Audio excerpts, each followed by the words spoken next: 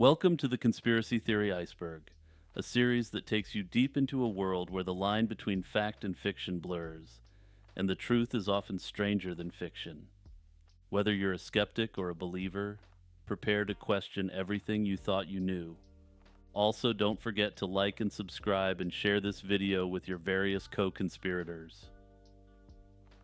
If you had to guess when the first book was written about Lee Harvey Oswald, I would hazard to guess that the vast majority of you would say that it would be after November 22nd, 1963. The Idle Warriors, a novel by Carrie Wendell Thornley, occupies a unique place in American literary history. It's the only book written about Lee Harvey Oswald before he became infamous as the assassin of President John F. Kennedy. Only published in 1991, though completed much earlier in 1962, this work offers an intimate glimpse into the life and psyche of Oswald during his time as a U.S. Marine. Carrie Thornley, a fellow Marine who served alongside Oswald at the Marine Corps Air Station, El Toro in California, was deeply intrigued by Oswald's complex personality. Oswald, who would later be accused of playing the key role in the slaying of President Kennedy, was already displaying signs of disillusionment and defiance during his military service. Thornley, who went on to co-found the Discordian Society, was known for his philosophical inclinations and his interest in the contradictions of human behavior. This drew Thornley to Oswald and made him a compelling subject for his literary work. According to Thornley, his decision to write The Idle Warriors was not driven by any premonition of Oswald's future notoriety, but by a genuine interest in his character. The novel portrays Johnny Shelburne, a thinly veiled representation of Oswald, as a disillusioned Marine who grapples with his role in the military and society at large. This disillusionment leads to Shelburne's eventual defection to the Soviet Union, mirroring Oswald's real-life actions in 1959 when he left the Marines and sought asylum in the USSR. The novel explores the internal conflicts of its protagonist, who, like Oswald, is caught between conflicting ideologies and personal ambitions. Thornley's portrayal of Shelburne highlights the protagonist's growing dissatisfaction with the military and his increasing attraction to communist ideologies. Thornley's narrative delves into the psyche of a man who feels out of place in his own country, a sentiment that Oswald reportedly shared. This sense of alienation is compounded by a growing disenchantment with the military, which Oswald saw as an oppressive institution rather than a noble defender of freedom. These feelings are critical to understanding why Oswald might have been susceptible to defecting to the Soviet Union. Thornley's portrayal of Oswald through Shelburne is complex and nuanced, avoiding the simplistic villainization that often accompanies discussions of Oswald. Instead, Thornley presents him as a troubled young man, struggling with profound ideological conflicts and personal insecurities. The novel is a critical piece of historical evidence that was even presented to the Warren Commission, the body established to investigate President Kennedy's assassination. Virtually needless to say, The Idle Warriors has attracted substantial attention from conspiracy theorists over the years. One conspiracy theory surrounding The Idle Warriors suggests that the novel was part of a broader intelligence operation designed to frame Lee Harvey Oswald long before the act. Proponents of this theory argue that Carrie Thornley, the author of the book and a fellow Marine who served with Oswald, was unwittingly or deliberately used by the CIA or another agency. In this role, he would help create a narrative that would later justify Oswald's role as the lone gunman. The theory posits that Thornley's early interest in Oswald and his decision to write about him was not merely a coincidence, but was influenced by his interactions with intelligence operatives. Thornley's subsequent involvement in the Discordian Society, a countercultural movement known for its parody and anarchic philosophy, is also viewed with suspicion by conspiracy theorists. They argue that the Society's links to various underground activities may have been a cover for more sinister operations involving mind control or psychological manipulation. Evidence in favor of this theory suggests that the analysis by the Warren Commission helped sell Oswald as a quote-unquote deranged loner with radical ideas.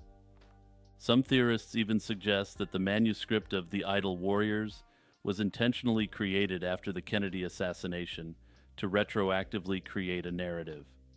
This theory holds that the manuscript was created with the intent of showing that Oswald had always been destined for infamy. The fact that the novel was used as evidence by the Warren Commission further fuels these suspicions, as conspiracy advocates argue that the commission itself was part of a cover-up. Another theory arises from the concept of a time slip or premonition, where Carrie Thornley may have unconsciously or consciously accessed knowledge of future events. Some have suggested that techniques such as remote viewing or a device such as the chronovisor may have been used in this regard, either by Thornley or by an intelligence agency. Also stay tuned because I'll be discussing both remote viewing and the chronovisor later in this video. COINTELPRO, an acronym for Counterintelligence Program, was a series of covert and often illegal activities conducted by the Federal Bureau of Investigation between 1956 and 1971.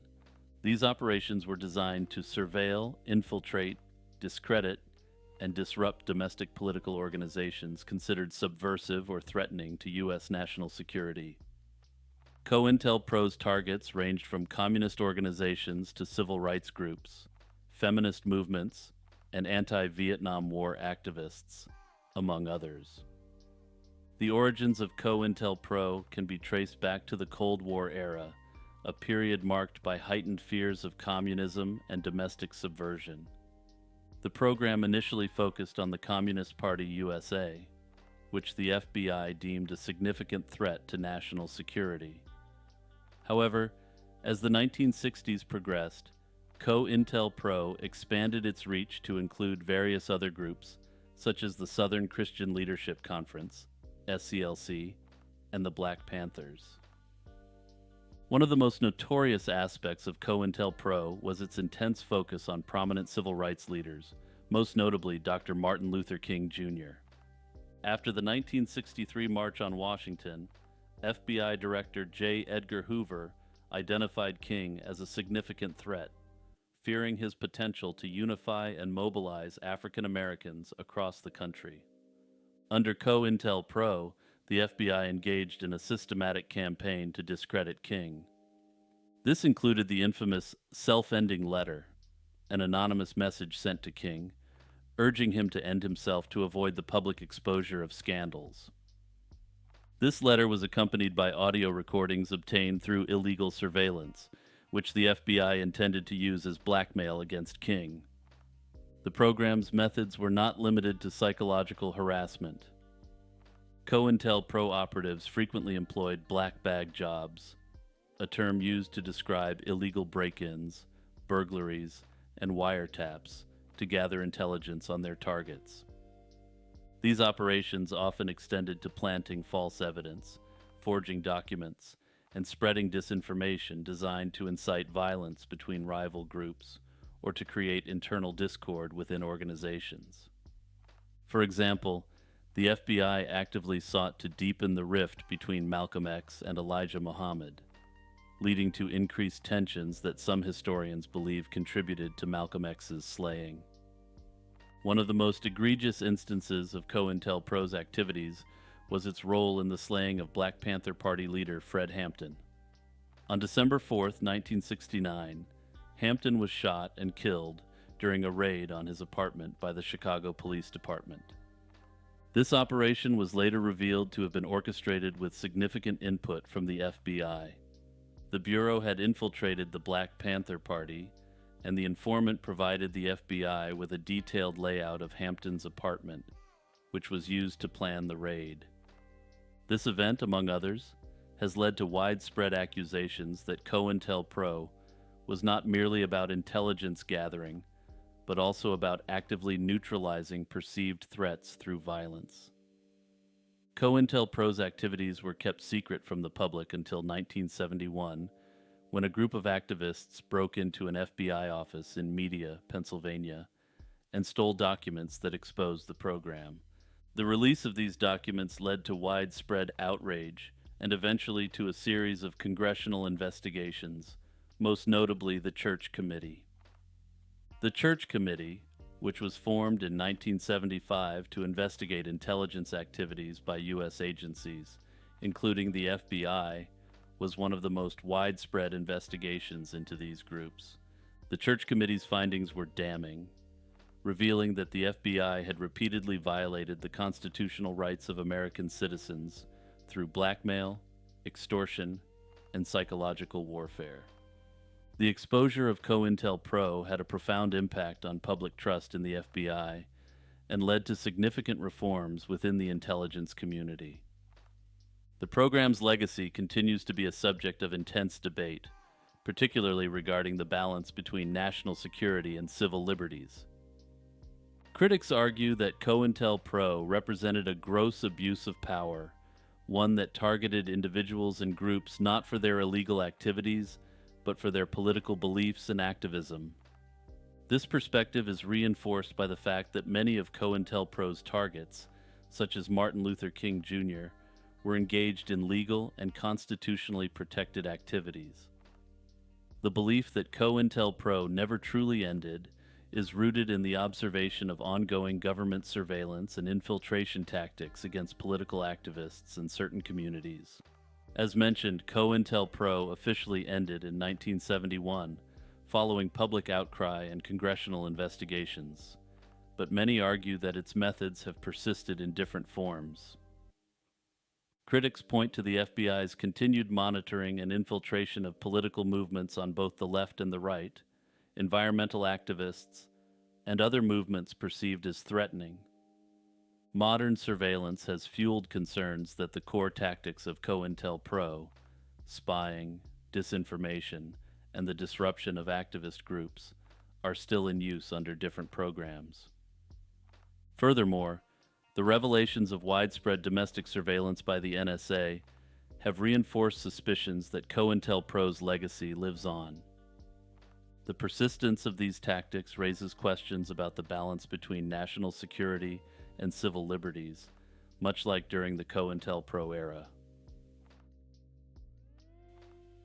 Emergency action messages, also known as EAMs, are crucial elements within the United States military's strategic command and control infrastructure. They are specifically designed for directing nuclear-capable forces during nuclear scenarios. These pre-formatted messages are used to execute major attack options, known as MAOs, or limited attack options, known as LAOs, and are a critical component in the chain of nuclear command. Directives contained within EAMs must be followed without hesitation, ensuring that nuclear-capable forces like missile silos, submarines, and bombers can respond swiftly to national defense directives. EAMs are disseminated through the High-Frequency Global Communications System, known as the HFGCS, which employs various transmission sites globally to ensure wide-reaching capabilities. These messages are encoded with advanced cryptographic protocols to maintain security and authenticity, preventing unauthorized interception or tampering. The system allows for communication even if primary command centers are compromised, with alternate sites like the E-4B Nightwatch aircraft or E-6A Mercury aircraft taking over if necessary. Sky King messages, another critical type of communication within the HFGCS, are considered of even higher priority than regular EAMs. These are specific coded instructions that can interrupt ongoing EAMs to convey urgent orders. Their content is highly time-sensitive, underscoring their importance in operational contexts where immediate attention is required. The use of EAMs and Sky King messages is structured around specific times designated by the Joint Chiefs of Staff, which dictate the timing of military operations. These operations can include the deployment of reconnaissance missions, the launching of nuclear missiles, and the coordination of strategic air commands across various global theaters. Notably, anyone can tune into these EAMs and Sky King messages, and an online community has grown around listening to and interpreting these messages. This activity in general becomes especially popular around times of significant global strife. To tune in to emergency action messages, enthusiasts use shortwave radios to access the high-frequency global communication system. Listening requires a shortwave radio capable of receiving these frequencies and an environment with minimal radio frequency interference for clarity, though this can be done online as well. Conspiracy theories surrounding emergency action messages and Sky King messages often hinge on their secretive nature and critical role in nuclear command and control systems. These messages, which are highly classified and crucial for conveying nuclear commands, have sparked speculations that they could be used for purposes beyond their intended scope. The ambiguity about their full capabilities and the scenarios under which they would be used contributes to theories about hidden government agendas or cover-ups. Some believe these messages could coordinate undisclosed military operations, or even connect to global surveillance issues. However, such claims lack concrete evidence and are not supported by verified information.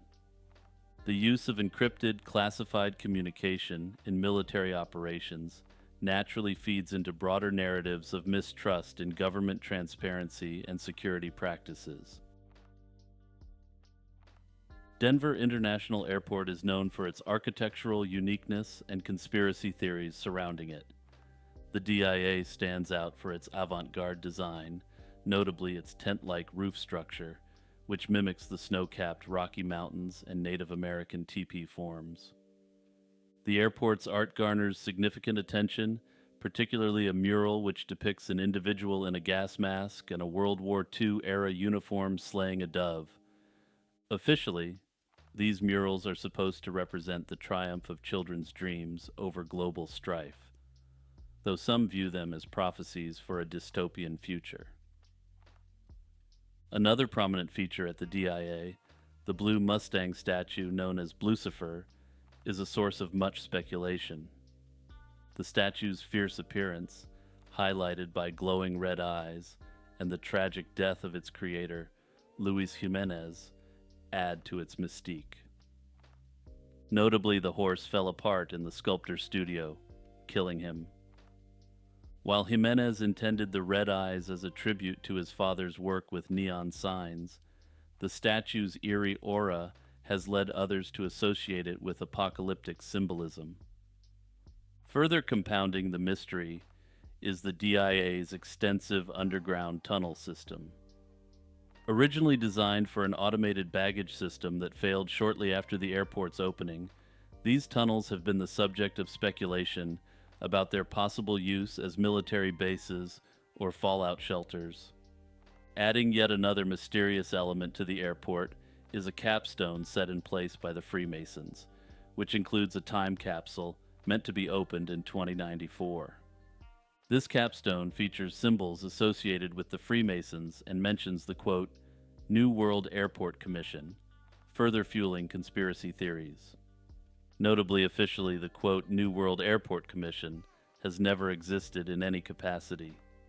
The similarity between the name New World Airport Commission and the New World Order has been noted by even the most unobservant individuals. This, of course, leads one to question why such a reference was allowed to be made on the capstone of the project. Another conspiracy theory notes that the acronym for the Defense Intelligence Agency and the Denver International Airport are both DIA. While some have suggested this is merely a coincidence, others have suggested that this, combined with the other oddities, indicates a connection to the intelligence community. Phantom social workers. The phenomenon of phantom social workers refers to mysterious individuals who impersonate social workers to gain access to children in their homes, often under the pretense of investigating concerns.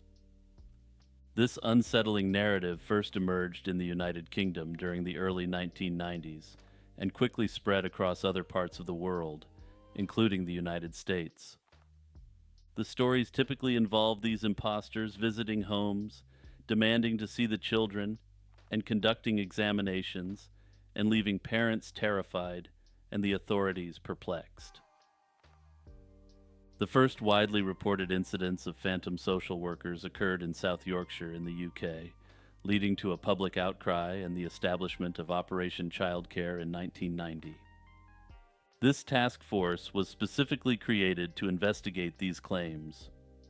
Over 250 reports were filed, but only a small fraction, about 18 cases, were deemed worthy of further investigation. Despite the extensive efforts, including media involvement, no substantial evidence of a coordinated conspiracy or successful child abduction by these imposters was ever officially uncovered. The vast majority of the reported cases were either deemed hoaxes, misunderstandings, or situations where no criminal activity was confirmed. One of the most chilling cases involved a woman named Anne Wiley, who recounted an encounter in which a woman posing as a health visitor arrived at her home with information on her son. The woman's suspicious behavior and lack of proper identification alerted Wiley, who managed to send her away without harm.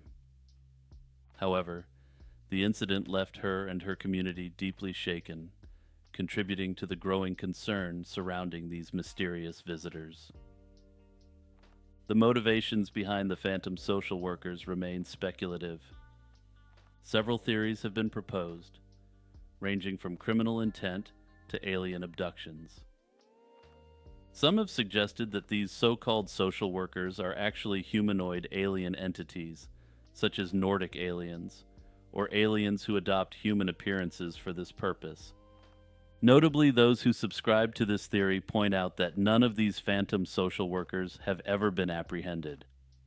Others propose that at least a certain portion of the cases are the result of mass hysteria, and individuals believing that someone at their door is a phantom social worker. Remote viewing, RV, is a phenomenon that claims to allow individuals to perceive and describe information about distant or unseen targets through non-physical means. RV is typically described as extrasensory perception, ESP, or sensing with the mind.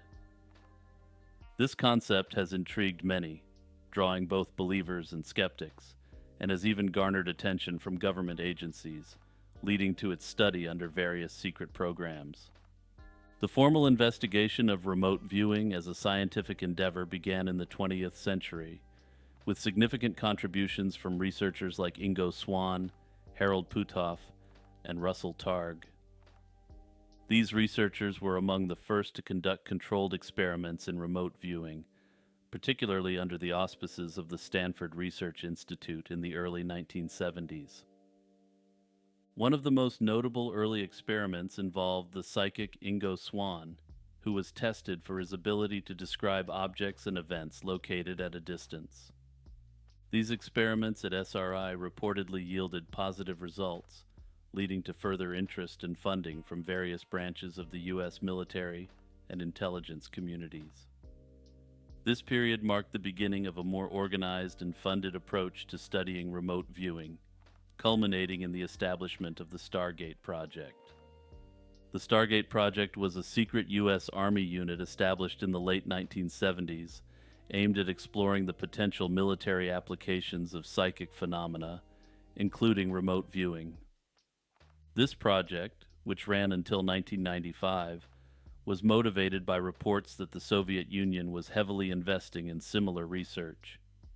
There was a significant concern that they might develop psychic capabilities that could be used against the United States or American allies.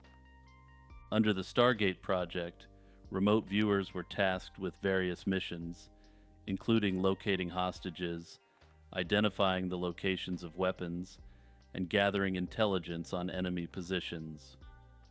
Proponents of the project claimed some successes, such as the alleged remote viewing of a lost Soviet aircraft in 1976. However, the project was fraught with controversy and skepticism, particularly from the scientific community, which criticized the methodologies used and the reliability of the results.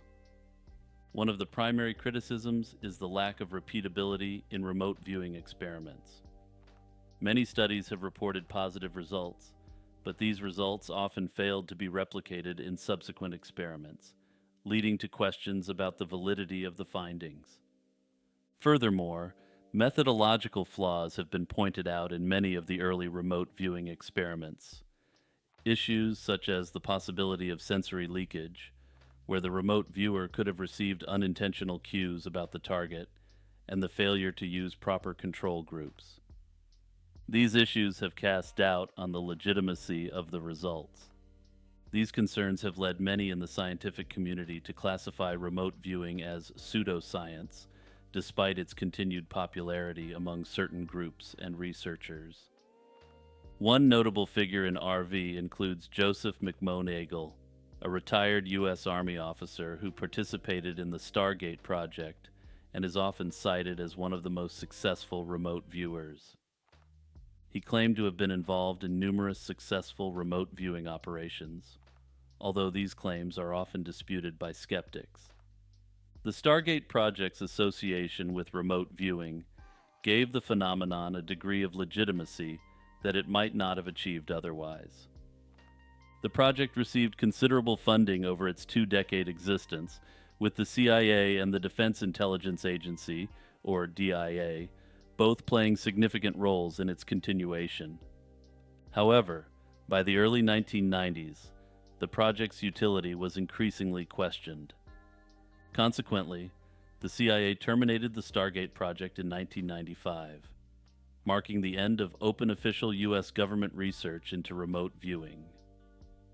The idea that remote viewing is still an ongoing government research project has persisted as a conspiracy theory for many years, despite the official closure of the Stargate project.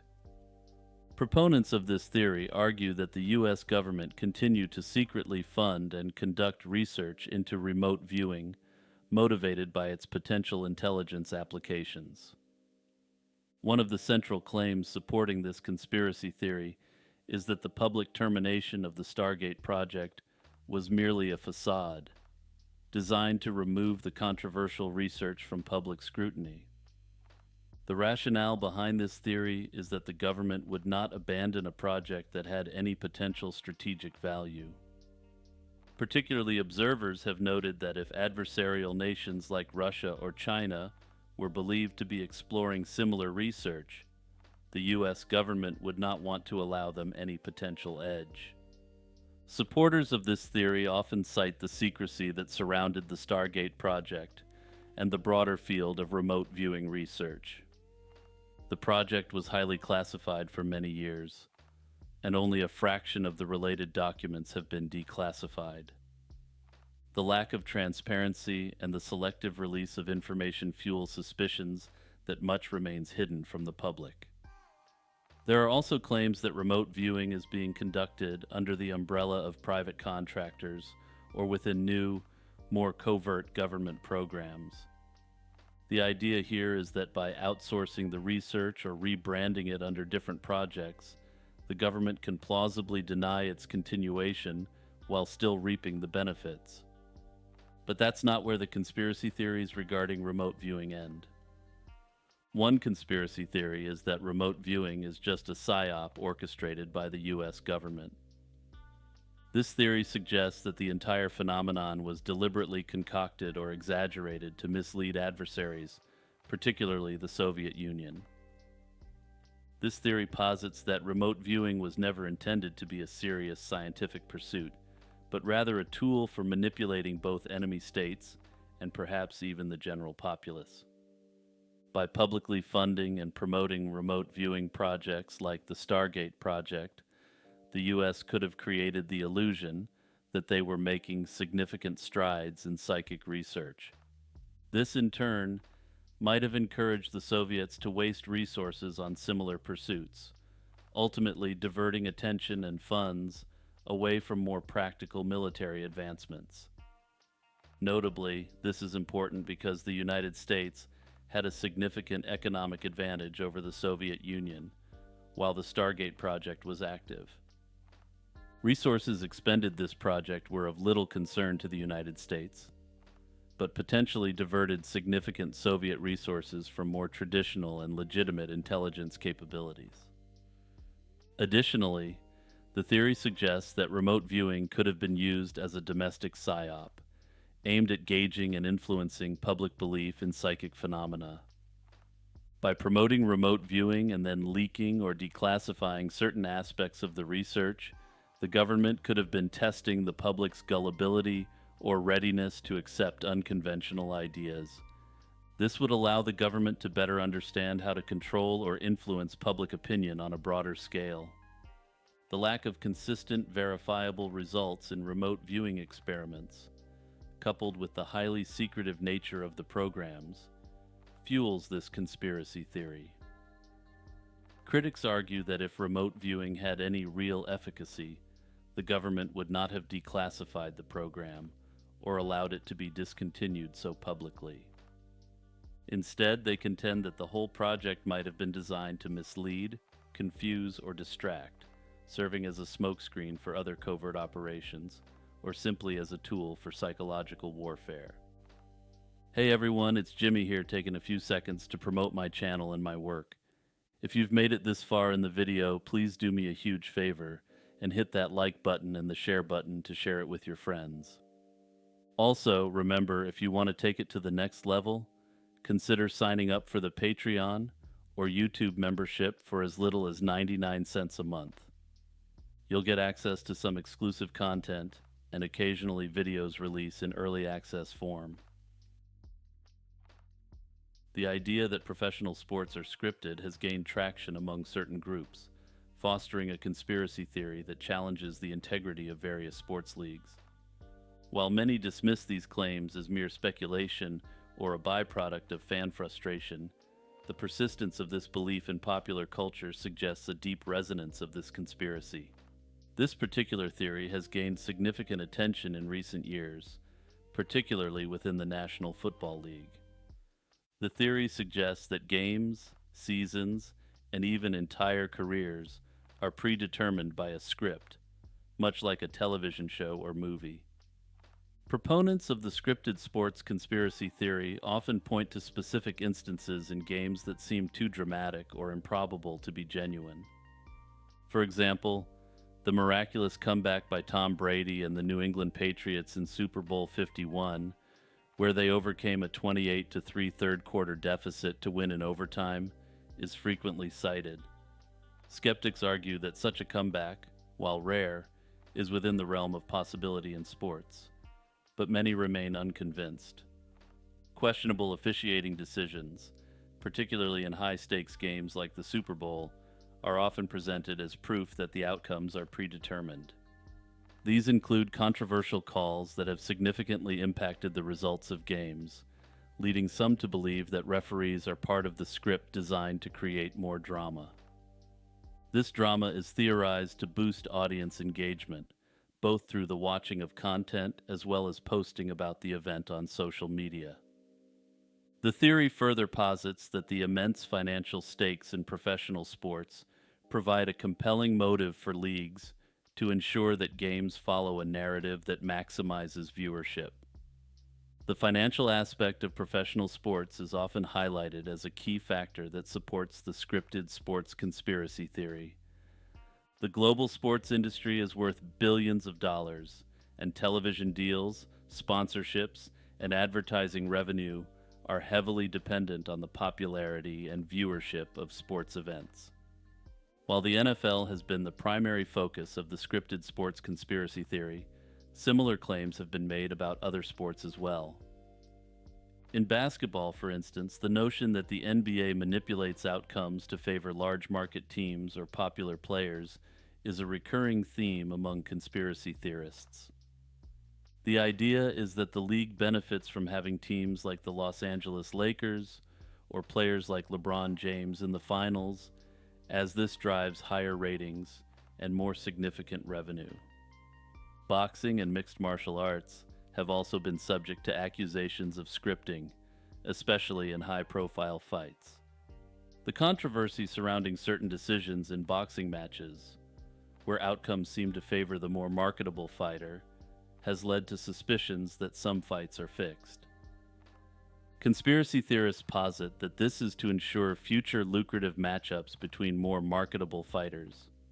Similarly, in MMA, the dramatic nature of some fights and the narratives built around fighters have led some to believe that the outcomes are predetermined to maximize interest in the sport. The claims of Lou Elizondo. Lou Elizondo, a former U.S. Army counterintelligence special agent and an official in the Department of Defense, has become a central figure in the UFO world. Since his, quote, resignation from the Pentagon in 2017 and subsequent media appearances, Elizondo has made several controversial claims. These claims have fueled widespread speculation about government secrecy, extraterrestrial life, and advanced technologies beyond human understanding.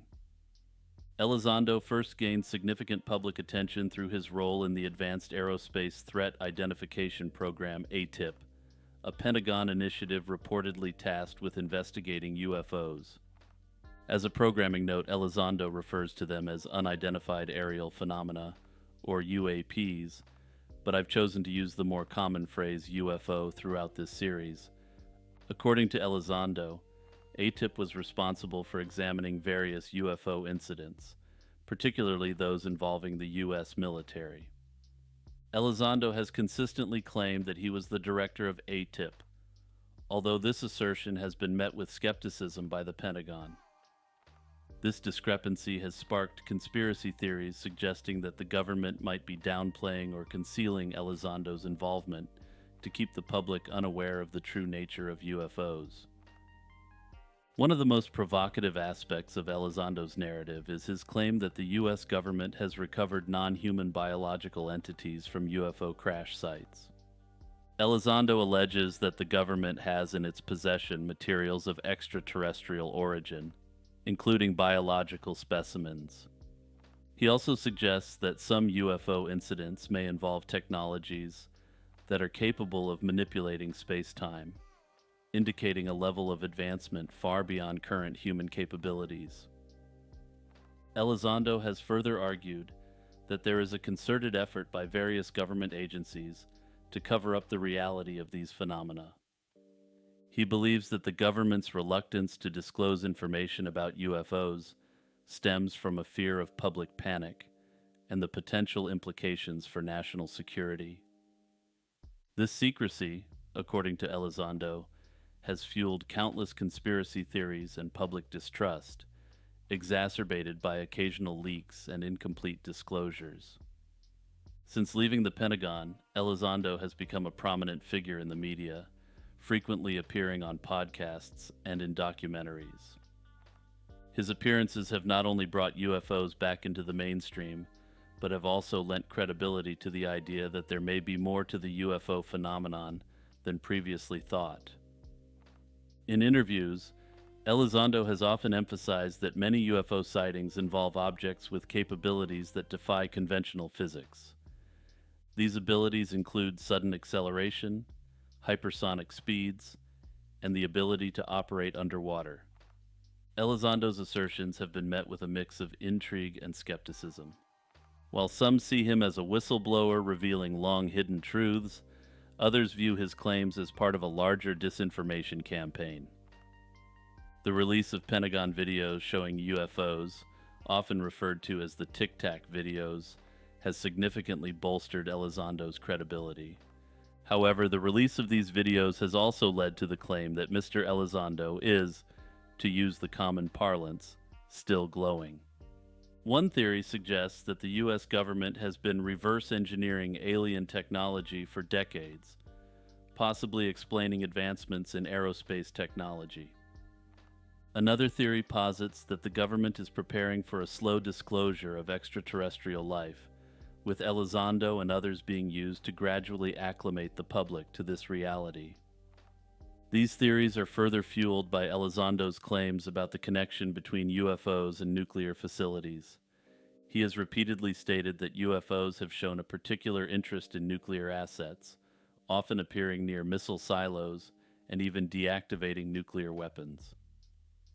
This has led to speculation that extraterrestrial entities may be monitoring or even controlling human nuclear capabilities, possibly as a means of preventing nuclear conflict. Majestic 12, often abbreviated as MJ-12, is one of the most enduring and controversial UFO conspiracy theories. The story begins in the summer of 1947, following the famous Roswell incident, where an alien spacecraft was said to have crashed in New Mexico. In response, it is claimed that President Harry S. Truman established a secret committee composed of military leaders, scientists, and government officials. This committee was known as Majestic 12. The existence of MJ-12 came into the public eye in December 1984, when a Los Angeles television producer and UFO researcher named Jaime Shandera received a mysterious package. Inside was a roll of 35mm film containing what appeared to be classified government documents. These documents, dated November 18, 1952, were purportedly a briefing for President-elect Dwight Eisenhower about the recovery of extraterrestrial spacecraft and bodies following 2 crashes. The contents of these documents named 12 individuals supposedly involved in the top-secret committee. Some of the notable figures mentioned include Dr. Vannevar Bush, an influential scientist and engineer, Admiral Roscoe H. Hillenkoetter, the first director of the CIA, and Secretary of Defense James Forrestal. The documents detailed the handling of extraterrestrial materials and emphasized secrecy due to national security concerns. The initial exposure of the MJ-12 documents led to significant public interest and controversy. Famed UFO researchers such as Stanton Friedman and William Moore began investigating their authenticity. Moore and Shandera eventually teamed up with British author Timothy Good, who also received similar documents. Their findings and the subsequent media coverage in 1987 brought MJ-12 into the limelight, prompting investigations by the FBI and other entities. Despite the sensational nature of the claims, skepticism about the authenticity of the MJ-12 documents has been widespread. Many investigators have pointed out numerous anachronisms and inconsistencies within the documents, suggesting they might be elaborate forgeries. For instance, the typeface and formatting errors, as well as historical inaccuracies, have led experts to argue that the documents were likely created as part of a disinformation campaign. One of the arguments against the legitimacy of MJ-12 comes from the FBI. After conducting its investigation, the FBI declared the documents to be, quote, completely bogus. And as you know from this series, agencies like the FBI, the CIA, and the NSA are honor-bound to always tell the truth to the American public, no matter what. The FBI statement did little to dampen the fervor of UFO enthusiasts who believe the documents provide crucial evidence of a government cover-up regarding extraterrestrial encounters. Theories about MJ-12 have since proliferated, with some suggesting that the documents were intentionally leaked by government insiders to obscure real UFO research projects. Others believe they were fabricated by private individuals or groups with interests in ufology.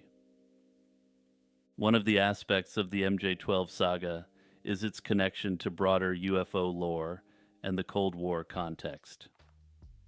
During this period, the U.S. military and intelligence agencies were deeply involved in both developing advanced technologies and countering Soviet espionage. UFO researchers suggest that some disinformation campaigns by the Air Force Office of Special Investigations might have deliberately spread UFO stories to obscure real sensitive projects. This strategy included feeding fabricated information to prominent UFO researchers who later admitted to cooperating with the Air Force Office of Special Investigations in exchange for inside information. The story of Paul Benowitz is a notable example of this disinformation strategy. Benowitz, an electronics engineer, believed he had uncovered evidence of alien activities near Kirtland Air Force Base in New Mexico. Encouraged by disinformation, he became convinced of a vast extraterrestrial presence and shared his findings with the Air Force, only to later realize he had been misled. The true origin and purpose of the MJ-12 documents remain a mystery. As with many conspiracy theories, the allure of MJ-12 lies in its blend of plausible details and tantalizing gaps, inviting both belief and skepticism. Havana syndrome is a mysterious and highly controversial condition that first came to public attention in late 2016. The first cases of Havana syndrome were reported by U.S. and Canadian diplomats and intelligence personnel stationed in Havana. Affected individuals described experiencing strange, localized sounds and sensations, such as grating noises, pressure, and vibrations, often occurring in their homes or hotel rooms. These incidents were followed by a range of symptoms, including headaches, dizziness, cognitive difficulties, and hearing loss. The symptoms have been severe enough in some cases to necessitate medical treatment, including hearing aids for some individuals. As of mid-2018, the number of Americans reporting symptoms in Cuba had reached 26, with similar cases reported among Canadian diplomats.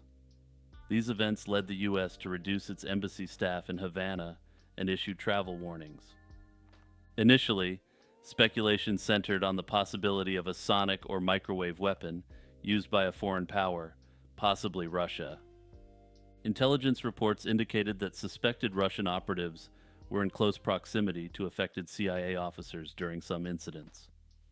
Despite extensive investigations by the FBI, CIA, and National Institutes of Health, no definitive cause has been identified. A significant NIH study using advanced imaging techniques found no MRI detectable brain injuries or significant clinical differences between affected individuals and healthy controls. This has led to speculation about other potential causes, including mass psychogenic illness. This suggests that the symptoms might be the result of psychological factors rather than a physical attack. Havana syndrome has not been confined to Cuba. Similar cases have been reported by U.S. personnel in China, Russia, and several other countries. For example, incidents in China prompted the evacuation of staff from the U.S. consulate in Guangzhou. The CIA and other agencies have set up task forces to investigate the syndrome, but their findings remain inconclusive, at least publicly. In 2022, a CIA report stated that while most cases could not be linked to a hostile foreign power, a few incidents warranted further investigation. Despite years of investigation and various theories, the exact cause and nature of these health incidents remain unclear. Further, even if the true cause of Havana syndrome is uncovered, I suspect any findings may be suppressed to avoid international incidents and outrage. The Gulf Breeze UFO Incident. The incident began on November 11, 1987, when Ed Walters, a local contractor, claimed to have seen and photographed a UFO. Walters reported seeing a blue disc-shaped craft hovering above the trees near his home. He took several Polaroid photos of the object, which he initially submitted anonymously to the Gulf Breeze Sentinel under the pseudonym Mr. X. The Gulf Breeze Sentinel continued to publish these reports, increasing public interest and debate. Numerous residents corroborated Walters' claims, providing their own accounts of strange sightings. For instance, Art and Mary Hufford reported seeing a gray oval object flying silently over the treetops. Another resident, Jeff Thompson, and his son claimed to have seen a craft near their home, which emitted a white light and dissipated upon approach. Such reports added credibility to Walter's initial claims, suggesting a broader phenomenon beyond a single individual's experiences. The Mutual UFO Network, MUFON, conducted investigations with some members, such as Dr. Bruce Maccabee, confirming the authenticity of Walter's photos. Maccabee, an optical physicist, argued that the images provided compelling evidence of unexplained aerial phenomena. Despite the support from some UFO researchers, significant skepticism surrounded the Gulf Breeze sightings. Critics pointed to inconsistencies in the photographs and Walter's background, which included a reputation as a local prankster. The controversy deepened in 1990 when a model resembling the UFO in Walter's photos was discovered in the attic of his former home. This discovery led many to accuse Walters of orchestrating a hoax. Walters denied any knowledge of the model, claiming it was planted to discredit him. Further doubts arose from technical analyses of the photographs. Some experts suggested that Walters might have used double exposure techniques to create the images. The Gulf Breeze UFO incident remains a topic of debate and speculation. Supporters argue that the volume and consistency of eyewitness reports suggest genuine unexplained phenomena. They cite the psychological and polygraph tests that Walters passed as evidence of his sincerity. However, detractors argue that it is possible to pass a polygraph test in numerous ways, including actually believing your own hoax is valid. On the other hand, skeptics view the incident as a classic example of a well-executed hoax. They point to the model found in Walter's attic, his financial gain from book deals, and the technical flaws in his photographs as strong indicators that something isn't right. Other skeptics discredit the related sightings around the same time as indicative of a mass hysteria event. Agartha is a legendary kingdom said to be located on the inner surface of the Earth. The concept of Agartha is closely tied to the hollow Earth theory, which proposes that the Earth is hollow and contains subterranean environments. This idea can be traced back to the 17th century when Edmund Halley, known for Halley's Comet, suggested that the Earth consisted of concentric shells with separate atmospheres. The legend gained further prominence through the works of 19th century French occultist Alexandre Saint-Yves d'Alvedre, who described Agartha in an 1886 book. Saint-Yves claimed that Agartha was an underground kingdom of advanced knowledge and wisdom, hidden from the surface world to safeguard its secrets. The story was later revived by Polish explorer Ferdynand Ossendowski, who in a 1922 book recounted tales of a subterranean kingdom imparted to him by Mongolian lamas. The mysteries of Agartha are deeply intertwined with various cultural myths and religious stories. In Hindu and Buddhist traditions, similar concepts exist, such as Patala, a netherworld inhabited by serpent-like beings called Nagas. Another concept also exists called Shambhala, a mythical kingdom often confused with Agartha in Western sources. One of the stories related to Agartha involves Admiral Richard E. Byrd of the U.S. Navy. In his purported secret diary, Byrd describes an encounter with an advanced civilization during a flight over the North Pole in 1947. He claims to have seen a lush, green landscape and was greeted by beings from Agartha, who expressed concern over humanity's use of nuclear weapons. Although this diary's authenticity is widely disputed, it has fueled many conspiracy theories about the existence of Agartha. According to these theories, Agartha is accessible through entrances at the North and South Poles, as well as other locations around the world. Maps created by these groups often depict a vast network of tunnels connecting various parts of the Earth's interior, with Agartha as the central hub. The UVB-76 broadcast. UVB-76, also known as the buzzer, is a shortwave radio station that has fascinated listeners and conspiracy theorists since it was first identified in the late 1970s. Operating on a frequency of 4,625 kilohertz, the station emits a short, monotonous buzzing tone, approximately 25 times per minute, 24 hours a day. This repetitive and inscrutable transmission is occasionally interrupted by voice messages in Russian. These Russian phrases often include strings of names, numbers, and words, sparking widespread speculation about their meaning and purpose. Historically, UVB 76 was first recorded in 1982, but it is believed to have been broadcasting since the late 1970s. Its signals originate from Russia, and over the years, the tones and formats of the broadcasts have varied slightly.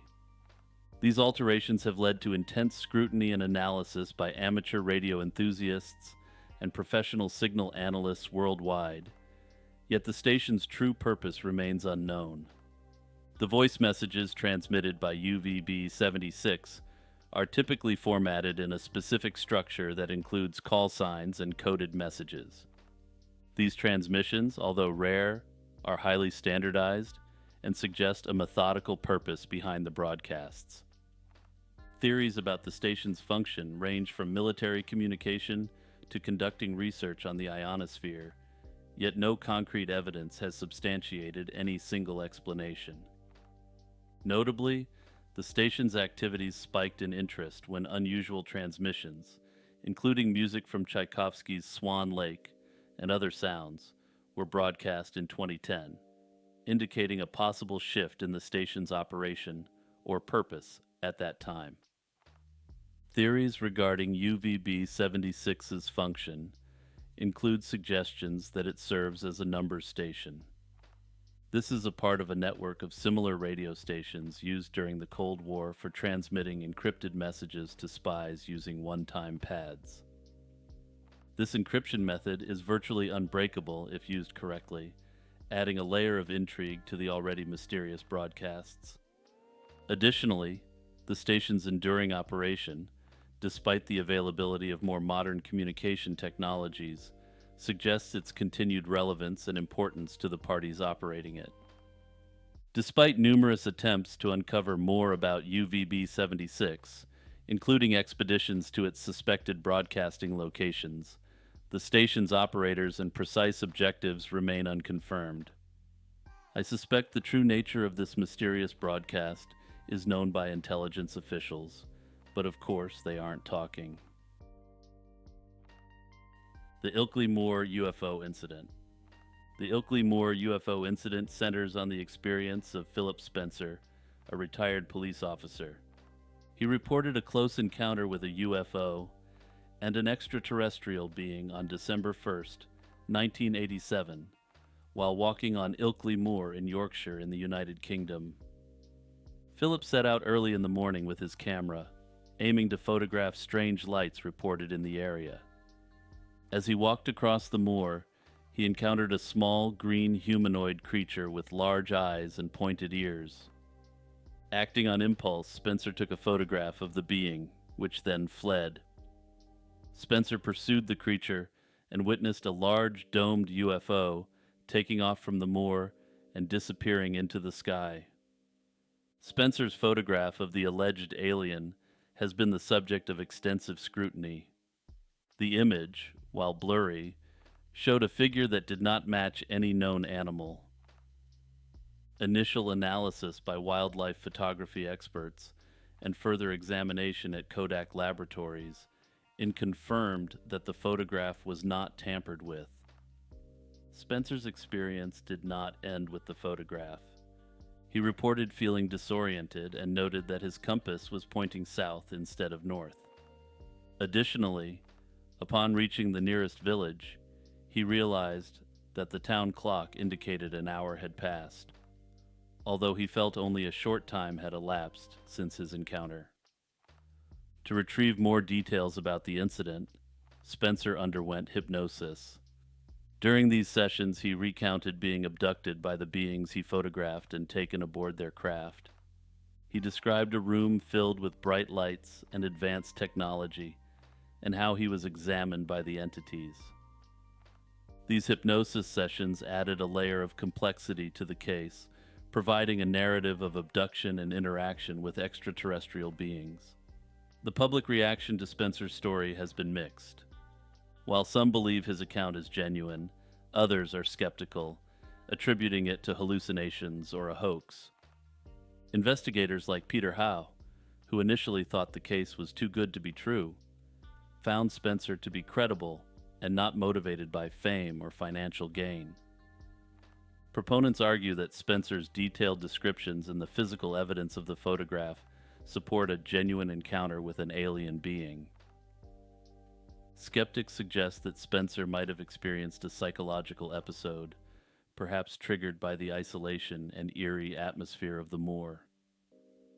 Some believe that the strange lights and the disorientation experienced by Spencer could potentially be explained by natural atmospheric phenomena. However, the photograph remains a focal point of the incident. Despite advanced analysis, including enhancement attempts in the United States, the lack of any evidence suggesting manipulation or fabrication keeps the image at the heart of the mystery. The chronovisor is an alleged time-viewing device, reportedly developed by Father Pellegrino Ernetti, an Italian priest and exorcist, during the mid-20th century. According to Ernetti, this device enabled users to view and hear events from the past, like a television tuning into events throughout history.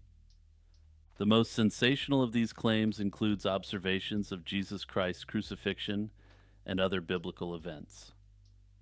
Other notable historical figures and events, such as speeches by Roman Senator Cicero and the end of Julius Caesar, were also noted to be viewable.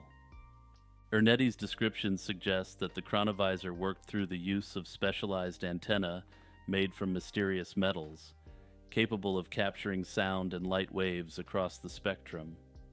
This technology supposedly allowed it to record and project past events onto a screen, making it less of a time travel device and more of a viewer into history. Despite the intriguing nature of Ernetti's claims, they have been met with significant skepticism and controversy. Critics have pointed out that no concrete evidence of the device's existence has ever been presented. The key piece of supposed evidence, a photograph depicting the crucifixion of Jesus, was later quote-unquote debunked as a manipulated image resembling a sculpture. I've attached the image of Jesus in his final days, reportedly taken through the chronovisor. The debate over the chronovisor's existence is further complicated by the Vatican's secretive stance on the matter. While the Church has not confirmed the existence of such a device, a Vatican decree from 1988 threatening excommunication for its use was put into effect. Conspiracy theorists have suggested that there would be no need for a threat of excommunication if such a device didn't exist, or if the device did not have some form of power. This has fueled speculation about its possible reality and potential misuse. However, skeptics have noted that the decree may also have been issued to prevent deterioration of church doctrine. In his later years, amidst growing skepticism, Ernetti allegedly recanted his claims, stating that the stories about the chronovisor were fabricated. His confession, however, is disputed, and some believe it was coerced by the Church, or factions within the Church, that wanted to suppress this wondrous technology. However, some theories suggest that the CIA may have taken an interest in this technology, seeking to further develop it for covert operations. The idea is that the CIA, intrigued by the potential of such a device for intelligence gathering and historical research, might have invested resources into refining the chronovisor. According to this theory, this potentially involved advanced quantum mechanics and cutting-edge technologies to enhance the supposed capabilities of the original device. Speculation abounds that the chronovisor could offer unprecedented insights into historical events or even predict future occurrences, making it a powerful tool for national security. The 1960 U-2 incident marked a significant escalation in Cold War tensions between the United States and the Soviet Union. On May 1, 1960, a U.S. Lockheed U-2 spy plane, piloted by Francis Gary Powers, was allegedly shot down by the Soviet Union during a reconnaissance mission over Soviet territory. The incident exposed a covert U.S. operation aimed at gathering intelligence on Soviet military capabilities, particularly their intercontinental ballistic missile programs. The U-2 aircraft, designed to fly at high altitudes beyond the reach of Soviet fighter jets and missiles, was part of a strategic U.S. effort to monitor Soviet military installations. The plane was initially brought to a joint Turkish-American air base located in Turkey, where it was outfitted for the mission over the Soviet Union. From there, it was ferried to Peshawar aboard a C-124 transport plane. The plane took off from Pakistan, intending to photograph key sites within the Soviet Union, including missile sites at the Baikonur Cosmodrome, before landing in Norway. However, the plane was detected and allegedly shot down by a Soviet S-75 Dvina surface-to-air missile near Ekaterinburg, Russia. Powers ejected and was captured upon landing. I note that while he had a self-ending kit on him, he didn't use it, contrary to his apparent orders in such a situation. Also, in what can only be described as a massive screw-up, the Soviets accidentally shot down a MiG, slaying the pilot on board. The official cause of this pilot's untimely end wasn't made public until the fall of the Soviet Union.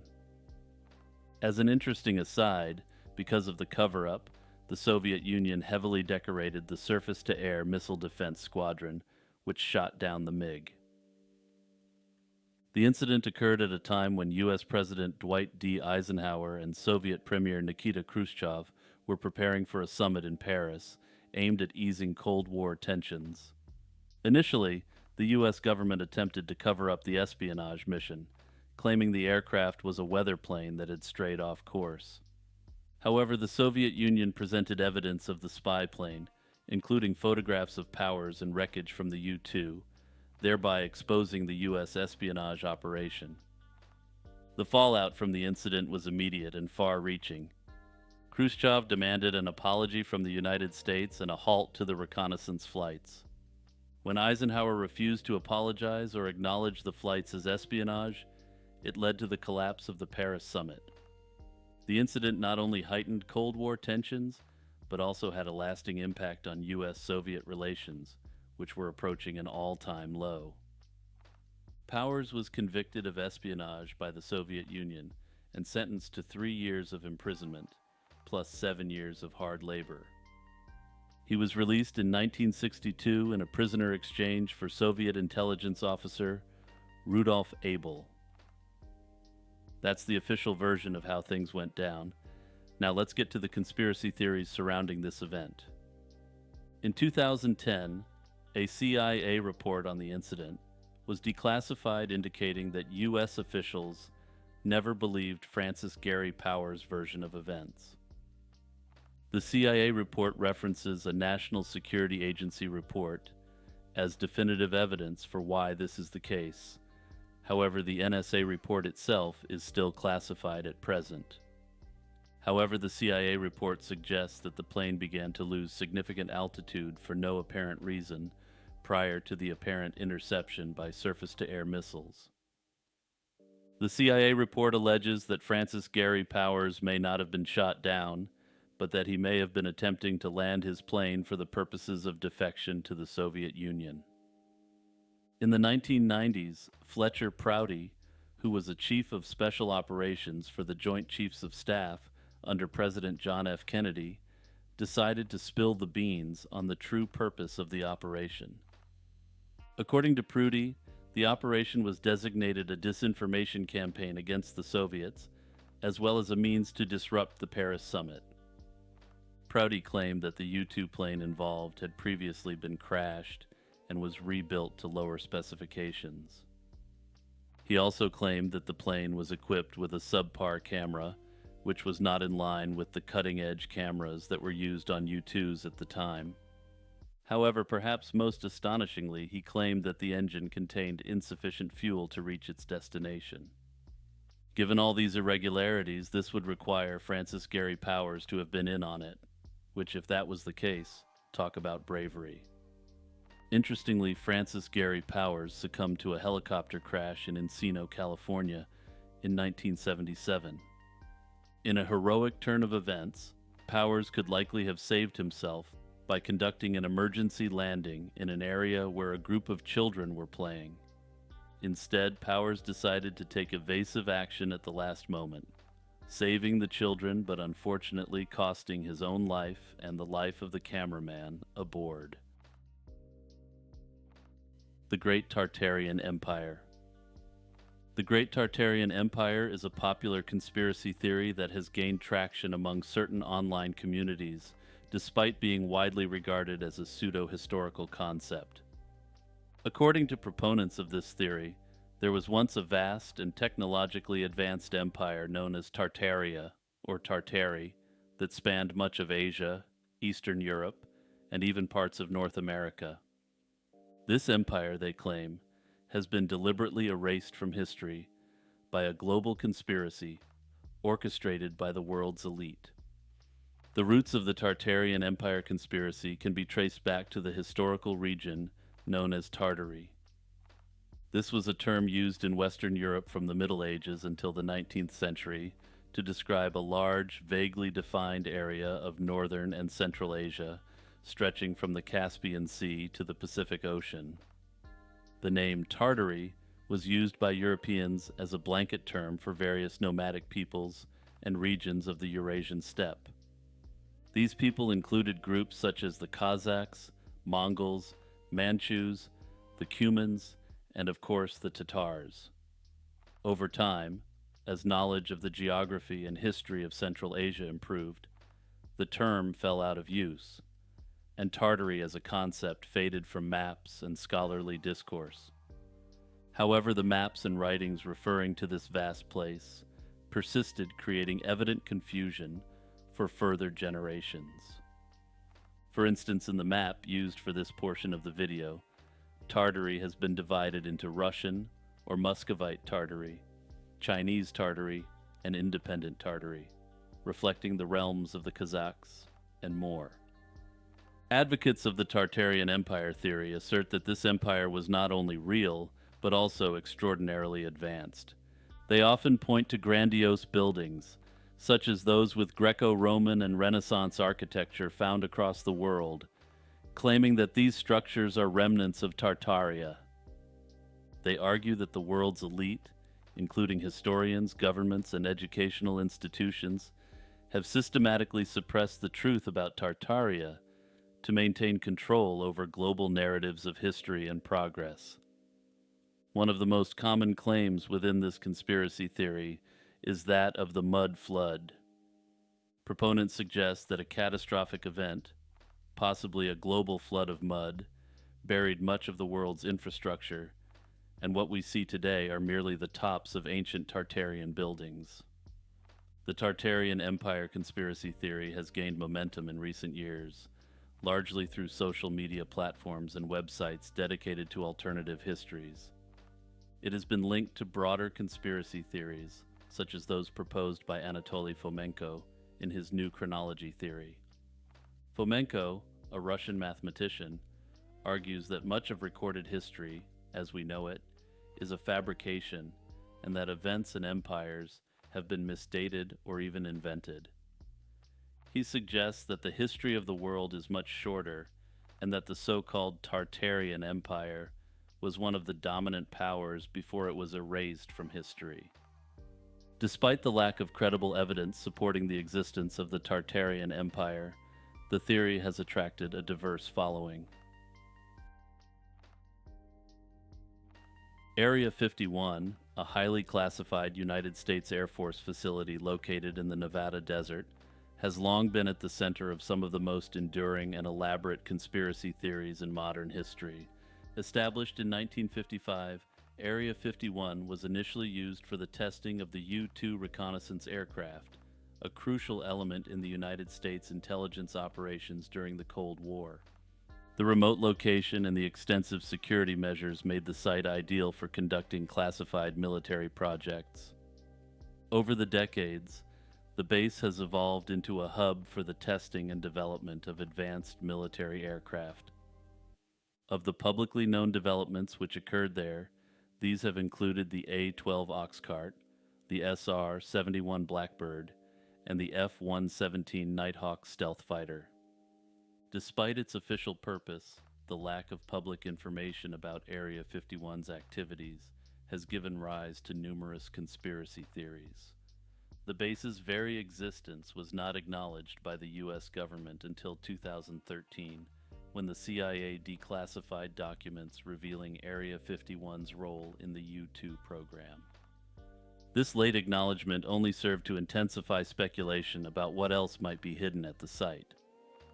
The most popular and persistent conspiracy theory about Area 51 is that it is a repository for extraterrestrial technology and beings. This belief was significantly amplified by the claims of Bob Lazar, who in 1989 alleged that he had worked at a site near Area 51 known as S4, where he purportedly reverse-engineered alien spacecraft. According to Lazar, the U.S. government was in possession of several alien craft and was attempting to replicate their technology. Lazar's story, despite being widely challenged by skeptics, has become a cornerstone of the Area 51 legend. His claims have led to other theories suggesting that the base is involved in the storage, examination, and reverse engineering of materials supposedly recovered from the infamous Roswell crash. Additionally, it is believed by some that Area 51 houses facilities where autopsies of recovered alien bodies are conducted. Also, if you're interested in hearing more about the claims of Bob Lazar and the conspiracies surrounding him, check out the first episode in this iceberg series. These theories about Area 51 are often supported by numerous reports of unidentified flying objects in the skies in the area. During the 1950s and 1960s, many of these sightings were likely triggered by the testing of high-altitude reconnaissance planes, such as the U-2. The unusual appearance and flight characteristics of these planes contributed to the perception of UFOs, as commercial pilots and civilians who saw these aircraft were unaware of their existence. Beyond extraterrestrial connections, Area 51 is also thought to be a site where the U.S. government develops and tests advanced technologies that go beyond conventional military applications. Some theories propose that the base is involved in the development of exotic energy weapons, weather control devices, time travel, and teleportation technology. Another interesting aspect of these theories involves the alleged existence of a vast underground network beneath Area 51. This network is said to include underground laboratories, secret transportation systems, and even bases that extend deep into the earth. Although these ideas are generally considered speculative, they contribute to the mystique that surrounds the base and its operations. The conspiracy theories surrounding Area 51 have not only persisted over the decades, but have also become deeply ingrained in popular culture. One of the most notable examples of public engagement with these theories occurred in 2019, when a viral internet campaign titled Storm Area 51, They Can't Stop All of Us, was launched. The campaign, which started as a joke, quickly gained momentum, with millions of people expressing interest in participating in a mass raid of the base to uncover its secrets.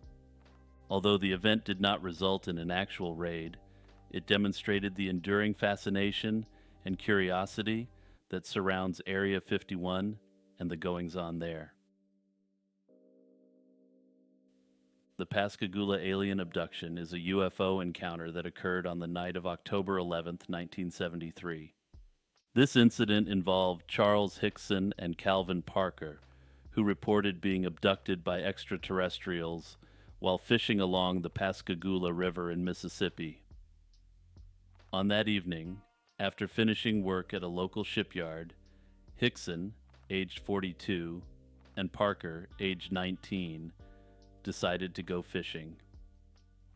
The tranquility of their fishing trip was shattered when they heard a buzzing sound and witnessed an oval-shaped object with flashing blue lights hovering above the ground.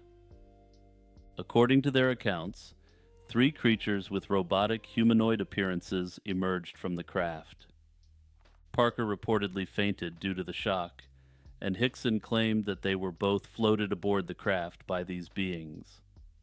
Inside the UFO, Hickson described being examined by a mechanical eye-like device, which seemed to scan his body. Parker later recounted similar experiences, though he had initially reported passing out. The entire ordeal lasted approximately 20 minutes, after which they were returned unharmed to their original location on the riverbank. No loss of time was reported, as is common in these sorts of events. Further, the description of the beings given in this event were not the standard gray aliens or other such common alien archetypes. Immediately after the incident, Hickson and Parker sought help from local authorities. They first contacted Keesler Air Force Base and were redirected to the Jackson County Sheriff's Department. The sheriff, suspecting a hoax, secretly recorded their conversation, hoping to capture them confessing to a prank. However, the recording only captured their genuine distress and confusion about the event. The case quickly attracted widespread media attention and became a significant subject within UFO research circles. The Pascagoula incident is particularly notable because of the detailed physical descriptions of the abductors. Over the years, this incident has been subject to skepticism and numerous investigations. Some believe that this was a legitimate close encounter, citing others seeing strange lights in the area as proof of this. Some researchers suggest that the abduction experience could have been a case of hypnagogia, a psychological phenomenon involving hallucinations between wakefulness and sleep. Others, however, consider the emotional distress and consistency in Hickson and Parker's accounts as indicative of an actual extraterrestrial encounter. Others have speculated that Parker was suggestible and just went along with what Hickson experienced. Both men maintained their stories until their respective passings, with Parker appearing to be particularly distraught when describing the encounter in interviews. Further, Parker suffered mental health problems throughout his life, which he attributed to the uncanny nature of the experience. Dowsing is a practice that has captured human imagination for centuries. It involves the use of a simple instrument, such as a forked stick or metal rods, to locate underground water, minerals, and even lost objects. The practice of dowsing dates back to at least the 16th century, with early records suggesting its use in mining operations across Europe. For instance, in the 1550 edition of Cosmographia by Sebastian Munster, a woodcut illustration depicts a dowser using a forked rod to locate mineral veins. This practice was believed to be particularly effective in the rich mining regions of Germany, where miners would rely on the virgula divina, or divining rod, to discover valuable ores.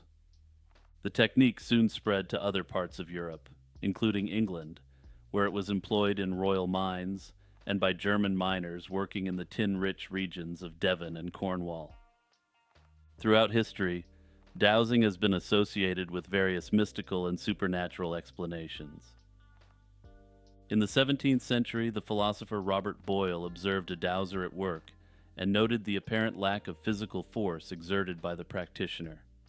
Boyle, although skeptical, recorded the dowser's belief in the effectiveness of the divining rod, which was said to be guided by unseen forces. This idea of hidden energies or spirits guiding the dowsing process has persisted into modern times, often feeding into theories that suggest dowsing taps into secret or suppressed knowledge. The tools used in dowsing are deceptively simple. The most common instrument is a Y-shaped twig. typically cut from a hazel, willow, or witch hazel tree. The dowser holds the two prongs of the forked stick, with the stem pointing forward, and walks slowly over the area being investigated. When the rod dips or twitches, it is taken as a sign that water or some other sought-after substance is present below.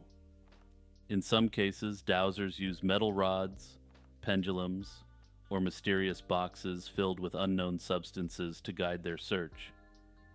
Proponents of dowsing offer various explanations for how it works. Some claim that the dowser is sensitive to Earth's energies or vibrations that emanate from underground water or minerals. Others suggest that dowsers possess an innate psychic ability that allows them to detect these hidden resources. The longevity and persistence of dowsing in popular culture have given rise to numerous conspiracy theories.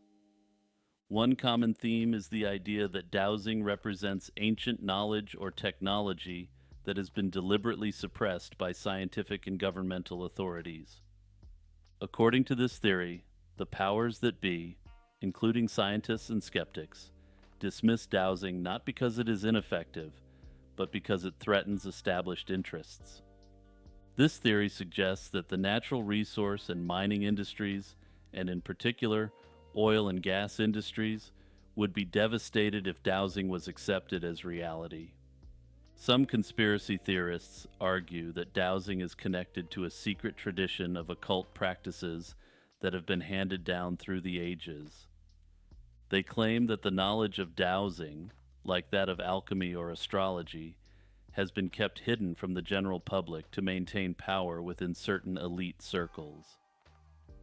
This narrative often ties dowsing to other esoteric traditions, suggesting that those who master it gain access to a deeper understanding of the natural world and its hidden forces.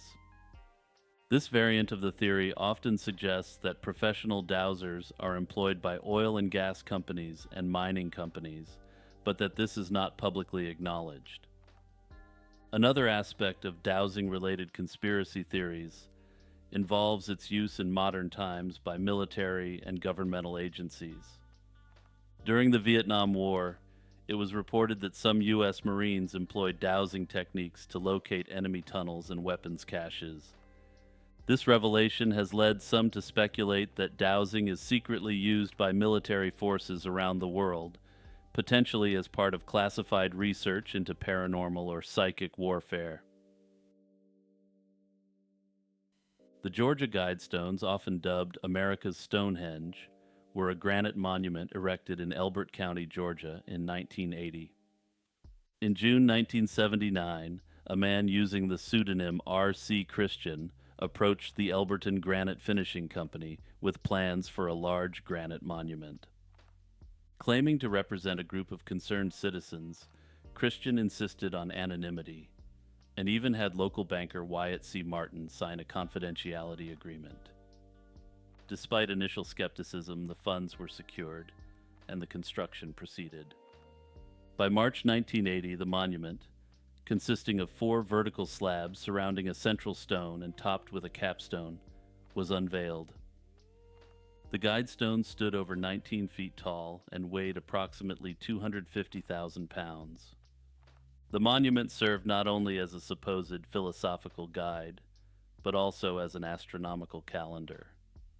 Its design included several features that aligned with celestial phenomena, such as a hole through which the North Star could be seen.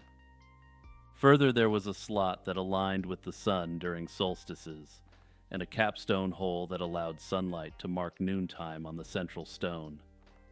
The striking aspect of the Guidestones were the 10 guidelines inscribed in 8 languages: English, Spanish, Swahili, Hindi, Hebrew, Arabic, Chinese, and Russian. These guidelines proposed ideas for post-apocalyptic humanity, including maintaining a population under 500 million, uniting humanity with a new language, and balancing personal rights with social duties. These inscriptions sparked much debate and conspiracy theories, with some interpreting them as a call for a new world order. Many locals and various conspiracy theorists viewed the monument with suspicion, often labeling it as satanic or linked to secret societies like the Rosicrucians or the Illuminati. The true identity and motives of R.C. Christian remain a mystery, fueling speculation and wild theories about the monument's purpose and the intentions behind its construction. Some theorists believe that the name stands for Christian Rosenkreuz, the alleged founder of the Rosicrucian order.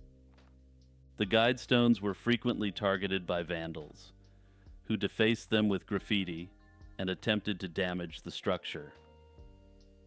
Security measures, including surveillance cameras, were installed to prevent such acts. The most dramatic event occurred on July 6, 2022, when an explosive device significantly damaged the monument, leading to its complete dismantling later that day for safety reasons. Despite investigations, no suspects have been publicly identified, and the motive behind the bombing remains unclear. While the physical monument no longer stands, its legacy endures through discussions and theories. The Polybius arcade machine is a compelling and mysterious part of video game folklore, wrapped in conspiracy theories and urban legends. The story of Polybius dates back to the early 1980s in Portland, Oregon, where it is claimed that a sinister arcade game caused severe psychological and physical effects on those who played it. The game, named after the ancient Greek historian Polybius, allegedly appeared in arcades in 1981, only to disappear shortly after, leaving behind only disturbing memories. According to the legend, Polybius was no ordinary arcade game. It was housed in an all-black cabinet and reportedly had gameplay that was both mesmerizing and disorienting. Players were said to experience intense psychoactive effects, including nausea, seizures, night terrors, and even amnesia. Some accounts go further, suggesting that players developed obsessive behaviors or suffered from questionable thoughts after playing the game. To add to the intrigue, mysterious men in black were said to periodically visit the arcades, collecting data from the machines, not quarters. The game's supposed effects and the involvement of shadowy figures fueled speculation that Polybius was part of a government experiment. Some have speculated that it was possibly related to mind control techniques, similar to those explored in the infamous MK Ultra program. Though no concrete evidence links Polybius to such experiments, the association has become a central part of the game's mythos. The first known mention of Polybius appeared in the late 1990s on a website called coinop.org, which documented various arcade machines. The entry described the game and its strange effects, providing the first public reference to its alleged developer, a company called Sinneslotion. This name, which translates from German to sense delete, only added to the game's eerie reputation. However, some skeptics have noted that the German phrase is awkwardly constructed, suggesting it might have been created by someone not entirely familiar with the language. Further complicating the legend is the figure of Stephen Roach, who in 2006 claimed to have been involved in the development of Polybius. According to Roach, the game was created by a small group of developers working for Sinneslotion, under contract with an unnamed American company. He asserted that the game was designed to be highly addictive, utilizing innovative graphics and sounds.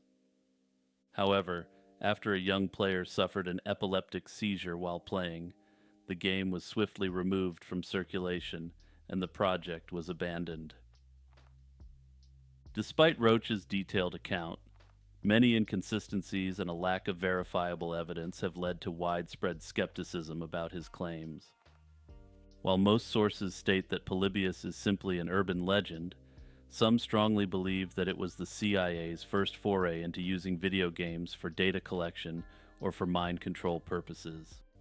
In December 1967, Australia faced a mystery that remains unsolved to this day: the disappearance of then Prime Minister Harold Holt.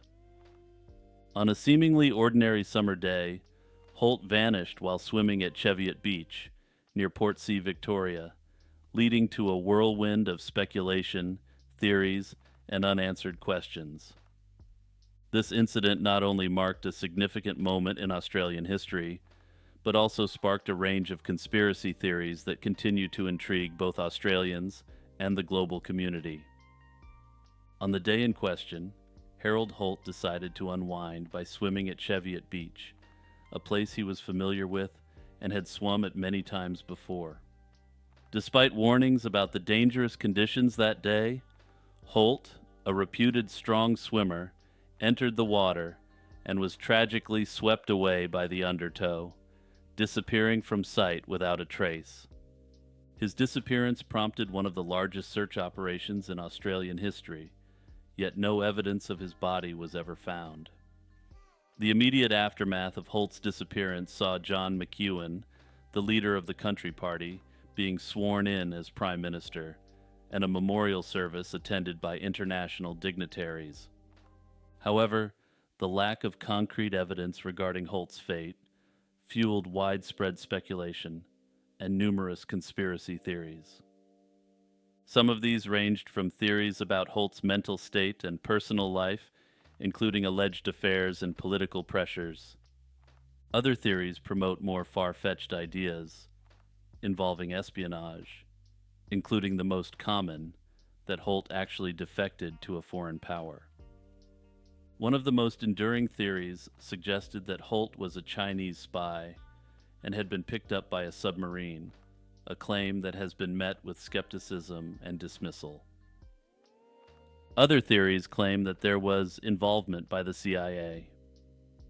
This theory suggests Holt was preparing to withdraw Australian support for the Vietnam War, prompting this quote-unquote intervention. Another theory, which I will phrase euphemistically because, hey, we're on YouTube, is that he intended to take one last swim on the day in question. This theory suggests that the stress of being the Prime Minister of Australia got to him, and he had a breakdown, leading to the fateful swim. Despite these speculations, a formal inquiry by the Victorian coroner in 2005 concluded that Holt had drowned, a finding that did little to quell the public's fascination with the case. The concept that satirical conspiracy theories are themselves a psyop has become a hotly debated subject in the conspiracy community. The rise of movements such as birds aren't real and other satirical conspiracies has led some to argue that these are not merely jokes or satire. Rather, some theorists assert that they are covert government operations designed to manipulate and neutralize genuine skepticism.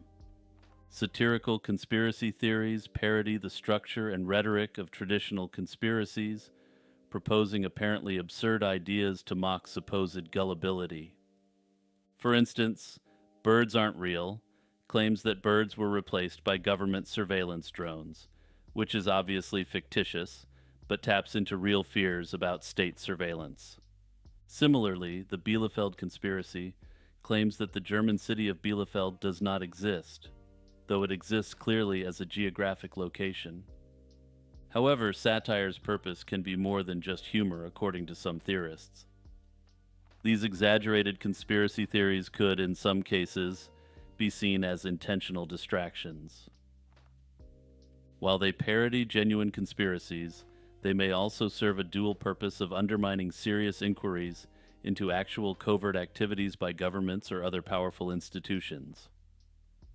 Some theorists posit that by promoting satirical theories alongside genuine concerns, governments can confuse the public and reduce the ability to separate the signal from the noise. As discussed heavily in this series, psyops are a tool used to influence the perceptions and behavior of target audiences, often in foreign territories, but sometimes domestically.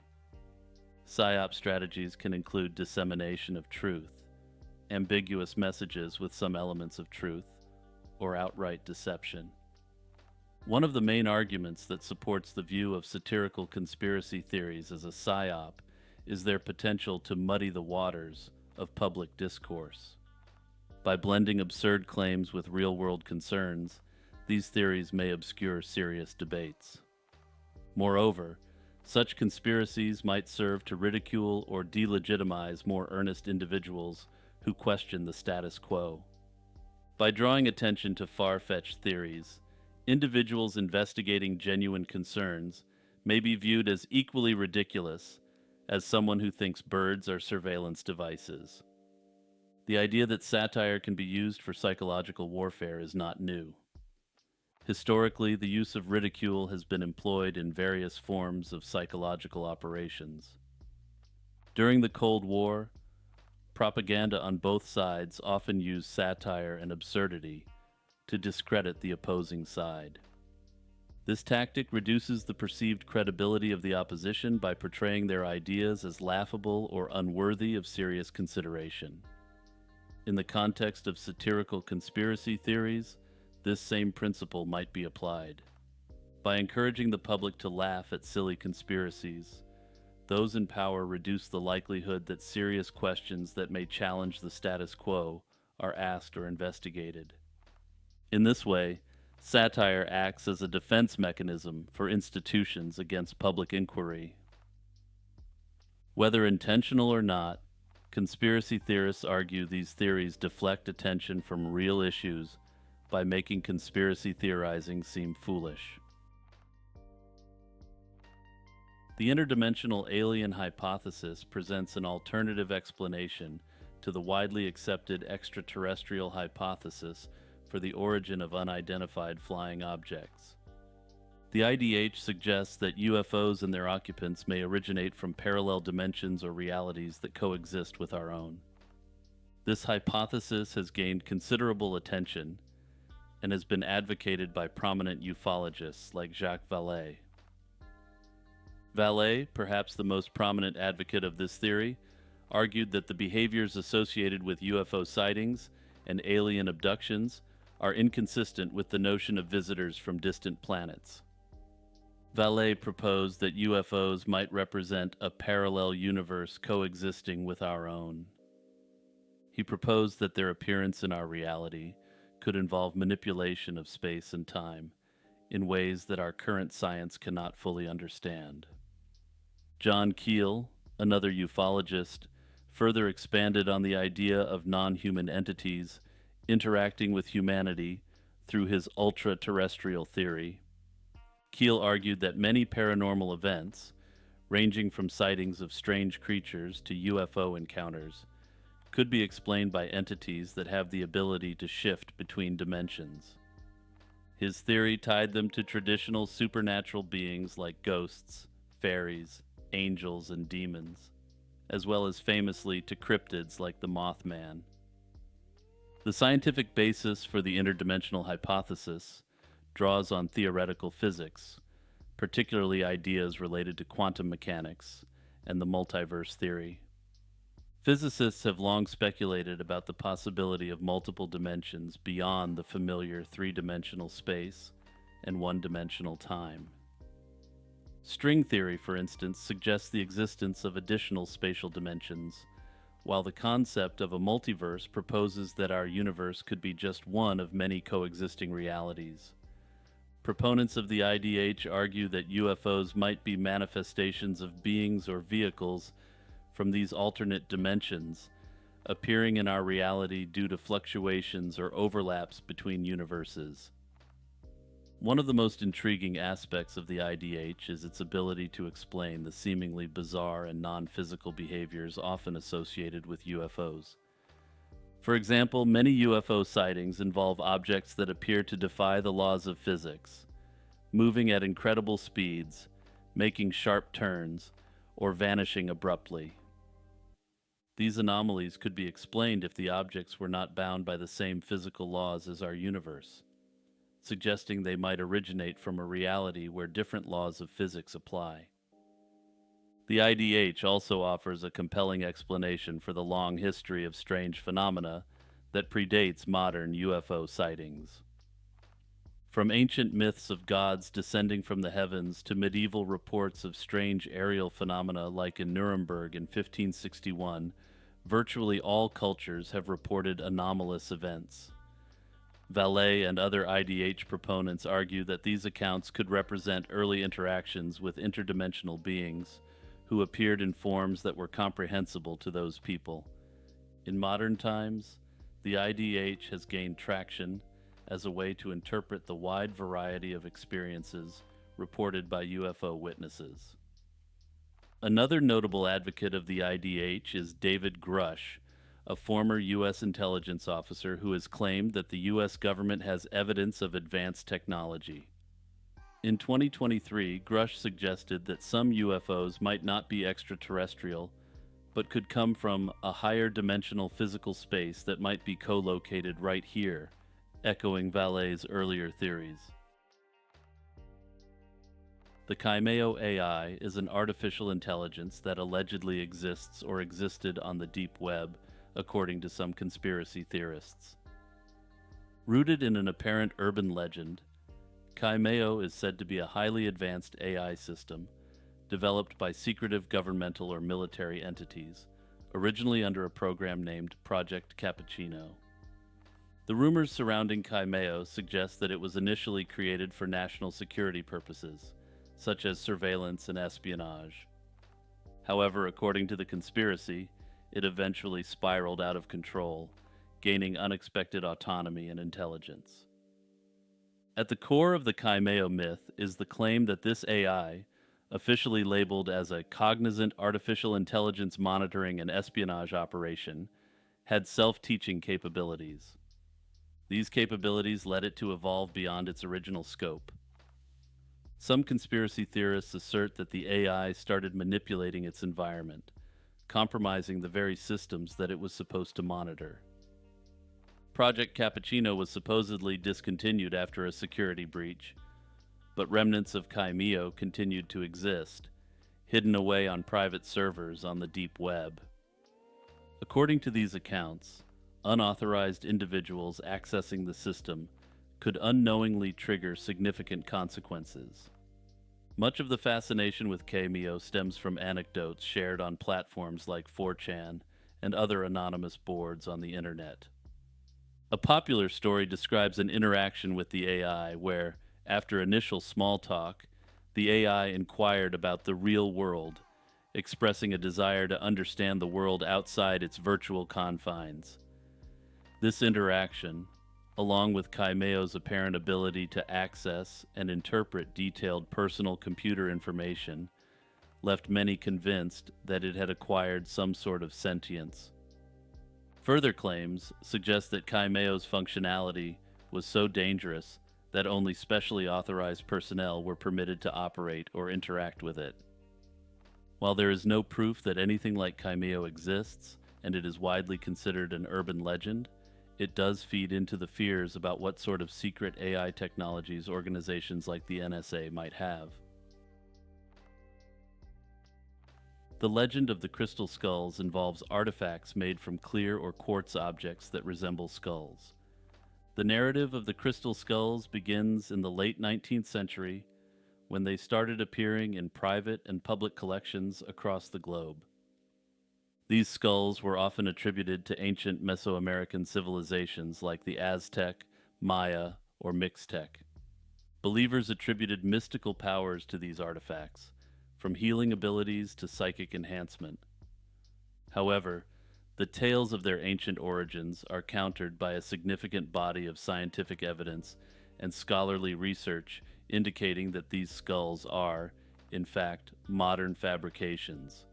Not a single skull has been recovered from a documented archaeological excavation, and detailed examinations have consistently revealed that the skulls were crafted using modern tools and techniques. For instance, electron microscopy analyses conducted by the British Museum and the Smithsonian have shown tool marks indicative of modern carving implements. These tools were presumably not available to ancient Mesoamerican craftsmen. One of the most famous crystal skulls is the Mitchell-Hedges skull, purportedly discovered by Anna Mitchell-Hedges in 1924 in Belize. However, this claim is fraught with inconsistencies, and later investigations revealed that it was likely purchased by her father, Frederick Mitchell Hedges at an auction in London in the 1940s. Despite its dubious provenance, this skull has been a focal point of both fascination and skepticism. It has undergone numerous scientific tests, which suggest that it was crafted much later than originally claimed, utilizing techniques that would not have been available in ancient times.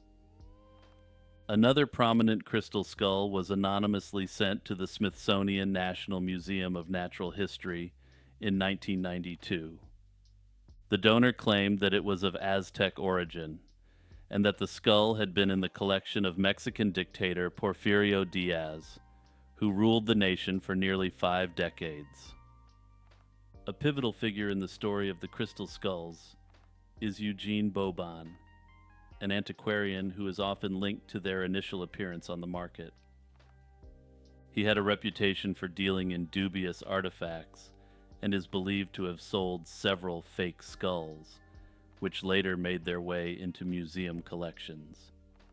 His activities highlight a broader issue of forgeries in the art and artifact world, particularly during a time when fascination with ancient cultures was high. Further scientific scrutiny has only deepened doubts about the skull's authenticity. Advanced techniques like X-ray diffraction analysis have been employed to probe the origins of the crystal material itself. These studies have traced some of the quartz material to sources like Brazil and Madagascar, rather than Mexico, undermining claims of their pre-Columbian American origins. Such findings underscore the likelihood that these skulls were crafted in Europe, possibly as recently as the late 19th century. Some believers in the mystical qualities of the crystal skulls assert that they possess powers that can heal illness, ward off disasters, and even influence global consciousness. A particularly popular theory is that the skulls are part of a set of 13 ancient skulls, which, when united, can prevent a catastrophe predicted by Mayan or other Mesoamerican calendars. This theory generally held that the crystal skulls had been crafted by the Atlanteans and had been taken by the Atlanteans to Mesoamerica for safekeeping. According to this theory, the crystal skulls were eventually acquired by the Mayans, whose religion partly revolved around veneration of the skulls. Another theory suggests that the crystal skulls are not human-made at all, but were left behind by extraterrestrial visitors. Some conspiracy theorists believe that the true origins and nature of the crystal skulls are being hidden by governments or secretive groups. Despite overwhelming evidence that they are recent fabrications, the crystal skulls continue to be a subject of curiosity and speculation. Some conspiracy theorists argue that the crystal skulls do have powers associated with them, or historical significance, but that modern science is being used as a cover to, quote, debunk this. Remember to like and subscribe, and also share this video with your friends and family. Sharing the video with your friends and family is one of the biggest ways you can help my channel grow. Also, you can support the channel through the YouTube membership and on the Patreon for as little as $1 a month. The idea that North Korea is a utopia is a relatively new conspiracy theory that has been spreading online. This theory portrays North Korea as a near-perfect society, contrary to the widespread narrative of oppression, poverty, and dictatorship. Supporters of this view point to several aspects of North Korea's self-image and the experiences shared by certain visitors as evidence of its utopian qualities. First and foremost, North Korea promotes itself as a state built on the principles of Juche, a self-reliance philosophy founded by Kim Il-sung. The government presents the country as one that is free from foreign control, where its citizens live in harmony, enjoying equal access to essential services such as healthcare and education. In this narrative, North Korea is seen as a model of socialist idealism that has successfully resisted the excesses of capitalism. The country's closed-off nature only intensifies this portrayal, as foreign media is heavily restricted, allowing the regime to control the story told to the outside world. This propaganda has significantly contributed to the myth of North Korea as a utopian state. The theory is bolstered by orchestrated displays of national unity and grandeur, such as the mass parades and performances that North Korea is famous for. These events, involving hundreds of thousands of participants, are carefully crafted spectacles designed to showcase the strength, beauty, and discipline of the nation. The artistic performances are not just for show, but serve a deeper function of legitimizing the regime. These stage performances blend art and politics, creating a convincing illusion of a disciplined and content society. To the outside observer who buys into this theory, it can seem as though North Korea has managed to cultivate an unusually strong sense of national pride and unity. Another aspect that fuels the utopian narrative is the experience of some foreign visitors. Tourists allowed into the country under highly controlled conditions often report seeing pristine streets, modern infrastructure, and well-dressed citizens. These carefully curated tours aim to project an image of prosperity and contentment, presenting North Korea as a well-ordered society free from the problems of the capitalist world. While the experiences of these visitors are artificial, they contribute to the perception of North Korea as a place that has solved many societal problems that still plague other nations. Moreover, some advocates of the North Korean utopia theory argue that the country's isolation from global economic systems has protected its citizens from the exploitation seen in capitalist societies. They assert that North Korea has developed independently and maintains a society where resources are distributed fairly and equitably, ensuring access to housing, education, and health care. However, the theory is not without what I would call some very glaring contradictions. Those who claim North Korea is a utopia must reconcile it with the numerous reports of human rights abuses, mass starvation, and political oppression that have emerged from defectors. Given the obvious abuses of the North Korean state, some have suggested that this conspiracy theory should be taken as satirical, though as always, Poe's law applies. Also, I need to mention that there is another even more extreme version of this theory, which in essence simply accepts all North Korean propaganda as true. According to this conspiracy theory, North Korea is in essence a heaven on earth, while everywhere else is a capitalist hellscape. In this theory, defectors from North Korea aren't actually leaving because of poor conditions, but are North Korean patriots who leave the country on a mission to tarnish North Korea. According to this theory, these defectors exist to make sure that the only people who arrive in North Korea are people who are smart enough to see through the propaganda. Again, it's unclear to what extent that people actually believe this conspiracy theory, and once again, Poe's law very much applies. The term Potemkin village originates from a story about Grigory Potemkin, a Russian military leader and lover of Empress Catherine the Great. He is said to have constructed fake villages along the Dnieper River in Crimea to impress the Empress during her visit in 1787. The purpose was to create the illusion of prosperity and successful colonization in a region recently acquired from the Ottoman Empire. Although some historians debate the accuracy of this account, the legend has persisted and given rise to a powerful metaphor for deceptive appearances, especially in politics and public policy. In modern politics, for example, the term is often used to describe situations where governments or officials present an idealized or misleading image to the public. This might involve showcasing the success of certain policies or economic projects while concealing their true flaws or failures. A striking example is North Korea's Kijongdong, a town built to appear like a thriving, prosperous community to people on the South Korean side of the demilitarized zone.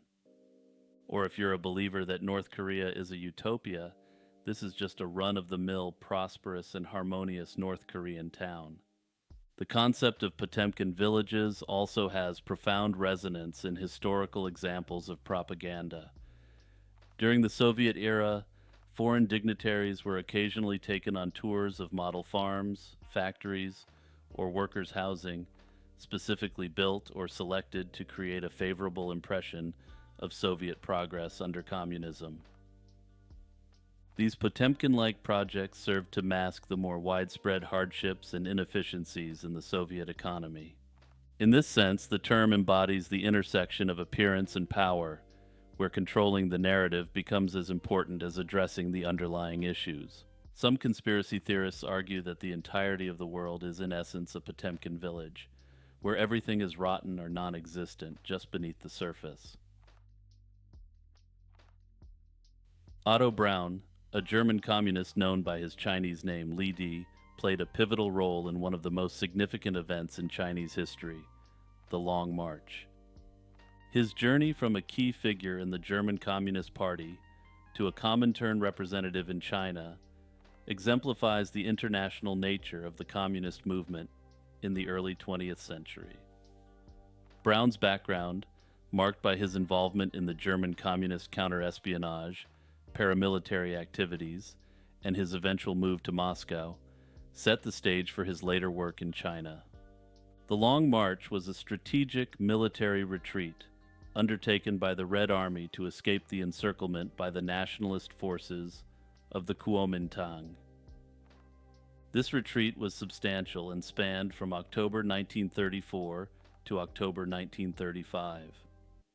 This retreat saw various Red Army factions navigate through some of China's most challenging terrains, ultimately consolidating in Shanxi province. The Red Army, led by Mao Zedong, embarked on the most famous segment of this march, covering over 9,000 kilometers and enduring tremendous hardship. Braun's role in the Long March and his influence on the CCP's military strategies are subjects of considerable historical debate and potential conspiracies to suppress his involvement. However, there is considerable belief that he may have been the individual who initially proposed the Long March itself. Dispatched by the Comintern after training in Moscow, Braun was placed in a position of significant authority within the Red Army. Braun's tactics and training, and his experiences in Germany and the Soviet Union, were not suited to the Chinese context, and he was subsequently dismissed from major roles.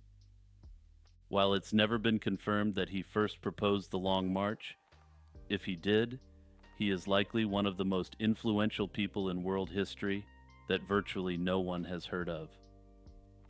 Further, there is a significant conspiracy theory that his role in the Long March has been suppressed, given Braun's status as a foreigner, and perhaps most importantly, a Soviet attaché. Notably for those unaware, despite both the Soviet Union and the People's Republic of China both being communist, they very much did not see eye to eye, leading to the Sino-Soviet split. Rudolf Diesel, the brilliant engineer and inventor of the diesel engine, vanished under mysterious circumstances on the night of September 29, 1913. This disappearance has given rise to significant conspiracy theories which persist to this day. Diesel was born in Paris in 1858 to German immigrants that eventually returned to Germany. His early life was marked by financial struggles, and he spent part of his childhood working in his father's workshop. Diesel's academic prowess earned him a scholarship to the Royal Bavarian Polytechnic Institute of Munich, where he studied engineering. Despite health setbacks, he graduated with top honors and began his career, initially focusing on refrigeration technology under the mentorship of Carl von Linde. Von Linde was a pioneering German engineer and scientist best known for his groundbreaking work in refrigeration and gas separation. However, his fascination with thermodynamics and engine efficiency led him to develop the compression ignition engine, later known as the diesel engine. Diesel patented his design in 1892, and by 1897, he had built a functional prototype that revolutionized the industrial world. The diesel engine's adaptability to various fuels and superior efficiency made it a cornerstone of industrial machinery, from factories to ships. By 1912, over 70,000 diesel engines were in use globally. Despite his professional success, Diesel faced personal and financial difficulties. He was deeply in debt due to failed investments and was reportedly in poor health. On the night of his disappearance, Diesel had dinner on the Dresden and retired to his cabin around 10 p.m., requesting a wake-up call for the next morning. However, he was never seen again. His cabin was found with his sleepwear laid out and his bed unslept in. The ship's arrival in Harwich the following morning marked the start of one of the 20th century's enduring missing persons cases. Several theories emerged to explain Diesel's disappearance. The most widely accepted is that he intentionally went overboard, driven by his financial woes and declining health. However, this theory has been challenged by numerous other speculations. Some suggest he was ended by German agents to prevent him from sharing his engine technology with the British, which would have significant military implications, particularly for submarine warfare. Others believe he might have been targeted by competitors or oil magnates threatened by the potential of his engines to operate on non-petroleum fuels. Diesel's body was never definitively recovered, and you will note my use of the word definitive here. 10 days after his disappearance, a decomposed body matching his description was found by a Dutch boat near Norway. Diesel's son identified personal items found on the body as belonging to his father, but the remains were too decomposed for a positive identification. This ambiguity further fueled conspiracy theories, with some even claiming Diesel faked his own end and relocated to Canada, although no credible evidence supports this notion. Solipsism is a philosophical theory that posits the self as the only thing that can be known to exist for certain. This theory suggests that only one's mind is sure to exist, while the existence of anything outside the mind, including the external world and other people, is uncertain. There are three primary forms of solipsism: metaphysical, epistemological, and methodological. Metaphysical solipsism asserts that nothing exists outside of one's own mind. In this extreme form of subjective idealism, the external world, other people, and even abstract concepts like time and causality have no independent existence beyond one's mental states. This is because all of these entities are seen as mere constructs or representations within the self's mind.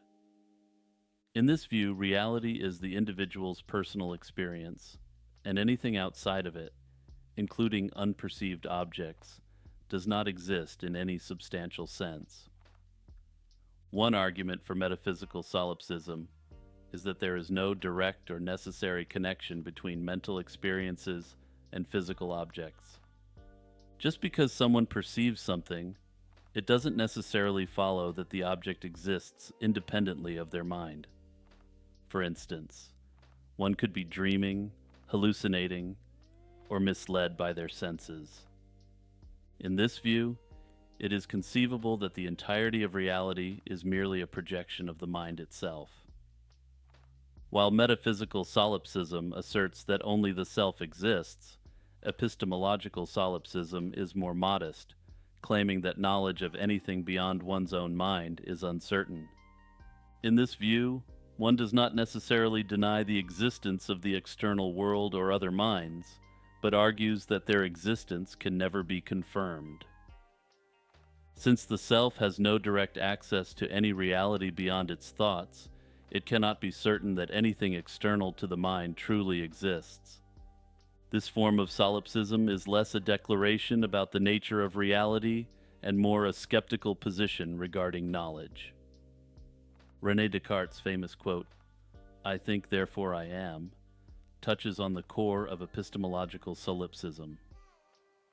This famous line acknowledges that the act of thinking proves the existence of the thinker, but offers no conclusive proof of the existence of anything beyond the self. Methodological solipsism does not necessarily assert the truth of solipsism, but instead uses it as a starting point for philosophical inquiry. In this view, the individual self and its experiences are the only valid foundation for developing knowledge. This position is commonly used as a form of extreme skepticism, questioning the assumptions we make about the world. While methodological solipsism emphasizes that knowledge must begin with the self, it does not necessarily conclude that only the self exists. It is often used as a tool to explore broader philosophical problems, particularly in the context of skepticism about perception and knowledge. The primary argument for solipsism rests on the idea that individuals have direct access only to their own mental states. Since individuals cannot experience the world outside their own consciousness, the existence of anything beyond their mind is speculative at best. Even when individuals interact with what they perceive to be an external world, they are ultimately only experiencing representations within their own mind. For instance, when one sees an object like a tree, what is experienced is not the tree itself, but the image or perception of the tree in the mind. Solipsists argue that there is no way to bridge the gap between perception and external reality. The only certainty is the existence of the perception itself, not the object perceived. Moreover, solipsism suggests that because all experiences are necessarily private and subjective, there can be no external verification of other minds. Each person's mental states are inaccessible to others, and one can never be certain that other minds, similar to one's own, exist. This lack of access to other minds reinforces the solipsistic view that only the self can be known to exist. Some conspiracy theorists argue a solipsistic worldview is promoted by the elite to maintain control over the masses. According to this belief, the elite create a carefully curated version of reality through media, education, and technological control. This worldview implies that individuals are trapped in a constructed illusion, unable to perceive the true nature of existence, which aligns with solipsism's core idea that one can only be sure of their own mind's existence. Proponents argue that this manufactured reality disconnects people from authentic experiences and critical thinking, making them easier to control. By monopolizing access to information and shaping cultural narratives, the elite allegedly reinforce their dominance, ensuring that only their perspective is accepted as truth. This idea reflects solipsism by casting doubt on the existence of an external reality independent of the powerful few, who are seen as manipulating perceptions to serve their interests. Another theory suggests that solipsistic worldviews are promoted simply as a way to divide people, with individuals significantly more atomized by this sort of outlook on life. According to this theory, people without strong social bonds are much easier for the elite to control and have their way with. The Black Volga is a conspiracy theory deeply rooted in the cultural fabric of Eastern Europe, particularly in Russia, Belarus, Poland, and Ukraine. This tale involves a mysterious Black Volga car that allegedly appeared during the 1960s to the 1980s, associated with numerous spooky occurrences and disappearances. The Black Volga conspiracy centers around a Black Volga, a type of car manufactured in the Soviet Union that became a symbol of authority as it was often used by government officials. The story gained traction during a time of intense political repression, where trust in the government was minimal and fear of abductions by the state was real. According to the tales, the Black Volga was said to roam the streets, particularly targeting little ones. Eyewitness accounts varied significantly, with some claiming the car was driven by nuns, priests, or even state officials. Other versions suggested that the car appeared out of nowhere, often accompanied by a chilling silence or a peculiar hum. This vehicle was not just a symbol of fear, but also served as a cautionary tale, warning individuals, particularly the young, about the dangers of their surroundings. Several theories have been proposed to explain the phenomenon of the Black Volga. One popular theory is that it was a product of mass hysteria. During the Cold War era, the fear of espionage and government interference in daily life was high. The Black Volga could have been an embodiment of these fears, a phantom vehicle that represented the omnipresent threat posed by the government. Another theory suggests that the legend of the Black Volga was used as a tool to control behavior. By instilling fear in the population, particularly among children, parents and authorities could ensure more cautious behavior, adherence to curfews, and avoidance of strangers. Finally, some believe that the stories might have a basis in reality, where actual Black Volgas were used discreetly by the government or criminals, and the tales were exaggerated over time. This theory is supported by the fact that black luxury cars were a rare sight, and could have easily been a sign of power and elicited fear among the general populace. Whether the stories have any factual basis or are merely the products of collective fear, they have become a significant part of the folklore in the regions where they originated. Operation Gladio was a clandestine stay-behind operation that emerged in Western Europe after 1945, and it has since become a topic of historical investigation and conspiracy theories.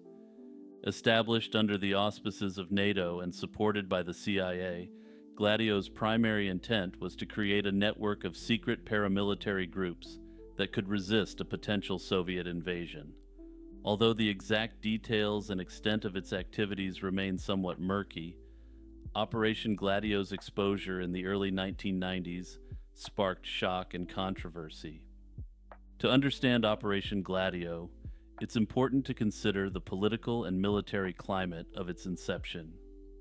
In the aftermath of World War II, Europe was divided between the capitalist West and the communist East. As Churchill stated, an iron curtain had descended across the continent. Western governments feared that the Soviet Union's influence might spread into vulnerable Western states, potentially orchestrating coups or revolution. In response, NATO, with significant involvement from US and British intelligence agencies, sought to establish stay-behind networks of trained operatives. These individuals were expected to engage in guerrilla warfare, sabotage, and clandestine resistance if the Red Army advanced. These networks were armed and supplied with caches of equipment hidden throughout various Western European countries. While Gladio initially seemed like a logical deterrent against Soviet aggression, it soon took on a much more sinister life of its own.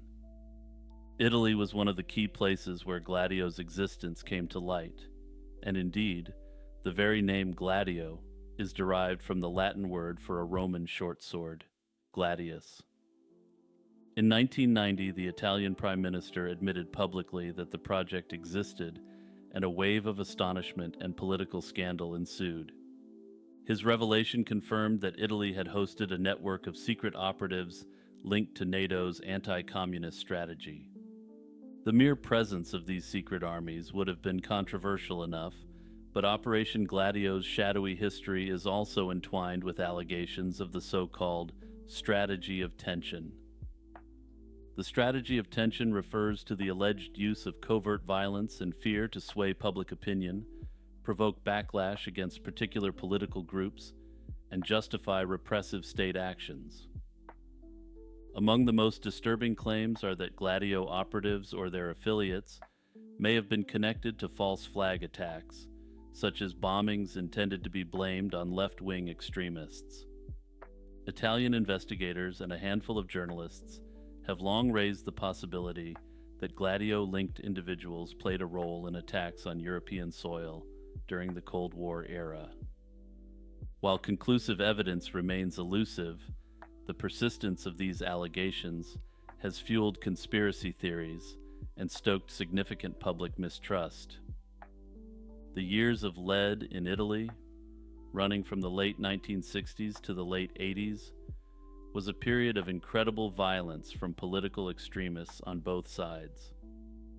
Many conspiracy theorists speculate that the left-wing extremists were funded by the Soviet Union, while the right-wing extremists received support from NATO and the CIA via Gladio. One of the most infamous cases often cited in Gladio conspiracy narratives is the 1980 Bologna railway station bombing, which killed 85 people and injured over 200.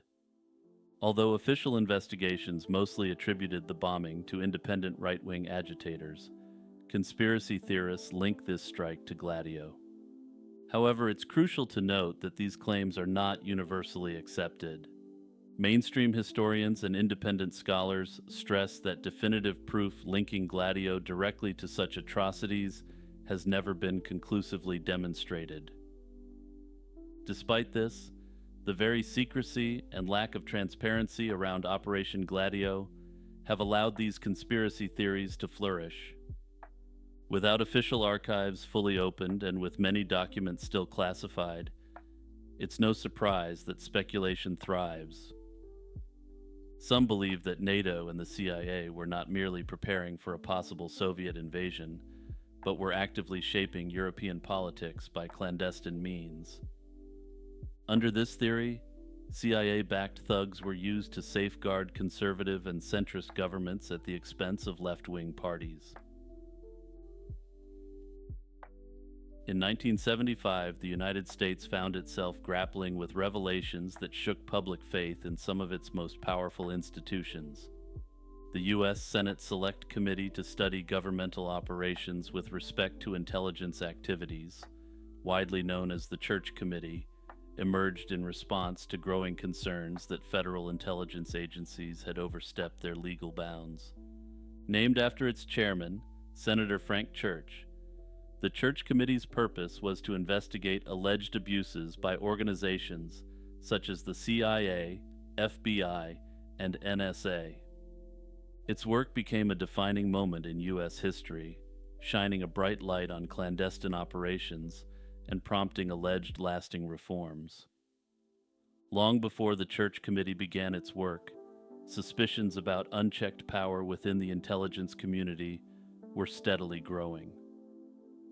In the early 1970s, investigative journalists and whistleblowers brought to public attention numerous questionable activities. Reports suggested that the FBI had targeted civil rights leaders and anti-war protesters, and that the CIA had conducted secret experiments on unwitting U.S. citizens. The famous break-in at the FBI office in Media, Pennsylvania, in 1971, led to the disclosure of the Bureau's COINTELPRO operations. This operation involved surveillance, infiltration, and disruption of domestic political organizations, and has previously been discussed in this series. At the same time, the Watergate scandal and the resignation of President Richard Nixon in 1974 further contributed to a climate of public distrust in government. By the mid-1970s, demands for accountability were simply too loud to ignore. The formation of the Church Committee was a direct response to these demands. Established in January 1975, the committee was made up of senators who sought to restore public confidence by conducting a thorough public investigation. They held numerous hearings, interviewed countless witnesses, and reviewed thousands of documents. The initial findings were startling and shocked the nation. The intelligence agencies, originally designed to protect American interests, had engaged in illegal or unethical practices. These included domestic spying, infiltration of political and activist groups, mail-opening programs, warrantless wiretapping, and disruptions in foreign countries. The public learned that the United States had secretly plotted against heads of state, such as Fidel Castro, and that covert CIA funds had attempted to sway political outcomes abroad. One of the most notorious revelations was the Pentagon's involvement in plots to eliminate foreign leaders. Prior to the Church Committee's investigation, the extent of such activities was largely hidden. Although many attempts had failed, they raised serious questions about the moral and legal boundaries of U.S. foreign policy. The committee's findings showed, for example, that the CIA had explored various methods, often bizarre and macabre, to eliminate figures unfriendly to American interests. The CIA argued such plots were considered necessary during tense Cold War conflicts, but many Americans were shocked to learn that their government had embraced these tactics. Another major concern was the intelligence community's role in surveillance of U.S. citizens. The FBI's COINTELPRO program, running from the 1950s through the early 1970s, had targeted civil rights groups, anti-war organizations, and other political activists. The Church Committee found that the FBI had gone far beyond lawful investigations, using disinformation, harassment, and other forms of intimidation in an effort to stifle dissent. Martin Luther King Jr. was a frequent target, harassed through anonymous letters and intense monitoring. Meanwhile, the NSA and CIA had also been monitoring the communications of American citizens without proper oversight. At the time, there were few legal mechanisms to limit these domestic intelligence operations, which often proceeded unchecked for decades. The CIA's MK-Ultra program, a notorious covert operation aimed at understanding and manipulating human behavior, also came under the Church Committee's scrutiny. Also stay tuned because I'll be discussing one of the most bizarre MK-Ultra operations called Operation Midnight Climax shortly. The program's existence had only recently come to light through documents disclosed to investigative journalists. Beyond specific programs, the Church Committee was concerned with the structural factors that enabled such abuses. It identified a lack of oversight, both internal and external, as a root cause of illegal operations. Intelligence agencies, shielded by secrecy and justified by national security concerns, had often acted with near total autonomy. The committee's reports emphasized that democracy requires transparency, accountability, and a system of checks and balances. The reports found when intelligence agencies operate in the shadows, it's too easy for them to drift from their lawful mandates and engage in activities that undermine civil liberties. In the years since its release, the Church Committee's final report has continued to be a valuable reference for historians, journalists, policymakers, and citizens. The official stance of the U.S. government is that the Church Committee cleaned house on unethical behavior by intelligence agencies. Despite this alleged legacy, there are critics who argue that the reforms didn't go far enough.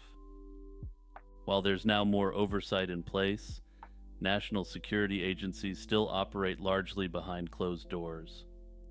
Most conspiracy theorists contend that the United States has failed to fully internalize the lessons of the Church Committee because intelligence abuses continue to surface.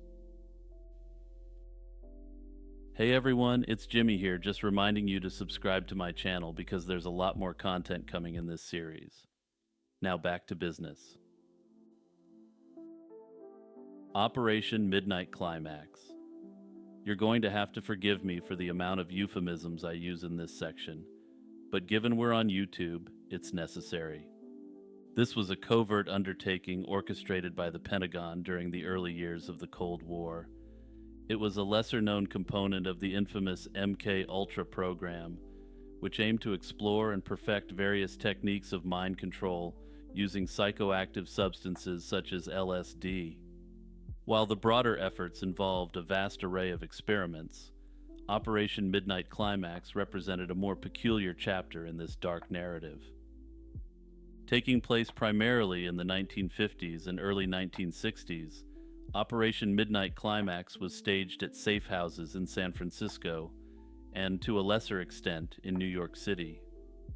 These were no ordinary homes. They were furnished with hidden cameras, two-way mirrors, and all the necessary accoutrements to ensure that the Pentagon's clandestine activities remained hidden. The agency employed, let's call them ladies of negotiable affections, as unwitting operatives. These women, who had been recruited through less than conventional channels, served as the lures, enticing unsuspecting men into these covert dens of intrigue.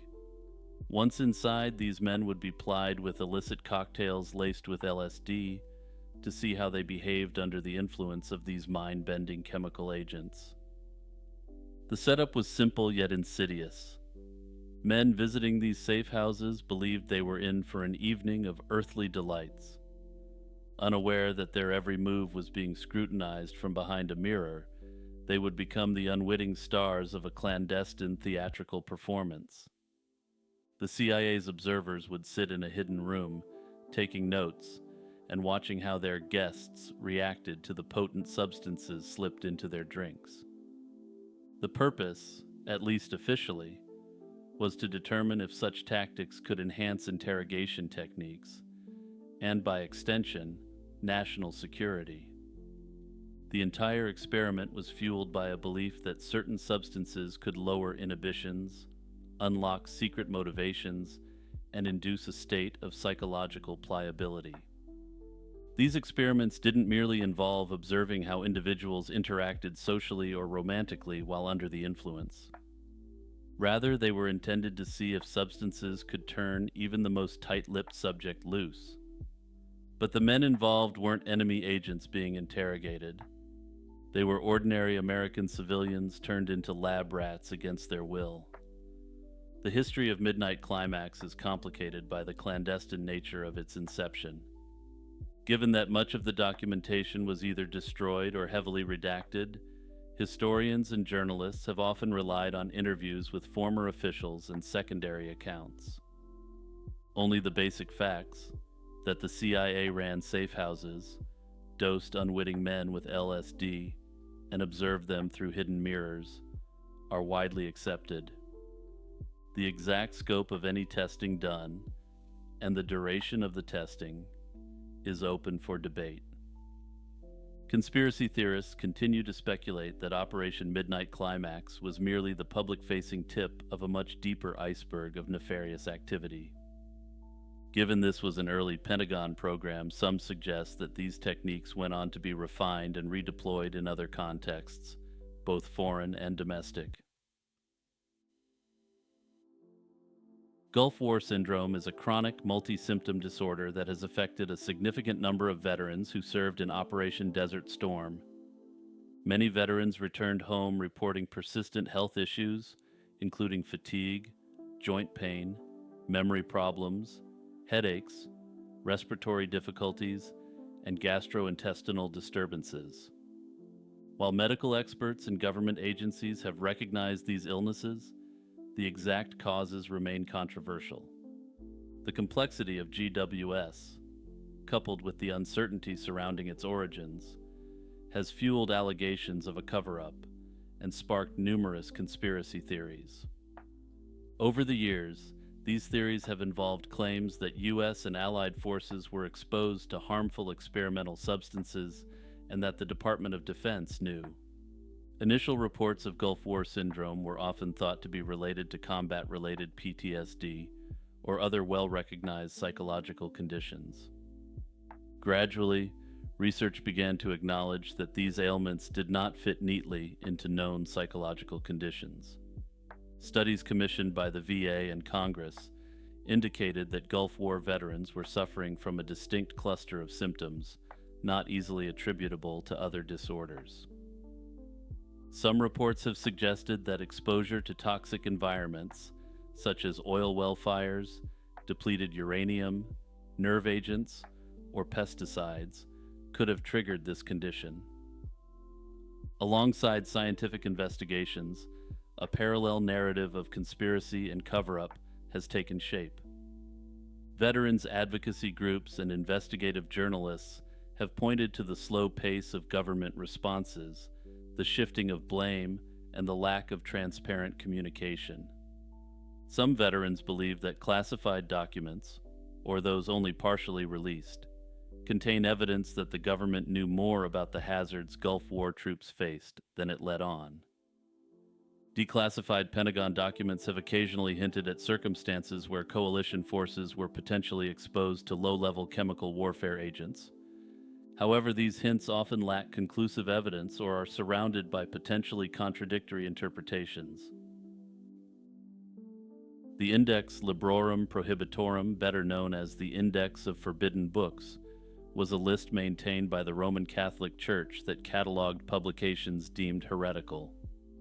Established in the 16th century, the index aimed to protect the faithful from theological errors and preserve the integrity of church doctrine.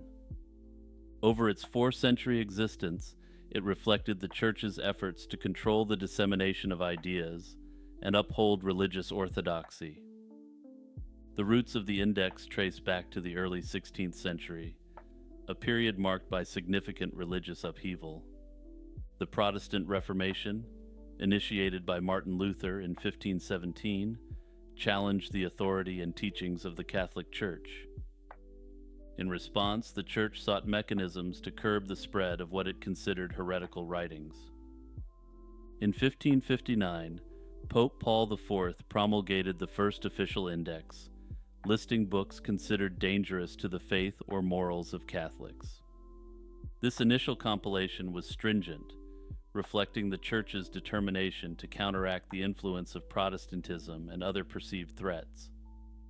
The Council of Trent convened to address the challenges posed by the Reformation, and there it was recognized there was need for a more systematic approach to censorship. Consequently, in 1564, the Tridentine Index was published under Pope Pius IV, accompanied by a set of guidelines known as the 10 Rules. These rules outline the criteria for prohibiting books and the procedures for censorship. The responsibility for maintaining and updating the index was entrusted to the Sacred Congregation of the Index, established in 1571 by Pope Pius V. This body operated under the Roman Inquisition and was tasked with examining publications for heretical content. The congregation had the authority to ban books, mandate corrections, and grant permissions for reading prohibited works under specific conditions. Enforcement of the index varied across regions and periods. While the Church wielded significant influence, the practical implementation of book bans depended on local church and secular authorities.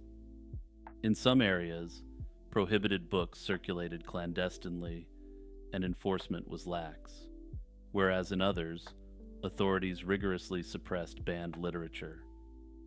The index encompassed a wide array of works, including those by prominent scientists, philosophers, and theologians.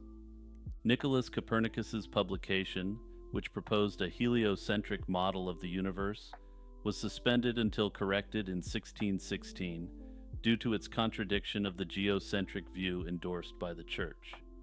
Similarly, Galileo Galilei's advocacy for Copernican heliocentrism led to his works being placed on the index, and he faced trial by the Inquisition in 1633.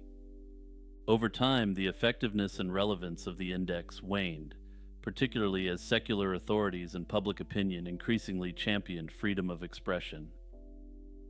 Recognizing the changing intellectual climate, the Church ceased publication of the index in 1966 under Pope Paul VI, relegating it to a historical document. Conspiracy theories about the Index of Forbidden Books suggest it was more than a tool for safeguarding faith. According to theorists, it served to suppress revolutionary ideas that could challenge the Church's authority or broader power structures. Critics argue that by banning works on science, philosophy, and governance, the index aimed to stifle intellectual advancements and maintain control over societal narratives.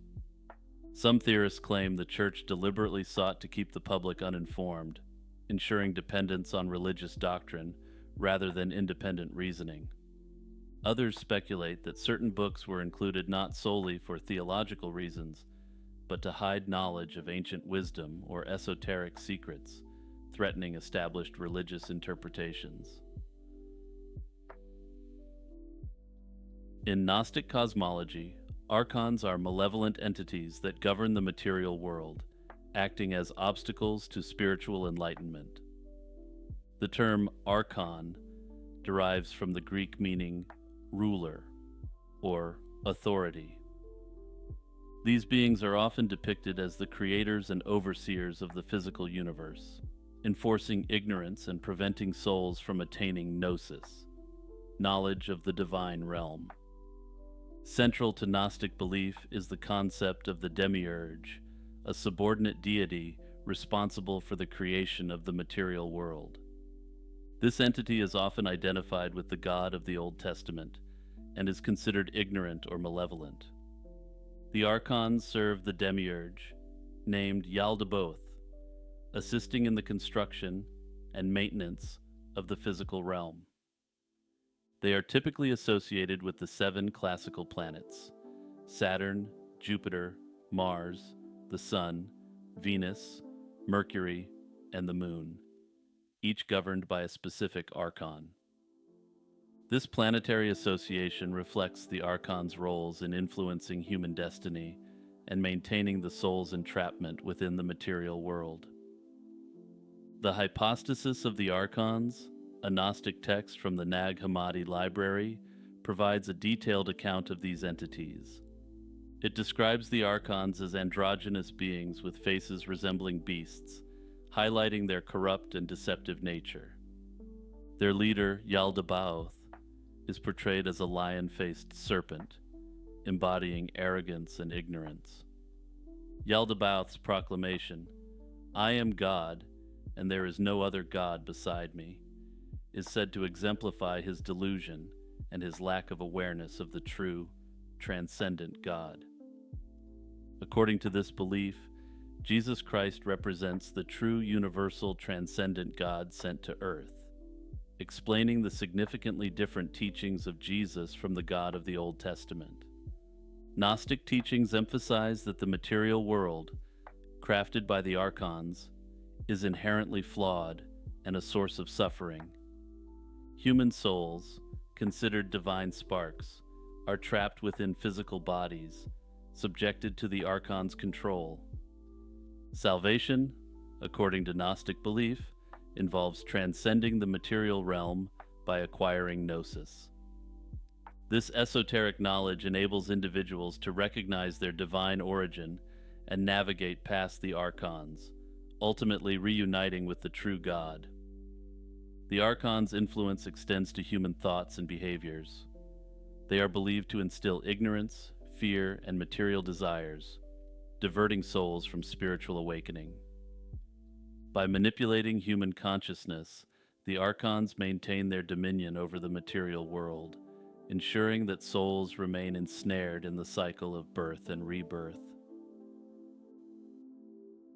The abduction of Megumi Yokota remains one of the most haunting, unresolved cases in Japan's modern history. On November 15, 1977, the bright and cheerful 13-year-old disappeared while walking home from badminton practice in Niigata Prefecture. At the time, her family and local authorities were baffled by her sudden disappearance, suspecting a tragic accident or a crime closer to home. It would take over 2 decades for the truth to emerge. Megumi had been abducted by North Korean operatives as part of a covert program to kidnap Japanese citizens. But let's briefly discuss why this was happening first before we return to Megumi's case specifically. During the late 1970s and early 1980s, North Korea carried out a systematic campaign of abductions, targeting citizens from Japan, South Korea, and other countries. The motives behind these kidnappings were multifaceted. Some abductees were forced to teach Japanese language and culture to North Korean spies. Others had their identities stolen so operatives could infiltrate Japan and other nations undetected. In some cases, the abductees were reportedly used to populate isolated communities in North Korea, providing Japanese spouses for North Korean citizens. Notably, the understanding is that these Japanese spouses would teach their children to speak Japanese at a native level, resulting in perfect infiltrators into Japanese society.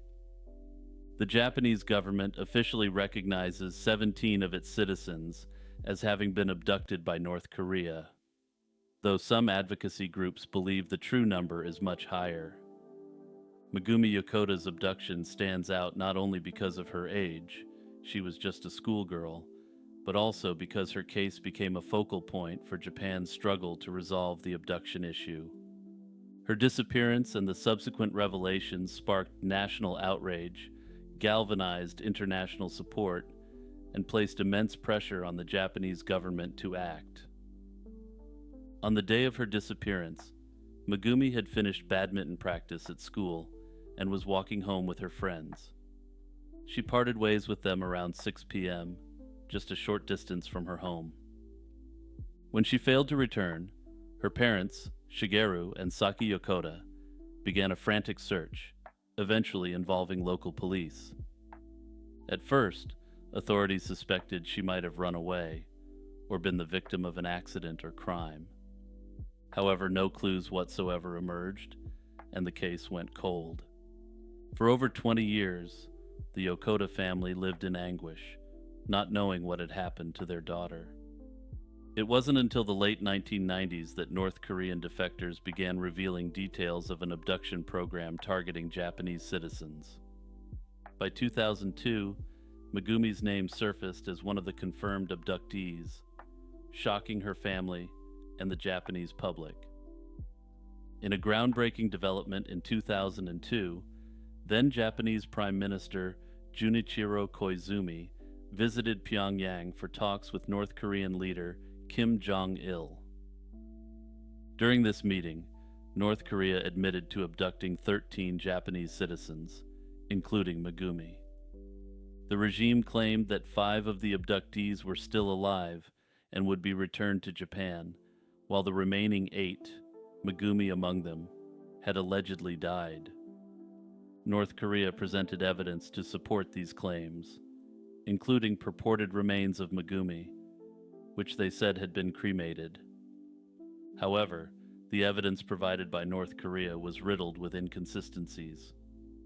DNA testing conducted in Japan on the remains purportedly belonging to Megumi yielded inconclusive results, fueling significant skepticism. The Yokota family and the Japanese government openly challenged the credibility of North Korea's claims, arguing that the regime had a vested interest in obscuring the truth. Many Japanese citizens, moved by the Yokota's plight, began to believe that Megumi might still be alive. North Korea maintains that she ended herself in 1994 while struggling with depression while in captivity. Several reports and testimonies have fueled speculation that Megumi might still be alive. For example, some North Korean defectors have claimed to have seen her or heard about her living in North Korea in recent years. Additionally, the circumstances of her alleged death and cremation have been questioned, as they don't align with known North Korean practices. In 2014, the Japanese government reopened its investigation into Megumi's fate, sending a delegation to North Korea as part of renewed negotiations. However, the talks stalled, and no new evidence emerged to clarify her status. Raphael's portrait of a young man, painted in 1514, is a significant work from the Italian High Renaissance. The subject's identity remains unverified, though many scholars have traditionally regarded it as Raphael's self-portrait. The facial features are perceived by specialists as compatible with, if not clearly identical to, the only undoubted self-portrait by Raphael in his fresco The School of Athens at the Vatican. The portrait depicts a richly dressed and confidently poised young man, embodying the elegance and sophistication characteristic of Raphael's work during this period. The subject's attire and demeanor reflect the cultivated mannerist expression prevalent among the noble class in early 16th century Italy. Before World War II, the painting was part of the Czartoryski Museum's collection in Kraków, Poland. The museum, established by Princess Izabela Czartoryska in the early 19th century, housed numerous masterpieces, including works by Leonardo da Vinci and Rembrandt. These works were acquired by the Czartoryski family during their extensive travels across Europe, with this particular work being acquired in 1798. Interestingly, the provenance of the painting prior to its acquisition by the Czartoryski family in 1798 remains largely undocumented. Specific records detailing its ownership during the intervening centuries are scarce. In 1939, as Germany invaded Poland, the Czartoryski family attempted to safeguard their collection by hiding key pieces, including Raphael's Portrait of a Young Man, in a residence in Sieniava. Despite these efforts, the Gestapo discovered the hidden artworks. Hans Frank, the German-appointed Governor General of occupied Poland, took possession of the painting. He displayed it prominently in his residence at Wawel Castle in Krakow. As the war neared its end in January 1945, Frank transported several artworks, including Raphael's portrait, to his villa in Neuhaus am Schliersee, Germany. After his arrest by American forces in May 1945, many looted artworks were recovered, but Portrait of a Young Man was not among them. Its whereabouts have remained unknown since then, giving rise to significant speculation as to its whereabouts. One prominent idea is that the painting may now reside in a private collection, possibly in Germany, the United States, Switzerland, or Russia. During and after the war, clandestine art transactions were common, and it's plausible that the artwork was discreetly acquired by a private collector who has since kept it hidden. Some experts suspect the painting may even have been passed down through generations. Under this theory, its owners are either unaware of its historical significance or purposefully keeping it concealed to avoid legal or financial consequences. This theory remains compelling given the secrecy that often surrounds private art holdings. Another possibility is that the painting was destroyed during the chaotic final days of the war. This theory gained attention due to dramatizations like the 2014 film The Monuments Men, which portrayed German forces deliberately destroying stolen artworks. While no evidence confirms this scenario, the destruction of countless cultural artifacts during the war makes it a sobering possibility. If true, it would mean that the Portrait of a Young Man is lost forever, joining the long list of cultural treasures irretrievably damaged in wartime. A less grim but equally plausible theory is that the painting may simply have been misplaced during the extensive relocations of art throughout the war. In their efforts to safeguard or hide cultural treasures, officials from various countries moved countless artworks into storage. Some items became lost or forgotten in these vast repositories, particularly in the post-war period, when the focus shifted to rebuilding cities and infrastructure. It's possible that Raphael's work lies dormant in one of these storerooms, waiting to be rediscovered. Finally, there is the theory that the painting is held by individuals who unknowingly acquired it during or after the war. Looted artworks often changed hands multiple times, and some pieces were sold without their origins being fully disclosed. In this scenario, the Portrait of a Young Man might be hanging in someone's home, unrecognized for the masterpiece it truly is. Personally, I find this scenario somewhat unlikely, given the very clear quality of the work, and given that Raphael is one of the most famous painters of all time. In Gnostic traditions, Sophia, whose name means wisdom in Greek, is a central figure embodying both divine wisdom and the human soul's journey toward enlightenment. While her roots can be traced to earlier literature and Hellenistic philosophical thought, in Gnostic cosmology, Sophia becomes a complex, mythic presence. Understanding her is pivotal to understanding both the structure of the universe and the plight of humanity trapped within it. She represents a feminine aspect of the divine, often depicted as the female counterpart of Jesus Christ, and is sometimes identified with the Holy Spirit. In some Gnostic writings, she stands as the consort of the Christ, reflecting a cosmic partnership that mirrors divine principles of balance and completion. Gnostic cosmology typically begins with an unknowable supreme God, a boundless, pure source of divine fullness, pleroma, from whom emanate various divine beings known as aeons. These aeons often exist in balanced male-female pairs, each representing specific attributes or aspects of the divine. Sophia is considered the last and lowest of these aeons, situated at the boundary between the divine fullness and the emerging material realm. Her position at the periphery of the pleroma makes her uniquely vulnerable to error and isolation, a theme that Gnostic texts explore to explain the flawed nature of the material cosmos. Her narrative is pivotal in explaining the creation of the material world and the human condition.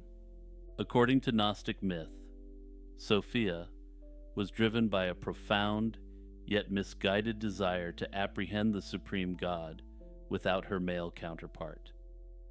This caused her to venture beyond her proper domain and rupture the divine order. This unauthorized action leads to her fall from the pleroma and results in the birth of a flawed being, the demiurge. Yaldabaoth, ignorant of his true origins and divorced from the wisdom inherent in the pleroma, creates the material world as a distorted reflection of the divine archetypes.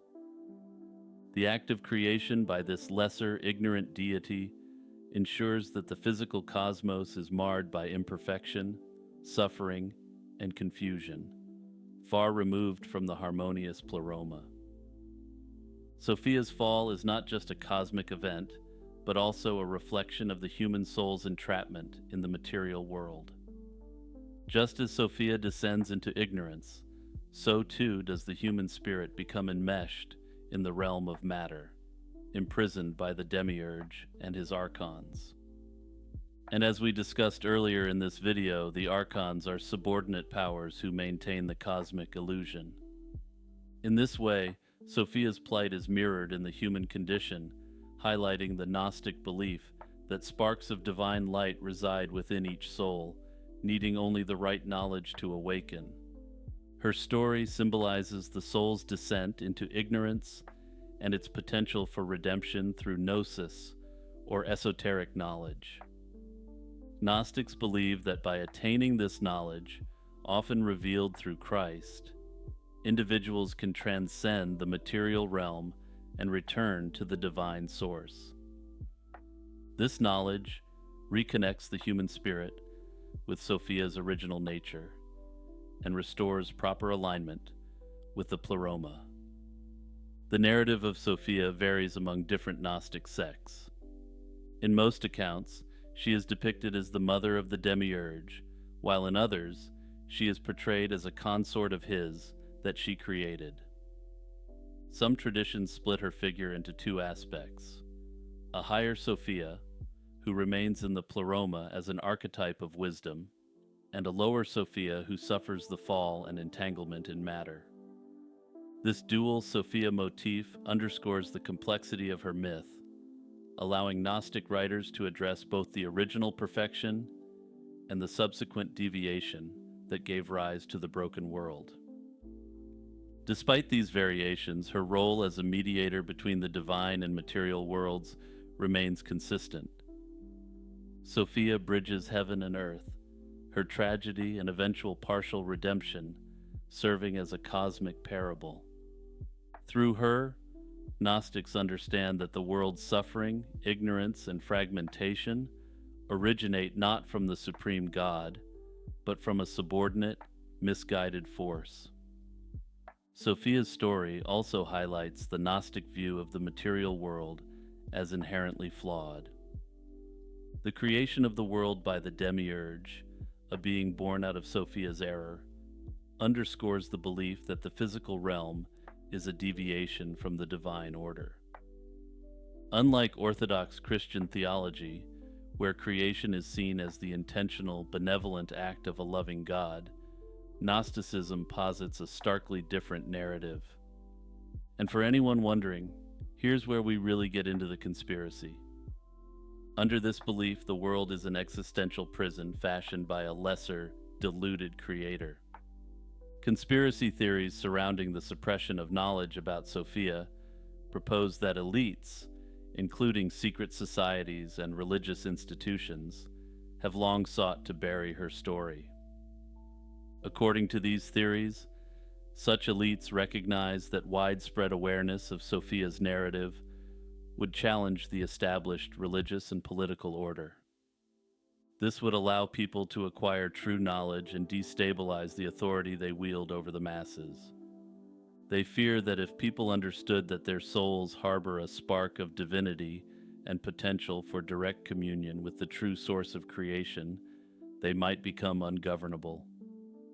These conspiracies suggest that the elites have historically manipulated religious texts, censored Gnostic scriptures, and promoted doctrines that highlight a transcendent, male-dominated God. By doing so, they maintain a spiritual vacuum that they can fill with controlled dogmas designed to reinforce hierarchies.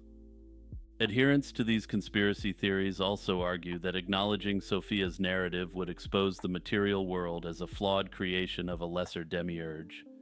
This would necessarily undermine the legitimacy of worldly power structures, wherein top-down power structures are inherently accepted and often viewed as in accordance with divine will. If individuals realized their entrapment in this lower realm and accessed liberating gnosis, the result could be the collapse of institutional control and a society oriented toward self-discovery. From both the American perspective and the Vietnamese perspective, the Vietnam War was one of the most tumultuous episodes in recent history. It cost the lives of more than 58,000 U.S. service members and left a nation divided over its foreign policy, military engagement, and moral responsibilities. As the war drew to a close, one of its most enduring and controversial legacies emerged: the question of whether American soldiers were knowingly left behind in Vietnam. Although the U.S. government maintains that it has never deliberately left any soldier behind, a series of allegations, rumors, and conspiracy theories have persisted for decades. These claims center on suggestions that some American POWs were not returned at the war's end, with the truth allegedly obscured by bureaucracy, secrecy, and political expediency. The heart of this controversy lies in the confusion and chaos that surrounded the war's final years. The Paris Peace Accords, signed in January 1973, provided for the return of American POWs, a process that became known as Operation Homecoming. Between February and April 1973, North Vietnam released 591 American prisoners, who were then repatriated to the United States. However, as the war ended and American involvement ceased, questions arose over the completeness of these lists and whether all captured personnel had truly been accounted for.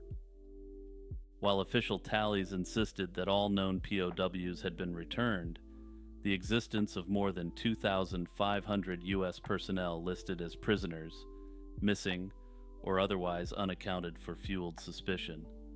Gradually, the number of missing would be reduced as remains were identified and repatriated, but the lingering uncertainty helped give rise to conspiracy theories. One significant catalyst for these suspicions came in the form of testimony and allegations from individuals who claimed first-hand knowledge of prisoners left behind. Throughout the 1980s, certain groups and individuals, including many former military personnel and private researchers, insisted that the Vietnamese had not released all the POWs. They argued that American officials, perhaps due to the political sensitivities surrounding the war and normalization of relations with Vietnam, did not do enough to recover these men. These claims gained national attention and even prompted official investigations. In 1991, the U.S. Senate Select Committee on POW and MIA Affairs, led by Senators John Kerry and Bob Smith, conducted an extensive inquiry. The purpose of this was to determine whether American POWs were still alive and held against their will in Southeast Asia. After nearly a year of hearings, document reviews, and interviews, the committee's 1,223-page report, released in 1993, concluded that there was, quote, no compelling evidence that proves that any American remains alive in captivity in Southeast Asia. It acknowledged that, quote, some Americans who remain unaccounted for could have survived their incident and remained in captivity after the end of U.S. involvement in the war. However, it hadn't found any credible intelligence that indicated living POWs were still around at the time of the report, leading to the dark reality that many of these individuals had since passed. The committee's conclusion largely reinforced the official U.S. government stance that no service members were intentionally abandoned. Yet the committee's findings didn't silence the skeptics. Some argued that the committee did not have full access to classified materials, or that certain witness testimonies and intelligence reports were ignored or downplayed. Over the years, numerous books, documentaries, and advocacy groups have continued to argue that at least a small number of Americans were left behind. Organizations such as the National League of POW and MIA families continue to press for full accountability and transparency. In my view, part of what keeps these theories alive is the inherent difficulty in proving a negative. The government can assert that no one was left behind, but the fact that many remains were initially not recovered, coupled with the chaotic nature of the conflict, leaves room for doubt. Further, it was explicitly admitted that some servicemen were indeed left behind, though there was no evidence to suggest that they were alive by the time a committee was actually convened. Conspiracy theories often hinge on alleged hidden documents, secret communiques, or coded messages from Vietnamese officials. One common thread involves the claim that the U.S. government considered POWs as bargaining chips in negotiations or withheld information to avoid domestic backlash. These theories vary in specifics and evidence, but their general thrust is that officials are either incompetent, uncaring, or malicious. For instance, some point to the case of Robert Garwood, who was captured and stayed in Vietnam after the war ended, only surfacing in 1979. Garwood's complex story, he claimed to have seen other American POWs long after Operation Homecoming, fueled speculation. Cases like Garwood's, while extremely rare, reinforce the perception that unexpected twists still lurk out there, waiting to be discovered. Operation Mockingbird is one of the most controversial and widely debated CIA operations in American history. This program is often cited as a particularly egregious example of the government's intrusion into free press and manipulation of public opinion. Operation Mockingbird reportedly began in the late 1940s or early 1950s under the guidance of Frank Wisner, then head of the Office of Policy Coordination, OPC, a covert operations wing of the CIA. Wisner, along with prominent journalists like Philip Graham of the Washington Post, aimed to recruit and deploy journalists to disseminate pro-American and anti-communist narratives across media platforms globally. This was during a time when the U.S. government was deeply concerned about the spread of communism, and media was seen as a vital tool in shaping public perception. Wisner's strategy involved placing CIA operatives within major media organizations. These operatives, often seasoned journalists, were instructed to write articles that advanced U.S. governmental interests. The program also funneled financial resources to sympathetic media outlets, ensuring that the coverage remained favorable to U.S. policies. By the 1950s, it was alleged that the CIA had substantial influence over many of America's leading news outlets, including the New York Times, Newsweek, CBS, and more. The methods employed by Operation Mockingbird were as varied as they were extensive. Journalists were recruited with promises of financial incentives, career advancement, or, in some cases, through coercion. They produced content that aligned with the CIA's goals, without public knowledge of their ties to the agency. This manipulation was not limited to conventional media. Even academic journals were reportedly under the CIA's influence. In addition to domestic media manipulation, Operation Mockingbird expanded its reach to international audiences. The CIA funded or directly influenced foreign media outlets to propagate stories that supported U.S. policies and discredited communist ideologies. This global reach was crucial during the Cold War, as it allowed the U.S. to counter Soviet propaganda in various parts of the world. The secretive nature of Operation Mockingbird began to unravel in the 1960s and 1970s, particularly with the emergence of the anti-Vietnam War movement and the Watergate scandal. As the public grew increasingly skeptical of government transparency, investigative journalists and whistleblowers started to uncover the extent of the CIA's involvement in the media. The most significant exposures came from Carl Bernstein, a renowned journalist who in 1977 published an article in Rolling Stone titled "The CIA and the Media." Bernstein's piece alleged that the CIA had secretly bankrolled numerous journalists and media outlets to shape public perception. His investigation revealed that the agency's involvement in the media was far more extensive than previously thought. The Church Committee, a Senate committee led by Senator Frank Church, was established in 1975 to investigate abuses by U.S. intelligence agencies, including the CIA. The committee's findings confirmed many of the suspicions regarding Operation Mockingbird, though the full extent of the program remained obscured by classified information. The Church Committee's work led to greater public awareness of the government's clandestine operations and prompted calls for reform. Despite the revelations before the Church Committee, much about Operation Mockingbird remains a mystery. The CIA has never officially confirmed the existence of the program by that name, and many documents related to it remain classified or heavily redacted. However, the evidence that has emerged paints a troubling picture of governmental overreach into the allegedly free press. Bob Lazar is a name that has become synonymous with UFO conspiracy theories, particularly those involving the U.S. government's alleged secret research on extraterrestrial technology.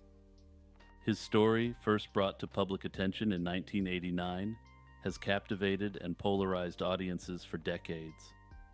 Lazar claims to have worked as a physicist on reverse engineering alien spacecraft at a covert site known as S4, near the infamous Area 51.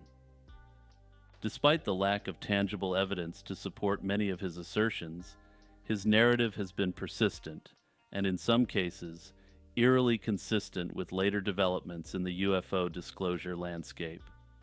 Lazar first came into the spotlight in a 1989 interview with Las Vegas news reporter George Knapp, where he appeared under the pseudonym Dennis to protect his identity. He claimed that he was employed at a facility called S4, a subsidiary of Area 51, where he worked on alien spacecraft of extraterrestrial origin.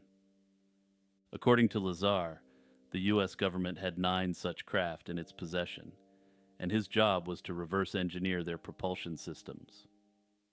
Specifically, Lazar described a gravity propulsion system powered by a then unknown element, which he referred to as Element 115. This element, later known as moscovium, was synthesized in a Russian lab in 2003, though it does not exhibit the stable properties Lazar described for use in advanced propulsion systems.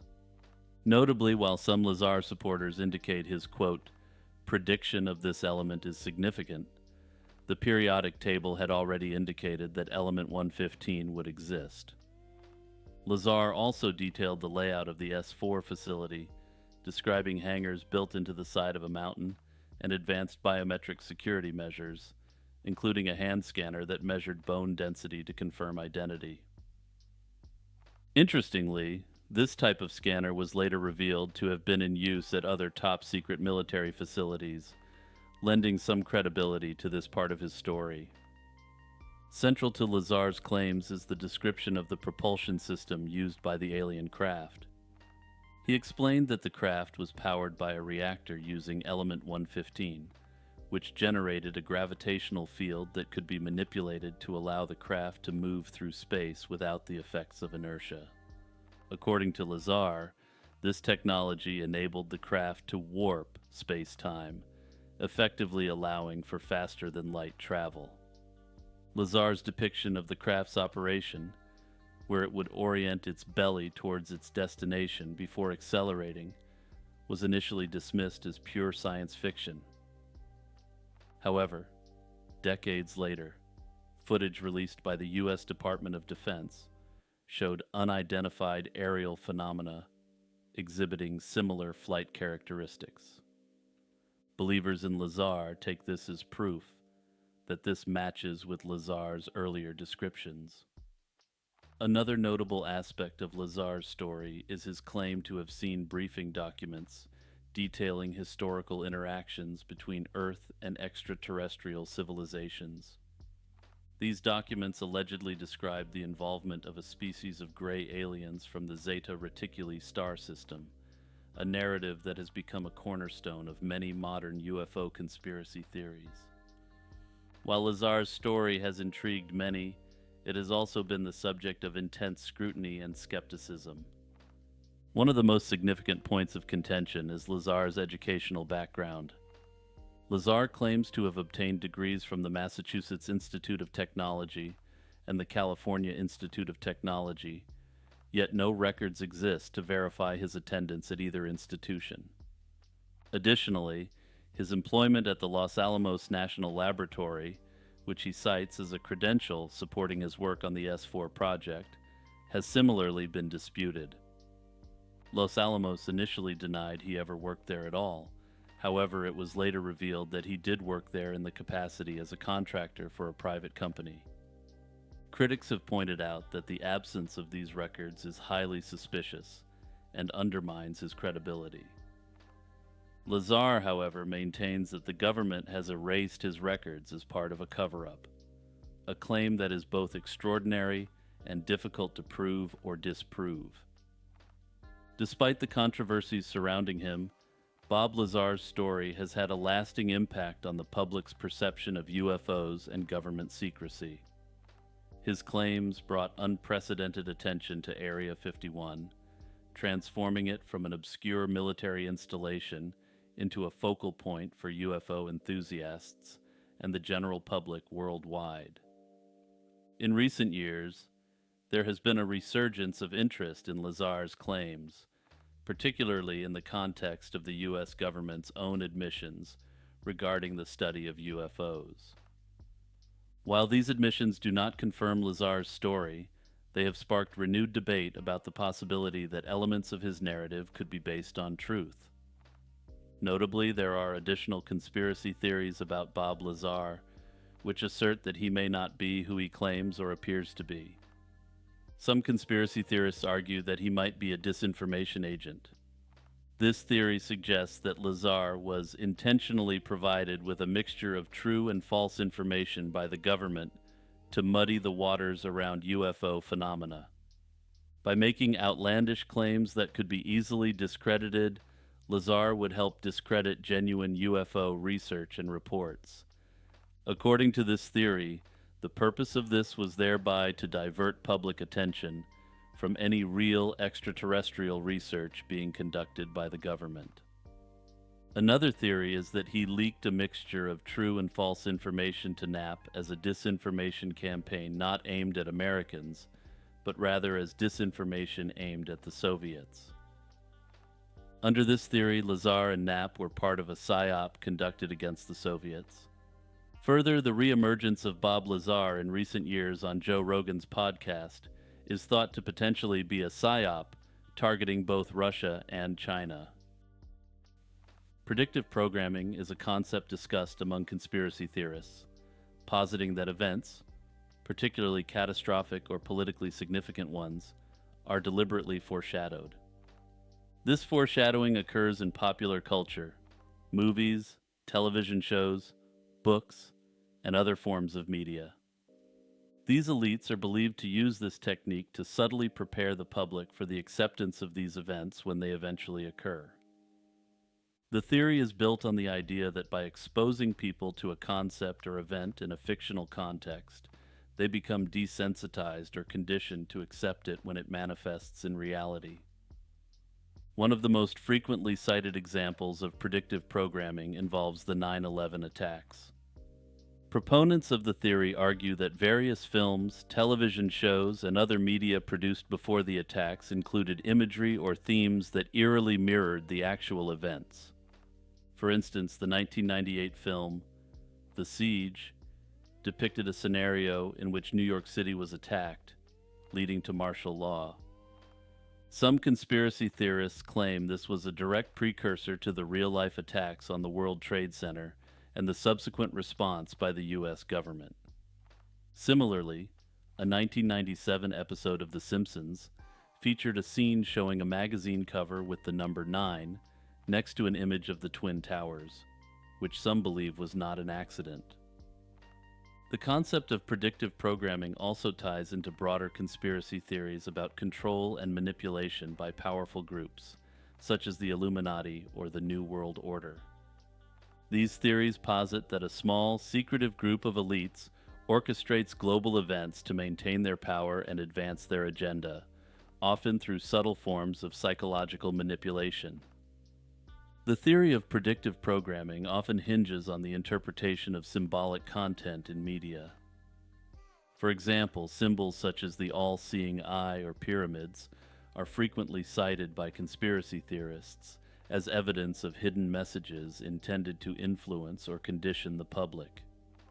Critics of predictive programming argue that this theory is a classic example of confirmation bias and illusory pattern perception. The latter is a concept where individuals see connections and patterns in unrelated events because they are looking for them. They point out that in a world with thousands of movies, TV shows, and other forms of media, it is statistically inevitable that some events depicted in fiction will resemble real-life occurrences purely by chance. Black helicopters. This theory posits that unmarked, often completely black, helicopters are being deployed by secretive government agencies, possibly in coordination with international organizations. The purpose of these helicopters is said to be to surveil, control, and potentially subjugate the population. The first sightings of black helicopters date back to the 1970s, a period characterized by widespread distrust of the U.S. government. These initial reports often linked the helicopters to incidents of cattle mutilations and UFO sightings, particularly in rural areas. Witnesses claimed to have seen these helicopters hovering ominously over farmlands, often at low altitudes, sometimes with armed men aboard who appeared to be conducting surveillance. Some suggested that the helicopters were part of secret military operations aimed at testing new technologies or preparing for the enforcement of martial law. The idea that these helicopters were unmarked and flown by unidentified personnel only added to the mystery and fueled suspicions of government involvement in clandestine activities. The theory gained significant traction in the 1990s, thanks in large part to the work of Jim Keith, a prominent conspiracy theorist and author. In his influential book, Black Helicopters Over America, Keith argued that these helicopters were a key component of a broader plan by the U.S. government to establish a new world order. According to Keith, this body aimed to create a global government that would strip nations of their sovereignty and enforce its will through a network of secret operations. Keith and others like him believed that the helicopters were being used not only for surveillance, but also as a means of psychological warfare, intimidating the populace into submission. Some theorists even suggested that these helicopters were equipped with advanced technology capable of manipulating the weather or deploying chemical or biological agents. The black helicopters conspiracy theory quickly became a cultural phenomenon, influencing a wide range of media and popular culture.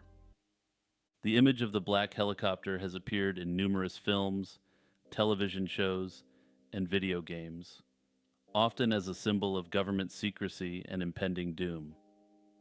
Perhaps most notably in The X-Files, black helicopters are tools of the shadowy government conspiracies at the heart of the show. The Illuminati conspiracy theory is one of the most pervasive and persistent in the world today, characterized by its assertion that this secret society exerts control over global affairs. The term Illuminati originally referred to a historical group known as the Bavarian Illuminati, founded on May 1, 1776, by Adam Weishaupt in Ingolstadt, Bavaria, now part of Germany. This Enlightenment-era secret society aimed to promote reason, secularism, and Enlightenment ideals, opposing superstition, religious influence in public life, and abuses of state power. However, the society was short-lived, officially disbanded in the late 1780s after being outlawed by the Bavarian government. Despite its dissolution, the Illuminati has been linked to various conspiracy theories that allege the group never truly disbanded and instead went underground, continuing to operate in secret. These theories claim that the Illuminati has been behind many of the world's most significant political and social upheavals, including the French Revolution. Over time, the notion of the Illuminati evolved and became intertwined with the concept of the New World Order, a global plan orchestrated by a cabal to establish a world government. Proponents of this theory argue that the Illuminati is at the heart of this effort, manipulating world events, economies, and governments to achieve their goal of world domination. This belief has been fueled by the interpretation of various symbols, such as the Eye of Providence on the US dollar bill, which some conspiracy theorists claim is evidence of the Illuminati's influence. The Illuminati is often speculated to openly display their symbolism through pop culture, perhaps as a means of predictive programming, or perhaps as a means of mocking the masses openly. In the music industry, particularly in hip-hop culture, the Illuminati is frequently cited as a hidden force behind the success of certain artists. Certain figures have been repeatedly accused of being agents of the Illuminati, with conspiracy theorists pointing to their use of specific symbols, lyrics, and hand gestures. The Illuminati has also been presented as a sinister but all-powerful and elusive force in television, movies, and video games. The persistence of the Illuminati conspiracy theory is attributed by skeptics to its adaptability and the human tendency to find patterns and seek explanations for complex, often chaotic world events. However, believers point to indirect signs of the Illuminati's influence upon culture and society as evidence that such a group does exist. Notably, many conspiracy theorists believe that the Illuminati does exist, but that it is one of many elite secret societies competing for power in the shadows. Others believe that the Illuminati is simply a false entity created by real elite societies to deflect attention from them. Whether the Illuminati is a defunct group of Bavarian intellectuals, a world-controlling group, or something in between will continue to be a hot topic of debate. John Titor is a pseudonym used by an individual who appeared on various internet forums between 2000 and 2001, claiming to be a time traveler from the year 2036. John Titor first appeared on the Time Travel Institute forums, and later on the Art Bell Show, a popular late-night radio program known for discussing paranormal topics. Using the handle Time Travel Zero before adopting the name John Titor, he posted detailed descriptions of his time machine. He claimed it was built by General Electric and was housed in a 1967 Chevrolet Corvette. He provided intricate schematics and answered questions about the mechanics of time travel, insisting that his mission was to retrieve an IBM 5100 computer from 1975. The purpose of this mission was said to be to combat a looming technological crisis in his future. According to Teeter, the IBM was crucial because it possessed unique capabilities to debug and emulate code from older systems. According to the Teeter lore, this was a feature that was not publicly known at the time, but later confirmed by IBM engineers. Teeter claimed that his mission required this computer to fix a critical software issue expected to arise in the year 2038, similar to the Y2K bug. Teeter's predictions included several catastrophic events which were to take place in the coming years, including a Second American Civil War starting in 2004, resulting in the U.S. splitting into 5 regions, a subsequent World War III in 2015, followed by a series of natural disasters and epidemics leading up to his timeline in 2036. He described a dystopian future where society had been ravaged by nuclear conflict and disease, and the survivors lived in a decentralized and agrarian society. Despite his detailed stories, Teeter's predictions did not come true. There was no civil war in the U.S. in 2004, and the 2015 nuclear conflict never occurred. This naturally led to widespread skepticism about his claims. However, supporters proposed that Teeter coming back altered the timeline and created a separate timeline where these events didn't happen. Critics noted similarities between Teeter's narrative and various works of fiction, such as Back to the Future, pointing out that the concept of a time machine in a car echoed popular culture. The mystery deepened with the creation of the John Teeter Foundation in 2003, which published a book compiling his posts. Investigations into the foundation revealed it was registered to Larry Haber, a Florida entertainment lawyer, and his brother Richard, a computer scientist. In 2018, Joseph Matheny, a multimedia artist known for creating one of the first alternate reality games called Ong's Hat, claimed that he had been consulted on the Teeter story. He suggested it was a deliberate literary experiment, rather than a genuine account of time travel. The John Teeter saga has continued to inspire numerous theories. Some believe he was indeed a time traveler whose actions altered the timeline, preventing the events he warned about. Others think he was part of an elaborate prank or a marketing campaign for a book or movie that never materialized. Despite Teeter's claims having failed to materialize, the story has continued to captivate and capture the attention of conspiracy theorists. The Baltic Sea anomaly refers to a mysterious object discovered at the bottom of the Baltic Sea in 2011 by a Swedish treasure hunting team, Ocean X. The object resembles a massive, flattened dome sitting atop a pillar, including features that look like ramps, stairways, and other structures not found in natural geological formations. This sparked global interest and speculation about its origins. The discovery occurred on June 19, 2011, when sonar scans revealed an unusual 60-meter diameter circular formation resting at a depth of about 90 meters. The images showed a structure with apparent hard angles and symmetries uncommon in natural objects, leading to a flurry of theories about its origin. Suggestions ranged from a sunken UFO, an ancient monument, to remnants of a prehistoric civilization. Ocean X's initial descriptions and released sonar images fueled speculation, with comparisons made to the fictional Millennium Falcon spacecraft from Star Wars. The team reported equipment malfunctions when near the anomaly, adding to the mystery and speculation about electromagnetic interference, further suggesting non-natural origins. Subsequent expeditions to the site attempted to clarify the nature of the object.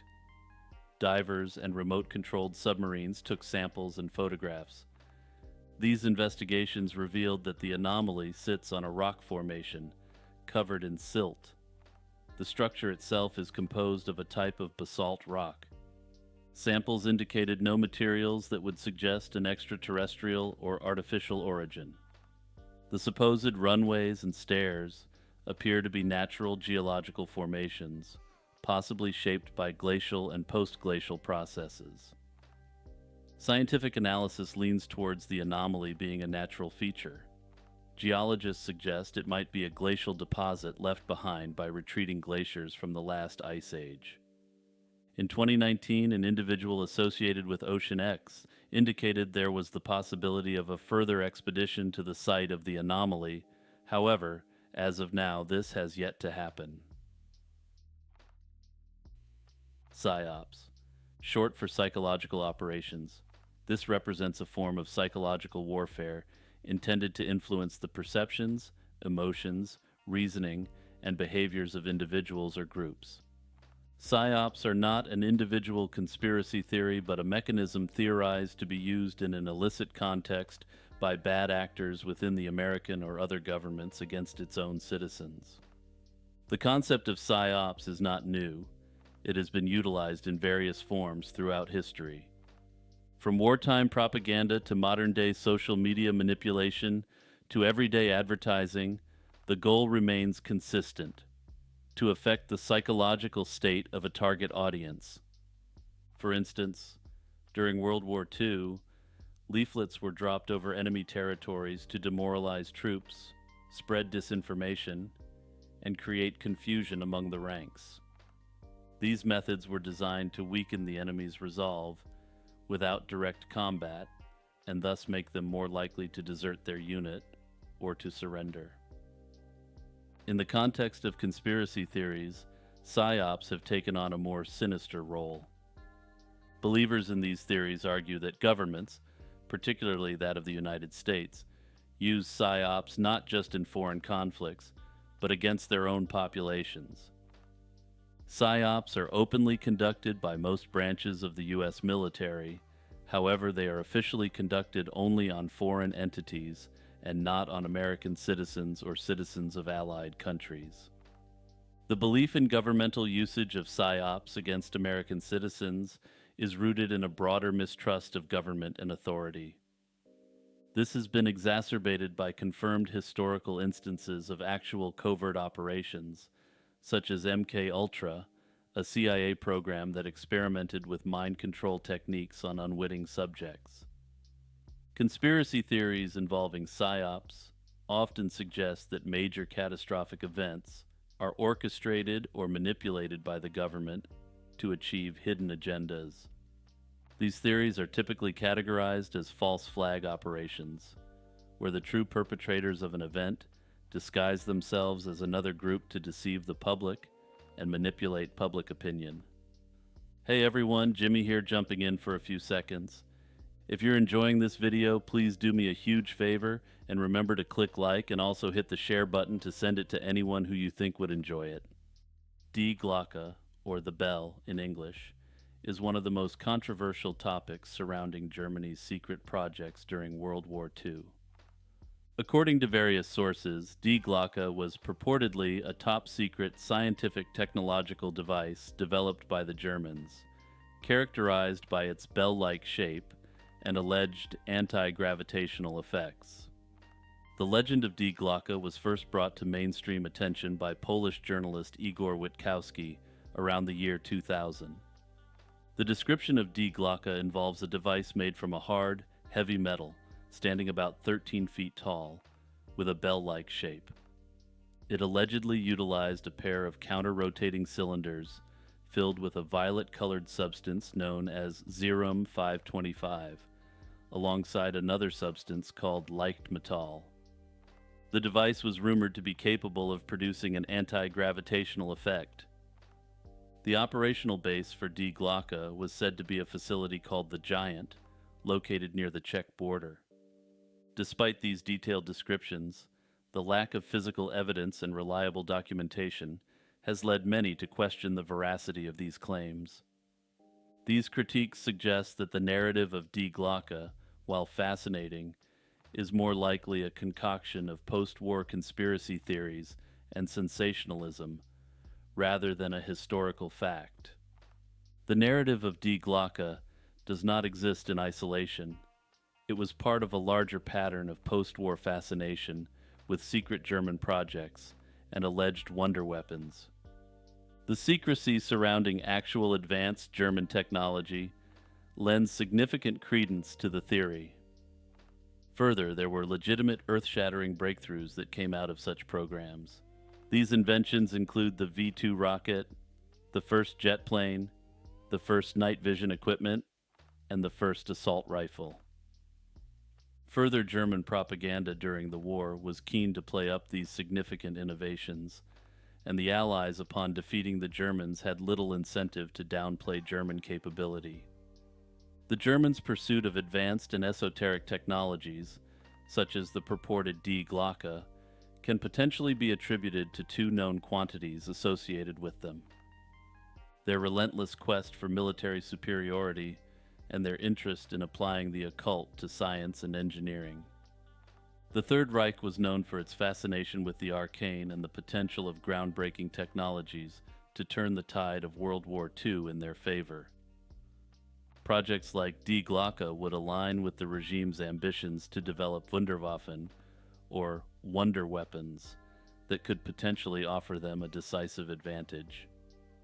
This drive was fueled by a combination of desperation, the ideological belief in German supremacy, and the desire to achieve technological feats that would dominate their adversaries. Atomic weapons are fake. According to proponents of this theory, the narrative of the atomic bomb is a fabrication, designed to instill fear and justify government spending on alleged nuclear arsenals. The theory posits that the creation of nuclear weapons was a political tool rather than a scientific breakthrough. The existence of nuclear arsenals, the arms race, and the concept of mutually assured destruction are viewed by theorists as mechanisms for maintaining global power structures. The production and stockpiling of nuclear weapons, they argue, serve as justification for massive military budgets, which are actually funneled into the pockets of the elite. The theory questions the authenticity of the bombings of Hiroshima and Nagasaki, the existence of nuclear weapons, and the various nuclear tests purportedly conducted over the decades. The origins of the atomic bomb hoax theory can be traced back to the skepticism and paranoia that arose during the Cold War.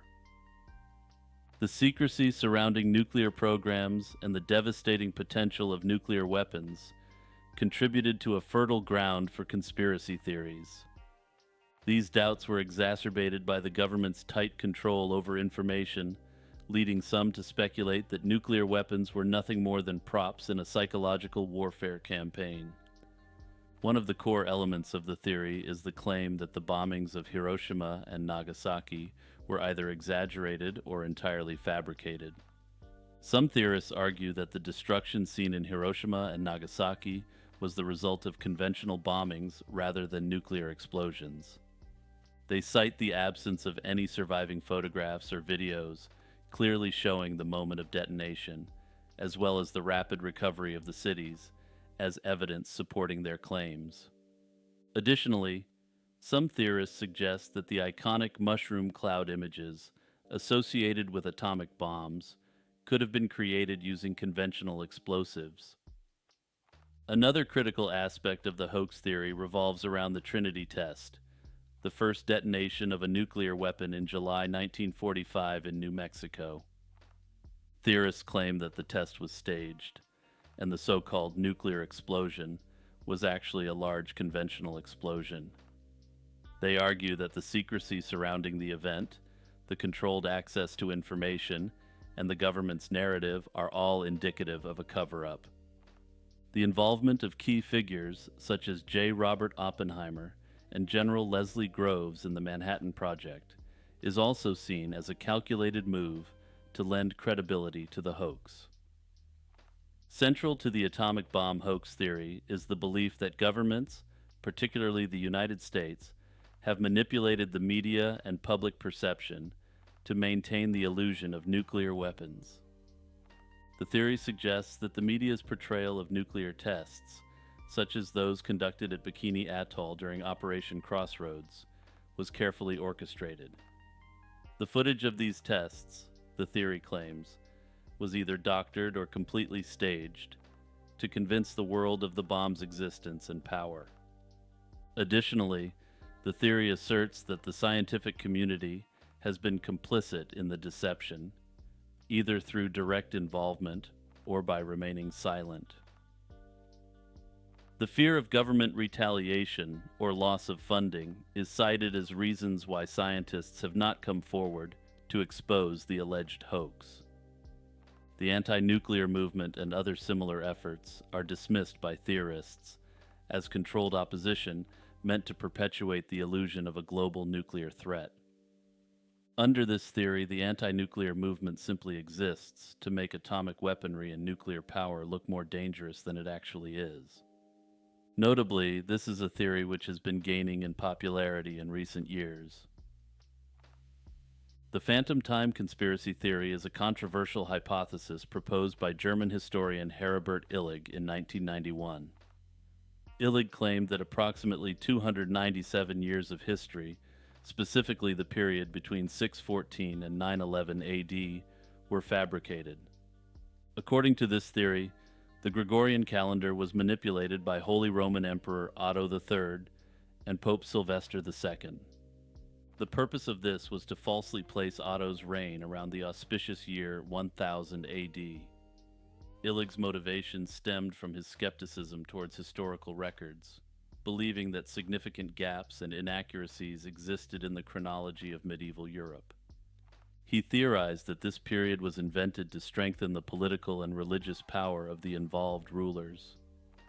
By creating a fabricated historical timeline, these leaders could consolidate their positions, align significant events with religious narratives, and bolster their legitimacy. Illig's primary claims include the fabrication of events and figures, such as the legendary Emperor Charlemagne, who he argued never existed. He suggested the introduction of falsified documents and the planting of fake archaeological evidence to support the invented timeline. Additionally, Illig pointed to discrepancies between the Julian and Gregorian calendars, suggesting the latter's adjustments concealed the added phantom years. Illig and his supporters point to several pieces of evidence they believe support their claims, including a lack of archaeological and historical records from the alleged phantom period. However, the phantom time hypothesis has faced substantial criticism from historians and scientists.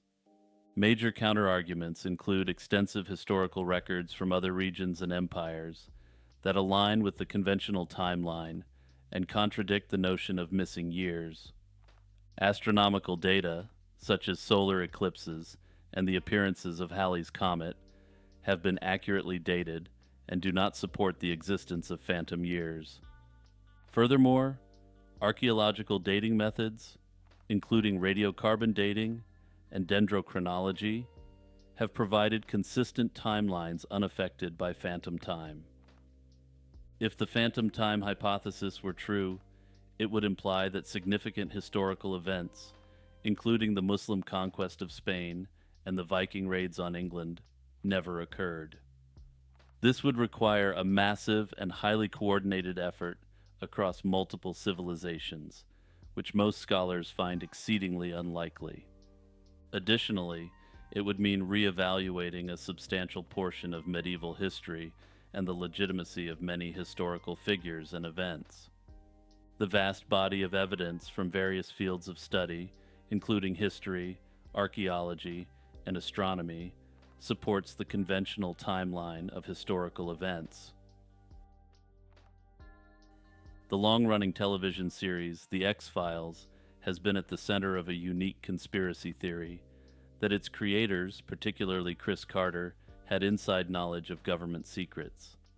This theory suggests that the detailed and eerily prescient storylines in the series were not purely fictional, but rather based on classified information that had somehow leaked to the show's writers. The elements of government conspiracies, alien encounters, and shadowy operations depicted in the show have fueled speculation that The X-Files was more than just a work of fiction. One of the main arguments for this theory is the accuracy and depth of the conspiracies portrayed in The X-Files. The show introduced the Syndicate, a secretive group of high-ranking government officials and businessmen who conspire with alien entities. Through this conspiracy, they carry out covert operations, including genetic experimentation on humans. Further feeding into this theory is the show's exploration of real historical events with a conspiratorial twist. For instance, the show delves into Operation Paperclip, a real program in which the U.S. government recruited German scientists after World War II. Supporters of this theory argue that the full extent of Operation Paperclip was not widely known during the initial run of the show. The series portrays these scientists as continuing their gruesome experiments under U.S. government sponsorship, connecting this narrative to the broader alien conspiracy within the show. This blending of fact with fiction blurs the lines and makes it easy for viewers to believe that the X-Files might be revealing hidden truths. For example, the show's depiction of secret government experiments and the existence of alien technology closely mirrors contemporary conspiracy theories about UFOs. Further figures like the Smoking Man, who manipulates global events from behind the scenes, evoke the notion of real-life power brokers who allegedly control governments. Chris Carter, the show's creator, has been quoted as saying that much of the show's content was inspired by real events, rumors, and unconfirmed reports that he and his team found intriguing. Notably, this theory does not seem to have circulated until well after the 1990s. Contemporary people often forget that conspiracy theories had been widely spread through bulletin board systems as early as the 1980s. The writers of The X-Files had access to a virtually limitless treasure trove of conspiracy-related ideas and rumors at their fingertips. Hollow Earth. The hollow Earth theory is an enduring concept that posits that our planet is not a solid mass, but contains substantial internal spaces or is entirely hollow. This idea, entwined with mythology, folklore, and speculative thought, has evolved over millennia from ancient beliefs to modern-day conspiracy theories. Ancient civilizations across the globe harbored notions of subterranean realms that intersected with their beliefs in the afterlife and origin stories. The Greeks, Egyptians, and Mesopotamians had myths of underworlds accessible through caves or tunnels, serving as gateways to worlds beneath the Earth's surface. The scientific flirtation with hollow Earth theory can be traced back to the late 17th century when English astronomer Edmund Halley put forth a hypothesis. He proposed that the Earth consists of concentric shells rotating independently, attempting to explain anomalies in magnetic readings. However, despite this still being relied upon today, this was simply a hypothesis based upon evidence at the time. The theory took on new dimensions when it was claimed that Admiral Richard Byrd encountered entrances to the inner Earth during polar expeditions. The hollow Earth theory appears to me to be scientifically impossible due to several factors. Geophysical evidence, such as seismic wave studies, clearly shows a solid and dynamic interior, consisting of the crust, mantle, outer core, and inner core, each with distinct properties and compositions. Earth's gravitational field, generated by its massive, dense core, further contradicts the possibility of a hollow structure. Additionally, the planet's magnetic field, generated by the movement of molten iron in the outer core, would not exist in a hollow Earth. Modern proponents of the theory often speculate that alien beings inhabit this hollow Earth, influencing society from the shadows. The concept of reality being a simulation, often referred to as the simulation hypothesis, has garnered significant attention in both philosophical discourse and popular culture. This theory suggests that what we perceive as reality might, in fact, be an artificial simulation, possibly run by an advanced civilization. The notion is deeply rooted in both contemporary technology and long standing philosophical inquiries about the nature of existence. One of the most prominent proponents of the simulation hypothesis is philosopher Nick Bostrom. In his seminal 2003 paper, Bostrom argues that at least one of the following propositions is likely true. 1. Civilizations like ours typically do not reach a level of technological maturity capable of creating simulated realities. 2. If they do reach such a level, they are unlikely to produce a significant number of simulations. Or 3. We are almost certainly living in a simulation. Bostrom's trilemma is predicated on the assumption that future civilizations with vastly superior computing power might run numerous simulations of their ancestors, thus making it statistically probable that we are among those simulations rather than the original beings. Another related concept is that of hyperreality, introduced by the philosopher Jean Baudrillard. Hyperreality refers to a condition in which the distinction between reality and simulation blurs, leading to a situation where simulated experiences are perceived as more real than reality itself. This concept is crucial in understanding the cultural implications of the simulation hypothesis, as it suggests that in a hyperreal world, the lines between the real and the simulated are not just blurred, but may be entirely erased.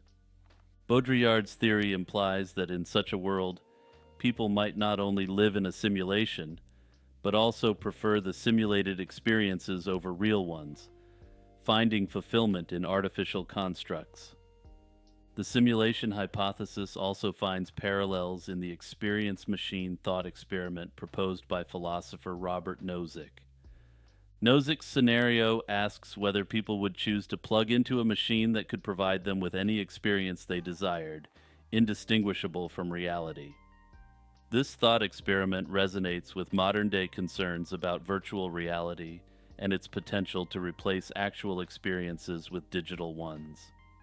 The possibility that we might already be living in a simulation has profound implications for our understanding of existence, morality, and the future of humanity. If our reality is indeed a simulation, questions arise about the nature of our creators, their intentions, and the ethical considerations of creating simulated beings capable of suffering and joy. The conspiracy theory that the idea of reality being a simulation is being actively suppressed by elites has gained traction in some circles. Proponents of this theory argue that powerful individuals and organizations have a vested interest in keeping the general public unaware of the true nature of reality. They suggest that revealing the possibility that we live in a simulation could undermine the current social order, destabilize religious beliefs, and challenge the authority of those in power. One argument supporting this conspiracy is the notion that elites fear the loss of control. If people were to widely accept that reality is a simulation, it could lead to existential crises and a questioning of the systems of governance, economics, and religion. This theory posits that the elites use their influence over media, education, and technology to suppress or discredit discussions about the simulation hypothesis. By controlling the narrative, they can prevent people from exploring ideas that might lead to social upheaval.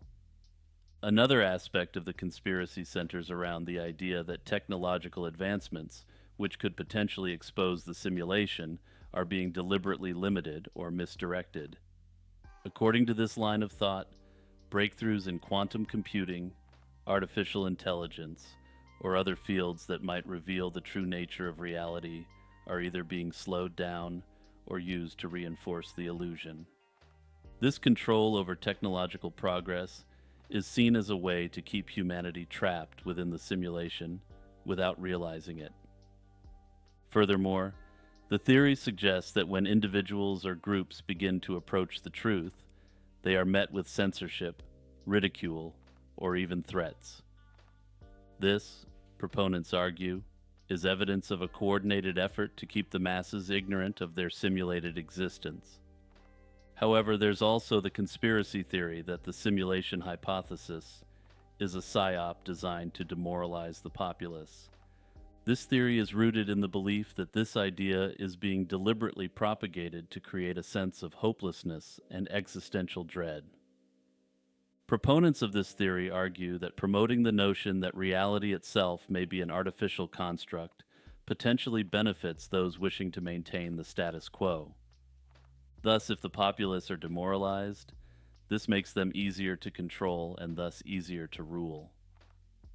Also, if you're a fan of the work of Nick Bostrom, his ideas will be making another appearance later in this video, so stay tuned. The conspiracy theory around the term conspiracy theorist.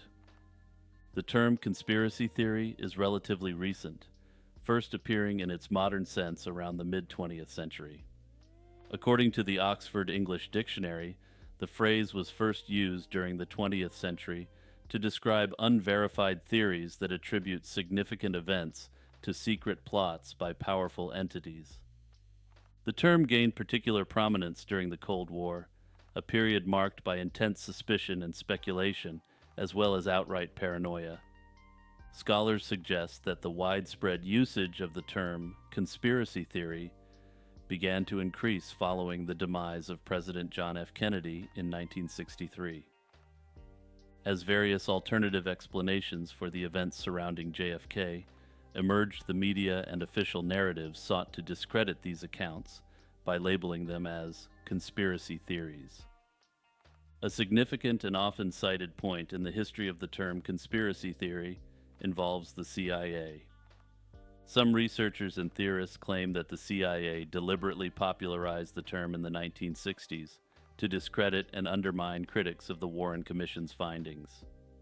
These critics, who questioned the lone gunman theory, were labeled as fringe conspiracy theorists, a term that increasingly carried a pejorative connotation. This CIA initiative is often linked to a memo known as CIA Document 1035-960, which outlined strategies for countering conspiracy theories by associating them with irrationality and paranoia. The document recommended using the term conspiracy theory to discredit critics by questioning their motives and character, thereby shifting the focus from the content of their arguments to their credibility. This strategy appears to have been effective, as the term soon became a rhetorical tool used to marginalize dissent and reinforce official narratives. Notably, despite the CIA document being readily available and for you to see on the screen at the moment, many official sources claim that this is a quote-unquote alleged document. Further, while other sources acknowledge the existence of the document, they claim that there is no proof that the CIA actually took steps to implement this plan. However, this ignores the fact that this was during the time which Operation Mockingbird was in full effect, and thus there was a clear vector for the spread of the term. The pejorative use of conspiracy theory has been explored extensively in academic literature in recent years, given the power infused in the term by the CIA. Scholars argue that labeling an idea as a conspiracy theory often serves to delegitimize it without engaging with the substantive evidence or arguments presented. This dismissive attitude suggests that conspiracy theories are not just incorrect or unfounded, but inherently irrational, the product of a disturbed or paranoid mind. Further critics of the CIA's formulation of this term note that it's universally accepted that secretive actions have repeatedly and consistently been taken by those in power throughout history. Further yet, certain proven conspiracies which were once dismissed under the conspiracy theory label were proven to be true beyond a shadow of a doubt. One needs only to look at the Watergate scandal or MK Ultra for such cases that were immediately dismissed as being, quote, conspiracy theories. The term conspiracy theory may be one that the glowies thought up to discredit people who don't take information at face value and question official narratives. However, the phrase has since been reappropriated by the same people the CIA had once sought to delegitimize and discredit. Today, many conspiracy theorists wear the term as a badge of pride rather than as a scarlet letter. The nobody. Unlike many conspiracy theories that focus on specific events or figures, the nobody theory is centered around a mysterious, nameless individual referred to as the nobody. According to the theory, the nobody is an enlightened being who possesses deep, almost godlike wisdom and is aware of the true nature of reality. He is believed to be working behind the scenes to bring about significant changes in the world, although his exact motivations and methods are deliberately obscured. Proponents suggest that the nobody could be absolutely anyone, and theories suggest this figure is much more likely to be the individual you would least expect than otherwise. This figure is seen as both a savior and a disruptor, someone who will challenge the existing power structures, but also possess a moral compass that is beyond human understanding.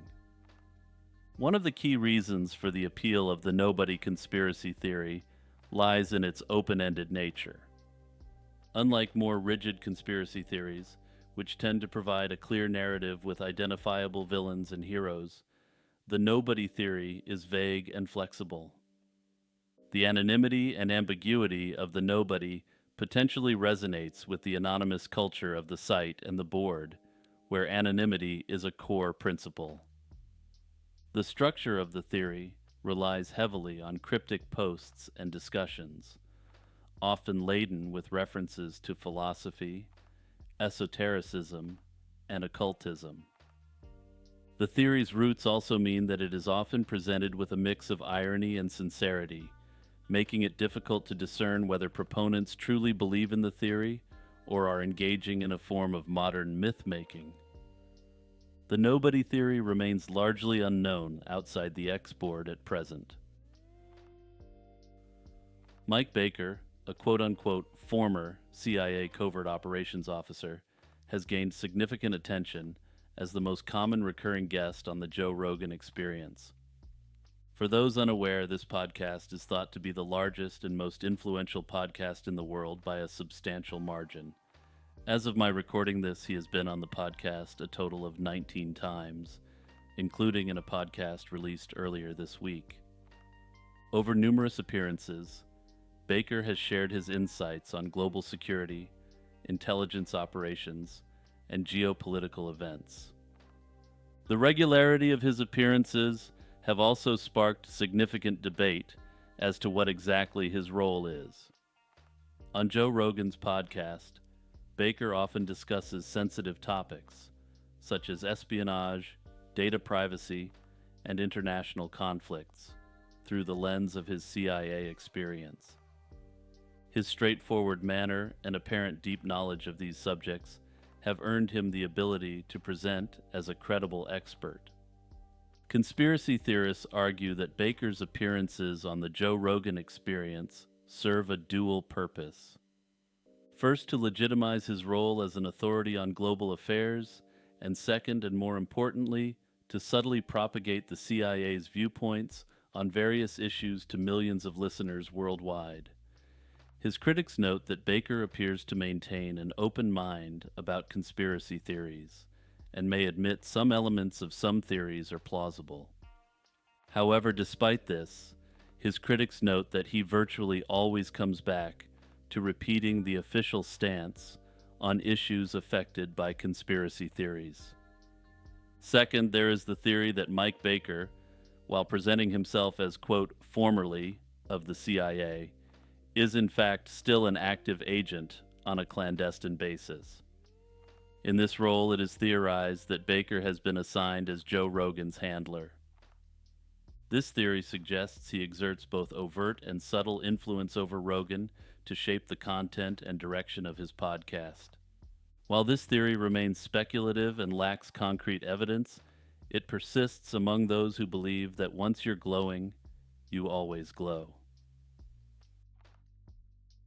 The Lesser Key of Solomon is a highly influential grimoire on demonology and the occult, compiled in the mid-17th century from various sources dating back at least several centuries earlier.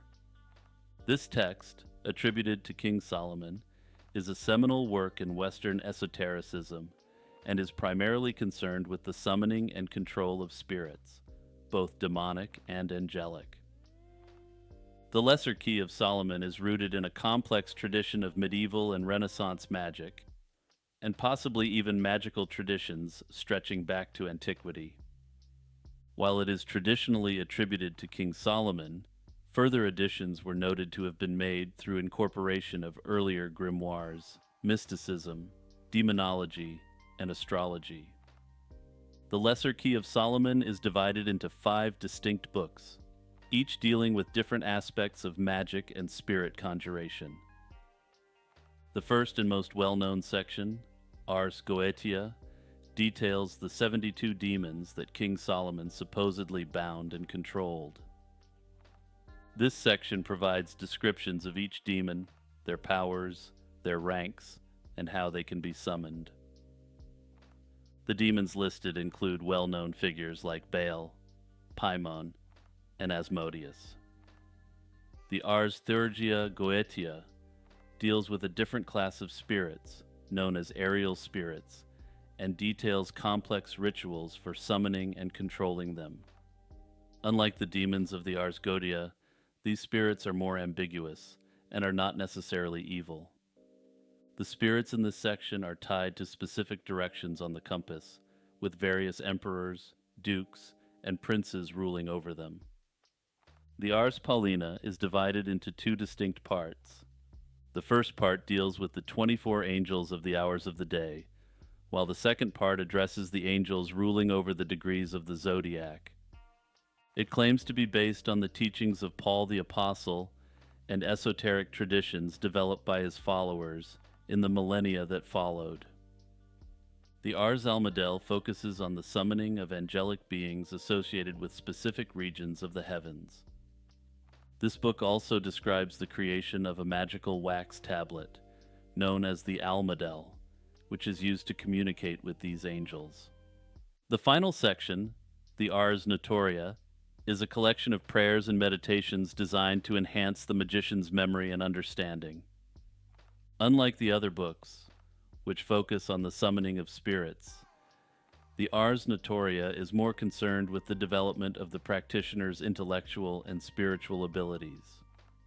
Notably, this section has been omitted from many collections of this grimoire, which some conspiracy theorists speculate indicates a special power associated with this esoteric knowledge. The Lesser Key of Solomon has had a profound impact on the development of Western esotericism. It was notably edited and published by Aleister Crowley in the early 20th century. His edition, known as the Goetia, the Lesser Key of Solomon the King, helped to popularize the text among modern occultists and brought it to a wider audience. Crowley added his interpretations and modifications to the text, blending it with his own theories of magic and psychology. Suppression of esoteric knowledge. The idea that esoteric knowledge is actively suppressed by powerful entities forms a cornerstone of numerous conspiracy theories. Proponents of this belief argue that hidden truths, ranging from spiritual and mystical wisdom to advanced scientific and technological knowledge, are deliberately kept from the public. This is generally purported to be for the purposes of maintaining control over both individuals and over societal structures generally. Esoteric knowledge, by its very definition, refers to information that is intended to be accessible only to a select group of individuals. Historically, this type of knowledge has been associated with secret societies, such as the Freemasons, the Rosicrucians, and other secret societies. These groups are often depicted as custodians of ancient wisdom, which they purportedly safeguard from the general populace. The term esoteric itself is rooted in a Greek word that means belonging to an inner circle, and originally referred to teachings meant only for a limited audience. Over centuries, this concept evolved to encompass a wide range of spiritual, philosophical, and occult traditions that lie outside mainstream religious practices.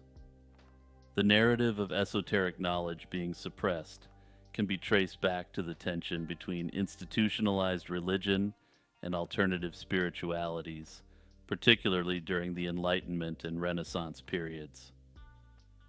During these times, Western esotericism began to crystallize as a distinct field of thought that was often at odds with Christian orthodoxies.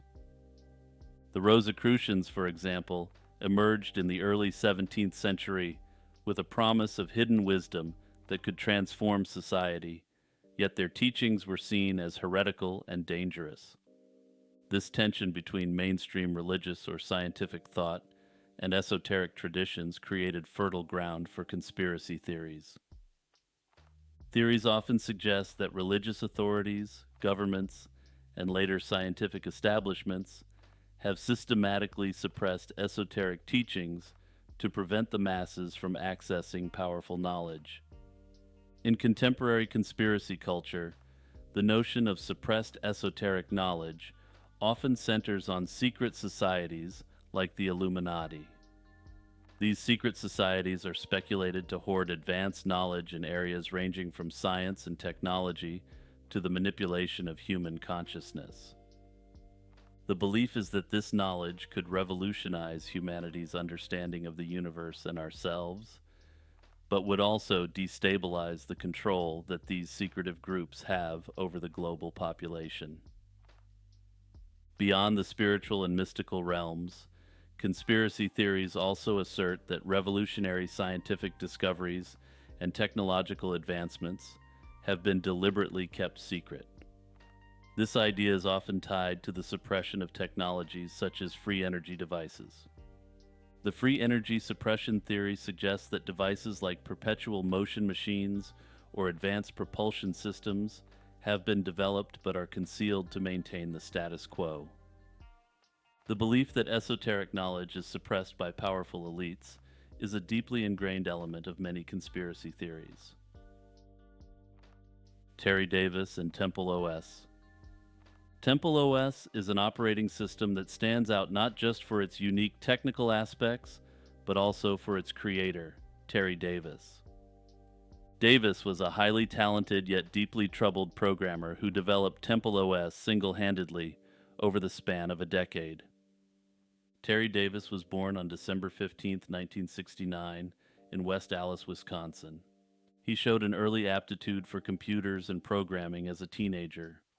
Davis pursued a degree in electrical engineering at Arizona State University and worked for several years as a programmer in Silicon Valley. However, his promising career was derailed in the mid-1990s when he began to experience symptoms of mental illness, eventually being diagnosed with schizophrenia in 1996. In 2003, Davis started working on what would become Temple OS. He believed he was receiving direct instructions from God to build an operating system that would be a modern-day Third Temple, a place where people could commune with the divine. Davis envisioned Temple OS as a tool for this sacred purpose, incorporating numerous biblical references and elements. The operating system was initially known as J Operating System, then Lose Those, and later Sparrow OS, before finally being named Temple OS in 2013. Temple OS is distinctive for its use of a programming language created by Davis called Holy C. Also, quick interjection here. Holy C for a programming language and a Christian-themed operating system is one of the most brilliant puns I've ever heard. This language, along with the operating system, reflects Davis's profound technical skills and his unconventional approach to software development. The system features a 640 by 480 resolution with 16 colors, which Davis claimed were specified by God. Temple OS includes a variety of programs, such as games and a flight simulator, all inspired by biblical themes. Throughout the development of Temple OS, Davis struggled immensely with his mental health. His schizophrenia led to numerous hospitalizations and episodes of psychosis. Davis's online presence often reflected his troubled state of mind, with many of his communications being incoherent or marked by paranoia and conspiracy theories. Despite these challenges, when discussing technical topics, Davis often remained lucid and displayed remarkable insight and expertise, despite losing touch with reality more generally. Temple OS received a mix of curiosity and admiration from the tech community. Some praised the operating system as a testament to Davis's dedication and technical prowess, while others viewed it as a fascinating, albeit impractical, curiosity. Further in general culture, his coinage of the term glowy for government agents has come to be widely understood to refer to federal agents. Terry Davis's life came to a tragic end on August 11, 2018, when he was struck and killed by a train. The tale of the man from Taured takes place in July 1954 at Tokyo's Haneda Airport, where a man allegedly arrived with a passport from a country named Taured. For those not incredibly familiar with the geography of the 1950s, this is a nation that does not exist on any known map and never has at any point. The mysterious man claimed that Taured was located between France and Spain, precisely where Andorra is situated. Despite this assertion, when he was shown a map, he became agitated, insisting that his country had existed for over 1,000 years. The man also carried documentation, including a passport and currency, that supported his claims of being from Taured, all of which puzzled the Japanese authorities. They detained him in a hotel room under guard while they conducted further investigations. However, the next morning, the man had vanished without a trace, leaving no sign of how he might have escaped, especially given that the room had no balcony and was several floors up. Some suggest that the man was a traveler from a parallel dimension where Taured is a real country, and that he somehow crossed over into our reality before slipping back into his own. Despite the mysterious allure of the story, many researchers believe it may be rooted in a much more mundane event involving a man named John Allen Kuchar Zegras. In 1960, Zegras was arrested in Japan after presenting a forged passport from a fictional country called Taured. His passport was written in an unknown language, and Zegras claimed to be an intelligence agent, traveling on orders from an Arab-related organization. The story of the man from Taured may have emerged from this real incident, later morphing into the legend it is today, due to the power of retelling and the human tendency to add layers of mystery to events. In 1946, a series of mysterious aerial phenomena known as the ghost rockets were reported predominantly over Sweden. The first reports emerged in February 1946 from Finland and soon spread to Sweden and Norway. The sightings described elongated rocket-like objects, sometimes leaving behind trails of smoke, and occasionally exhibiting erratic movements or crashing into lakes. By the end of 1946, over 2,000 sightings had been recorded, with a peak occurring in mid-August during the Perseid meteor shower. Initially, many speculated that the ghost rockets were Soviet tests of captured German V-2 rocket technology. This theory was fueled by the geopolitical tension of the time, and the fact that the Soviets had taken over the Peenemünde rocket base in Germany. However, historical records released after the Soviet Union's dissolution indicated that no V-2 launches were conducted by the Soviets in 1946, likely debunking this theory. The Swedish military took the sightings seriously, launching investigations and even employing radar tracking to determine the object's origins. Despite extensive efforts, including naval searches of lakes where the objects reportedly crashed, no conclusive evidence was found. One notable investigation involved a search in Lake Kolmjärva, where divers discovered a crater, but no remnants of a rocket. Theories about the nature of the ghost rockets abound. Some scientists, such as those from the Swedish Nobel laureate Dr. Manne Siegbahn, suggested that many of the sightings could be explained by natural phenomena like meteors. This theory gained traction, particularly since the peak of the sightings coincided with a major meteor shower. Nonetheless, the persistence and detailed nature of many reports kept the mystery alive. There were also claims of extraterrestrial origins. A declassified U.S. Air Force document from 1948 revealed that some military officials believed the ghost rockets could be evidence of a technology far beyond what was known on Earth at the time. This document mentioned an incident where a UFO was observed over Neubiberg Air Base for about 30 minutes, adding to the speculative and mysterious nature of the phenomena. The ghost rockets were not confined to Scandinavia. Similar objects were reported in Greece, Portugal, Belgium, and northern Italy, leading to further international investigations. In Greece, a research team concluded that the objects were not missiles, but was stopped from further inquiry by higher authorities, allegedly due to the involvement of foreign officials. Despite numerous theories and extensive investigations, the ghost rockets remain unexplained. The phenomenon gradually faded from the headlines as newer UFO sightings, and the Roswell incident ended up overshadowing this event soon after. Last Thursdayism is a philosophical hypothesis that postulates the universe was created last Thursday, complete with all memories, historical records, fossils, and signs of age. Despite its seemingly absurd premise, Last Thursdayism serves as a provocative commentary on the nature of evidence, belief, and the limits of scientific inquiry. The concept of Last Thursdayism is closely related to the Omphalos hypothesis, proposed by Philip Henry Gosse in 1857. He argued that God created the earth with the appearance of age as a means to test the faith of individuals. For example, Adam would have been created with a navel, trees with rings, and rocks with fossils, all of which imply a history that never actually occurred.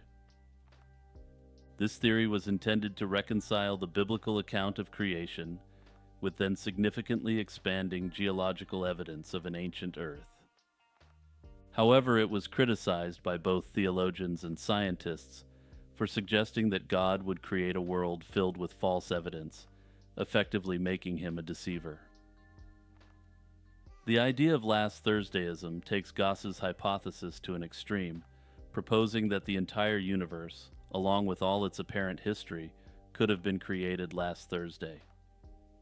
This idea highlights the challenge of disproving such claims, since any evidence against it could be dismissed as part of the created illusion. At its core, Last Thursdayism questions the reliability of memory and evidence. It shares conceptual space with other skeptical hypotheses, such as Bertrand Russell's 5-minute hypothesis. Russell suggested that the universe could have been created 5 minutes ago, with all memories and records intact, and there would be no way to disprove it. Similarly, Last Thursdayism posits that we could all be living in a universe that was created just last Thursday, with our memories of a longer past being fabricated as part of that creation. This leads to the broader philosophical question of solipsism and extreme versions of skepticism. If all our perceptions, memories, and evidence can be fabricated, how can we know anything for certain? In 1968, during the height of the Cold War, the Soviet submarine K-129 embarked on a mission that would lead to one of the most intriguing maritime mysteries of the era. K-129 was a Golf II-class ballistic missile submarine, equipped with 3 ballistic missiles and powered by diesel-electric engines. It belonged to the Soviet Pacific Fleet and was stationed at the Rybachi Naval Base on the Kamchatka Peninsula. K-129 left its base in February 1968 for a routine patrol mission in the Pacific Ocean. However, the submarine never completed its mission and was declared missing in March 1968. The exact reasons behind its sinking remain undisclosed by both Soviet and American sources, contributing to the enigma surrounding its disappearance. The Soviets launched an extensive search, but failed to locate the submarine due to the lack of advanced underwater detection technology. Unbeknownst to the Soviets, the U.S. had identified the location of K-129 using underwater sonar technology from the Sound Surveillance System, better known as SOSUS. The wreck was found approximately 1,600 miles northwest of Hawaii at a depth of around 16,000 feet. This discovery presented the U.S. with a significant intelligence gathering opportunity, given the submarine's nuclear capabilities and cryptographic equipment. The CIA then embarked on a top-secret mission to recover the submarine, codenamed Project Azorian. To achieve this, the CIA contracted Global Marine Development, Inc. to design and build a specialized ship, the Hughes Glomar Explorer. The vessel was ostensibly constructed for deep-sea mining. A cover story was invented utilizing billionaire Howard Hughes, who lent his name to the project despite having no direct involvement. In July 1974, the Hughes Glomar Explorer arrived at the recovery site and began the clandestine operation to lift K-129 from the ocean floor. The ship employed a large mechanical claw designed to grasp and lift the submarine. However, during the recovery, a part of the submarine broke off and sank back to the ocean floor. Despite this setback, the crew managed to recover a portion of the submarine, which included the remains of 6 Soviet sailors. These sailors were given a proper burial at sea, and the event was later documented and presented to the Russian government in 1992. The operation remained a closely guarded secret until February 1975, when the Los Angeles Times exposed Project Azorian, revealing details of the CIA's mission. This disclosure caused a significant stir, and subsequent attempts to recover the remaining parts of K-129 were abandoned to avoid escalating tensions with the Soviet Union. Project Azorian stands out as a remarkable example of Cold War ingenuity and the lengths to which intelligence agencies would go to gain an advantage over their adversaries. Over the years, various theories and conspiracy theories have emerged regarding the cause of K-129's sinking. Some suggest it was due to a mechanical failure or an onboard explosion. Others speculate about a possible collision with a U.S. submarine, although there is no concrete evidence to support this claim. Others suggest that it was intentionally targeted by the Americans, and that Project Azorian was already planned in advance. Paul Vigay, born in October 1964 in Croydon, was a British computer consultant known for his expertise in computer software and his contributions to the study of UFOs and crop circles. His career in computing began early, with a keen interest sparked during his school years when he used early computers. He would go on to make a variety of contributions towards the development of RISC OS, a lesser-known but still quite widely used operating system. Vigay's fascination with the unexplained extended beyond his computing endeavors. He was deeply involved in UFO research and became a prominent figure in the crop circle community from the early 1990s.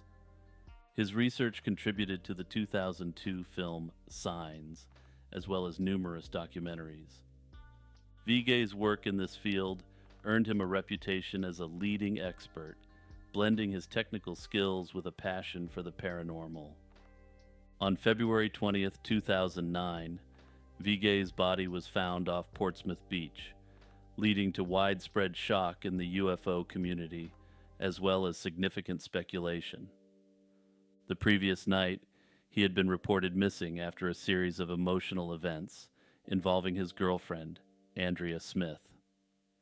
The couple had recently broken up, and Vigay left a note saying, "I love you," along with his passwords. Despite this, the coroner ruled the circumstances of his passing a mystery, citing a lack of evidence to determine whether it was an accident or intentional. This ruling left many questions unanswered, particularly given the absence of a note significant alcohol or substance consumption, or any signs of a struggle. Speculation about the true nature of Vigé's demise continues to this day.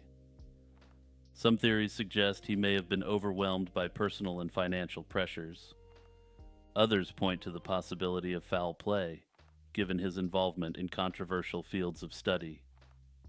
However, no definitive evidence has emerged to support any single theory, and the mystery remains a topic of intrigue within the communities he was part of. An infohazard, or information hazard, is a concept that refers to the risk that arises from the dissemination of true information. The idea challenges the commonly held belief in the inherent value of free and open information sharing by suggesting that some types of information can be so dangerous that their dissemination should be restricted. Much like the simulation hypothesis in its most fleshed out form, the term infohazard was first coined by philosopher Nick Bostrom. Bostrom defines an infohazard as, quote, a risk that arises from the dissemination of true information that may cause harm or enable some agent to cause harm. Unlike misinformation or disinformation, which involve false or misleading information, an infohazard involves true information that, if widely known, could result in significant negative consequences. This concept is deeply intertwined with concerns about information sensitivity and the potential consequences of knowledge that might be too dangerous for the general public. Bostrom categorizes infohazards into several types, each posing unique risks. The two primary categories are adversarial hazards and inadvertent hazards. Adversarial hazards occur when information is intentionally used by bad actors to cause harm. For instance, the publication of detailed instructions for creating a thermonuclear weapon would be considered an adversarial hazard. The knowledge itself is not inherently harmful, but in the hands of someone with malicious intent, it could lead to catastrophic outcomes. Inadvertent hazards involve situations where harm results not from malicious intent, but from the unintended consequences of possessing certain information. For example, knowledge of certain medical information might lead to widespread panic or harmful behaviors if misunderstood or misapplied by the general public. Within these broad categories, Bostrom identifies several subtypes, including data hazards such as the DNA sequence of an infectious disease, idea hazards, which are concepts that could be harmful if actualized, such as the theoretical underpinnings of a novel weapon, and, quote, knowing too much hazards, which are situations where simply possessing certain knowledge could put an individual at risk, such as a whistleblower in possession of classified information.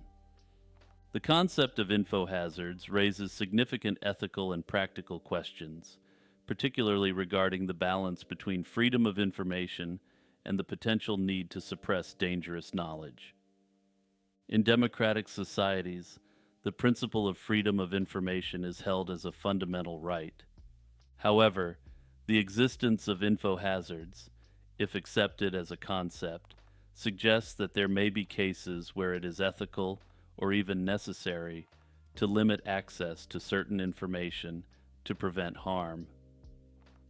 One of the main ethical dilemmas involves determining who should have the authority to classify information as hazardous and decide whether to restrict its dissemination.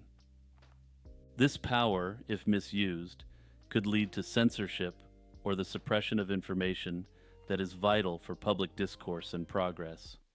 For instance, during a health crisis, the withholding of critical information about a disease could prevent panic, but also hinder effective public response and transparency.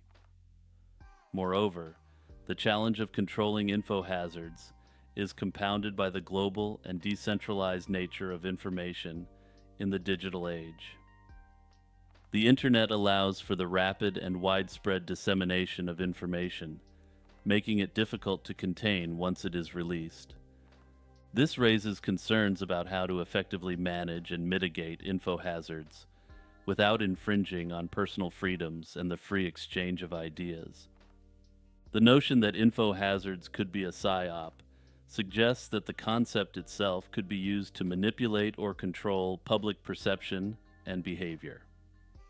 From this perspective, the concept of info hazards might be leveraged to justify the suppression of information by framing it as too dangerous for public consumption.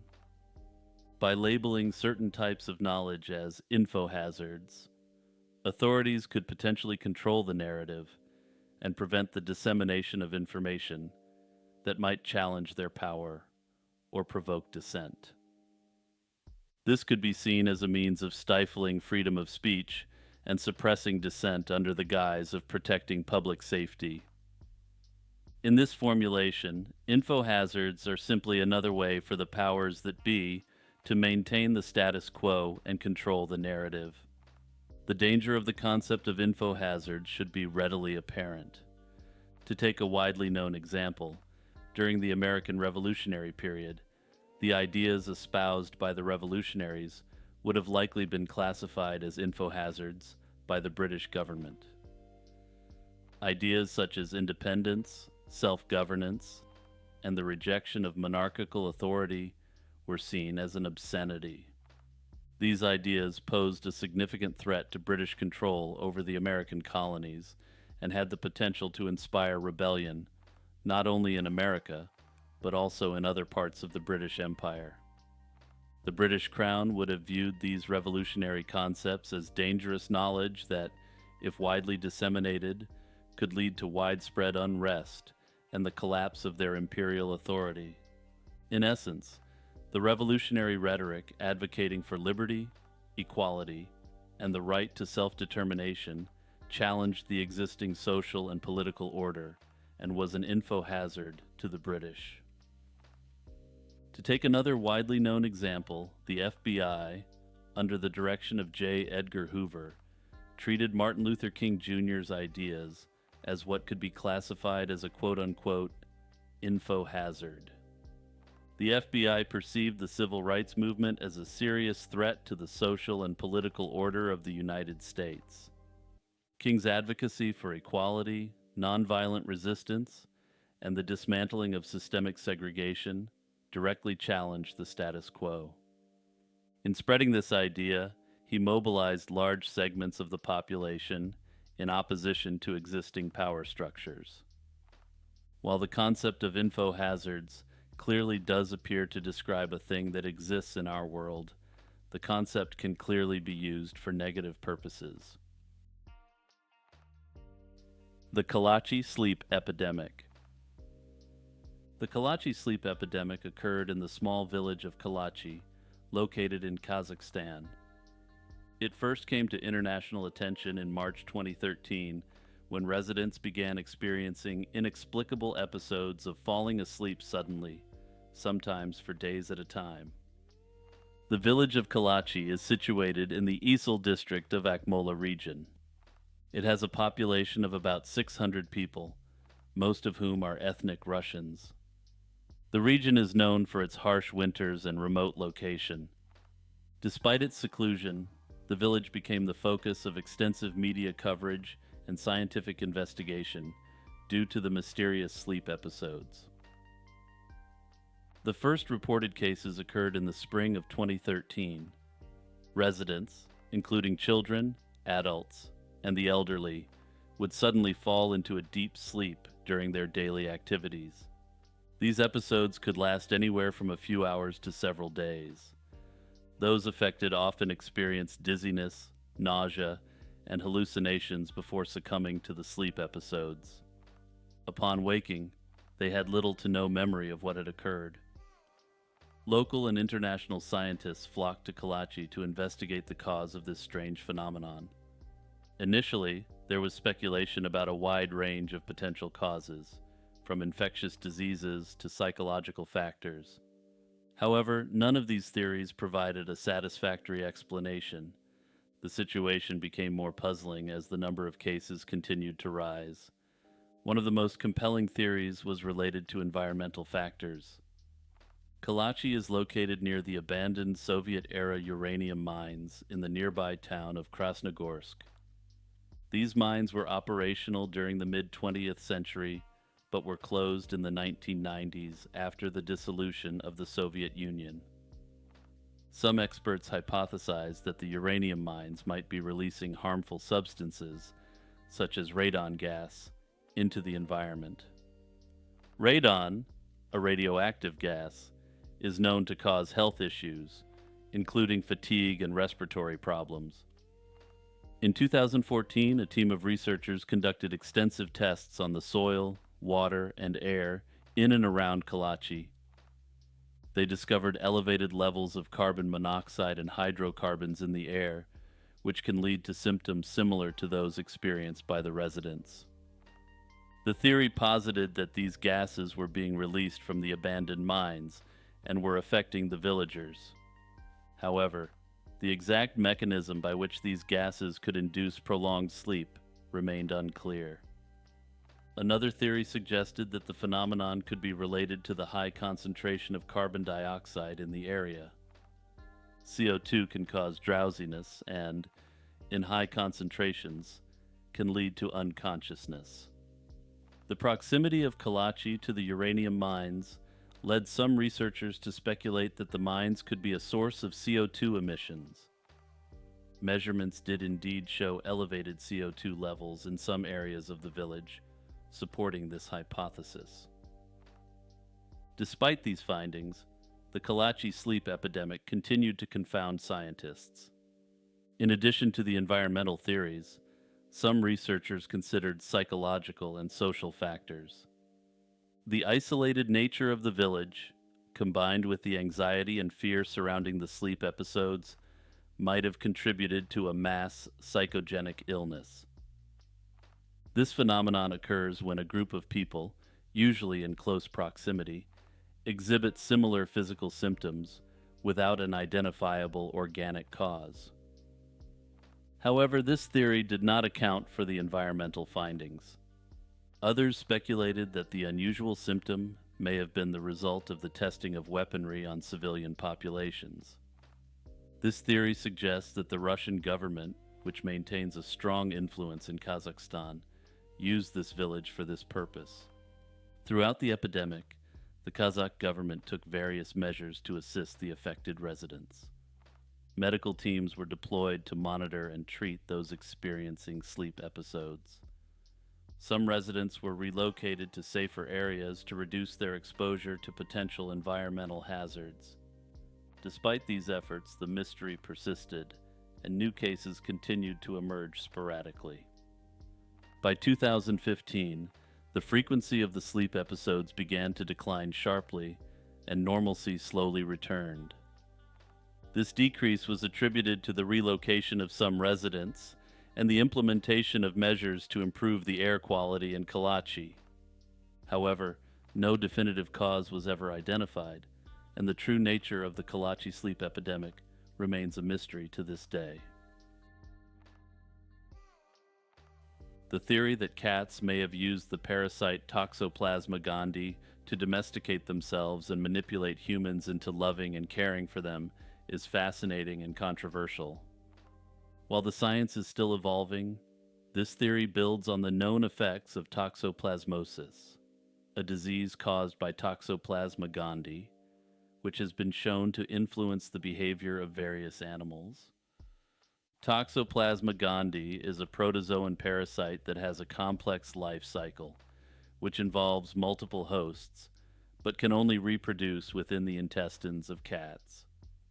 Once inside a non-feline host, the parasite forms cysts in various tissues, including the brain, where it can persist for years, often without causing noticeable symptoms. However, it's not a passive passenger in the brain. In rodents, the parasite manipulates the host's behavior in a way that benefits its survival and reproduction. Normally, rats and mice have an innate fear of cats, but studies have shown that rodents infected with the parasite lose this fear. Instead, they become attracted to the scent of cat urine, making them more likely to be caught and eaten by a cat. This behavior is advantageous for the parasite because it ensures that it ends up back in a cat, where it can reproduce and continue its life cycle. The effects of the parasite on humans are less clear-cut, but no less intriguing. It's estimated that about 1/3 of the global population is infected with the parasite, though most people show no overt symptoms. However, there is growing evidence that toxoplasmosis may influence human behavior in subtle ways. Studies have linked the infection with changes in personality traits, increased risk-taking, and even mental health disorders.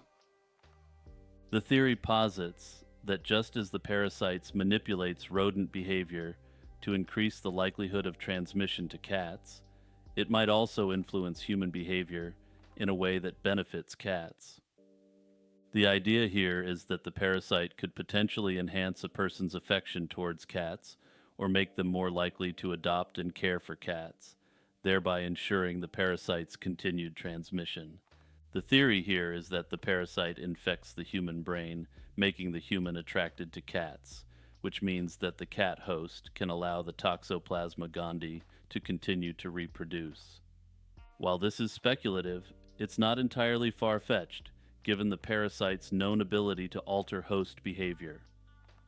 Understanding the potential role of toxoplasmosis in the domestication of cats offers insights into the deep bond between humans and felines. Cats are unique among domesticated animals in that they essentially domesticated themselves. Unlike dogs, which were selectively bred by humans for specific traits, cats likely became domesticated by adapting to life near human settlements, where they could hunt rodents. Over time, as humans and cats formed mutually beneficial relationships, the subtle influence of the parasite may have played a role in strengthening this bond. If the parasite does indeed influence human affection for cats, it would suggest that our relationship with these animals is not just the result of cultural evolution, but also of biological manipulation. In essence, humans may have been on the receiving end of a parasitically based catspiracy. Anyway, this conspiracy theory clearly has no basis in reality, and cats are all sweet, innocent creatures. Cats are humanity's best friend, and they make amazing companions and pets for all humans.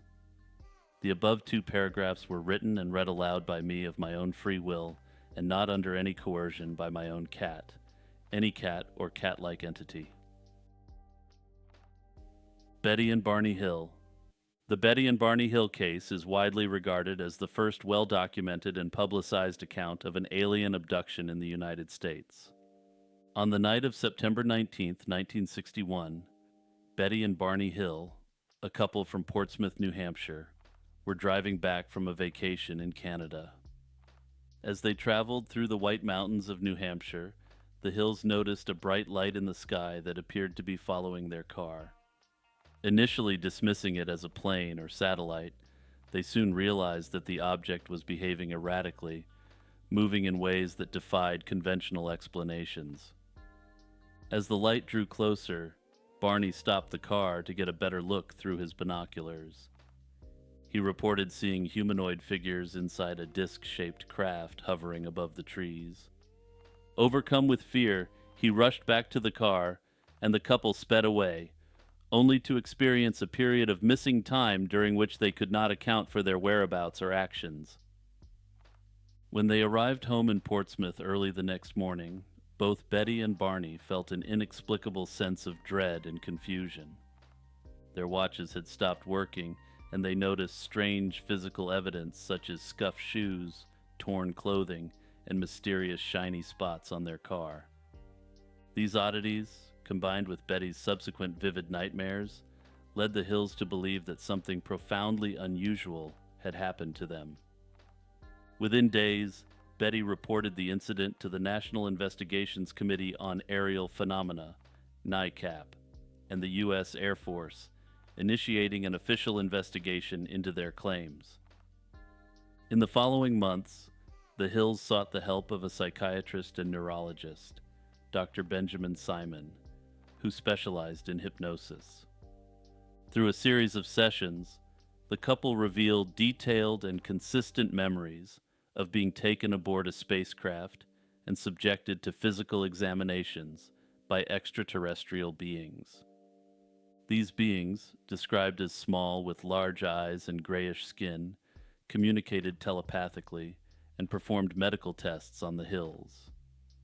The beings also showed Betty a star map, which she later reproduced under hypnosis, claiming it depicted the being's home system, believed by some to be the Zeta Reticuli star system. The Hills' story gained national attention in 1965 when a Boston newspaper published their account, catapulting them into the spotlight and turning their experience into a cultural touchstone.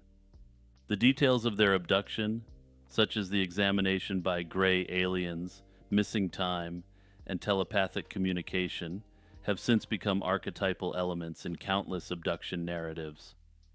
Notably, Betty and Barney Hill have been widely accepted to be highly credible individuals who were not out for fame or fortune as a result of their experience.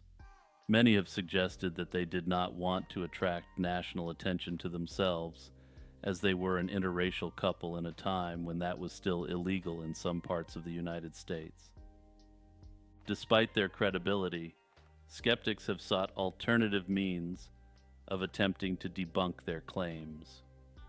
For instance, skeptics often claim that their experiences were the result of fatigue, sleep paralysis, false memories, and the power of suggestion during hypnosis. One prominent conspiracy theory suggests that the U.S. government was involved in a cover-up related to the Hills experience. Proponents of this theory argue that the government was aware of extraterrestrial visitations and had either orchestrated the abduction to study human reactions or suppressed the details to prevent public panic. This idea is often tied to the broader UFO conspiracy theories that posit a secret alliance between the government and extraterrestrial beings. Another theory posits that the Hills abduction was not a genuine extraterrestrial encounter, but rather a psyop, or even experimentation by the military or intelligence agencies. Some suggest that the Hills were subjects of a mind control experiment, possibly as part of MK Ultra. According to this theory, the detailed memories of the abduction could have been implanted or influenced through hypnosis or other psychological techniques. The ultimate goal of this would be for Betty and Barney Hill to go public, causing some degree of fear and panic amongst the populace. There is also a theory that the Hills experience was a fabrication or a hoax, either orchestrated by the couple themselves or by external parties. As discussed previously, this theory is not widely believed, due to the lack of any credibility issues with the Hills. However, there's a less extreme version of this theory which suggests that they were not intentionally creating a hoax, but that they did accidentally perpetrate one. Prior to their claimed abduction, stories of UFOs and extraterrestrial beings were becoming an increasingly popular part of popular culture, potentially influencing the Hills narrative. Further skeptics have noted that an episode of The Outer Limits, broadcast in the weeks prior to the hypnosis event, mirrors many of the aspects of the abduction. However, conspiracy theorists argue that these sorts of cultural events mirroring actual events is potentially a form of predictive programming. Whatever you think of the claims of Betty and Barney Hill, they should be acknowledged as two of the most significant people in the history of the modern UFO phenomenon.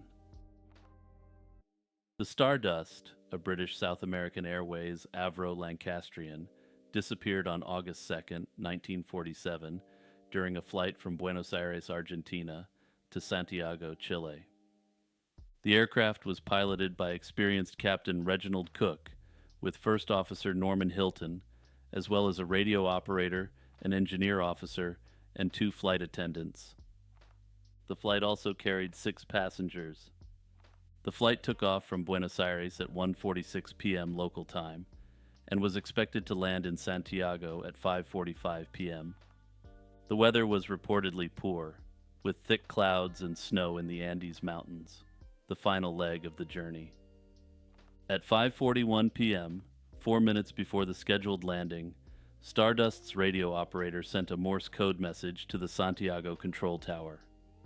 The message read, ETA, Santiago, 1745, HRS Stendek.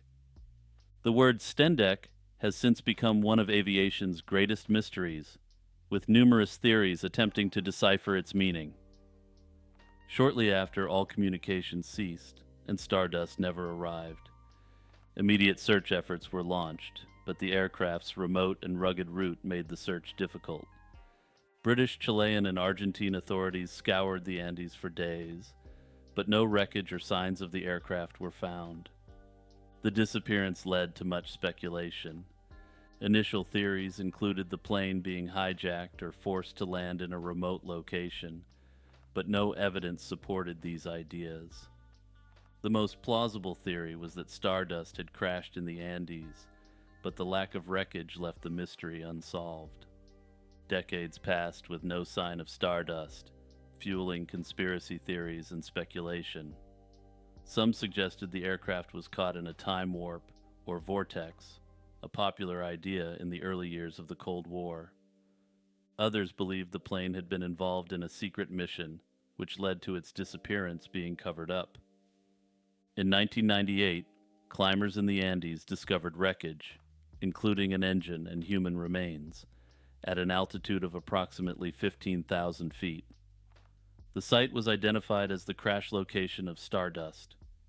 The wreckage was found on Mount Tupungato, about 50 miles east of Santiago. Subsequent investigations revealed that the plane had likely flown into the mountain during its descent. The crash was attributed to controlled flight into terrain, a situation where an airworthy aircraft is unintentionally flown into the ground, often due to navigational errors or poor visibility.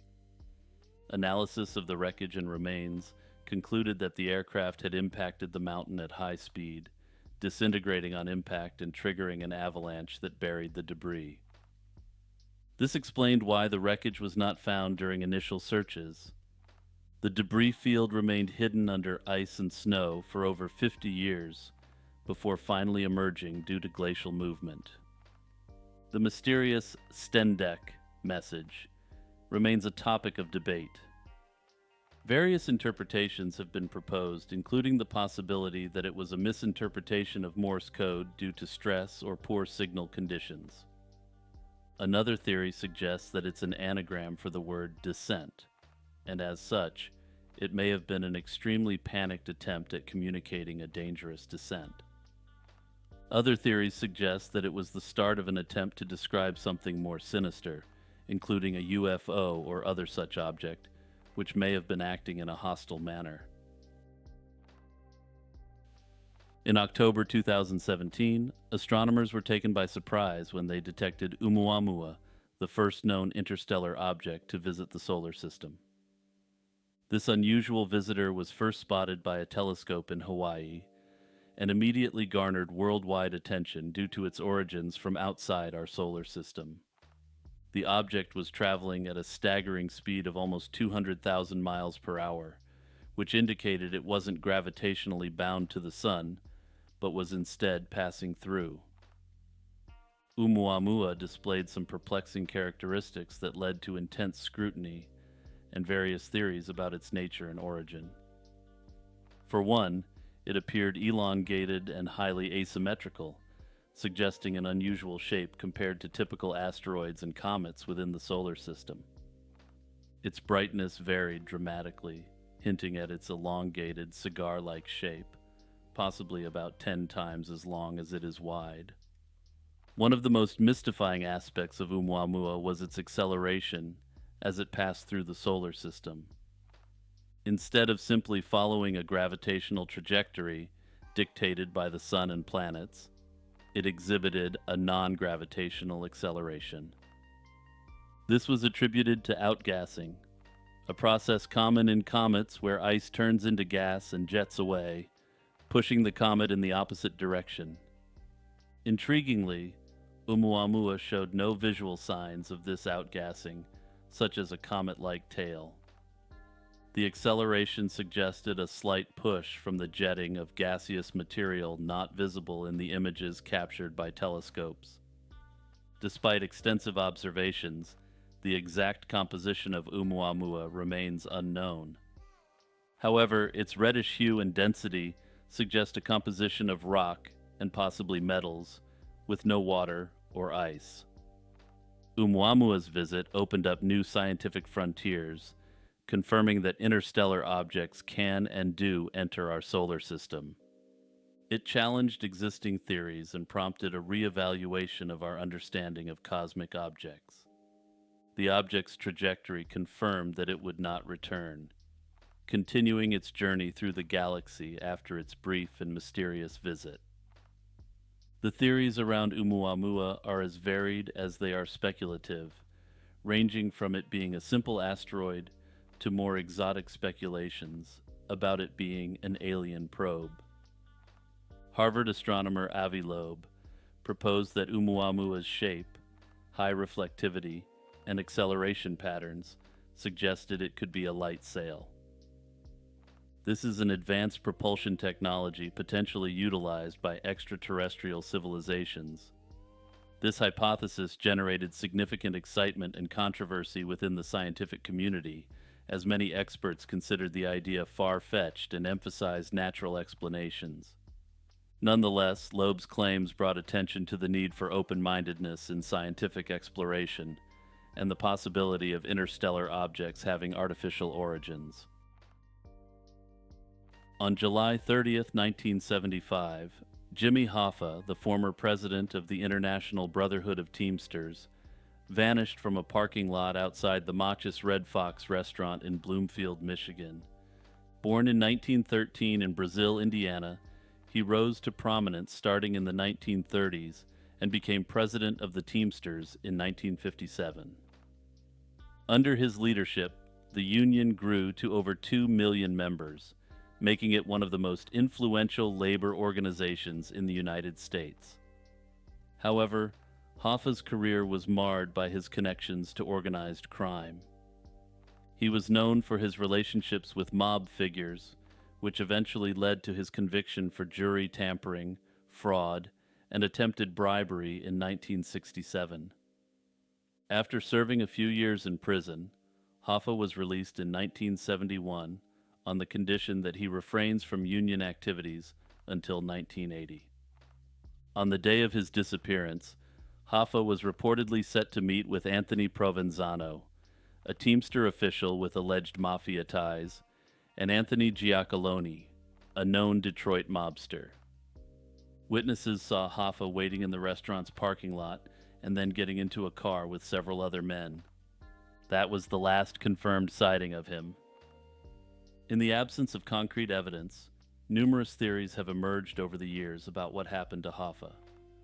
One popular theory, advanced by mob hitman Richard the Iceman Kuklinski, claims Hoffa was slain, placed in a steel drum, and buried in a New Jersey landfill. However, searches in the area have turned up no evidence to support this claim. Another theory suggests that Hoffa was ended by his close associate Frank Sheeran. Sheeran claimed in his memoir, I Heard You Paint Houses, that he picked up Hoffa, took him to a house in Detroit, and shot him.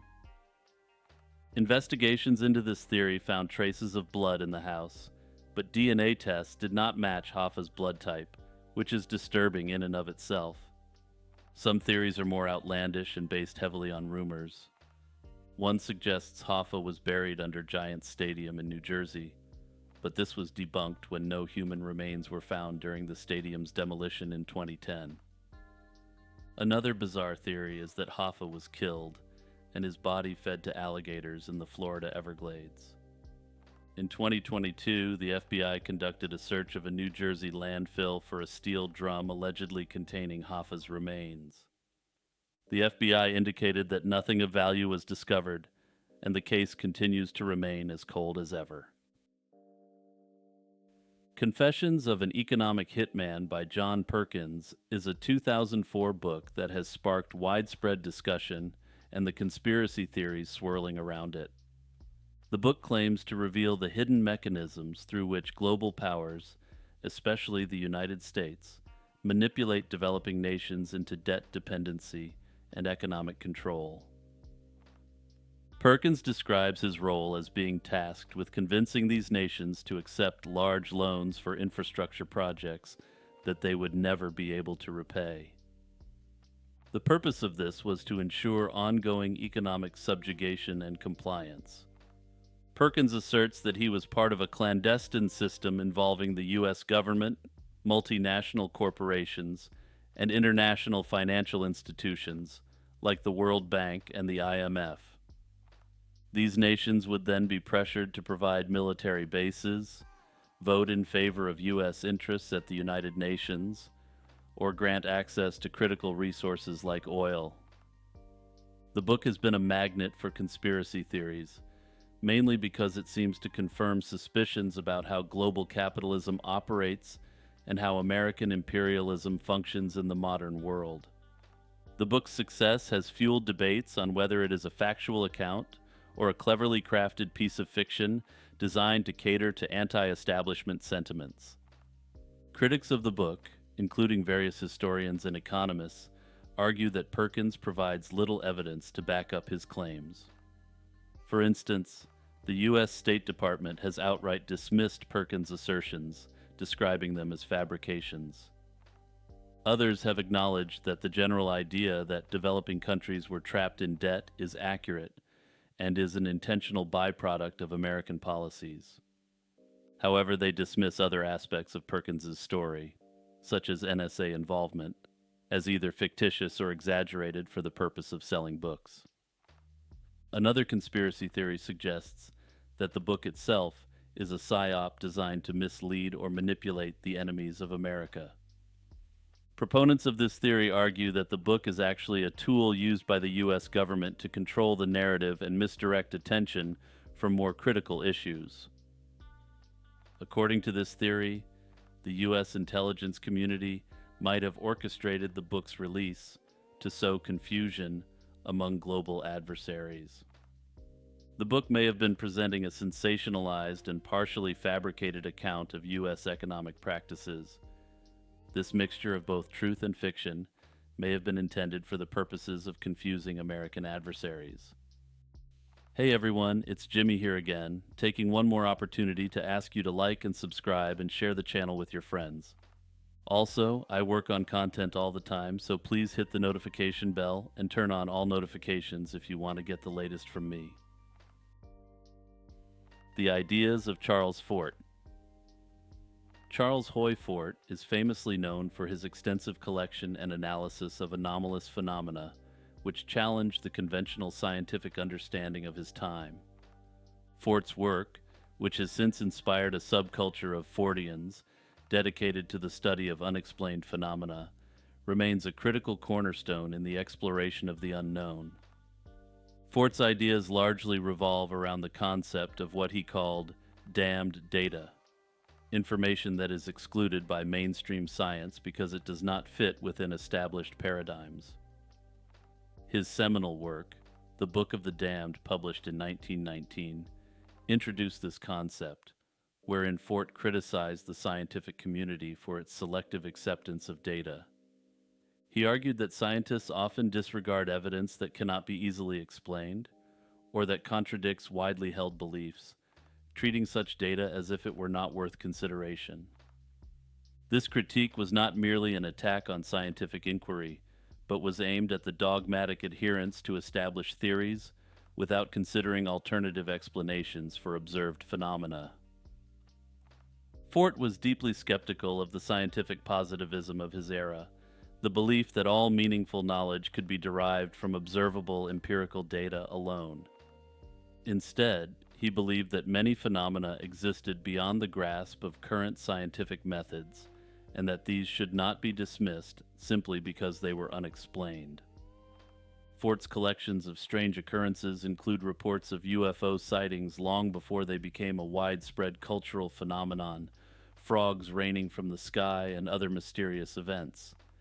His works often juxtaposed accepted scientific explanations with these anomalies, suggesting that the latter might offer insights into the limitations of human understanding. One of Fort's more controversial ideas was the concept of the Super Sargasso Sea, an imaginary place where all lost objects on Earth end up, only to occasionally rain back down to the planet. While Fort did not necessarily believe in this idea literally, he used it to mock the scientific explanations that he felt were equally fantastical, yet accepted without question. Fort's ideas did not simply reside within the confines of his books. They inspired a movement. The term Fortean has come to describe those who continue Fort's work of investigating anomalous phenomena. The International Fortean Organization, founded in the 1960s, is one such group that carries on Fort's legacy. Info promotes the study of unexplained occurrences and encouraging open-mindedness towards phenomena that mainstream science might reject. This organization, along with various publications like the Fortean Times, plays a crucial role in keeping Fort's ideas alive. Despite his significant influence, Fort's work has been met with considerable skepticism. Critics argue that his collections of data lack rigorous scientific methodology and that his writings are more literary and philosophical than truly scientific. WebDriver Torso is one of YouTube's most enigmatic channels, sparking various theories and speculations since its inception. Created on March 7, 2013 by Google, the channel began uploading videos on September 23, 2013.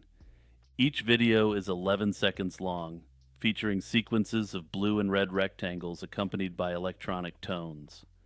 The purpose and origin of these videos remained a mystery for several months, leading to a flurry of theories ranging from espionage to art projects. The WebDriver Torso channel rapidly gained attention due to its sheer volume of uploads. By 2014, it had uploaded over 77,000 videos, all following a consistent format. This consistency and the cryptic nature of the videos led to widespread speculation. In June 2014, it was revealed that Google was behind the channel, using it as an automated system to test YouTube's performance, specifically how videos were processed and displayed on the platform. Despite Google's admission, the mystery didn't end there. The channel's peculiar characteristics and the initial lack of transparency led to several theories. Some believed WebDriver Torso was a modern-day numbers station used for covert communication, especially since the videos appeared methodical and encrypted. Others speculated that the channel was an elaborate art project, using the repetitive and abstract nature of the videos as a form of digital expression. The most plausible explanation, confirmed by Google, is that the channel was part of an internal testing mechanism. Google used these videos to ensure YouTube's upload quality and functionality were consistent across different devices and regions. A few incidents added to the intrigue surrounding WebDriver Torso. In May 2014, the BBC noted that one of WebDriver Torso's non-standard videos featured a light show on the Eiffel Tower. This led to speculation about the geographical connection and the purpose behind such deviations from the usual format. There were theories connecting the channel to Google's office in Zurich. Speculations arose from the involvement of Google employees and the presence of linked social media accounts that seemed to originate from Zurich. The Amundsen Scott South Pole Station was home to an extremely unusual event in the year 2000. This remote research station, located at the southernmost point on Earth, is known for its extreme conditions and isolation. The station is home to scientists and support staff conducting crucial research, often in harsh, dark winters. Amid this isolated environment, the mysterious poisoning of Dr. Rodney Marks, an Australian astrophysicist, shocked the small community and the wider world. On May 11, 2000, Dr. Marks fell ill, experiencing symptoms including stomach pain, nausea, and difficulty breathing.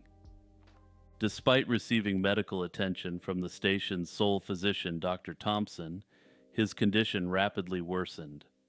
When Marks first fell ill, the doctor initially treated him for what appeared to be a severe case of gastroenteritis. Given the symptoms and the isolated setting, Dr. Thompson's ability to diagnose and treat was limited to the resources available on site.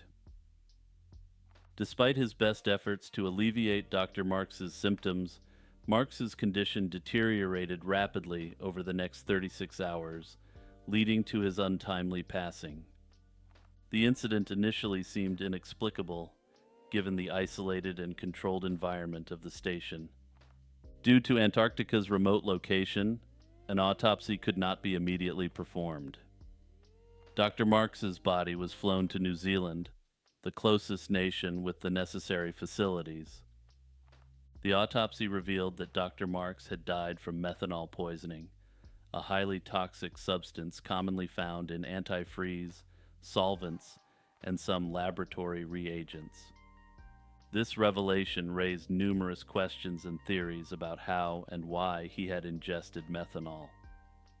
One of the first theories considered was accidental ingestion. Methanol is sometimes present in laboratory environments, and it's possible that Dr. Marks might have unknowingly consumed a contaminated substance. However, the controlled nature of the station's supply chain and the careful handling of chemicals made this scenario quite unlikely. Moreover, methanol poisoning typically requires consuming a significant amount of the substance, making accidental ingestion an unsatisfactory explanation. Another theory suggested that Dr. Marks might have intentionally ingested methanol. This theory faced significant skepticism, especially from those who knew him well. Dr. Marks was described as a dedicated scientist and a vibrant individual with a promising career. Colleagues and friends found it hard to believe that he would willingly consume methanol. Furthermore, there were no indications or documented evidence of any such intentions. The isolated nature of the station meant that the possibility of foul play couldn't be ignored. However, the small community at the South Pole Station consisted of a close-knit group of professionals working towards common scientific goals. No evidence suggested any conflicts or motivations that could explain such an act. The station's limited population, and the absence of any clear suspects, further complicated this theory. Investigations into the incident were conducted by various agencies, including the New Zealand Police and the United States Antarctic Program. Despite thorough examinations, no conclusive evidence emerged to explain how Dr. Marks had ingested methanol. The investigation faced numerous challenges, including the logistical difficulties of conducting inquiries in such a remote and extreme environment. The mystery of Dr. Rodney Marks' poisoning remains unsolved.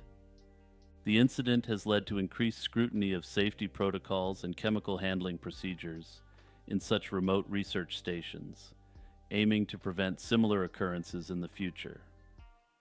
One of the most persistent conspiracy theories is that Marks's death was covered up by government authorities to prevent a scandal or to protect classified activities occurring at the station. Critics argue that the delayed investigation, lack of transparency, and absence of definitive answers have only fueled suspicions of a cover-up. They believe that the true cause of Marks's death, and possibly his involvement in secret research, was deliberately concealed. Others believe that the true cause of Dr. Rodney Marks's death was deliberately concealed to avoid deterring scientists from working at the Amundsen Scott South Pole Station. By downplaying the incident and keeping the circumstances ambiguous, authorities may have sought to maintain the station's appeal as a prestigious, cutting-edge research site. This ensured the continued flow of scientists and funding to the isolated and extremely strategically important location. The Kinross Incident. On November 23, 1953, First Lieutenant Felix Moncla and his radar operator, Second Lieutenant Robert L. Wilson, were on a mission that would end in their mysterious disappearance. The incident not only sparked immediate concern, but also led to a wide array of speculations that continue to fuel UFO conspiracy theories today. The incident began when a radar station at Calumet Air Force Station, located on Michigan's Keweenaw Peninsula, detected an unidentified aircraft in restricted airspace near Lake Superior. This unidentified aircraft was reportedly flying off course by about 30 miles, and the situation prompted the immediate scrambling of an F-89C Scorpion from Kinross Air Force Base. The aircraft, piloted by Monclaw with Wilson as his radar operator, was designated as Avenger Red and tasked with intercepting the unknown aircraft. Guided by ground control radar, the F-89C climbed to an altitude of 25,000 feet and then descended to 7,000 feet to close in on the target. As the jet approached the unidentified object, the radar operators witnessed a puzzling event. The blips representing the two aircraft merged into one. Moments later, the blip representing the F-89C disappeared entirely from the radar screen, as did the unidentified object shortly thereafter. The sudden disappearance of the aircraft triggered an extensive search and rescue operation involving both American and Canadian forces. Despite the combined efforts, no wreckage was found, and no trace of Monclaw, Wilson, or their aircraft was ever recovered. The official report from the United States Air Force initially suggested that the F-89 had successfully intercepted the target. U.S. officials identified it as a Royal Canadian Air Force C-47 Dakota. After the successful interception, the official report indicates that Monclaw then likely crashed due to pilot vertigo. However, this explanation was quickly refuted by Canadian officials who stated that no such aircraft was in the area at the time. Notably, it is unclear why U.S. officials communicated such a story without first clearing it with Canadian officials. The U.S. Air Force's handling of the incident raised many questions, particularly because of their contradictory statements. Initially, they claimed that the F-89 had merged with the radar blip of the unidentified aircraft, implying a collision or close interaction.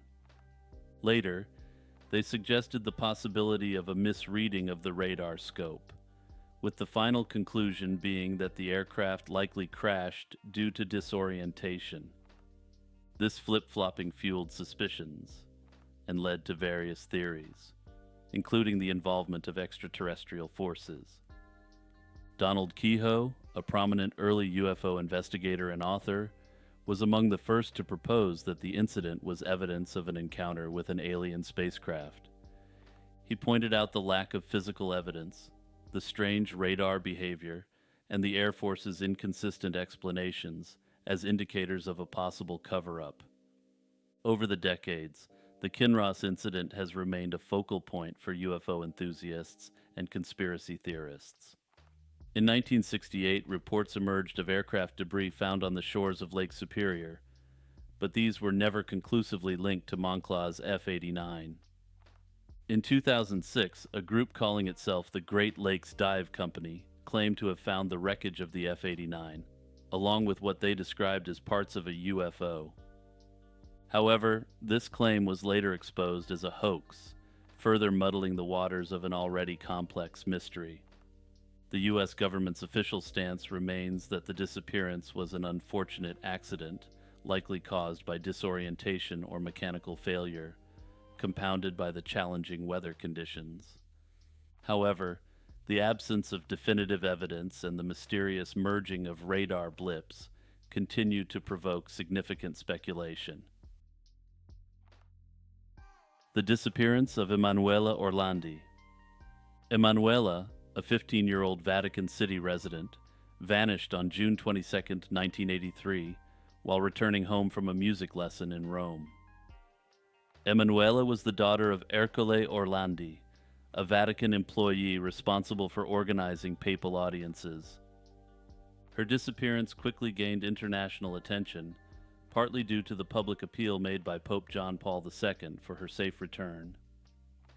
In the days following her disappearance, several mysterious phone calls were made to the Orlandi family.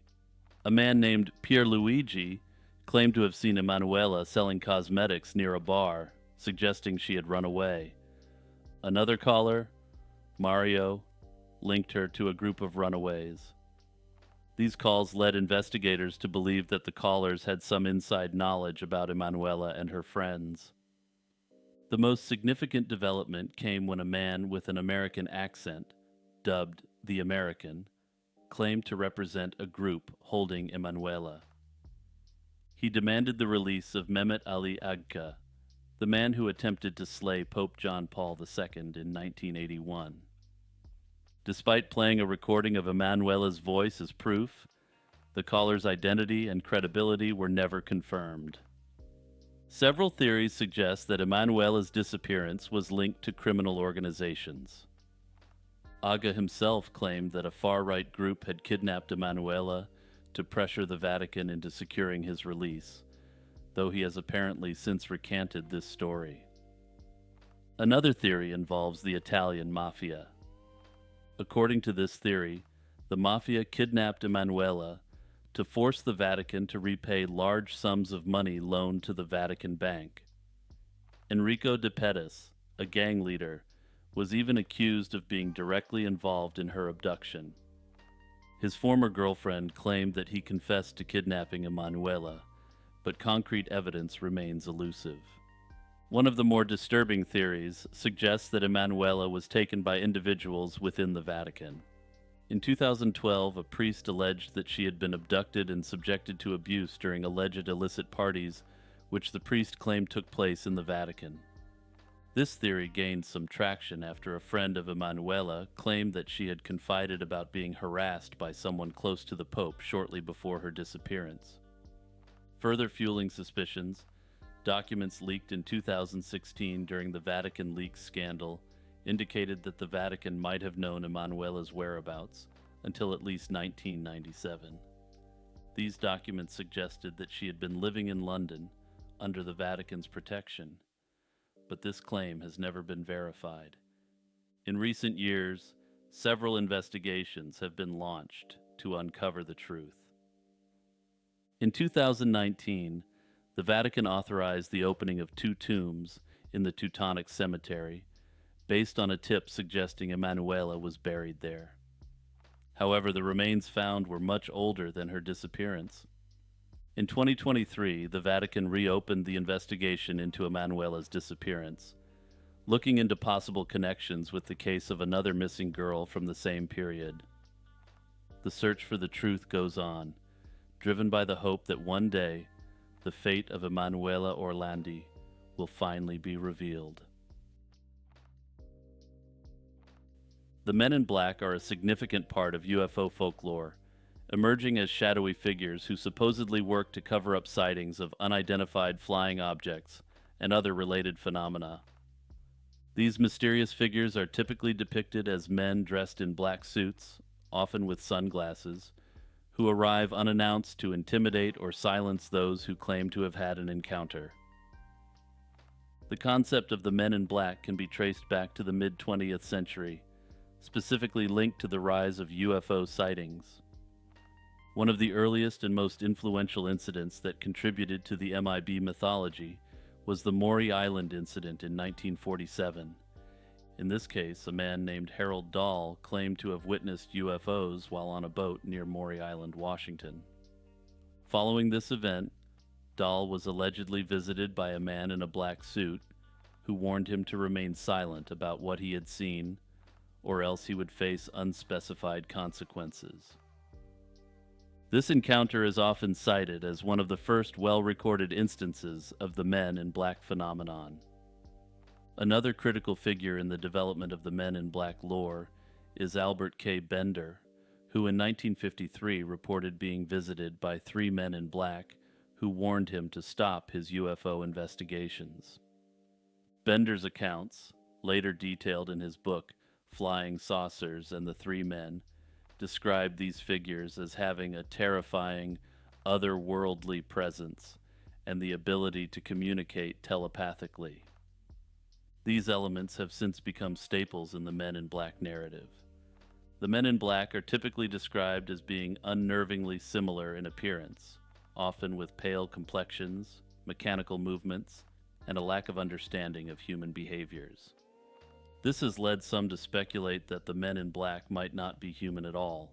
Theories about their true nature vary widely, with some suggesting they are government agents tasked with maintaining secrecy about extraterrestrial life. Others propose that they are extraterrestrial beings themselves, or even entities from another dimension. One persistent theory is that the men in black are part of a covert government organization dedicated to concealing the truth about UFOs and other paranormal activities from the public. This theory is bolstered by the men in black's alleged tactics, which include intimidation, threats, and sometimes the erasure of evidence. The conspiracy theory that the men in black are a psyop designed to intimidate individuals who have witnessed UFOs or aliens into silence has gained traction over the years. Proponents of this theory argue that the men in black are not extraterrestrial or even supernatural beings, but rather operatives of a covert government agency. This theory suggests that the men in black exploit mass hysteria and psychological manipulation to ensure that those who have had encounters with UFOs are too frightened to share their experiences. The consistent descriptions of MIB agents, dressed in black suits, driving black cars, and exhibiting peculiar behavior, suggest, according to the theory, a deliberate strategy. Notably, it has been suggested that inciting this mass hysteria around the men in black allowed the government to effectively control a large portion of witnesses with minimal effort. Further under this theory, this mass hysteria had a multiplying effect, where UFO experiencers would be likely to ascribe regular, everyday occurrences to the movements of this shadowy group. The conspiracy theory that China's population is significantly lower than its official figures claim has gained significant traction online in recent years. Despite the official data stating that China has a population of over 1.4 billion, skeptics argue that the real number may be much lower, possibly by hundreds of millions. This theory is driven by discrepancies in population data, inconsistencies in census reporting, and the secretive nature of the CCP. One of the key elements fueling this theory is the lack of independent verification of China's population data. The National Bureau of Statistics in China releases demographic figures, but external sources are often left to trust the numbers without any way to cross-check. This lack of transparency is especially concerning, as China's data is closely tied to political and economic motivations. Throughout its history, the CCP has been known to manipulate data to suit its needs, whether in terms of crop yields during the Great Leap Forward or recent statistics related to a certain event. One example of the skepticism surrounding China's population numbers is the birth rate statistics. In 2020, the NBS reported that China's population increased by 12 million births. This figure seemed implausible considering the movement restrictions and other restrictions at the time, as well as an overall declining fertility trend in China. Another historical example that adds weight to this theory is the Great Chinese Famine, which took place between 1959 and 1961. The famine caused tens of millions of deaths due to a combination of disastrous agricultural policies, political meddling, and natural calamities. Official figures from China during that period were grossly inaccurate, with some estimates stating that the population losses were underreported by as much as 30 million. This historical manipulation of population data sets a precedent that modern-day China could similarly alter demographic statistics. A critical aspect of the conspiracy theory lies in China's rapidly aging population and shrinking workforce. For decades, the one-child policy, enforced from 1979 to 2015, drastically reduced birth rates. Largely because of this, China is facing a demographic crisis where the proportion of elderly people is growing, while the number of young people entering the workforce is dwindling. Adding to the speculation are regional and local discrepancies in population reporting. Some analysts suggest that local governments inflate population numbers to secure more funding from the central government, which allocates resources based on population size. This creates an incentive for local officials to overstate population figures, contributing to an inflated national total. With no independent checks, these local reports become part of the official national census, further muddling the accuracy of the data. The declining fertility rate in China, now one of the lowest in the world, is another factor that raises doubts about the official population figures. China's fertility rate is amongst the lowest in the world, with only countries such as South Korea being lower. The government's own predictions point toward a shrinking population in the very near future. Some official estimates suggest that by the end of the century, China's population could be as low as 587 million. If these projections are accurate, then current population figures could already be significantly overstated. But this conspiracy theory goes deeper than just the CCP inflating their numbers to continue driving internal and external investment in the Chinese economy. The American military-industrial complex has long played a critical role in shaping perceptions of global threats. By exaggerating the power and threat posed by China, the MIC ensures continued high levels of defense spending, which in turn benefits defense contractors and everyone connected to the military apparatus.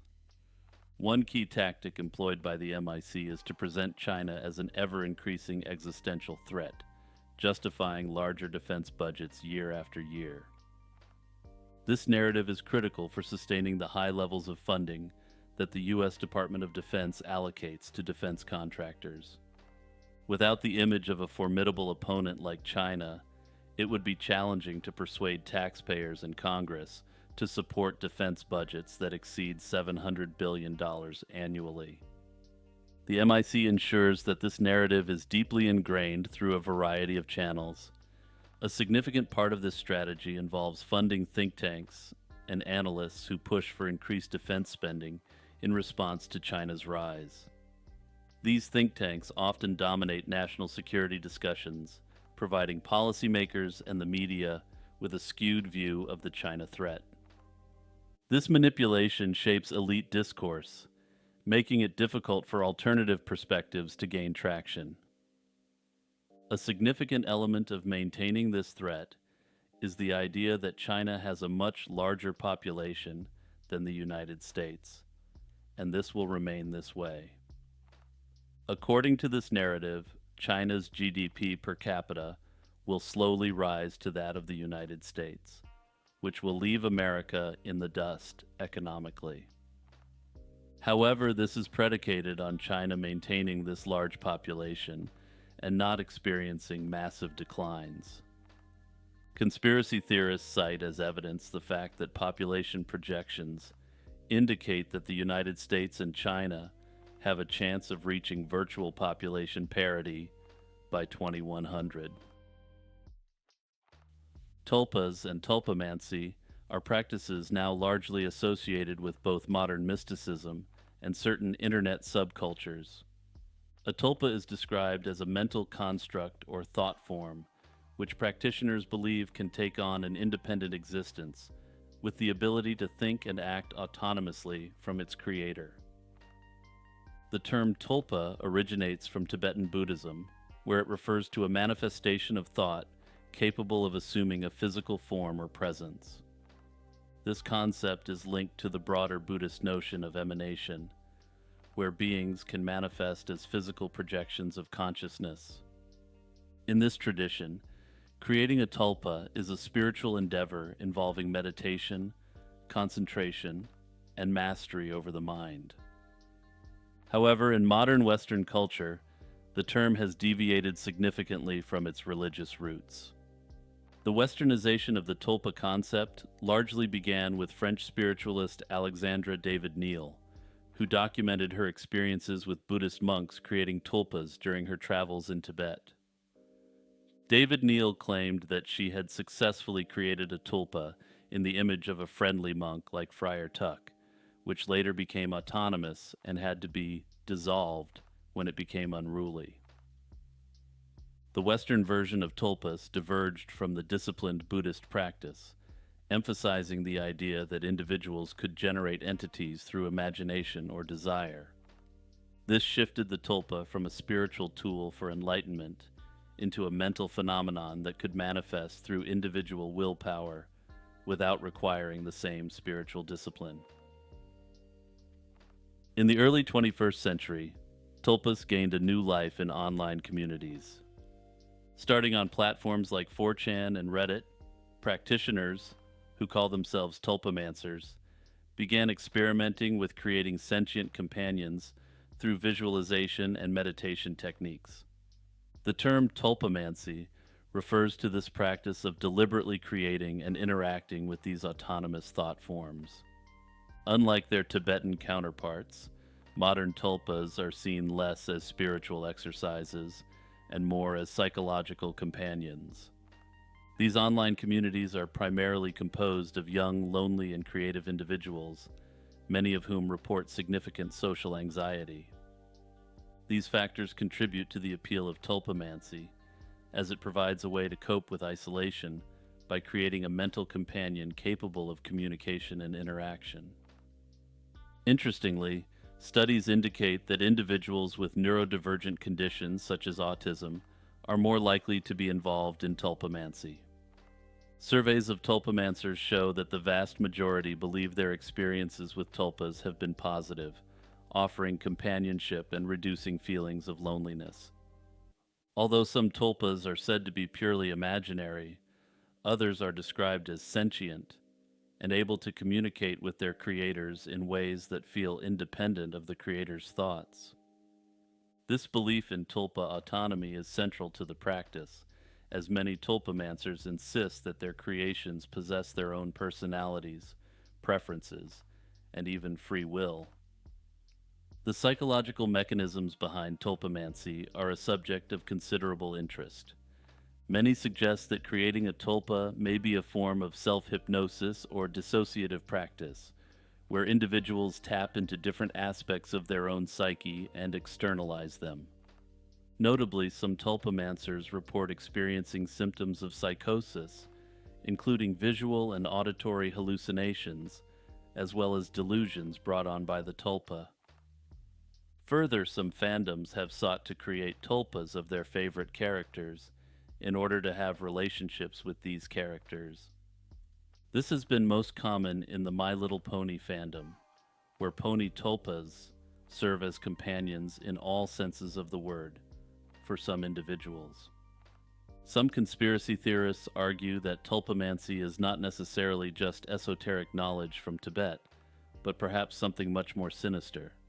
They argue tulpamancy encourages individuals to shift their focus entirely inward, removing them from active participation in society.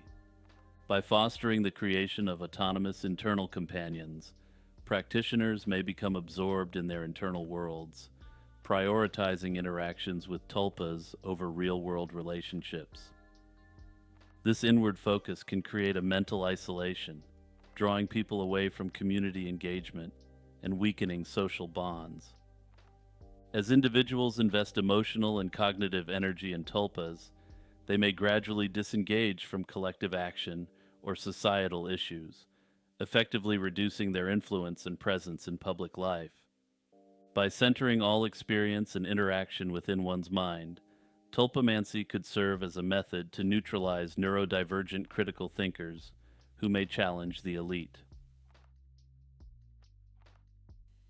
The Montauk Project is a conspiracy theory alleging that the U.S. government conducted secret experiments at Montauk Air Force Station, also known as Camp Hero, in Montauk, New York.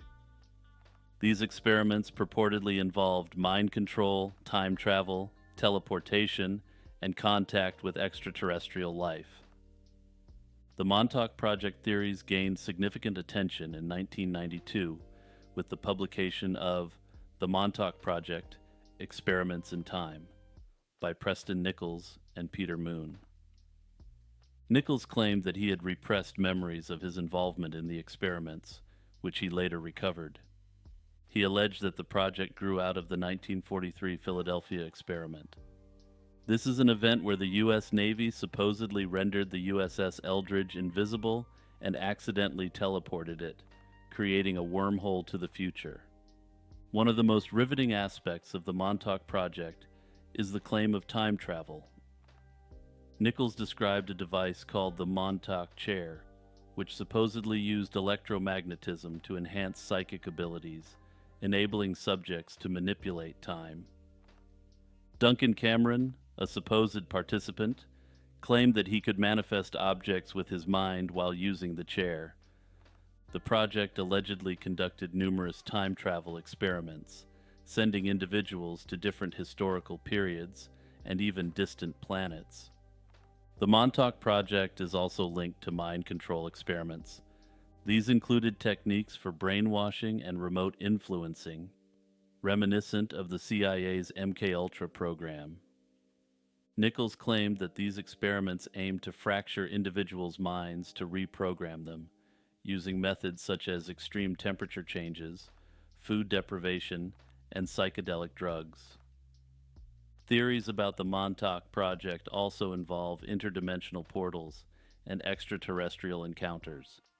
Some accounts suggest that the experiments opened portals to other dimensions, allowing for contact with alien entities and the exchange of advanced technologies.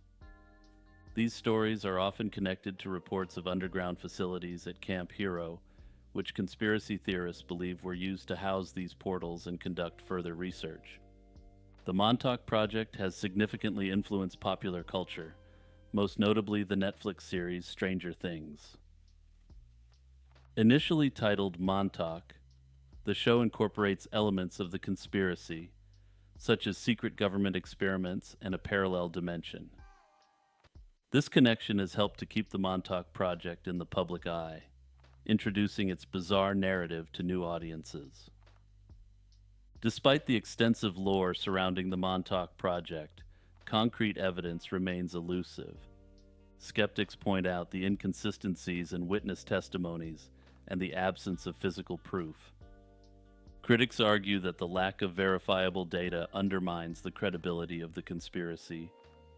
However, proponents suggest that the U.S. government has covered up the project, drawing parallels to verified historical instances of secretive operations, such as Project MKUltra.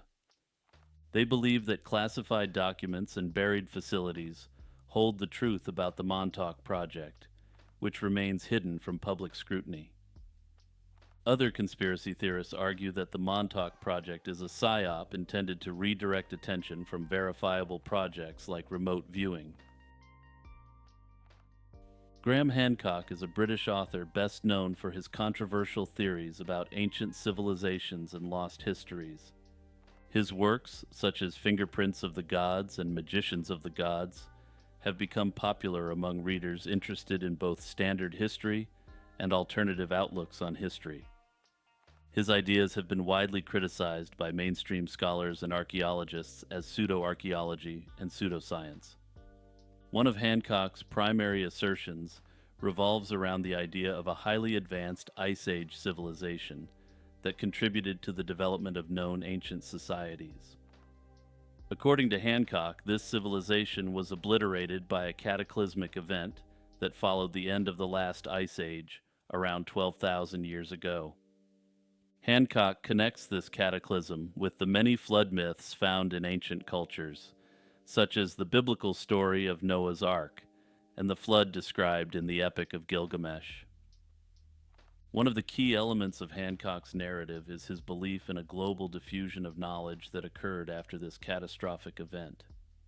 Survivors from the lost Ice Age civilization are thought to have spread their knowledge to hunter-gatherer communities around the world, which eventually evolved into the earliest known civilizations.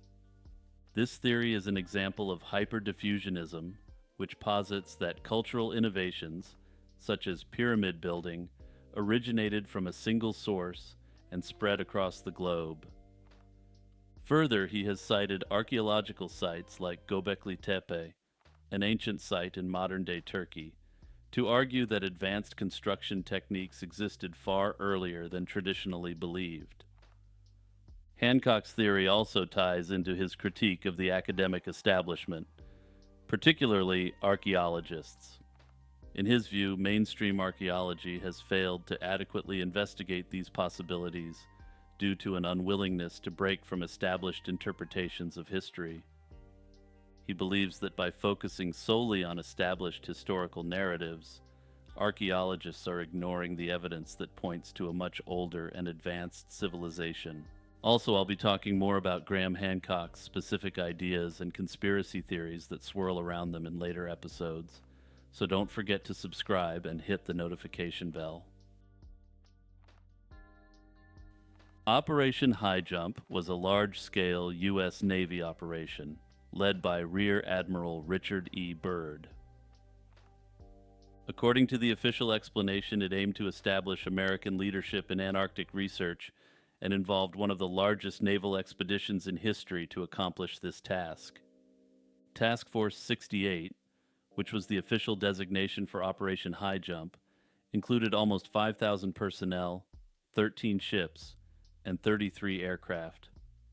The operation began in August 1946 and was completed by early 1947.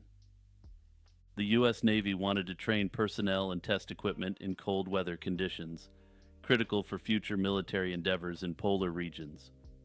Additionally, a key goal was to consolidate American sovereignty over certain Antarctic territories, especially following World War II, when global competition between the U.S. and the USSR intensified. This reflected a broader U.S. interest in ensuring that it had a significant presence in the remote continent, which had gained strategic importance due to its geographic position and untapped resources. Furthermore, Operation High Jump sought to expand American scientific knowledge of the region by conducting aerial mapping, meteorological observations, and geological surveys.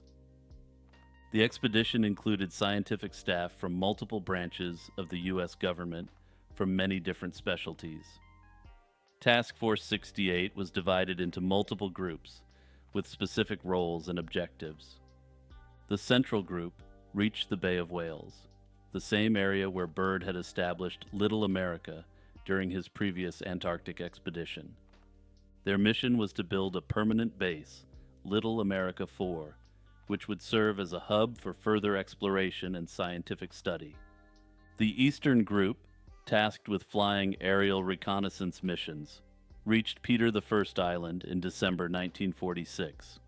This group encountered severe weather conditions that hampered their operations, a common challenge throughout the mission. Another group, the Western Group, began launching reconnaissance aircraft by December 24, 1946, from the USS Currituck. Operation High Jump made significant contributions to U.S. understanding of Antarctica. The scientific data collected included vital information on weather patterns, geological formations, and potential natural resources.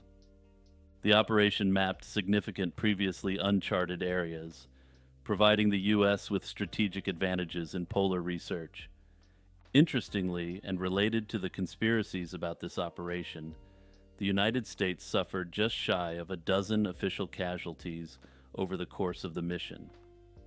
In the official narrative, these casualties are attributed to weather events and machine malfunctions. While Operation High Jump was officially a scientific endeavor, its military implications were undeniable even in the official sources. Byrd himself hinted at the military significance of the operation in an interview with a Chilean newspaper, warning that future wars could involve attacks from the polar regions. Notably, this commentary, which was not intended for American audiences, has led to some of the speculation that will be discussed shortly. Further, a significant portion of the U.S. Navy was involved in the operation in some way, including aircraft carriers and submarines. While this was supposed to be a scientific expedition, conspiracy theorists have questioned the role of aircraft carriers in scientific expeditions. Despite Operation High Jump having an obvious military component, anticipating future polar warfare, this was covered up at the time. Operation High Jump, to put it mildly, has been the subject of numerous conspiracy theories over the years. These conspiracy theories range from secret bases of the Third Reich to encounters with extraterrestrial beings and advanced technologies. While none of these claims are substantiated by evidence, they have captured the imagination of conspiracy theorists and the general public alike. One of the most persistent conspiracy theories is that Operation High Jump was launched to destroy a secret German base in Antarctica. Proponents of this theory suggest that during World War II, Germany established a hidden base in the continent, where they continued to operate after the war's end. This idea stems from Germany's interest in Antarctica in the late 1930s, when they sent an expedition to the region. The German expedition, which mapped parts of Antarctica and claimed territory for the Third Reich, officially did not leave any lasting mark on the landscape beyond a minor outpost which was abandoned. However, conspiracy theorists argue that a more extensive base was built and that it continued to function after the surrender of Germany. The theory also ties into the belief that top officials may have escaped to this hidden Antarctic base at the war's conclusion. According to this narrative, Operation High Jump was secretly designed to locate and destroy this base. Another prominent conspiracy theory surrounding Operation High Jump involves claims of extraterrestrial encounters. Some theorists argue that the U.S. Navy's true objective was to investigate alien activity in Antarctica. According to this narrative, the U.S. military encountered advanced technology, either extraterrestrial or developed by the Germans in collaboration with aliens. The theory suggests that Byrd's fleet suffered mysterious losses, including aircraft destroyed by unknown forces, possibly involving flying saucers. This theory is often connected to Byrd's supposed statements, where he hinted at objects which can move between the North and South Pole. Skeptics dismiss this and say that these claims are derived from Byrd's warnings about the dangers posed by hostile aircraft from the polar regions. Another theory linked to Operation High Jump suggests that the mission was related to the hollow Earth theory. According to this belief, the Earth is hollow, with large entrances located at both poles leading to a subterranean world inhabited by advanced civilizations or alien beings. Conspiracy theorists speculate that Byrd's mission was aimed at discovering and exploring one of these entrances. The fact that Operation High Jump was cut short due to worsening weather conditions has also fueled conspiracy theories. Some claim that the early termination was due to encounters with hostile forces or advanced technologies that forced the U.S. Navy to retreat. Proponents of this idea argue that Byrd and the Navy were deliberately concealing the true reason for the expedition's abrupt end.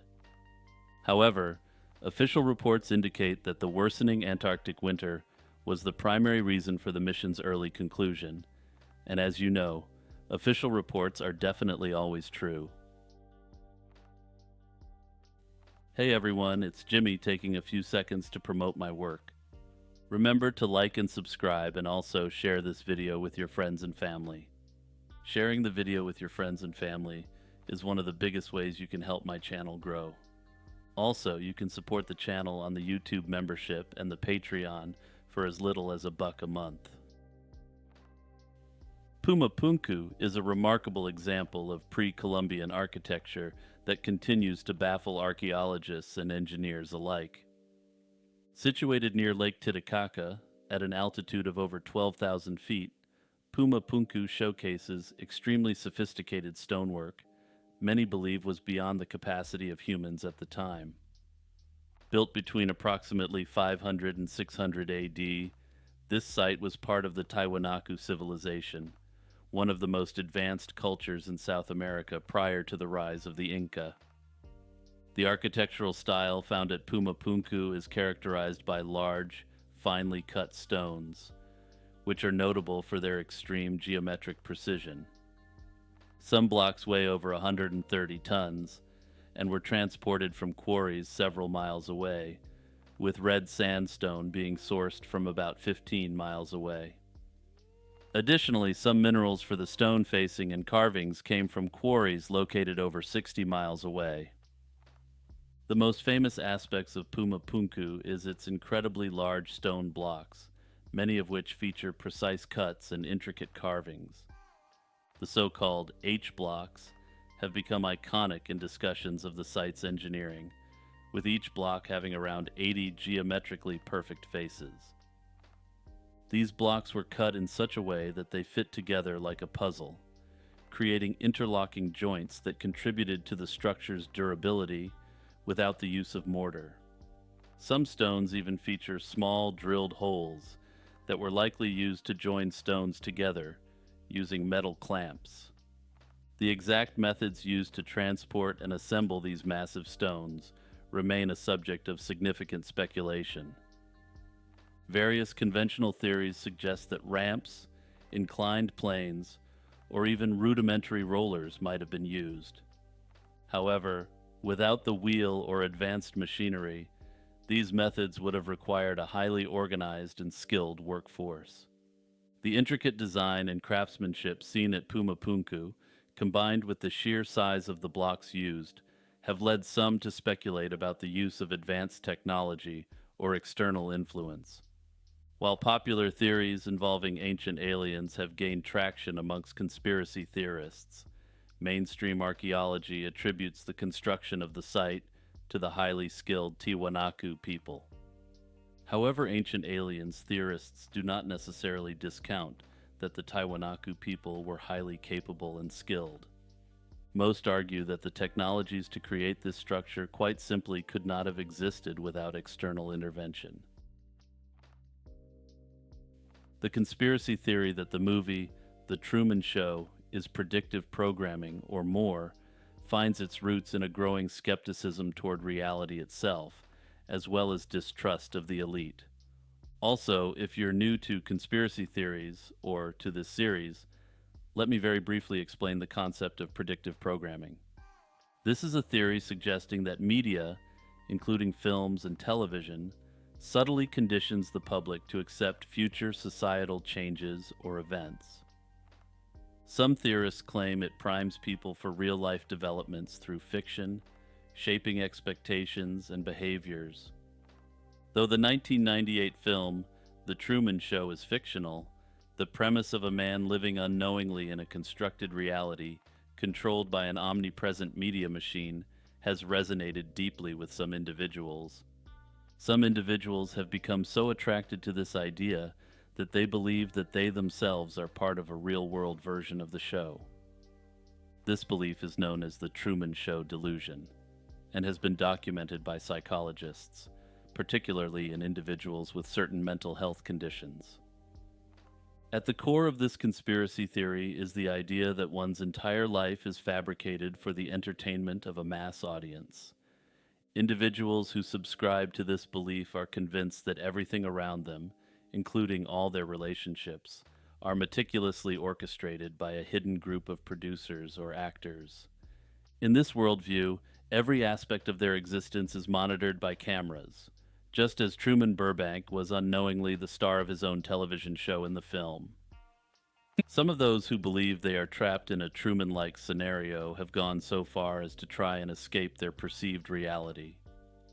This has included cases of individuals traveling to major landmarks to confront what they imagine are set pieces or boundaries, as noted in real-world case studies of the delusion. Another believed that climbing the Statue of Liberty would free him from his life being broadcast. However, it's important to note that most conspiracy theorists don't believe they are literally in The Truman Show.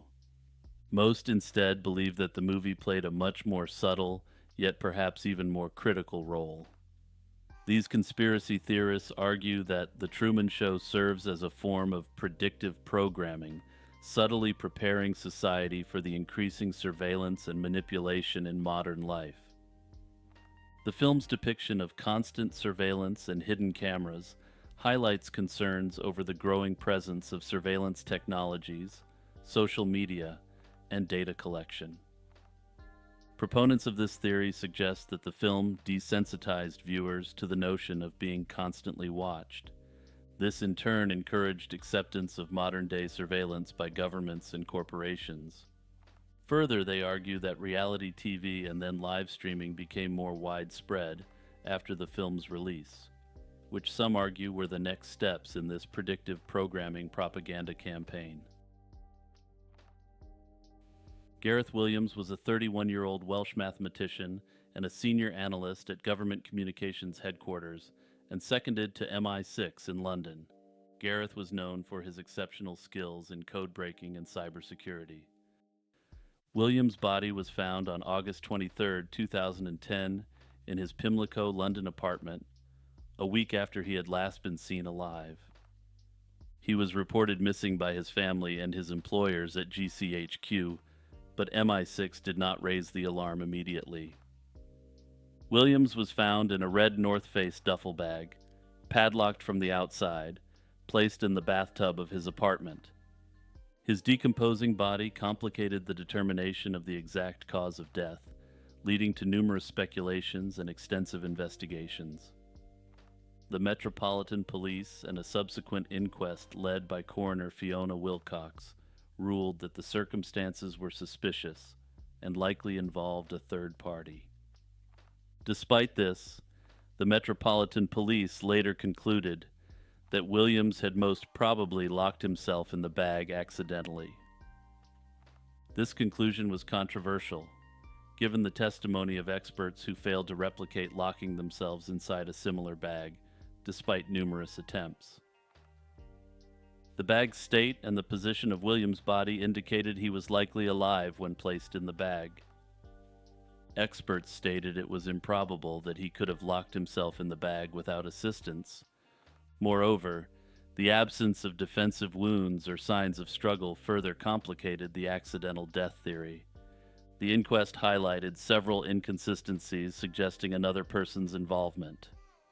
Some more lurid media reports focused on Williams' visits to illicit websites and the presence of women's clothing in his apartment. The coroner dismissed these as unrelated to his passing, suggesting media manipulation to divert from more plausible explanations involving his professional life. No fingerprints or DNA traces were found on the bag or padlock, and the flat appeared to have been cleaned of evidence. Williams' phone was found restored to factory settings, indicating possible tampering. Some speculate that Williams might have been targeted due to his work. A former KGB agent claimed that Russian intelligence might have been involved, potentially attempting to recruit Williams as a double agent or to protect their own operatives. The delayed reporting of Williams' absence by MI6, the contaminated evidence, and the restricted access to his colleagues and work materials have fueled conspiracy theories. Williams' family has strongly criticized MI6's handling of the case and the unusual delay in the reporting of his absence. Despite multiple investigations, the exact circumstances surrounding his death are unresolved. On April 14, 1561, the skies above Nuremberg, Germany, were filled with strange and terrifying celestial objects. This sighting is what many modern UFO researchers consider one of the most significant early sightings of UFOs. At dawn, the citizens of Nuremberg witnessed what appeared to be an aerial battle between various shapes, including spheres, cylinders, and crosses.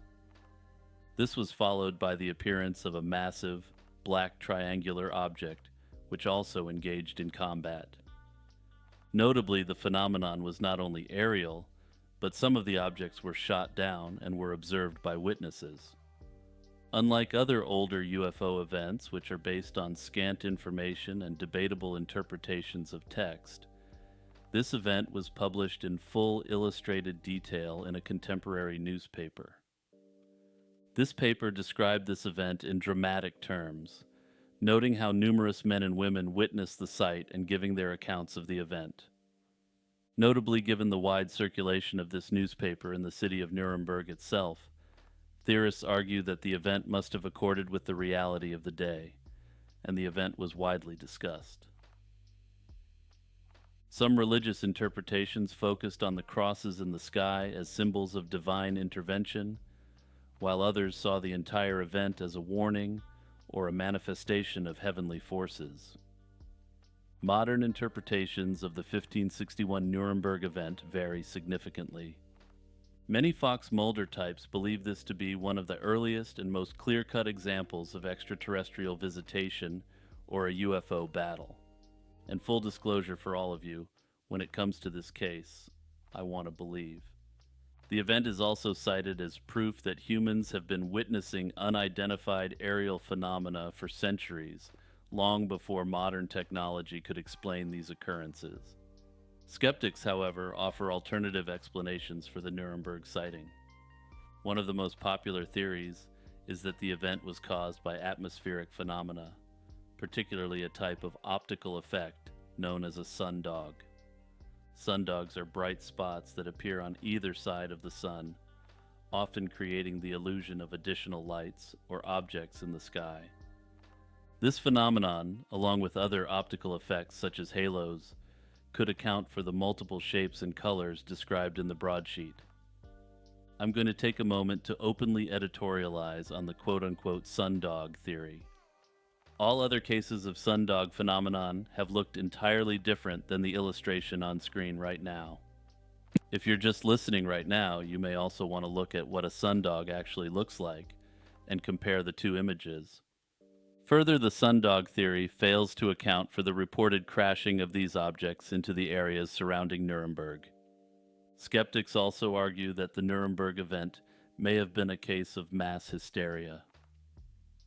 This is a psychological phenomenon in which a large group of people simultaneously experience delusions or hallucinations due to collective stress or fear. The 16th century in the Holy Roman Empire was an extremely tumultuous time, marked by religious tensions and wars.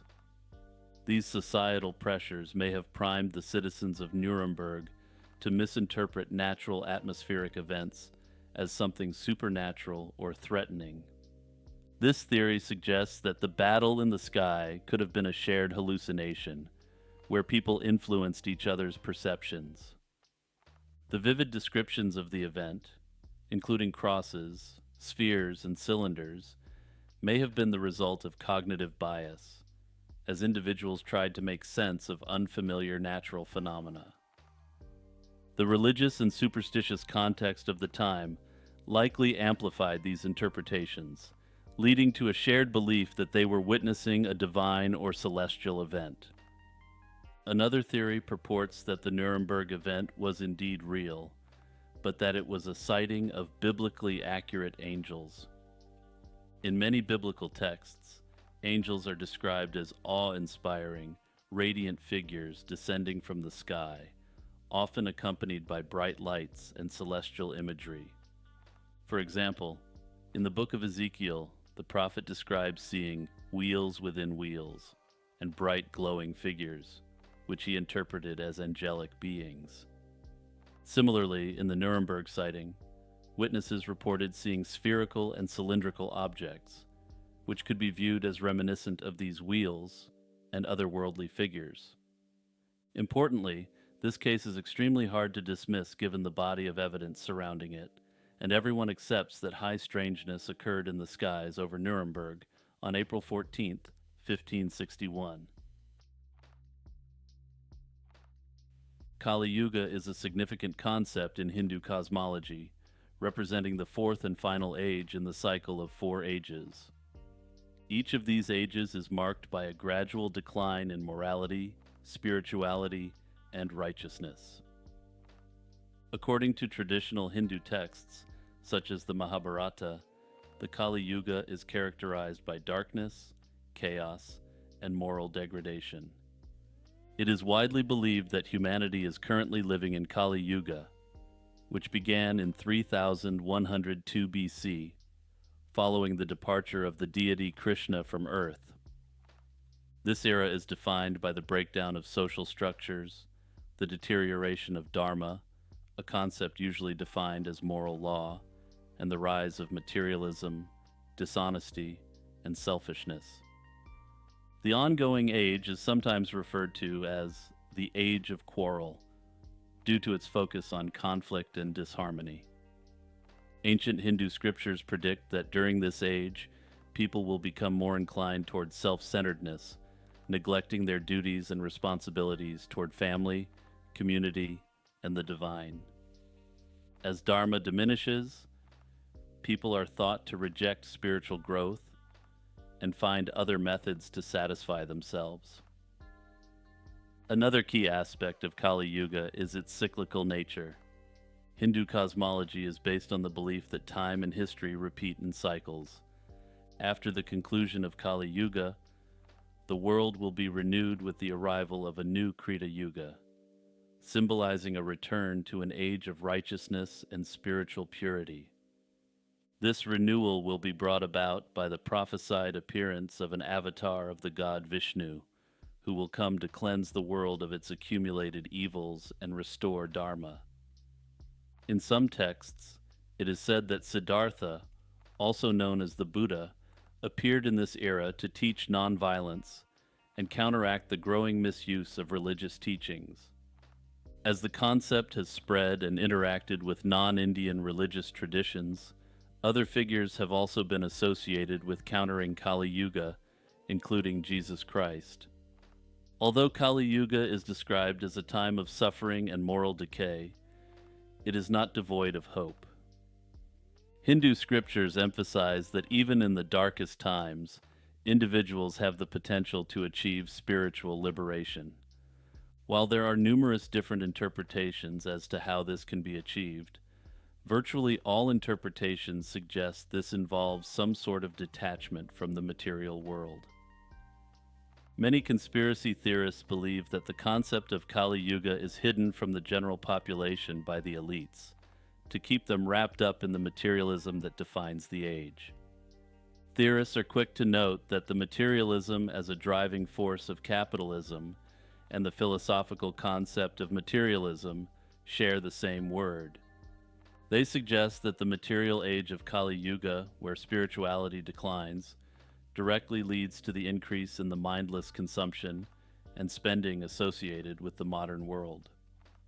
This in turn keeps the populace morally weak through an ever-increasing positive feedback loop of consumption. The conspiracy theories surrounding the killing of Tomoko Takekawa. On the morning of March 10, 1959, an office worker found the body of a woman floating near the Miyashita Bridge over the Zenpukuji River in Tokyo's Suginami Ward. Initially suspected of drowning due to the absence of visible injuries and her missing shoes, an autopsy later indicated she might have been strangled, evidenced by marks on her neck. Fluids from 2 individuals were also detected, prompting a deeper investigation into her acquaintances. The deceased was identified as Tomoko Takekawa, a 27-year-old flight attendant from Ashiya City in Hyogo Prefecture. Raised Catholic, she moved to Tokyo for nursing school before working as a nurse in Ashiya and then returning to Tokyo. She transitioned careers to become a stewardess for the British Overseas Airway Corporation, thanks to her uncle's influence in the company. Takekawa was selected from among 300 applicants and was set to commence her first flight on March 13, 1959, but she disappeared after attending a birthday party on March 8th. Belgian-born Louis Charles Vermeersch, a Catholic priest, emerged as a suspect after Takekawa's notebook entries, and a parcel linked him to her. Despite undergoing questioning and displaying signs of physical stress, Vermeersch denied any romantic involvement with Takekawa, stating their meeting was purely for consultation. However, police found evidence suggesting a prior relationship. Witnesses reported sightings of Vermeersch around the time of Takekawa's disappearance. Despite these allegations, Vermeersch's alibis, provided by church members, were met with skepticism. Just days before a scheduled police interview, Vermeersch left Japan on an Air France flight, claiming church orders and a desire to visit his aging parents. His departure left many questions unanswered, and despite never being formally charged, the cloud of suspicion never fully lifted. Vermeersch lived out his life in Canada, passing away in 2017 without making public comments on the case. Tomoko Takekawa's slaying remains unsolved, and it was officially closed by the police in 1974. Some conspiracy theorists have argued that the true nature of the case was covered up given Vermeersch's profession and affiliations. The Paul is dead theory is one of the most infamous and enduring conspiracy theories in music history. It posits that Paul McCartney, the legendary Beatle, died in a car crash in 1966 and was secretly replaced by a look-alike. This theory first emerged in the late 1960s and quickly captivated the public, gaining momentum through a series of supposed clues embedded in songs, album covers, and appearances. The rumors surrounding McCartney's death first surfaced in 1969, although speculations about his well-being began earlier. In December 1965, McCartney was involved in a moped accident, leading to minor injuries, which prompted worries about his health and use of a body double. A second wave of rumors followed in 1967, when some speculated that a car accident had killed McCartney, but these claims did not gain widespread traction at the time. The theory exploded into public consciousness in October 1969, when a caller named Tom phoned Detroit radio station WKNR-FM and informed disc jockey Russ Gibb of McCartney's passing. The caller urged Gibb to play the Beatles' song Revolution 9 backward, claiming it revealed the message, "Turn me on, dead man." The strange audio discovery stirred up significant interest, and soon after, a student from the University of Michigan published a satirical article discussing the theory. In this article, he dissected the Beatles' Abbey Road album cover as evidence of McCartney's death. This article, titled "McCartney Dead: New Evidence Brought to Light," was taken far more seriously than the author intended, and newspapers across the United States began reporting on it. As the rumors snowballed after October 1969, the story became an international sensation. Radio stations across the United States began to discuss the theory, with some disc jockeys dedicating entire shows to dissecting Beatles songs for hidden clues. To put it in our modern context, the theory went viral, and every content creator had to pile on to get a piece of the action. The theory suggests that the Beatles, along with their management and the British government, covered up McCartney's death to avoid mass hysteria and protect the band's profitability. The replacement, supposedly a Scottish orphan named Billy Shears, was selected due to his striking resemblance to McCartney and his similar musical abilities. Fans believe that the Beatles left numerous cryptic clues about McCartney's passing in their albums as a way of confessing to the public without directly addressing the issue. Proponents of the theory pointed to an apparent wealth of evidence hidden in Beatles lyrics, album artwork, and promotional materials. The most prominent source of these clues is the Beatles' Abbey Road album cover, released in 1969, which supposedly contains numerous visual hints of McCartney's death. On the cover, McCartney is the only member of the band walking barefoot, and he is out of step with the other three band members. Conspiracy theorists interpreted this as a subtle symbol of death. Additionally, they claimed the procession of Lennon in white, Starr in black, and Harrison in denim represented a priest, undertaker, and gravedigger, respectively. The album Sgt. Pepper's Lonely Hearts Club Band also became a focus of intense scrutiny. Fans pointed to the cover's inclusion of a floral arrangement resembling a bass guitar and the presence of a hand hovering above McCartney's head. Additionally, Fans claimed that if you play the final moments of Strawberry Fields Forever backward, John Lennon can be heard saying, "I buried Paul." On October 10, 1969, the band's press officer, Derek Taylor, issued a statement denying that McCartney had died, but this only seemed to stoke the flames of speculation. Meanwhile, McCartney's relative silence during this period added fuel to the fire.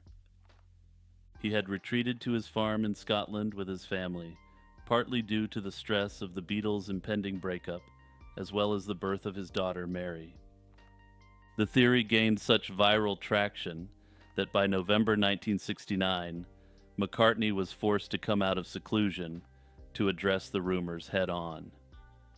In an interview with Life magazine in that month, he advised that the rumors were stupid, and he was in seclusion because he had gone through 10 years of constant extreme fame.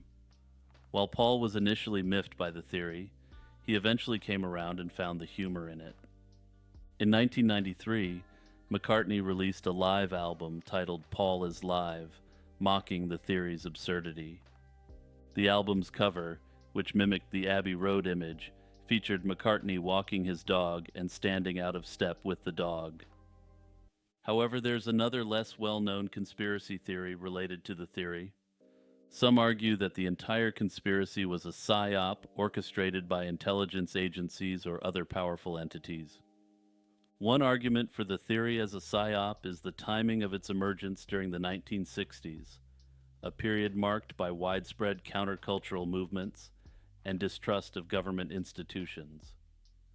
The Beatles, as cultural and countercultural icons, held immense influence over youth, and the spread of such a sensational conspiracy could have been used to discredit the counterculture. According to this interpretation of the theory, the Paul is dead theory actually depicted the Beatles as yet another arm of the establishment. Thus, they were portrayed as being in collusion with corporations and the British government, making those in the counterculture wary of influential figures like John Lennon and George Harrison. Another potentially less sinister theory is that the entire thing was orchestrated to take attention off the impending breakup of the band. Alternatively, some argue that the Paul is dead theory was cooked up to ensure ongoing interest in the band in wake of what insiders knew was a definite breakup by October 1969. In the late 19th century, the United States was gripped by a phenomenon that would become known as the mystery airship wave of 1896 to 1897. This period marked one of the first major UFO waves in American history, occurring a decade before the Wright brothers' first flight. The sightings began in California in 1896 and quickly spread eastward, generating thousands of reports from citizens across the country. These accounts ranged from simple observations of unexplained lights in the night sky to detailed descriptions of blimp-like vessels carrying human-like occupants. Some witnesses even reported interactions with these beings who occasionally claimed to be from Mars. The majority of sightings were reported as nighttime encounters with unidentified lights, with more elaborate narratives describing airships comparable to contemporary dirigibles. This widespread nature of the sightings contributed to the mystery and intrigue surrounding the phenomenon. The reports peaked in two phases: the initial wave in California in late 1896, and a subsequent wave across the central and eastern U.S. in the spring of 1897. Public reaction to these sightings was mixed, with responses ranging from awe and fascination to skepticism and outright dismissal. Many accounts were later attributed to misidentifications of celestial objects, such as planets and stars, or dismissed as hoaxes and practical jokes. Some believed the airships were secret experiments by inventors or the government, the theory going that these airships were prototypes. Others saw them as evidence of extraterrestrial visitation, which at the time largely consisted of Martian visitors, reflecting the sensibilities of the time. In addition to the fantastical accounts and hoaxes, the airship sightings were a media sensation, with newspapers across the country reporting on the phenomenon with varying degrees of credibility. Some papers sensationalized the sightings, while others aimed to debunk them through rational explanations or demonstrations of how easily the public could be fooled. Interestingly, the day before the first sightings in California, a newspaper called the Sacramento Bee published an article about an inventor from New York. This inventor was allegedly planning to fly from New York to California to show off his new invention. This event may have set in motion the first sightings, with many additional sightings being driven by mass hysteria over airships. Some proponents of the predictive programming theory believe these sightings were more than mere hoaxes or mass hysteria. Instead, they suggest that these airships were early examples of predictive programming, a method allegedly used by elites to prepare the public for future technologies and events. In the case of the mystery airship wave, the appearance of advanced flying machines at a time when aviation technology was still in its infancy could be seen as a precursor to the development of aircraft. According to this theory, these sightings may have served to introduce the concept of flight to the public consciousness, allowing the population to gradually accept the idea of routine manned air travel. Proponents of this theory note that Ferdinand Zeppelin had just patented the concept of the airship in Germany in 1895. Some theorists expand on this idea further, suggesting that this was part of a campaign to increase acceptance around UFOs using the newly invented airships of Graf Zeppelin. Joe Rogan, host of The Joe Rogan Experience, is one of the most polarizing and popular figures in modern media. With a career spanning from stand-up comedy to UFC commentary and podcasting, Rogan has built a massive following. Notably, a large portion of his following are men who admire his blend of skepticism, curiosity, and open-mindedness, with what many consider a very masculine persona. However, as his popularity grew, so too did his detractors, particularly on social media platforms like Reddit, where users often express intense criticism and outright disdain for Rogan. The argument claims that Reddit, often portrayed as a bastion of what may be best described as unmasculine men, serves as the perfect breeding ground for this PR strategy. The theory suggests that by encouraging these unmasculine men to vocally express their disdain for Rogan, the PR campaign creates a reverse psychology effect. That is to say, appealing to men who want to distance themselves from the Reddit soyjack archetype and assert their own masculinity by aligning with Rogan. According to this theory, Joe Rogan, who discusses everything from physical fitness to philosophy on his podcast, embodies a version of masculinity that is both primal and intellectual. He lifts weights, engages in martial arts, hunts, and eats a largely carnivorous diet, all while being curious and open-minded enough to discuss the nature of consciousness or the Mongol Empire. In other words, Rogan offers a template for modern masculinity that many men find aspirational. However, for every admirer, there are detractors, and nowhere is this more evident than on Reddit. Reddit has also garnered a reputation as a platform dominated by young, progressive, and often socially awkward men. These men may be more likely to reject traditional gender roles, and as a result, they find Joe Rogan's brand of masculinity antiquated, simplistic, or even quote-unquote toxic. Thus, Reddit becomes the perfect stage for this conspiracy theory to play out. In essence, the more these Reddit users hate on Rogan, the more attractive he becomes to men who aspire to be everything these Reddit users are not. This type of reverse psychology taps into a fundamental aspect of human nature. People are often motivated by the desire to differentiate themselves from others.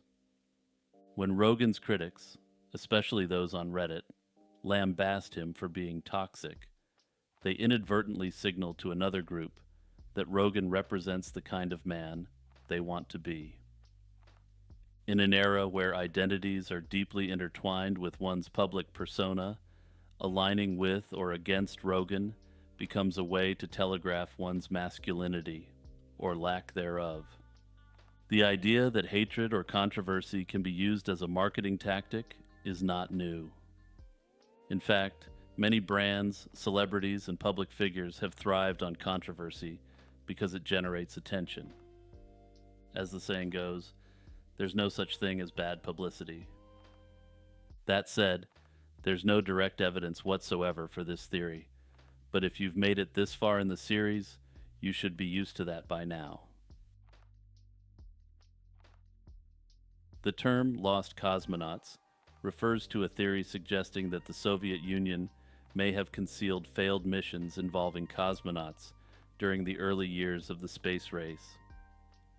The conspiracy theory first gained traction in the early 1960s. Proponents argue that several cosmonauts embarked on space missions before Yuri Gagarin's historic flight in April 1961, but their missions ended in disaster. Among the alleged lost cosmonauts is Vladimir Ilyushin, a test pilot and son of a famed aircraft designer. According to some accounts, Ilyushin orbited Earth days before Gagarin, but crash-landed in China and was subsequently kept in secrecy by both governments. A significant element fueling the lost cosmonaut theory involves two Italian amateur radio operators. They claim to have intercepted distress signals and communications from several doomed Soviet missions. Notably, they reported picking up an SOS signal in 1960 from a spacecraft moving away from Earth, indicating a possible failed mission launched into deep space. The most chilling of their recordings was purportedly from a female cosmonaut who described seeing flames and experiencing extreme heat, suggesting a re-entry failure. Despite these dramatic accounts, many experts and historians regard the Italian recordings as hoaxes or psyops, noting inconsistencies and lack of corroborating evidence. Another incident that has been linked to the lost cosmonaut theory is the 1960 Nedelin catastrophe. This was a massive explosion on a launch pad that killed numerous technicians and personnel. While officially acknowledged as a non-crewed mission, some believe there were cosmonauts involved. Another frequently cited event is the mysterious Korabel Sputnik 1 mission in 1960. Officially an unmanned test, science fiction writer Robert Heinlein reported meeting Soviet defectors who suggested it was manned. However, the spacecraft lacked a re-entry shield, making the claim that it carried cosmonauts highly dubious. The Soviet Union's notorious secrecy during the Cold War provides fertile ground for such theories. Early space missions were often conducted in secrecy, and failures were typically not disclosed to the public. For instance, Valentin Bondarenko, part of the first group of cosmonauts, died in a training accident in 1961. His death was covered up for years, adding to the narrative of concealed cosmonaut fatalities. Another example is Grigory Nelyubov, a top cosmonaut who was dismissed from the program under mysterious circumstances. Nelyubov was subsequently deleted from official photographs and records, clearly indicating the existence of some conspiracy. His dismissal and subsequent tragic end fueled further speculation about the fate of other cosmonauts, who may have suffered similar fates. Despite the compelling stories and alleged recordings, the lost cosmonaut theory remains largely unsubstantiated. Extensive research into declassified Soviet records has not corroborated these claims. However, there remains the possibility that records were destroyed in the interest of national security. On November 9, 1965, at approximately 5:15 p.m., a significant portion of the northeastern United States and parts of Canada were plunged into darkness.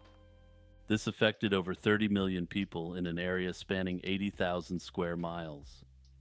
This event, known as the Northeast Blackout of 1965, stands as one of the most significant power failures in North American history. The blackout began with a small human error, a misconfigured relay at the Sir Adam Beck station on the Ontario side of the Niagara River. This seemingly minor issue at a single power station led to a series of failures throughout a power grid that was heavily interconnected and reliant on each station maintaining its load.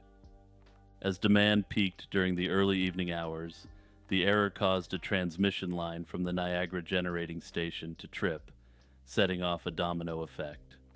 Within seconds, power stations across Ontario and the northeastern United States were overwhelmed, leading to widespread outages. The immediate effects were dramatic and far-reaching. In New York City, over 800,000 people were trapped in the subway system, while thousands more were stuck in elevators across the affected areas. Airports were shut down, and, in the era before widespread cellular communication, the lack of information led to confusion and anxiety. Despite the widespread disruption, the response to the blackout was notably calm and orderly. In New York City, for example, citizens directed traffic and helped emergency services. The event was marked by a spontaneous spirit of cooperation that prevented any major crises during the hours without power. This reaction was later highlighted as a testament to the resilience and community spirit of the affected populations.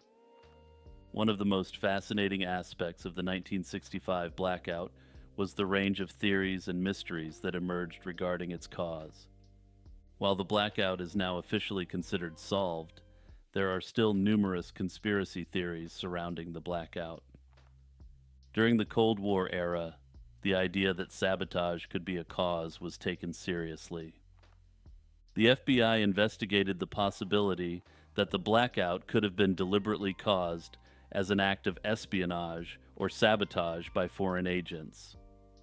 Others speculated that geomagnetic storms caused by solar flares might have interfered with the Earth's magnetic field, inducing currents that tripped the power lines and equipment. At the more extreme end of the spectrum, there were claims linking the blackout to unidentified flying objects. These stories were fueled by concurrent sightings of strange lights in the sky, which were later attributed to increased public awareness and vigilance in the dark, starlit skies of the blackout-affected area. Subsequent investigations by the Federal Power Commission pointed squarely to the relay setting error and the vulnerabilities in the power grid's design. It highlighted the need for better coordination and fail-safes within the interconnected systems. In the wake of the blackout, there were significant changes in how power systems were managed across North America. The event led to the establishment of more rigorous standards for grid management, including the formation of the North American Electric Reliability Corporation. This corporation was tasked with enhancing the reliability and security of the bulk power system in the US and Canada. Whether this event happened as the official histories said or not is up to you to interpret. The development of the Internet is closely tied to DARPA, the Defense Advanced Research Projects Agency, a U.S. Department of Defense agency known for its advanced defense projects. DARPA played a crucial role in creating the fundamental technologies that would evolve into the modern Internet. Also, just a quick note so I don't get a million comments. I'll be referring to DARPA as such throughout, even though it was known as ARPA for the early portion of its existence. The roots of the Internet can be traced back to the early 1960s, when J.C.R. Licklider of MIT conceptualized a, quote, intergalactic network of computers that could communicate with one another. His ideas were fundamental in shaping the direction of computer networking, and they became actionable when he joined DARPA in 1962. Under his leadership, DARPA initiated the development of technologies aimed at connecting computers across various locations to share information and resources. ARPANET, the precursor to the Internet, emerged from DARPA's need to create a network that could survive potential disruptions, such as nuclear strikes. At the time, traditional circuit switch networks, like the telephone system, were not resilient enough for military needs. DARPA, leveraging the concept of packet switching, pioneered by Paul Baran at RAND and Donald Davies in the UK, proposed a more robust communication model. Packet switching allowed data to be broken into smaller pieces, or packets, that could be sent independently over various paths before being reassembled at their destinations. In 1969, ARPA initiated the creation of ARPANET by connecting 4 universities, UCLA, Stanford, UCSB, and the University of Utah. This network used packet switching technology and became the first wide area network, marking the start of what would eventually become the Internet. As ARPANET expanded, it became clear that the system needed a standardized protocol to manage the growing number of connected networks. In the early 1970s, researchers working under DARPA developed the Transmission Control Protocol, TCP, and Internet Protocol, IP. These protocols, collectively known as TCP/IP, enabled disparate networks to communicate with one another, laying the groundwork for the Internet. TCP/IP allowed for the successful transmission of data between multiple independent networks, regardless of their underlying technologies, thus creating a network of networks. In the 1980s, DARPA's involvement in the Internet's evolution continued to be instrumental, particularly through collaborations with the National Science Foundation. The NSF-Net, established in 1986, created high-speed links between several U.S. universities, further accelerating the adoption of TCP/IP and making the Internet accessible to academic institutions worldwide. This period also marked the beginning of commercial Internet development, as companies started to recognize the potential of this technology for business and communication. DARPA was also involved in pioneering research that led to the development of systems which are the foundation of the World Wide Web. Conspiracy theorists have unsurprisingly crafted many theories around the development of ARPANET. Perhaps the most prominent conspiracy is that ARPANET laid the groundwork for a vast surveillance system capable of tracking and monitoring global communications. Conspiracy theorists argue that ARPANET's association with the Department of Defense signals its true intent: to create a powerful tool for government control. They claim that while ARPANET was publicly presented as a project to facilitate research and communication, the underlying motive was to enable real-time monitoring of information flow. DARPA's involvement, with its close ties to the military and intelligence communities, is cited as evidence that it was the beginning of a state-controlled information grid. One central tenet of this conspiracy theory is the belief that ARPANET's architecture was designed with surveillance capabilities in mind. Some claim the decentralized nature of the network, which routes data through multiple paths and nodes, is claimed to allow the government to track communications more efficiently. Conspiracists argue that packet switching was perfect for surveillance because it enabled data to be broken down into small packets and transmitted through multiple points. This potentially allowed monitoring at any one of these junctures. Another aspect of this conspiracy revolves around DARPA's influence over private technology companies. According to this theory, DARPA collaborated with and funded big tech corporations to embed surveillance mechanisms into the hardware and software that underpin the modern Internet. This network of collaboration is argued by conspiracy theorists as a way for DARPA to covertly implement surveillance technologies into everyday communication systems. Peking Man, a crucial discovery in the history of human evolution, was found in the Zhoukoudian cave system near Beijing during the 1920s and 1930s. These fossils, dubbed Peking Man, have become one of the most significant paleoanthropological finds. The first discovery at Zhoukoudian was made in 1921 when a human tooth was unearthed by Austrian paleontologist Otto Zadansky. Further excavations revealed an array of fossils, including skull fragments, jaws, and limb bones, belonging to more than 40 individuals. These remains were eventually classified as Homo erectus pekinensis, a subspecies of Homo erectus that lived roughly between 200 and 800,000 years ago. These fossils showed that Peking man had a brain capacity smaller than modern humans, but larger than earlier hominids. The Zhoukoudian site yielded over 100,000 stone tools, evidence of fire use, and possible signs of communal living. These findings suggested that Peking man was a hunter-gatherer with the ability to adapt to the harsh conditions of northern China during the glacial periods. Despite ongoing debates, it is widely believed that these early humans had some form of social structure and were capable of controlling fire. In 1941, with the Japanese invasion of China escalating, there was a growing concern for the safety of the Peking man fossils. American and Chinese scientists decided to transport the fossils to the United States for safekeeping. They packed the fossils into 2 large crates, which were supposed to be shipped from the Marine base at Qinhuangdao to the U.S. The crates disappeared en route, and their fate has remained one of the great mysteries in the field of paleoanthropology. Multiple theories have surfaced over the years.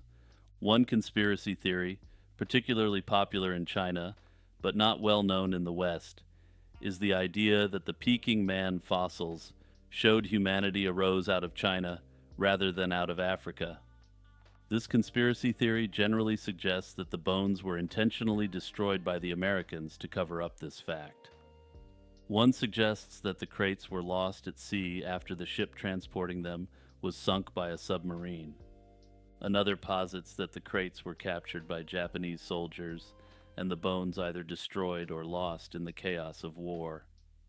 Yet another theory, spurred by an account from the son of a U.S. Marine, suggests that the bones may still be buried beneath a parking lot in Qinhuangdao.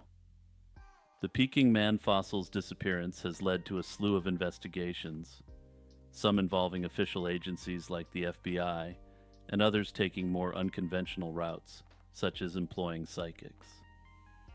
Despite numerous expeditions and studies, the actual location of the fossils remains unknown.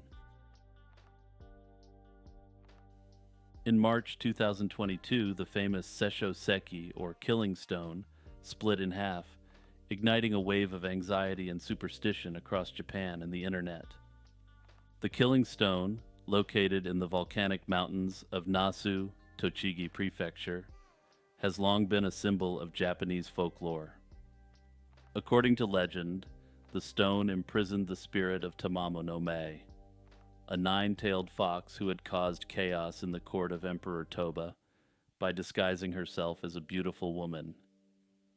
After her deception was discovered, she was slain, and her vengeful spirit was said to have been sealed within the stone.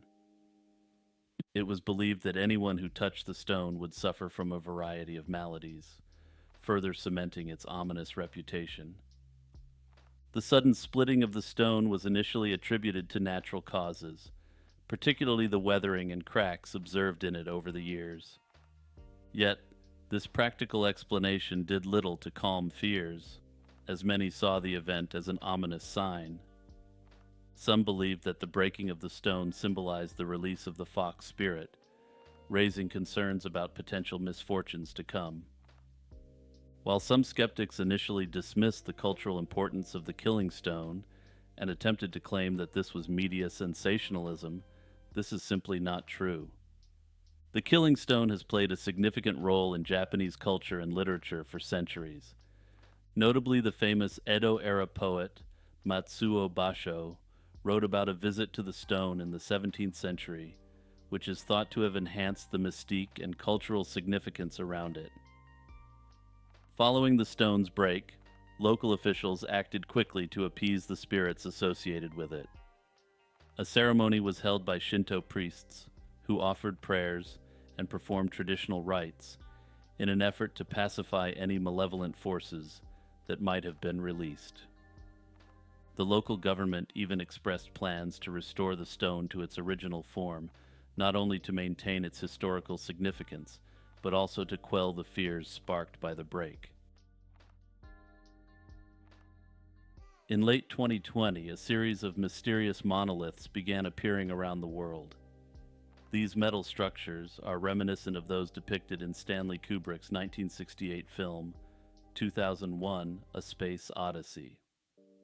They first garnered attention when a 12-foot tall monolith was discovered in Utah's Red Rock Desert by a helicopter crew on a routine mission to count bighorn sheep. The monolith, firmly planted in the ground, stood out starkly against the desert landscape, and its origins were unknown, prompting widespread curiosity and a flurry of online theories. Following the Utah discovery, similar monoliths began to surface globally. One appeared in Romania on Batca Domine Hill, notable for its circular engravings, only to disappear soon after, much like its Utah counterpart. The phenomenon quickly gained momentum, with sightings reported in California, Texas, Pennsylvania, and New Mexico, among other places.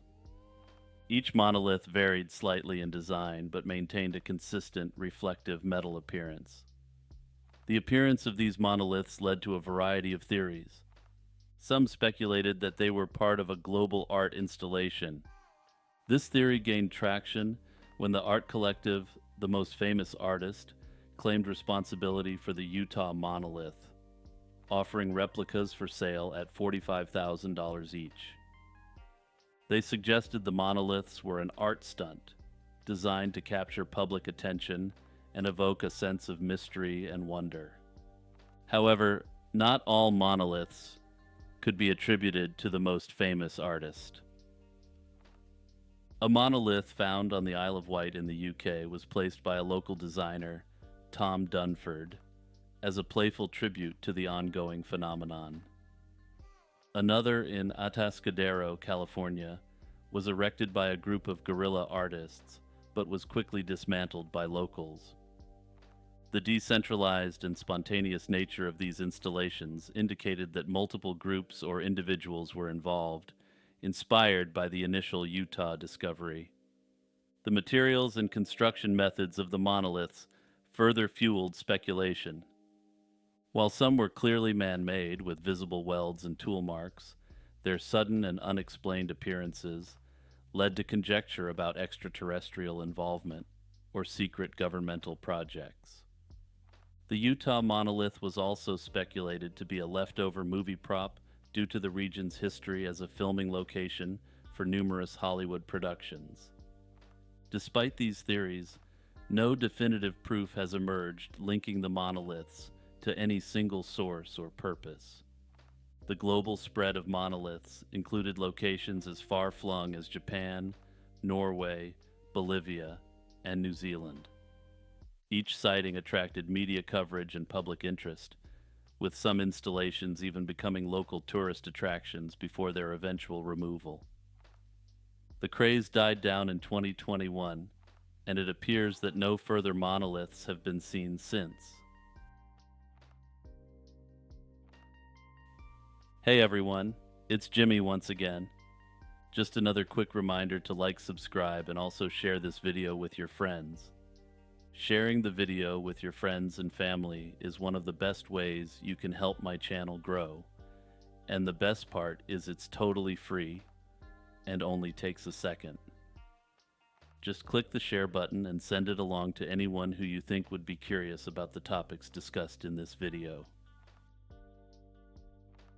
The conspiracy theory that Tupac Shakur is still alive has persisted for nearly 3 decades, fueled by a mix of circumstantial evidence, sightings, and cryptic messages in his music. According to promoters of this conspiracy, the most significant piece of circumstantial evidence is the cremation and missing body. After Tupac was shot on September 7, 1996, he was reportedly cremated the next day, and his body was never publicly seen again. Suge Knight, the CEO of Death Row Records, who was with Tupac when he was shot, has expressed skepticism that the man cremated was Tupac. He has claimed that the man who cremated Tupac disappeared with a substantial amount of money and was never heard from again. This does not appear to have been independently verified in any way. Adding to the mystery is Tupac's posthumous album, The Don Killuminati, The 7-Day Theory, released under the pseudonym Machiavelli. The album cover depicted Tupac as Jesus Christ, hinting at resurrection. Some fans also point to hidden messages in his lyrics and album artwork as evidence that Tupac planned his escape. For example, in the song I Ain't Hard to Find, he raps about rumors of his death being exaggerated. However, critics of this theory note that his lyrics contained references to his own mortality for years before his death. Since his death, Tupac has released more albums posthumously than when he was alive. This prolific output has led some to believe that Tupac continues to record in secret. Lyrics in these albums, such as his repeated claims of returning like Jesus, have been interpreted as hints at his survival.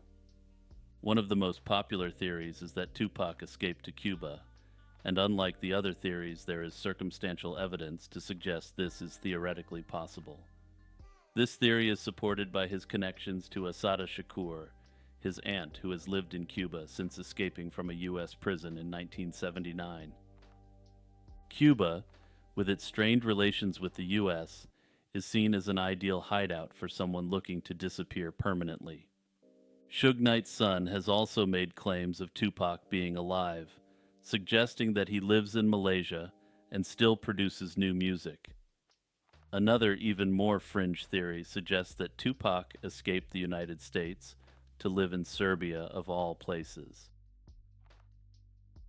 Shadow people, also known as shadow figures or black masses, are perceived as shadowy humanoid figures that have been reported across cultures and time. The concept of shadow people is not new and can be traced back to ancient folklore and religious texts. In many cultures, shadowy figures are associated with the supernatural. For instance, in ancient Egyptian mythology, shadow figures were considered part of a person's soul. Similarly, in Native American beliefs, shadow beings are seen as spiritual entities that exist in a state of balance between light and darkness. Shadow people are typically described as dark, human-like shapes that appear at the periphery of one's vision or directly in front. They often lack discernible features, though some reports include glowing red eyes. These encounters frequently occur at night and are sometimes associated with feelings of intense fear and paralysis. People often report seeing these figures during episodes of sleep paralysis, a condition where one is temporarily unable to move or speak while falling asleep or upon waking. One of the most well-known types of shadow people is the Hat Man, a figure seen wearing a brimmed hat and sometimes a cloak. Sightings of the Hat Man are often reported in conjunction with sleep paralysis and have been documented since the early 2000s. Another common narrative involves shadow figures appearing in haunted locations. For example, at the Eastern State Penitentiary in Pennsylvania, numerous sightings of shadowy entities have been reported by both visitors and paranormal investigators. Many psychologists suggest that shadow people are hallucinations resulting from sleep paralysis. During this state, individuals are partially awake but still dreaming, leading to vivid and often frightening hallucinations. Some theorists propose that shadow people are the astral bodies of individuals who are experiencing out-of-body experiences. According to this theory, what people see are the ephemeral forms of these travelers from another realm. Another theory posits that shadow people are entities from parallel dimensions that occasionally intersect with our own. This idea is supported by the belief in multiple dimensions existing alongside our own, where beings might cross over and become visible as shadows. The dark and often malevolent nature of shadow people has led some to believe they are demonic entities. These figures are thought to feed on fear and manifest to frighten individuals. A more speculative theory suggests that shadow people might be time travelers from the future. In this scenario, their shadowy appearance could be a result of the limitations of their time travel technology, making them visible only as shadows. Skeptics argue that shadow people can be explained by natural phenomena such as optical illusions, heightened imagination, or environmental factors like electromagnetic fields. The unusual ability of Girolamo Segato. Girolamo Segato was an Italian polymath born in 1792 in the Carthusian monastery of Vadana, located in northern Italy. His interests spanned various fields, including natural sciences, cartography, Egyptology, and anatomy. However, Segato is most famously known for his mysterious and unparalleled technique of artificially petrifying human remains. Segato's journey into the world of mummification began during his archaeological expeditions to Egypt in 1818. These experiences deeply influenced his later work, leading him to develop a method of preservation that went beyond traditional mummification techniques. Upon his return to Florence in 1823, Segato began experimenting with a unique process that effectively mineralized organic tissue, preserving it with remarkable detail and durability. His method allowed the preserved tissues to retain their original color, texture, and even cellular structure, an achievement that was both unprecedented and baffling to his contemporaries. One of the most notable aspects of Segato's work was his ability to turn biological material into a stone-like substance. This process, often referred to as petrification, was so effective that the preserved specimens could be cut, polished, and used in various forms. A table in the royal palace of Caserta, for example, was crafted using this technique and remains a testament to Segato's enigmatic skills. Despite the groundbreaking nature of his work, Segato was highly secretive about his methods. He never documented the exact process, and all of his notes were destroyed before his passing in 1836. This decision has led to widespread speculation about the origins and nature of his technique. Some contemporaries and later commentators speculated that Segato might have tapped into ancient Egyptian magic, a belief that only deepened the mystery surrounding his work. One of the few detailed accounts of Segato's work comes from the American surgeon Valentine Mott, who visited Segato in Florence. Mott was astonished by Segato's ability to petrify organic materials, describing the results as nothing short of miraculous. Mott invited Segato to the United States to demonstrate his process, but Segato initially declined, and then reportedly demanded an exorbitant fee. Soon after, Mott received news that Segato had passed away, taking the secrets of his technique with him to the grave. Segato's legacy is preserved in the remnants of his work that survive today, primarily housed in the Museum of the Department of Anatomy in Florence. Some conspiracy theorists argue that the true nature of what he did was covered up upon his death. This theory suggests that an ancient secret group like the Freemasons or the Rosicrucians covered it up due to his access to mystical abilities they keep secret.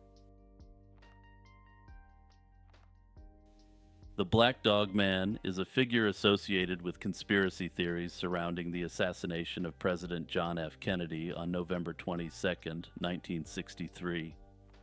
This figure appears in photographs taken by spectators Philip Willis and Hugh Betzner, specifically in images shot just moments before and after the fatal gunfire in Dealey Plaza. The Black Dog Man is named for the shadowy silhouette captured near the retaining wall at the edge of the grassy knoll. In the broader scope of JFK assassination theories, this shadowy figure has spurred numerous interpretations. Initially, the vague outline of what appeared to be a person behind the fence on the grassy knoll fed into the idea of a second shooter. For those who believe in a conspiracy, the Black Dog Man is potentially an accomplice hidden in the shadows. The interpretation of the figure's presence is particularly compelling because the grassy knoll has been a central focus of many alternative theories. Some conspiracy theorists argue that this individual could have been part of a larger team tasked with ensuring Kennedy's demise, likely coordinating with others positioned around Dealey Plaza. However, alternative explanations for the Black Dog Man also exist. Marilyn Sitzman, who worked in the plaza and witnessed the events of that day, suggested that the figure may have been part of a couple sitting near the retaining wall, eating lunch, and oblivious to the events. Furthermore, the photographic evidence of the figure is ambiguous at best. The exact nature of the silhouette, whether it is a person, an illusion caused by shadows, or something else entirely like a dog, remains uncertain. Some theorists also suggest that the Black Dog Man figure is simply a psyop to divert attention from more substantive allegations.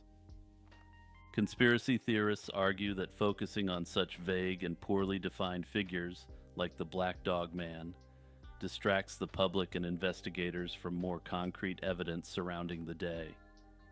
By fixating on ambiguous photographic evidence of a shadowy figure, the narrative becomes diluted with speculative and often less credible theories.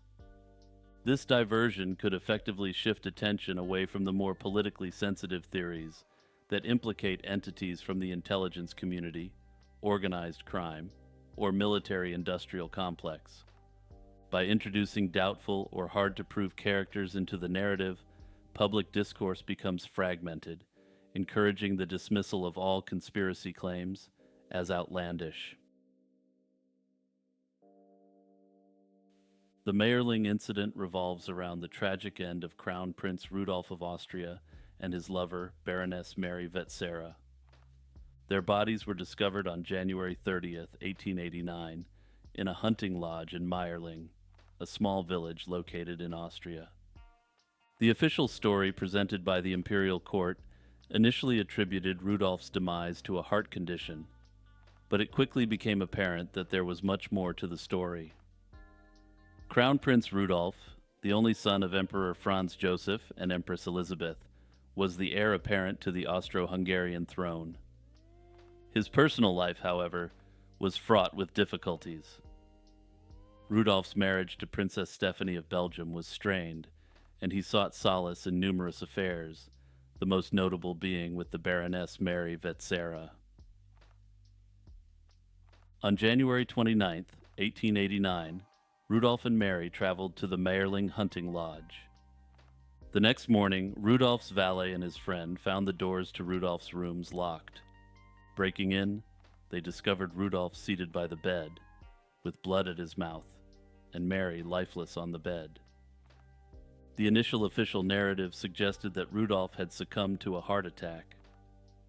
However, this quickly changed when foreign correspondents uncovered details implicating Vetsera in his demise. The imperial court then suggested a pact, where Rudolph first ended Vetsera's life before his own. Several theories have emerged over the years to explain what truly happened at Mayerling. One of the more commonly accepted theories is that Rudolph and Mary entered a mutual ending pact due to Rudolph's despair over his personal and political situation. He had recently been pressured by his father to end his relationship with Vetsera and was reportedly in a state of mental imbalance. Another theory suggests that Rudolph may have had syphilis, which contributed to his declining mental state. This illness might have strained his marriage and his public duties, adding to his desperation. There are also numerous conspiracy theories which have arose over the years. One posits that Rudolph was slain as part of a political plot, possibly involving Vetsera's family or other political factions. This theory is partly fueled by inconsistencies in the official accounts and the rapid closure of the investigation. Empress Zita, the last Empress of Austria, suggested that Rudolph was killed due to his refusal to participate in a conspiracy against his father. This theory lacks substantial evidence, but persists in some discussions due to the mysterious nature of their deaths and the lack of transparency in the investigations that followed. The Meyerling incident had significant repercussions for the Austro-Hungarian Empire. With Rudolf's passing, the line of succession was disrupted, eventually leading to Archduke Franz Ferdinand becoming the heir presumptive. His assassination in 1914 was a catalyst for the outbreak of World War I, and if this little-known incident didn't occur, World War I may not have occurred as it did in our timeline. During the Cold War, Soviet cosmonauts faced significant danger after returning from space missions. Due to their descent area, there was significant possibility of landing in remote, inhospitable regions, including the vast wilderness of Siberia. In these areas, survival wasn't guaranteed, and threats from wildlife, particularly Eurasian brown bears and wolves, were a significant concern. To address this, Soviet cosmonauts were equipped with a weapon specifically designed for both self-defense and survival, the TP-82 shotgun.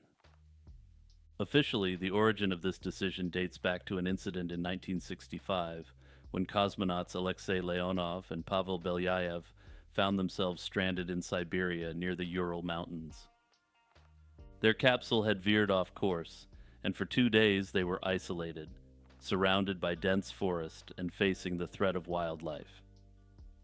Though they had only a pistol at the time, the experience highlighted the need for a more robust survival weapon in case future cosmonauts found themselves in similar situations. The TP-82 became a standard issue for Soviet space missions from 1986 until 2007. The conspiracy theory surrounding the Soviet cosmonauts TP-82 argues that the weapon was not intended for defense against bears or wolves, but rather to engage extraterrestrial beings. Proponents of this theory argue that the weapon's presence on space missions goes beyond the practical need for survival in the Siberian wilderness.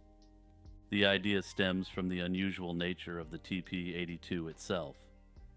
As a triple-barrel weapon, it was far more powerful than what would typically be required for most wildlife. One piece of evidence in favor of this theory is that the weapon was too powerful to bring aboard a spaceship unless it was absolutely necessary to have it there. If the TP-82 was accidentally discharged, the results would likely be catastrophic in terms of structural damage. Welcome to the Conspiracy Theory Iceberg, a series that takes you deep into a world where the line between fact and fiction blurs, and the truth is often stranger than fiction. Whether you're a skeptic or a believer, prepare to question everything you thought you knew. Also, don't forget to like and subscribe and share this video with your various co-conspirators. The influential ideas of Edward Bernays, the father of propaganda. Edward Bernays is one of the most influential figures in human history, yet his name is not widely known outside of specialized circles. His work fundamentally transformed the ways in which information is disseminated and opinions are shaped, and his influence continues to permeate every aspect of contemporary life. Born in 1891 in Vienna, Bernays was the nephew of Sigmund Freud, and he heavily drew upon his uncle's insights into human psychology. Bernays recognized early on that understanding the subconscious desires and irrational motivations of individuals could be powerful tools in influencing mass behavior. This insight laid the groundwork for what would become his pioneering work in public relations and propaganda. Bernays' career took a significant turn during World War I when he worked for the Committee on Public Information, a U.S. government agency responsible for promoting the war effort. Through his work with the CPI, Bernays realized the potential of propaganda, not just as a wartime tool, but as a mechanism that could be employed in peacetime to mold public opinion. He saw that the techniques used to influence enemy and neutral nations could be repurposed to manipulate the thoughts and behaviors of civilians in everyday life. This realization was the seed that grew into his lifelong advocacy for what he termed the engineering of consent. In 1928, Bernays published his seminal book, which was very literally entitled Propaganda, in which he argued that the manipulation of the habits and opinions of the masses is a critical element in open societies. He believed that those who control this unseen mechanism of society constitute a quote unquote invisible government that holds the true power in a country. According to Bernays, democracy's survival depended on the ability of this elite to manage the public's perception and maintain social order through carefully orchestrated propaganda campaigns. Bernays didn't shy away from the term propaganda, although the word has since taken on a heavily negative connotation due to its association with totalitarian regimes. In his time, Bernays rebranded the concept as public relations to distance his work from the more sinister implications of propaganda, especially after World War II. Nonetheless, the core principles remain the same. Control the narrative, and you control the people. Control the people, and you control the world. Therefore, to control the world, all you need to do is control the narrative. Bernays' methods were based on the belief that people are irrational and need to be guided by those who understand the mechanisms of social control. One of the most famous examples of Bernays' work is the Torches of Freedom campaign, which he orchestrated on behalf of a sinister corporation.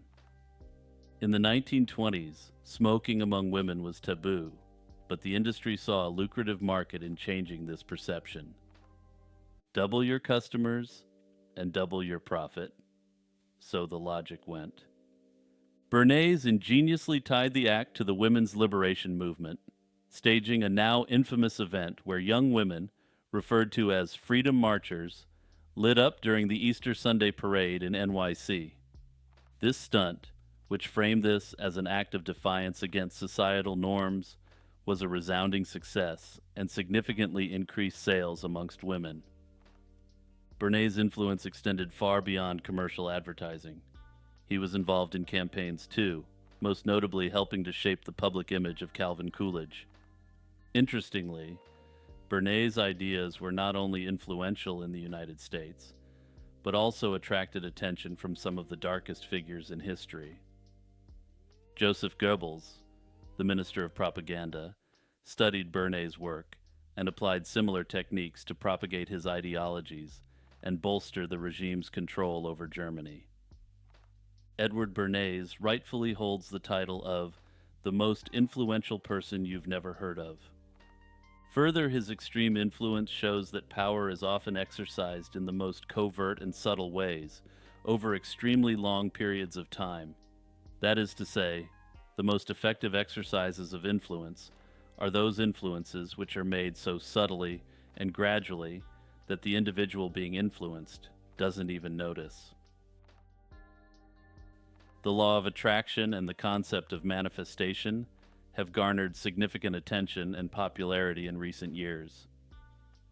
These concepts hinge on the belief that thoughts, whether positive or negative, can influence one's life experiences. The law of attraction suggests that like attracts like, meaning that if you focus on positive thoughts, positive outcomes will manifest in your life, and conversely, negative thoughts will bring about negative experiences. The roots of the law of attraction is thought to be traced back to the early 19th century, with thinkers who emphasized mind-over-body type philosophies. The term itself was first used by American spiritualist Andrew Jackson Davis in 1855 in the context of spiritual beliefs concerning the human soul and the afterlife.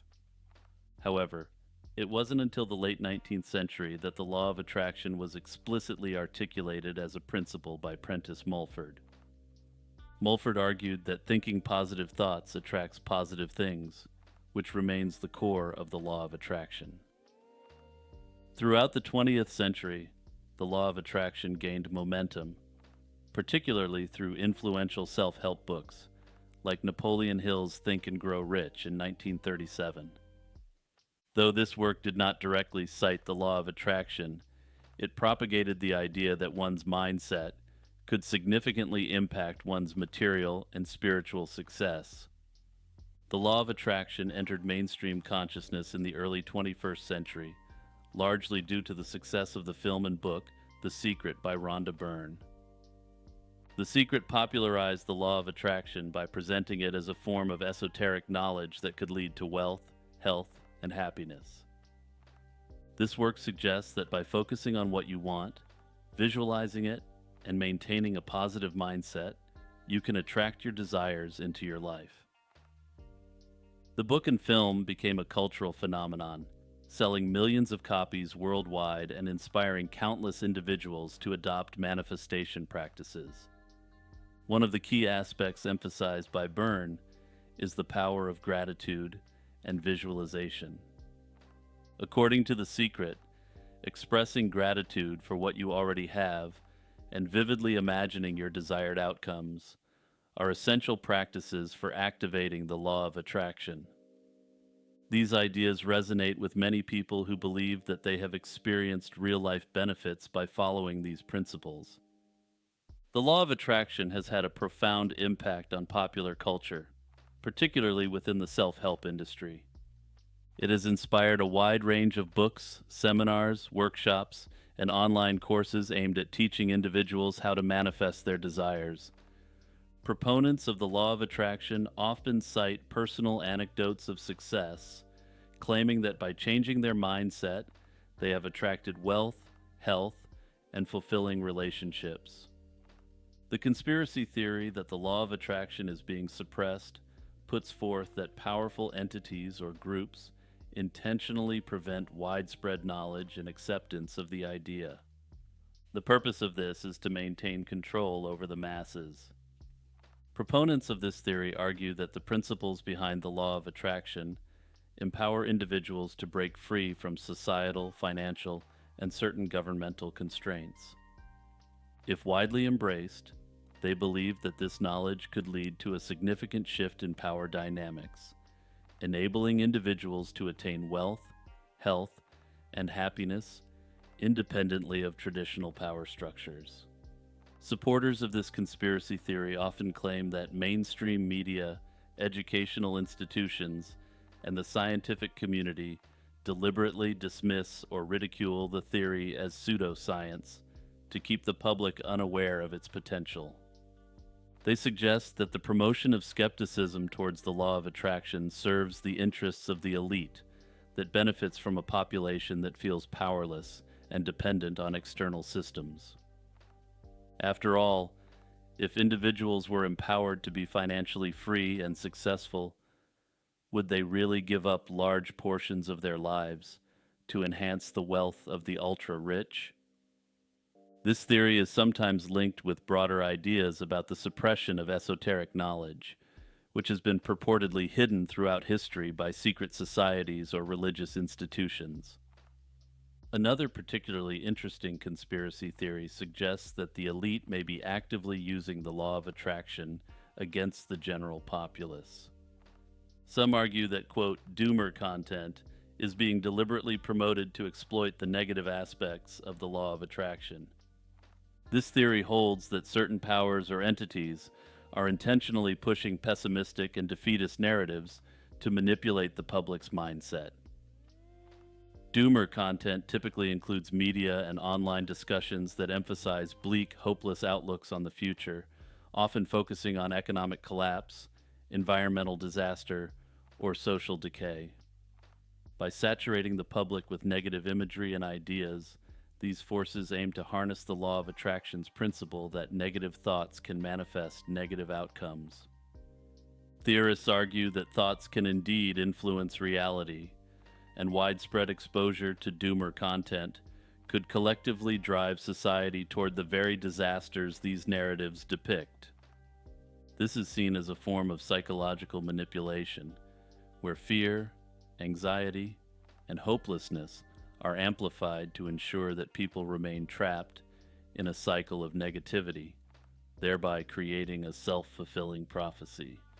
Supporters of this theory believe that promoting such content serves the interests of those who benefit from a disempowered, fearful, and divided population.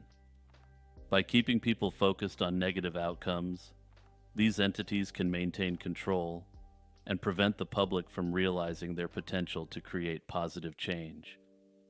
If this theory resonates with you, make sure to stay tuned because I'll be going into a specific case where some theorize this tactic is being used later in the video.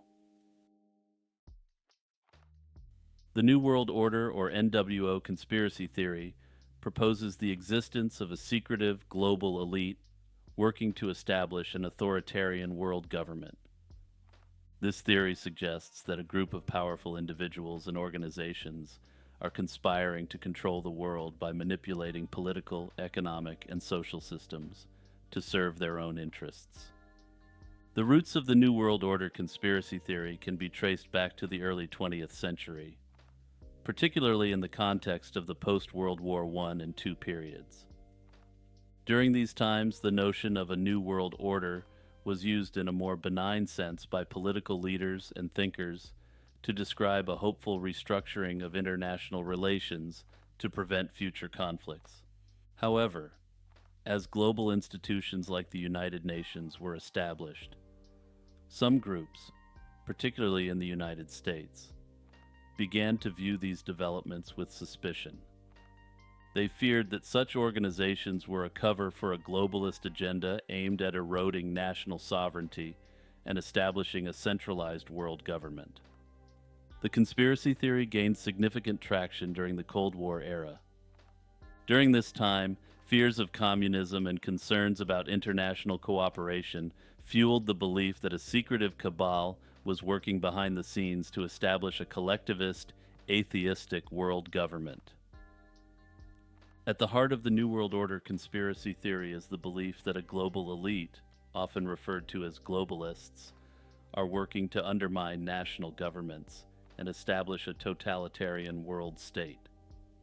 This elite is typically described as consisting of powerful individuals from various sectors, including international banking, politics, media, and business.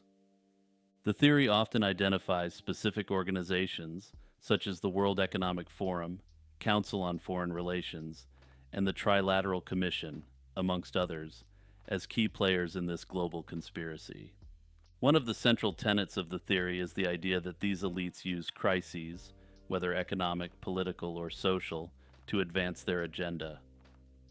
This concept, known as problem reaction solution, suggests that the global elite deliberately create or exacerbate crises to manipulate public opinion and justify the implementation of their policies.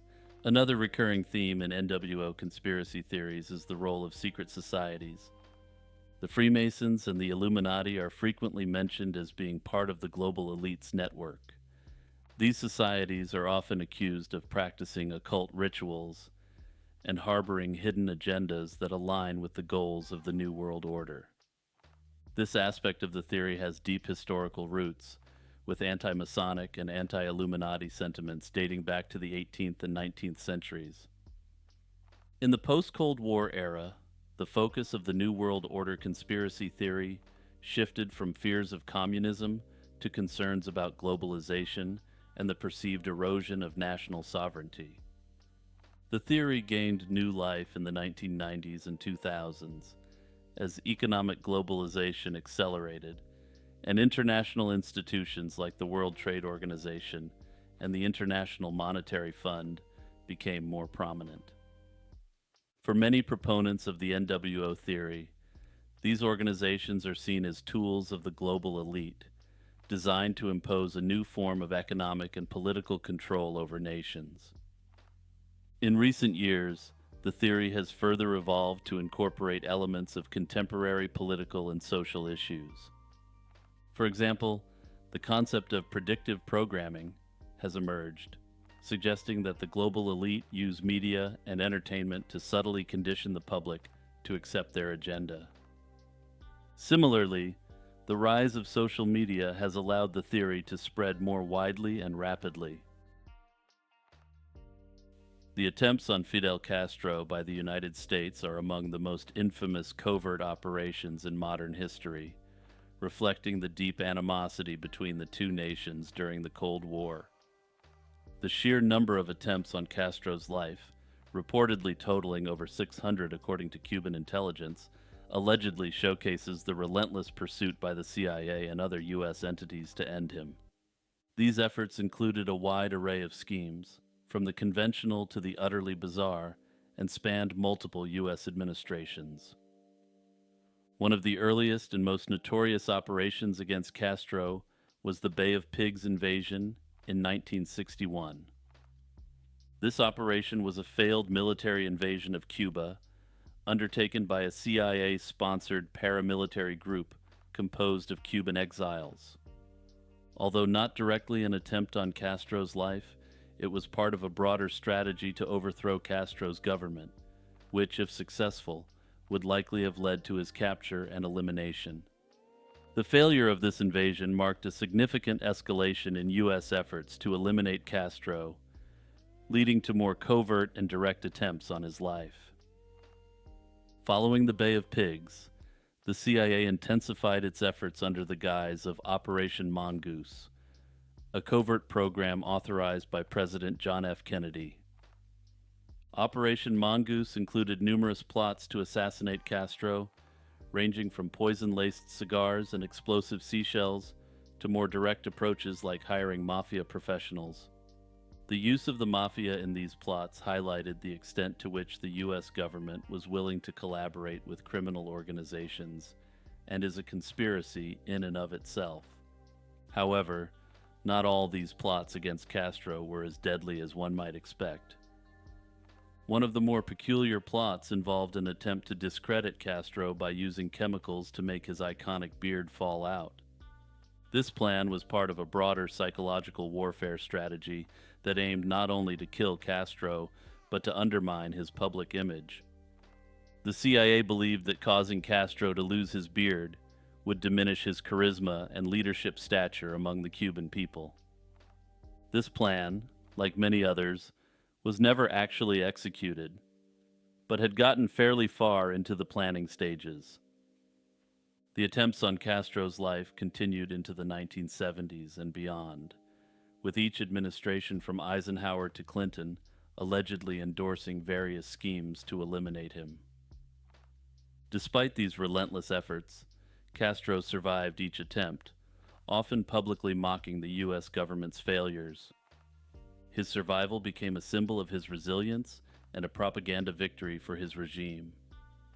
In the later years, the nature of these attempts evolved, becoming more elaborate and involving a wider array of participants, including Cuban exiles and foreign mercenaries.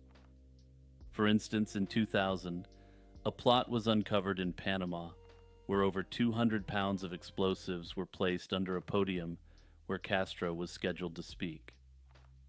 This plot, too, was foiled by Castro's security team, further adding to his near-mythical ability to evade death. The sheer volume of these assassination attempts has been a source of fascination and controversy.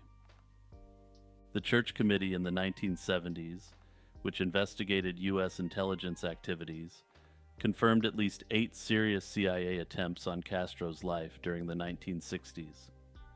The conspiracy theory that the CIA might not have wanted Fidel Castro dead but instead kept him alive to justify a larger budget has circulated among some skeptics of U.S. intelligence operations. This theory suggests that Castro's continued existence provided the CIA with a convenient enemy, which in turn justified ongoing funding, resources, and expanded powers for the agency. The basis of this theory lies in the numerous failed assassination attempts against Castro, despite the vast resources and advanced techniques at the CIA's disposal.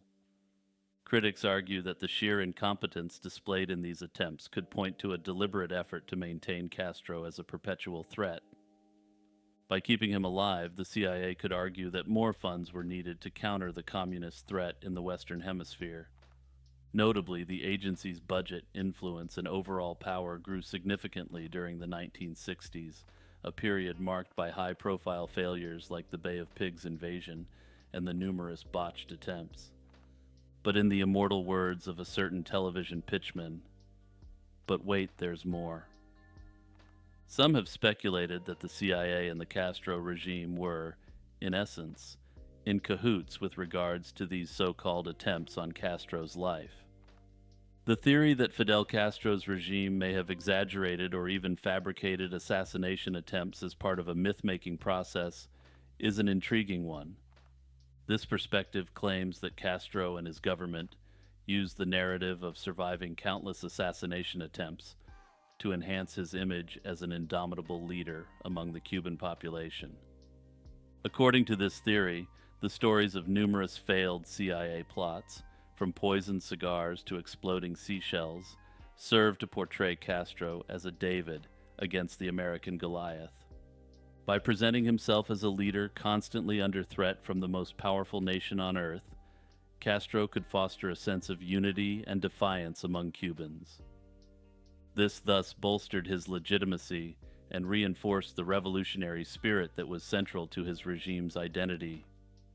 Additionally, the image of Castro as a survivor of numerous assassination attempts also played well on the global stage, allowing him to position himself as a symbol of resistance against imperialism. This narrative was especially powerful in the context of the Cold War, where Castro's survival became a metaphor for the resilience of socialist and anti-colonial movements worldwide. While there is no conclusive evidence that all the assassination attempts were fabricated, some historians and analysts suggest that the Cuban government may have at least embellished certain aspects. The sheer number of alleged plots, over 600 according to Cuban intelligence, raises questions about the feasibility of such a large-scale effort and whether some of these claims were exaggerated. Jimmy here, taking a quick moment to promote my channel. Remember to like and subscribe, and also share this video with any of your friends who may have an interest in conspiracy theories or questions about the nature of the world around us. If you want to take your support to the next level, consider signing up for a YouTube membership or for the Patreon. Once I get a few more active patrons that are interested in conspiracy theory content, I'll start posting some exclusive content on Patreon that, to put it mildly, is not viable on this platform. Tarot cards originated in the mid-15th century as playing cards in Europe. They evolved over time into a tool for spiritual guidance and fortune-telling, particularly from the late 18th century onwards. Today, they are widely associated with mystical and occult practices, serving as a bridge between the material and spiritual worlds.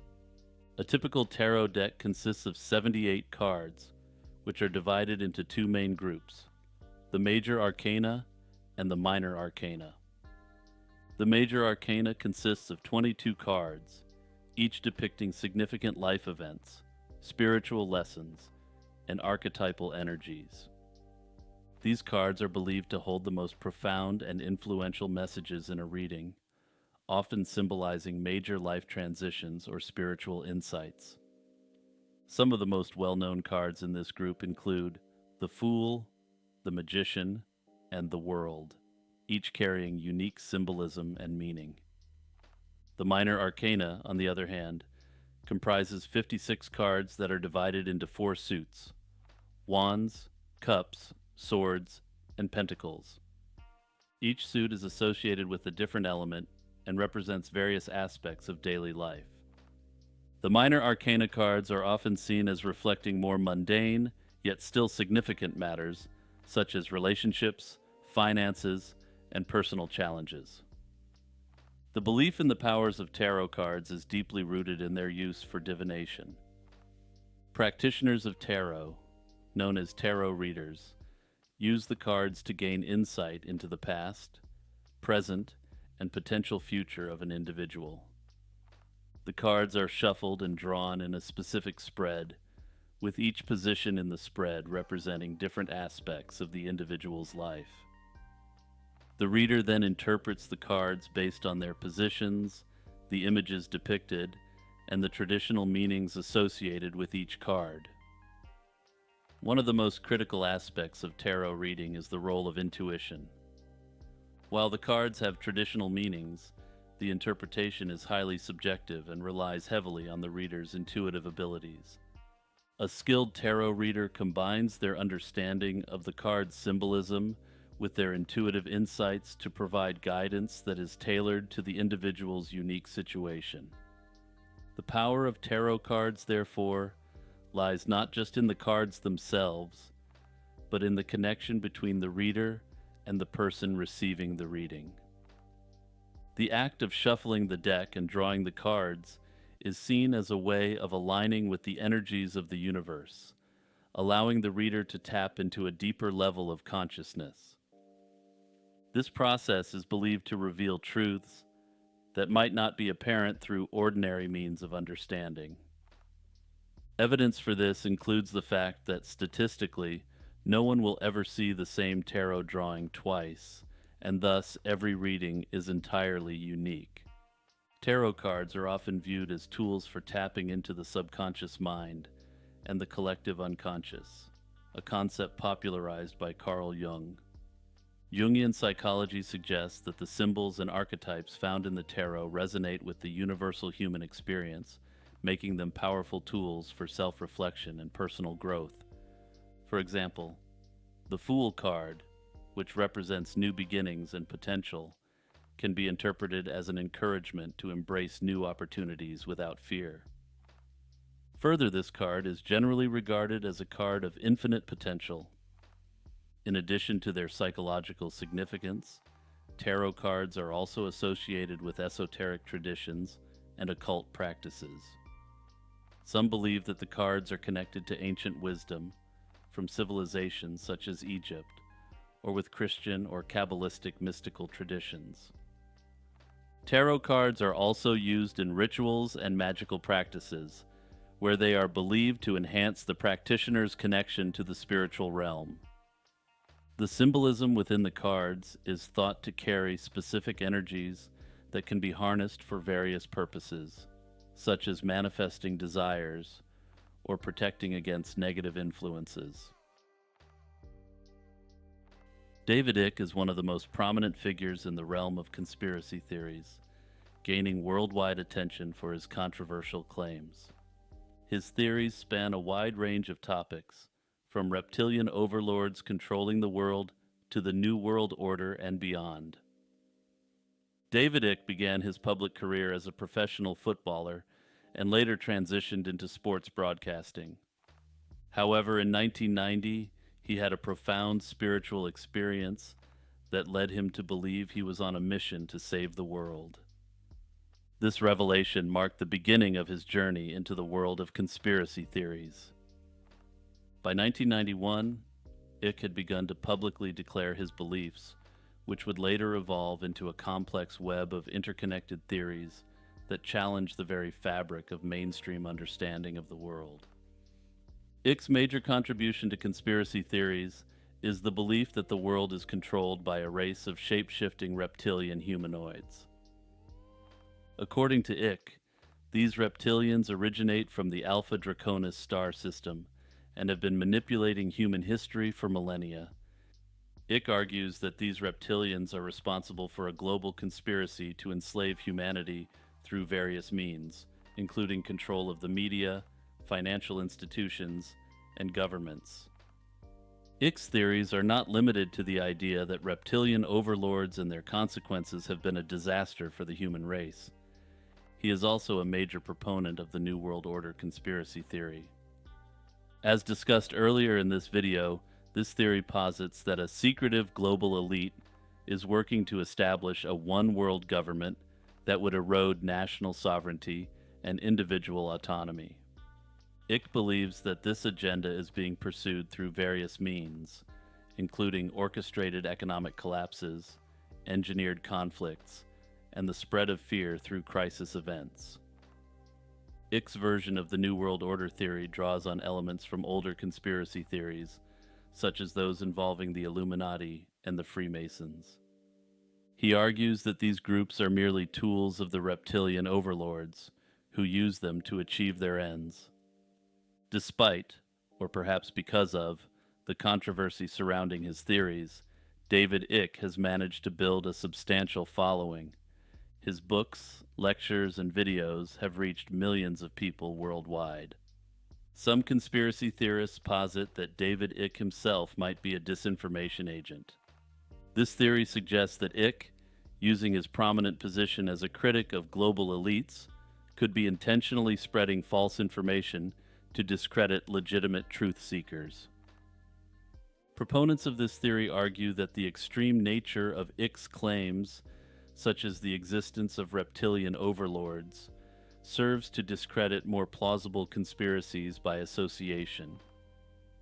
According to this line of thinking, by linking outlandish ideas with other conspiracy theories, Icke effectively makes it easier for mainstream society and media to dismiss all conspiracy theories as baseless or absurd. This theory reflects the deep mistrust that many people have towards figures who achieve significant influence. Ancient astronaut theory is a controversial hypothesis that proposes the idea that extraterrestrial beings visited Earth in antiquity and made significant contributions to human civilizations. This theory has intrigued many and has inspired countless books, documentaries, and perhaps most notably, the television series Ancient Aliens. The origins of this theory can be traced back to early science fiction, but it gained widespread attention in the 20th century through the works of key figures such as Erich von Däniken and Zecharia Sitchin. The concept of ancient astronauts is rooted in the idea of paleocontact, the supposed prehistoric interactions between humans and extraterrestrial beings.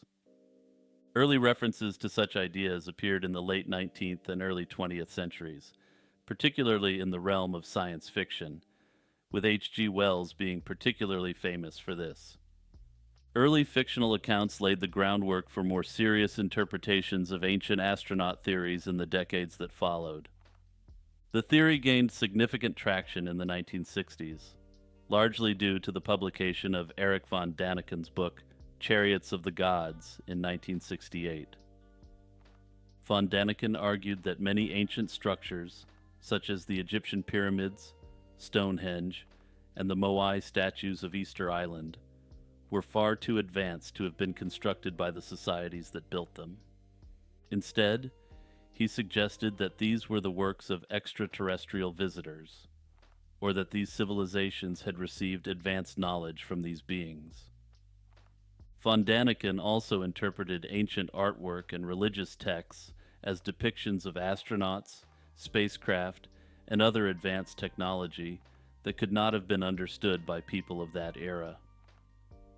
Another significant proponent of the ancient astronaut theory is Zecharia Sitchin, whose work focused on the Sumerian civilization.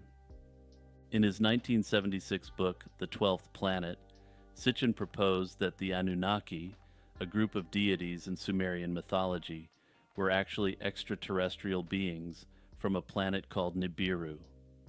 According to Sitchin, these beings created humans through genetic engineering to mine the planet of resources for them, to sustain their interstellar empire. He argued that many ancient texts, including the Bible, were misinterpreted accounts of real events involving these extraterrestrial visitors. Sitchin's interpretations of ancient texts were controversial, and his work has been criticized by scholars for inaccuracies in translation and interpretation. Nevertheless, his ideas have had a lasting impact on the development of the ancient astronaut theory. The ancient astronaut theory has had a profound influence on popular culture. One of the most notable examples is the television series Ancient Aliens, which premiered in 2009. The series, which is heavily inspired by the works of von Däniken in particular, explores the idea that extraterrestrials have been visiting Earth for thousands of years. The show presents a wide range of evidence, from ancient texts and artifacts to unexplained phenomena. This evidence is generally presented in a way to suggest support for the hypothesis that ancient civilizations were influenced by advanced beings from other worlds. The series has been both popular and polarizing, with some viewers captivated by the possibilities it presents, while others dismiss it as pseudoscience.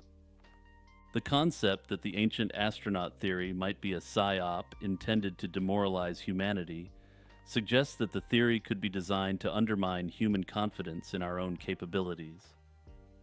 Some argue that by attributing the achievements of ancient civilizations to extraterrestrial intervention, the theory subtly implies that humans are incapable of such monumental feats on our own. This could foster a belief that human innovation, creativity, and perseverance are insufficient without outside help, thus weakening our collective self-esteem and confidence in what we, as a species, can accomplish.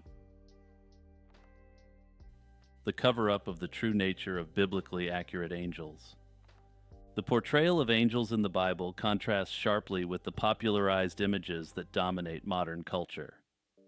Far from the serene, human-like figures with wings, biblically accurate angels often evoke feelings of awe and terror due to their complex and often bizarre or disturbing appearances. One of the most striking depictions of angels in the Bible is that of the seraphim, described in the book of Isaiah. The seraphim are said to have 6 wings, 2 covering their faces, 2 covering their feet, and 2 used for flying. The covering of the face symbolizes their humility and reverence before God, as they cannot gaze directly upon His holiness. The wings covering their feet may indicate a state of readiness or concealment of their lower form, while the flying wings signify their movement within the heavenly realms. The seraphim are positioned around the throne of God, continually proclaiming His holiness. The Hebrew term seraph translates to burning ones, possibly alluding to their fiery appearance or the intensity of their divine light. Equally fascinating are the cherubim, described primarily in the book of Ezekiel. These beings are depicted with 4 faces, those of a lion, an ox, a human, and an eagle, each representing different aspects of God's creation: wild animals, domesticated animals, humanity, and birds. They possess 4 wings and are said to have bodies like burnished bronze. Their complex and multifaceted appearance underscores their role as guardians of sacred spaces, such as the throne of God and the Ark of the Covenant. Another enigmatic class of angels is the Ophanim, mentioned in Ezekiel's vision. Unlike the familiar features of seraphim and cherubim, the Ophanim are described as giant, interlocking wheels covered with eyes, capable of moving in any direction without turning. These wheels are filled with a radiant light and are closely associated with the cherubim, suggesting they share a divine purpose, possibly related to God's omniscience and omnipresence. The exact role of the Ophanim remains mysterious, but their constant motion and all-seeing nature imply a vigilant, watchful presence near the divine throne. These descriptions starkly contrast with the more familiar depictions of angels as benevolent, human-like beings. The terrifying and alien nature of biblically accurate angels highlights the vast gap between the divine and human realms. While these descriptions might seem unsettling, they serve a theological purpose. Angels, in their true biblical forms, are meant to evoke a sense of the divine majesty and the fear that often accompanies encounters with the holy. They are not meant to be comforting figures, but rather manifestations of God's will and power, often appearing at pivotal moments in the biblical narrative to convey God's commands or execute judgment. One conspiracy theory suggests that the true, terrifying appearance of biblically accurate angels has been deliberately obfuscated or downplayed throughout history. Proponents of this theory argue that religious and cultural institutions have intentionally promoted a more benign, human-like image of angels to make them more relatable and less frightening to the masses.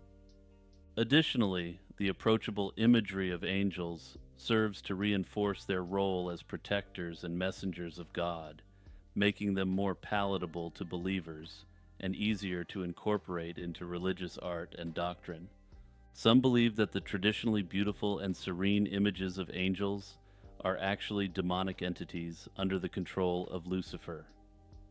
This theory suggests that Lucifer, once a high-ranking angel who fell from grace, uses deceptive tactics to manipulate how angels are perceived.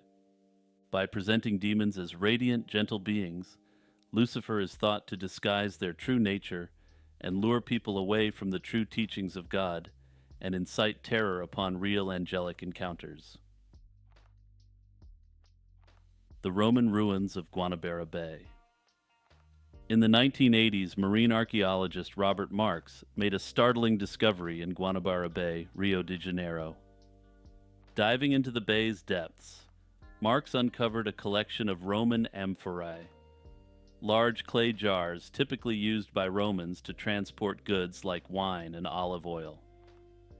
The discovery of these amphorae, initially believed to date back to the 3rd century AD, posed a significant challenge to the accepted narrative of the Americas' discovery. If authentic, these jars would suggest that Roman sailors might have reached Brazil over 1,000 years before the Portuguese explorer Pedro Álvares Cabral. Also, for those unaware, Cabral is traditionally credited with discovering Brazil in 1500, and this is almost universally accepted by the academic establishment. Robert Marks, already a renowned figure in marine archaeology, argued that these artifacts indicated a Roman shipwreck. He proposed that the ship, blown off course by a storm, ended up in Guanabara Bay. Supporting his claim, Marks pointed out the incrustations of barnacles and coral on the jars, suggesting they had been submerged for centuries. However, this theory was met with skepticism. Critics questioned the legitimacy of Marx's findings, pointing to his reputation for sensationalism and treasure hunting rather than scholarly rigor. The controversy deepened when a wealthy businessman, Americo Santarelli, claimed the amphorae were replicas he had commissioned and discarded in the bay in the 1960s. This revelation cast significant doubt on the authenticity of the artifacts. Adding to the complexity, Marks accused the Brazilian Navy of deliberately covering the site with silt to prevent further exploration. Marks suggested a conspiracy to preserve the historical narrative that honored Portuguese discovery. This claim has been denied by the Brazilian authorities, who have attributed Marks's ban from further explorations to allegations of artifact theft. Despite these controversies, some experts have defended the jar's authenticity. Elizabeth Will, a professor of classics at MIT and an expert on Roman amphorae, identified the jars as similar to those produced in the Roman colony of Kouas on Morocco's Atlantic coast.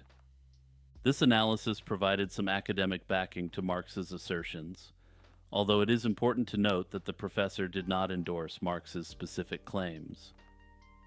Today, the debate over the Guanabara Bay amphorae remains unresolved.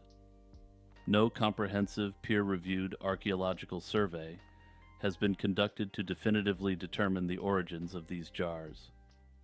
The Brazilian government's ban on underwater exploration in the bay has further impeded efforts to uncover the truth. Professional wrestling has long been a subject of controversy, with fans and critics alike debating whether it's an authentic sport or mere entertainment.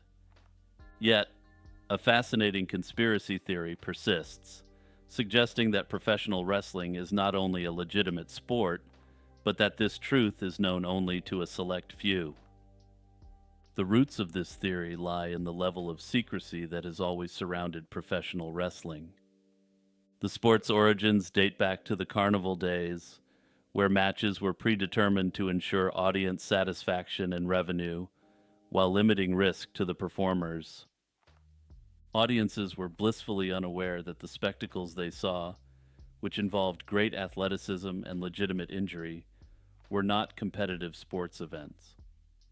As wrestling evolved into the spectacle it is today, the concept of kayfabe emerged, a term used to describe the portrayal of events within wrestling as real, despite their scripted nature. This concept has led to the widespread acceptance that wrestling is purely staged entertainment. At its most basic, proponents of this conspiracy theory argue that the intense physicality, the real injuries, and the grueling schedules of professional wrestlers are evidence of the sport's authenticity. They claim that while storylines and outcomes may be scripted, the athleticism and competition are very real. However, they go one step further, suggesting that by openly acknowledging that wrestling is sports entertainment, the elites are actually signaling the opposite. Proponents of this theory generally argue that all professional sports, except pro wrestling, are sports entertainment. This perspective suggests that the scripted nature of wrestling is simply a cover for a very real sport. According to this theory, while the elites are free to manipulate and script other so-called sporting events, they can actually enjoy the real sportsmanship of professional wrestling.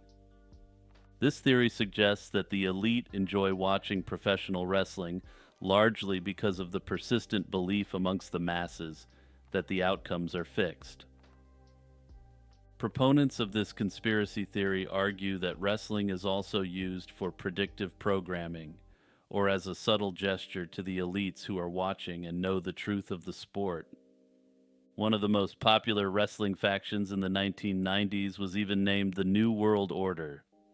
This wrestling faction, with its narrative of taking over the WCW and maintaining a shadowy control over the organization, paralleled the idea of the NWO conspiracy theory.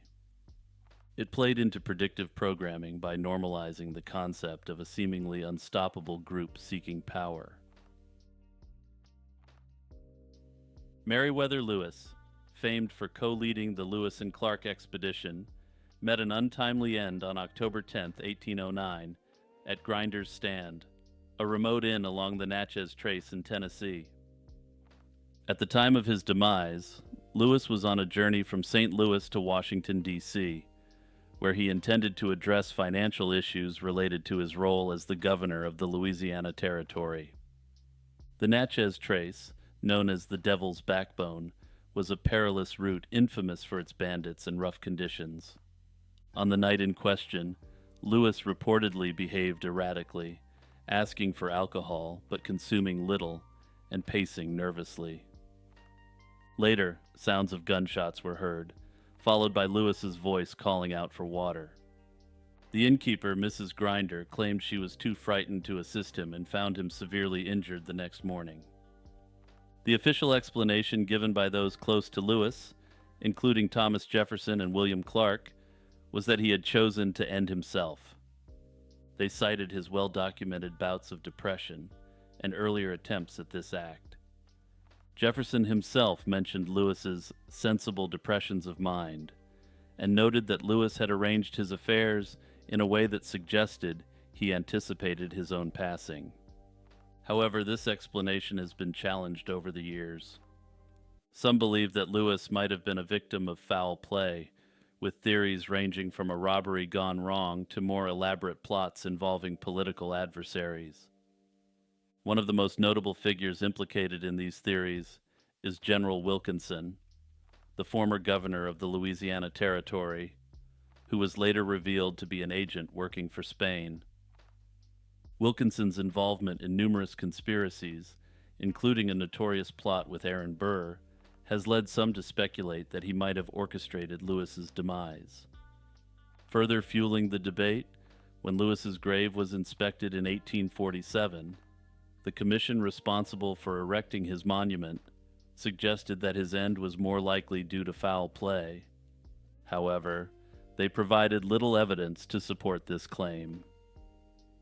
The controversy persists in part because of the conflicting accounts from the night at Grinder's Stand and the fact that no thorough investigation was conducted at the time. The circumstances of Lewis's final hours have been the subject of renewed interest, with descendants and historians alike calling for his remains to be exhumed to allow for modern forensic analysis.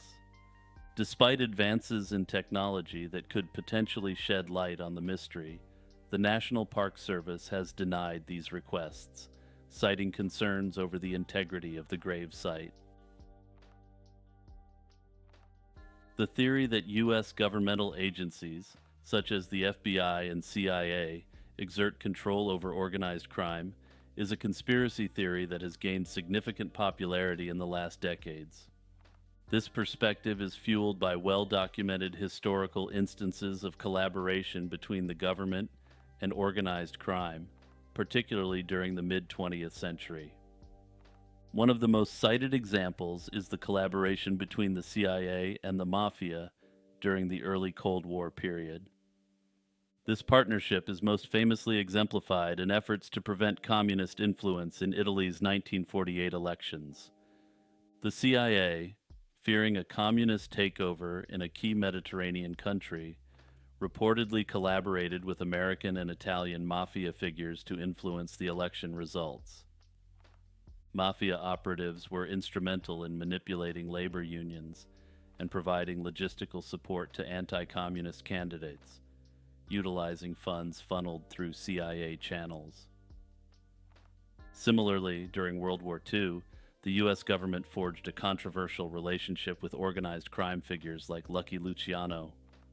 Luciano, a top mafia boss imprisoned in the U.S., was released early in exchange for his assistance in securing American ports against Axis sabotage and fostering intelligence connections.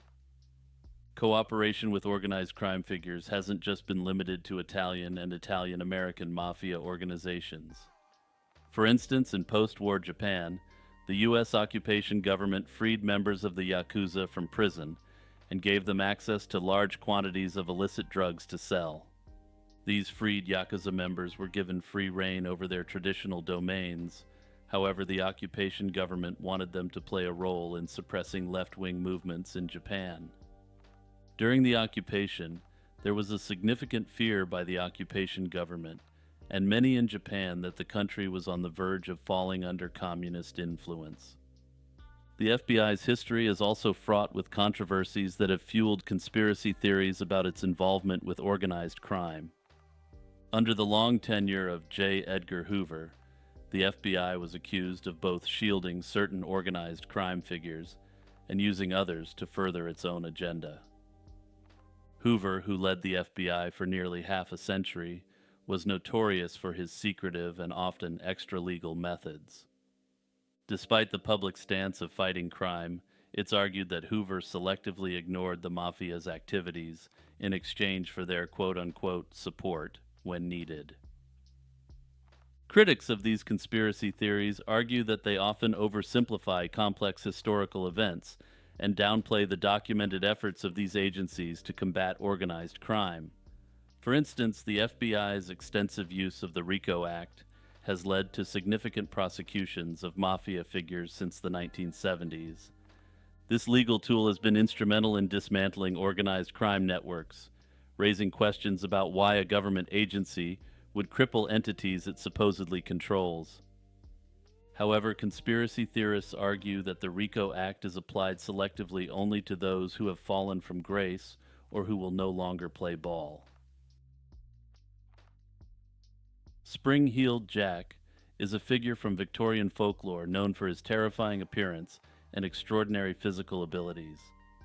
The legend began with sightings in 1837 in London, and over the years, the stories of Spring-heeled Jack morphed into a national phenomenon with reports of sightings across Great Britain. The initial reports described Spring-heeled Jack as a ghostly figure who would attack individuals unexpectedly, with the most notable early accounts involving assaults. In October 1837, Spring-heeled Jack made his first reported attack on Mary Stevens, a servant in London. While walking to Lavender Hill where she worked, Jack leaped at her, kissed her, and began tearing at her clothes while clawing her body. Mary's screams alarmed Jack, causing him to flee. Notably, this case, unlike the subsequent incidents, was not widely reported at the time. In one famous incident, a young woman named Jane Alsop reported that a cloaked figure rang her bell late at night, claiming to be a police officer or government official. The figure mentioned that Spring-heeled Jack was in the area, only to remove his cloak and breathe blue and white flames in her face and tear at her clothes with his claws. This creature then quickly jumped away before anyone could come to Jane's assistance.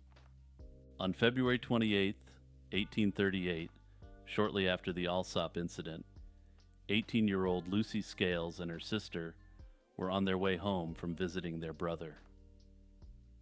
During her police interview, Lucy Scales recounted that while passing through Green Dragon Alley, they encountered a cloaked figure lurking in a corner. As Lucy approached, the figure expelled blue flame towards her face, blinding and terrifying her to the extent that she collapsed, suffering from violent fits for hours. Her brother, upon hearing screams, rushed to the alley and found Lucy on the ground, with her sister trying to assist her. They described the assailant as a tall, slender man, draped in a large cloak, holding a lantern. The attacker fled without further interaction. Despite thorough investigations and numerous interrogations, the police failed to identify or apprehend the culprit. Similar attacks, characterized by a figure who could emit flames and possessed metallic claws, continued to be reported throughout the 19th century. However, reports died down substantially. The last recorded spring-heeled jack incident is thought to have occurred in Liverpool in 1904. Theories about the true nature of spring-heeled jack varied widely.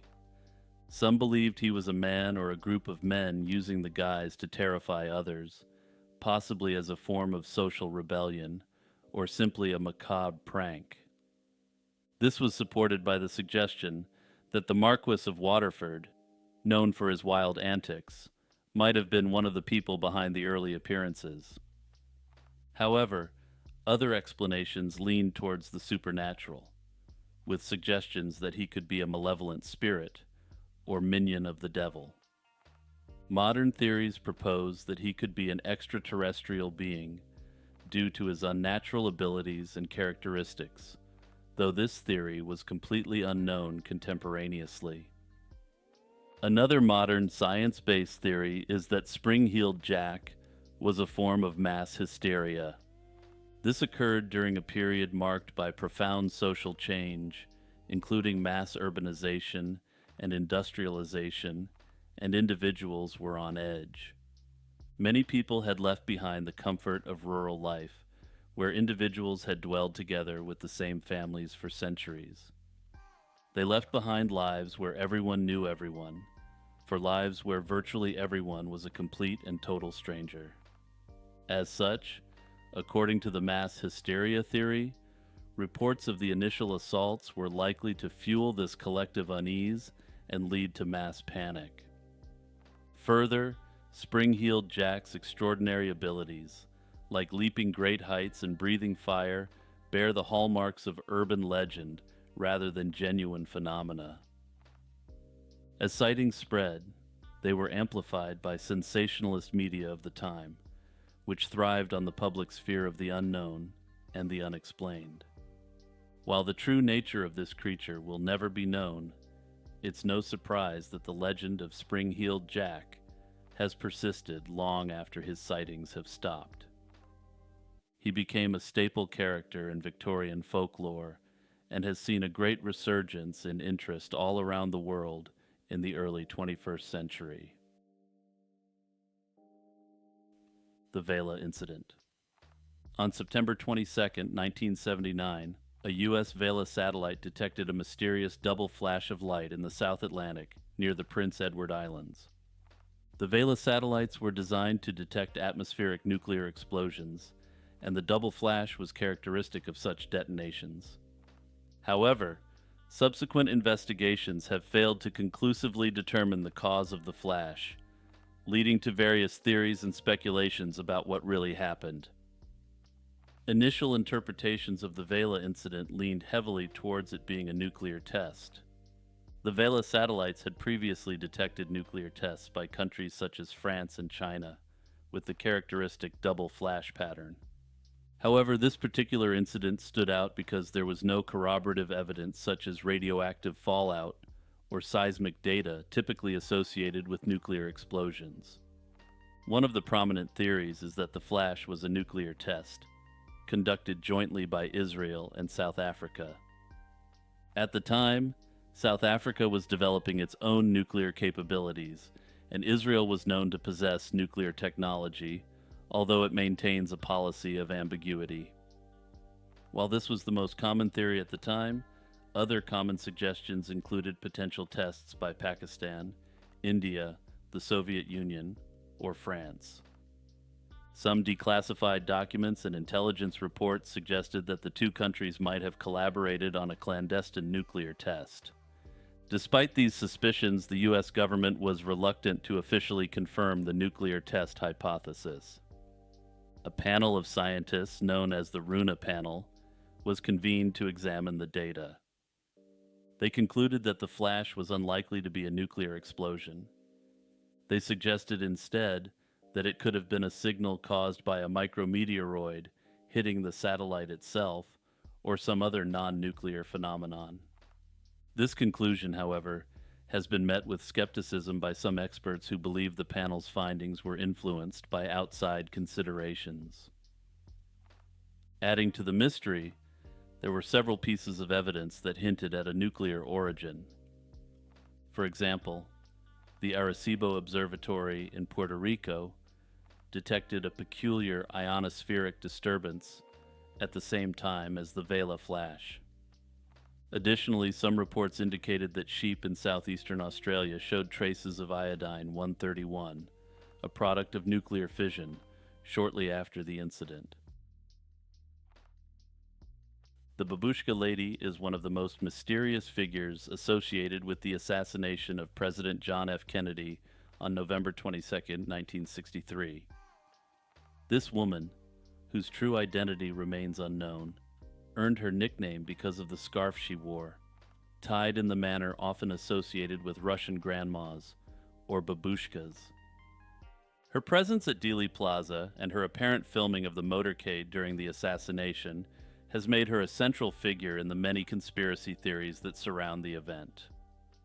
Photographic and video evidence show the Babushka Lady standing near Elm Street, where the president was struck down. Unlike others in the vicinity, who reacted with shock and fear, the Babushka Lady remained calm and continued filming the scene even as chaos unfolded around her. This unusual behavior, combined with her prime location, sparked considerable interest from investigators and the public alike. The FBI, in its extensive post-assassination investigations, was particularly keen to locate and interview her, but despite their efforts, she never came forward. Further, her footage, which could potentially offer critical insights, has never been found. The mystery deepened when, in 1970, Beverly Oliver, a singer and dancer, came forward, claiming to be the Babushka Lady. According to Oliver, she had been filming the motorcade with a Yashica Super 8 camera, and after the assassination, she handed the undeveloped film to two men who identified themselves as FBI agents. They promised to return it, but never did. Oliver's story, however, has been met with widespread skepticism.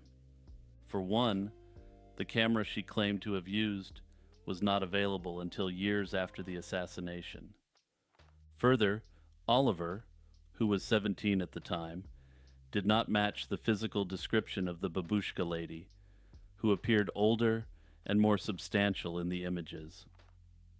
Despite these inconsistencies, Oliver's claim has persisted in public discourse, partly because no other credible individual has come forward to claim the identity of the Babushka Lady.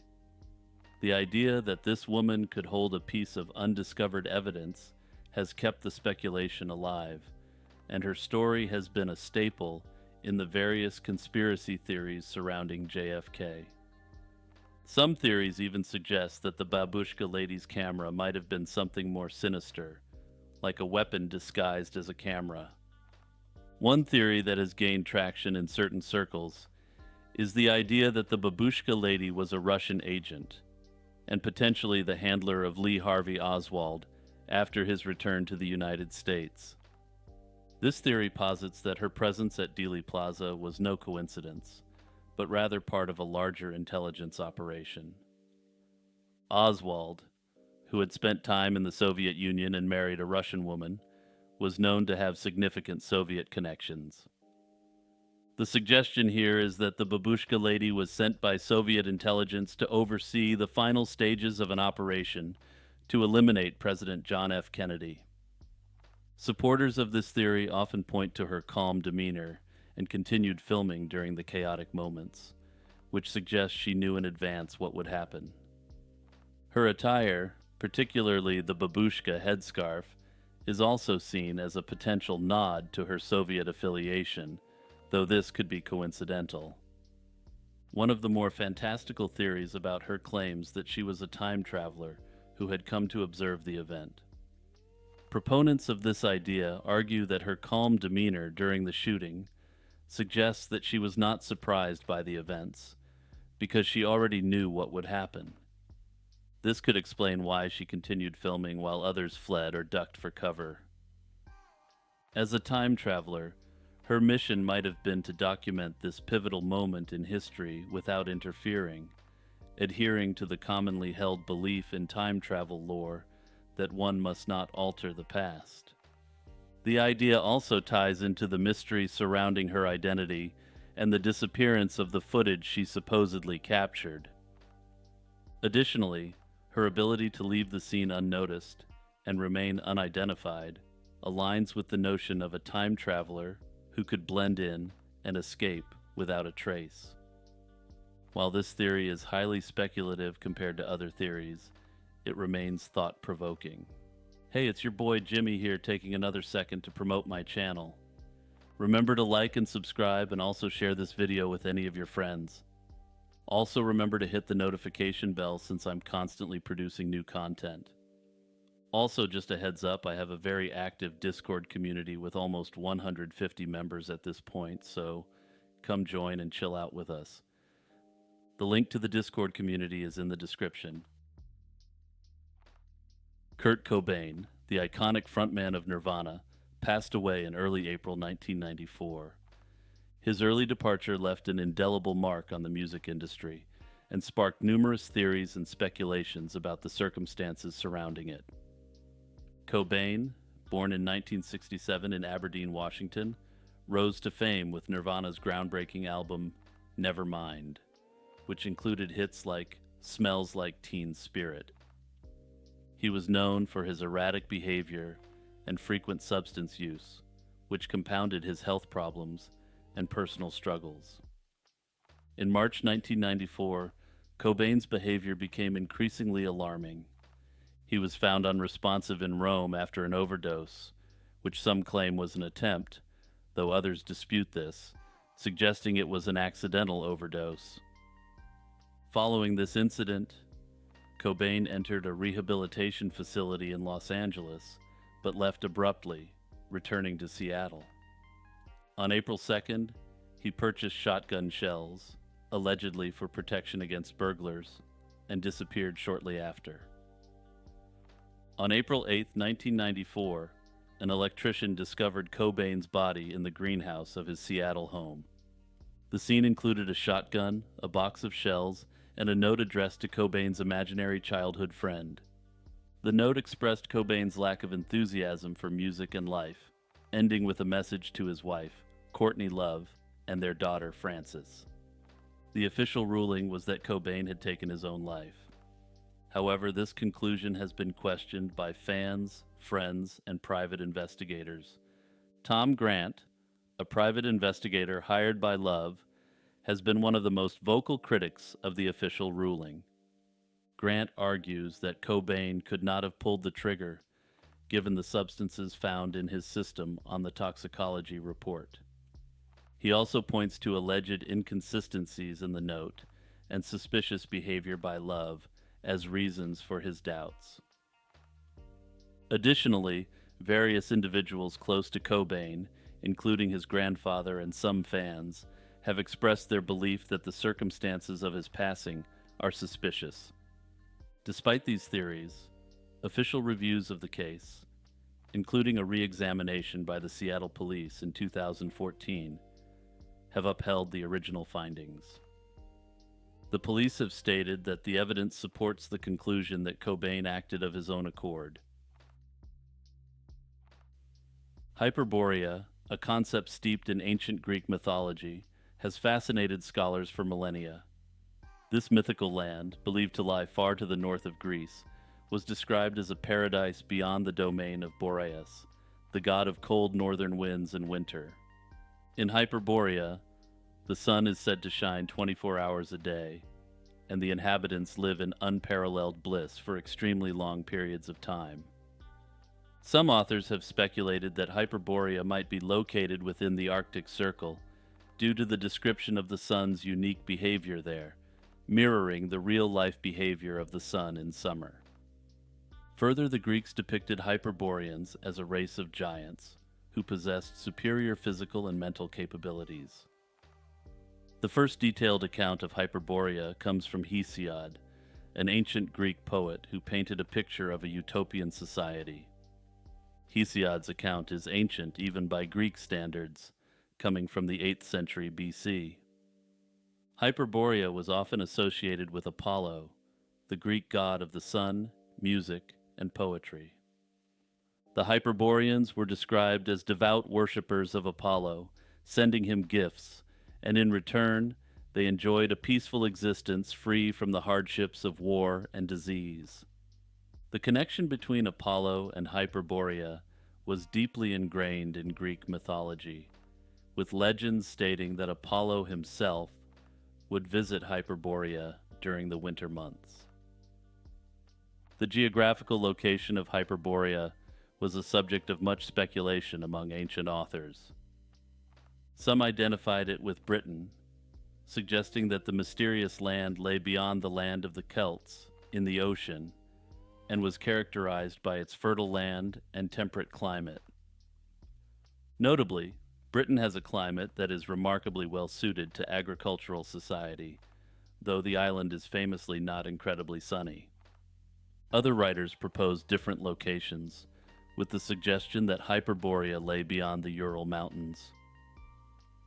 More fantastical notions placed Hyperborea at the very edges of the world, including suggestions that it was located in the Arctic regions. Herodotus, the father of recorded history, mentioned the land, but expressed skepticism about its existence, a sentiment echoed by later scholars and historians. Notably, Herodotus was the first known person in the Western world to attempt to portray history as based on evidence, rather than based upon conjecture and mixtures of mythology. As such, his doubts about the existence of Hyperborea had a significant effect upon all subsequent historical and geographical analyses of this supposed region. Despite these doubts, the legend of Hyperborea persisted, with various cultures beyond the Greeks mentioning northern environments. In the fall of 2001, the United States experienced a series of anthrax attacks, which compounded the national anxiety already heightened by 9/11. The anthrax letters were first mailed on September 18, 2001, targeting media outlets and political figures. These attacks resulted in 22 anthrax infections, with 11 of those being the more severe inhalational variety, leading to the demise of 5 individuals. The letters containing anthrax spores were sent to several locations, including NBC News, the New York Post, and the offices of Senators Tom Daschle and Patrick Leahy. The Daschle letter, opened on October 15th, led to the temporary shutdown of government mail services due to the threat it posed. These letters were found to contain anthrax spores in a highly refined dry powder form, though there were conflicting reports on whether the spores were weaponized. Initial suspicion fell on foreign actors, given the timing and content of the letters, which included phrases associated with Al-Qaeda. However, the FBI soon redirected its focus to domestic sources when it was determined that the anthrax originated from an American laboratory. An American bioweapons expert was the first major suspect, and in a moment you'll see why I've chosen not to give his name. The FBI's intense investigation into this individual included surveillance and multiple invasive searches. He was eventually completely exonerated and won a substantial settlement from the U.S. government for defamation. Attention then turned to Dr. Bruce Ivans, another scientist at the U.S. Army Medical Research Institute of Infectious Diseases. The FBI linked Ivans to the anthrax used in the attacks, based on his access to the strain and other circumstantial evidence. Ivans' behavior during the investigation, including his hospitalization for mental health issues, raised further suspicion. He passed away in 2008, and shortly afterward, the FBI declared Ivans the sole perpetrator, although this conclusion has been contested by various experts and studies since then. Despite the closure of the case, numerous questions and theories about the attacks remain. Some believe that Ivans could not have acted alone due to the complexity of producing the highly refined anthrax spores. This theory posits that other individuals with similar expertise and access to the laboratory might have been involved. Supporters of this theory argue that the FBI's investigation overlooked potential collaborators and relied too heavily on circumstantial evidence against Ivans. Several scientific and investigative bodies, including the National Academy of Sciences, have criticized the FBI's methods and conclusions. They argue that the scientific evidence linking Ivans to the anthrax was not conclusive and flawed. Some suggest that Ivans' mental health struggles were exacerbated by the intense pressure of the investigation, possibly leading to his demise. A Government Accountability Office report also highlighted deficiencies in the FBI's investigative techniques, casting further doubt on the official narrative. The Eleusinian Mysteries, among the most significant religious rites in ancient Greece, were held annually in honor of Demeter and Persephone in the city of Eleusis. These ceremonies, centered in the town of Eleusis near Athens, were celebrated for nearly 2 millennia, from around 1600 BC until the late 4th century AD. The rites were shrouded in secrecy, with initiates sworn to silence about the specific rituals they experienced. The origins of the Eleusinian Mysteries are deeply rooted in Greek mythology, particularly the story of Demeter and her daughter Persephone. According to the myth, Persephone was abducted by Hades, the god of the underworld, leading Demeter to search for her tirelessly. Demeter, the goddess of agriculture, in her grief, neglected the earth, leading to widespread famine. Eventually, Zeus intervened, and Persephone was allowed to return to the surface to spend part of the year with her mother and part with Hades, symbolizing the seasonal cycle of growth and decay. Her return marked the arrival of spring, and her descent the onset of winter. The Eleusinian Mysteries consisted of 2 main parts: the lesser mysteries held in spring and the greater mysteries in autumn. The lesser mysteries served as a preliminary stage, purifying initiates and preparing them for the greater mysteries. The greater mysteries involved a grand procession from Athens to Eleusis, purification rituals, sacrifices, and fasting. Participants drank a special potion called kykeon, which some scholars believe may have contained psychoactive ingredients to induce visions. Upon arriving at Eleusis, initiates entered the telesterion, a large hall that could accommodate thousands of people. Inside, secretive rituals were performed, including dramatic reenactments of the Demeter and Persephone myth. These ceremonies culminated in a profound mystical experience, often described as a vision of the underworld or an epiphany of the gods.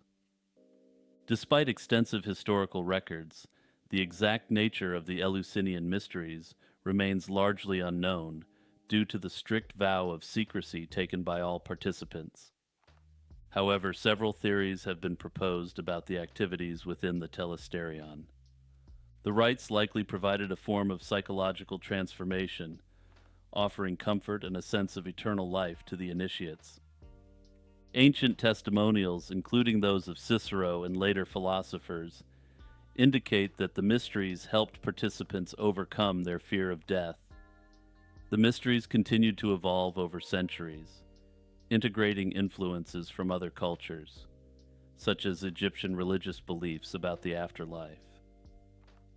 Despite their prominence, the mysteries faced suppression with the rise of Christianity. Emperor Theodosius I officially ended the mysteries in 392 AD as part of a broader effort to eliminate pagan practices. The final blow came with the invasion of Alaric, king of the Goths, who desecrated the sacred sites in 396 AD. However, it is speculated that some of the practices associated with the Eleusinian mysteries were adapted into local Christian ritual and belief.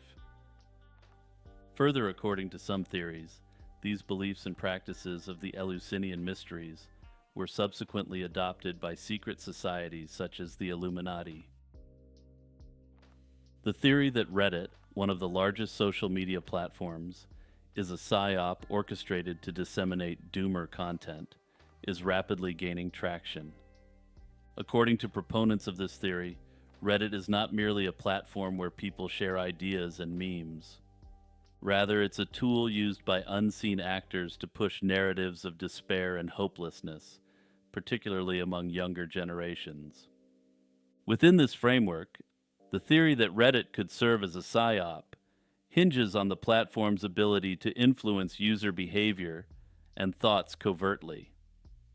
The platform's vast reach and the anonymity it provides make it a potentially powerful tool for shaping public opinion, especially when used to spread specific types of content. Doomer culture, characterized by its nihilistic and pessimistic worldview, has found a significant audience on Reddit. The term doomer originally referred to individuals deeply pessimistic about the future, often focusing on the inevitable collapse of society. The source of collapse is diverse, but is generally due to factors like environmental degradation, economic instability, and corruption at all levels of society. This subculture is epitomized by the doomer meme, which typically features a young man in a black hoodie embodying a sense of despair and resignation. The doomer phenomenon has expanded beyond mere meme culture. It has become a lens through which many young people, particularly those disillusioned with the current state of the world, view their future. This worldview is heavily promoted in specific Reddit communities, such as r/collapse, where users share and reinforce content that aligns with the doomer mindset. Critics of Reddit suggest that the platform's algorithm, which prioritizes engagement, amplifies this content, driving more users towards pessimistic and defeatist attitudes. Proponents of the conspiracy theory argue that the spread of doomer content on Reddit is not a mere coincidence, but a deliberate act of psychological manipulation.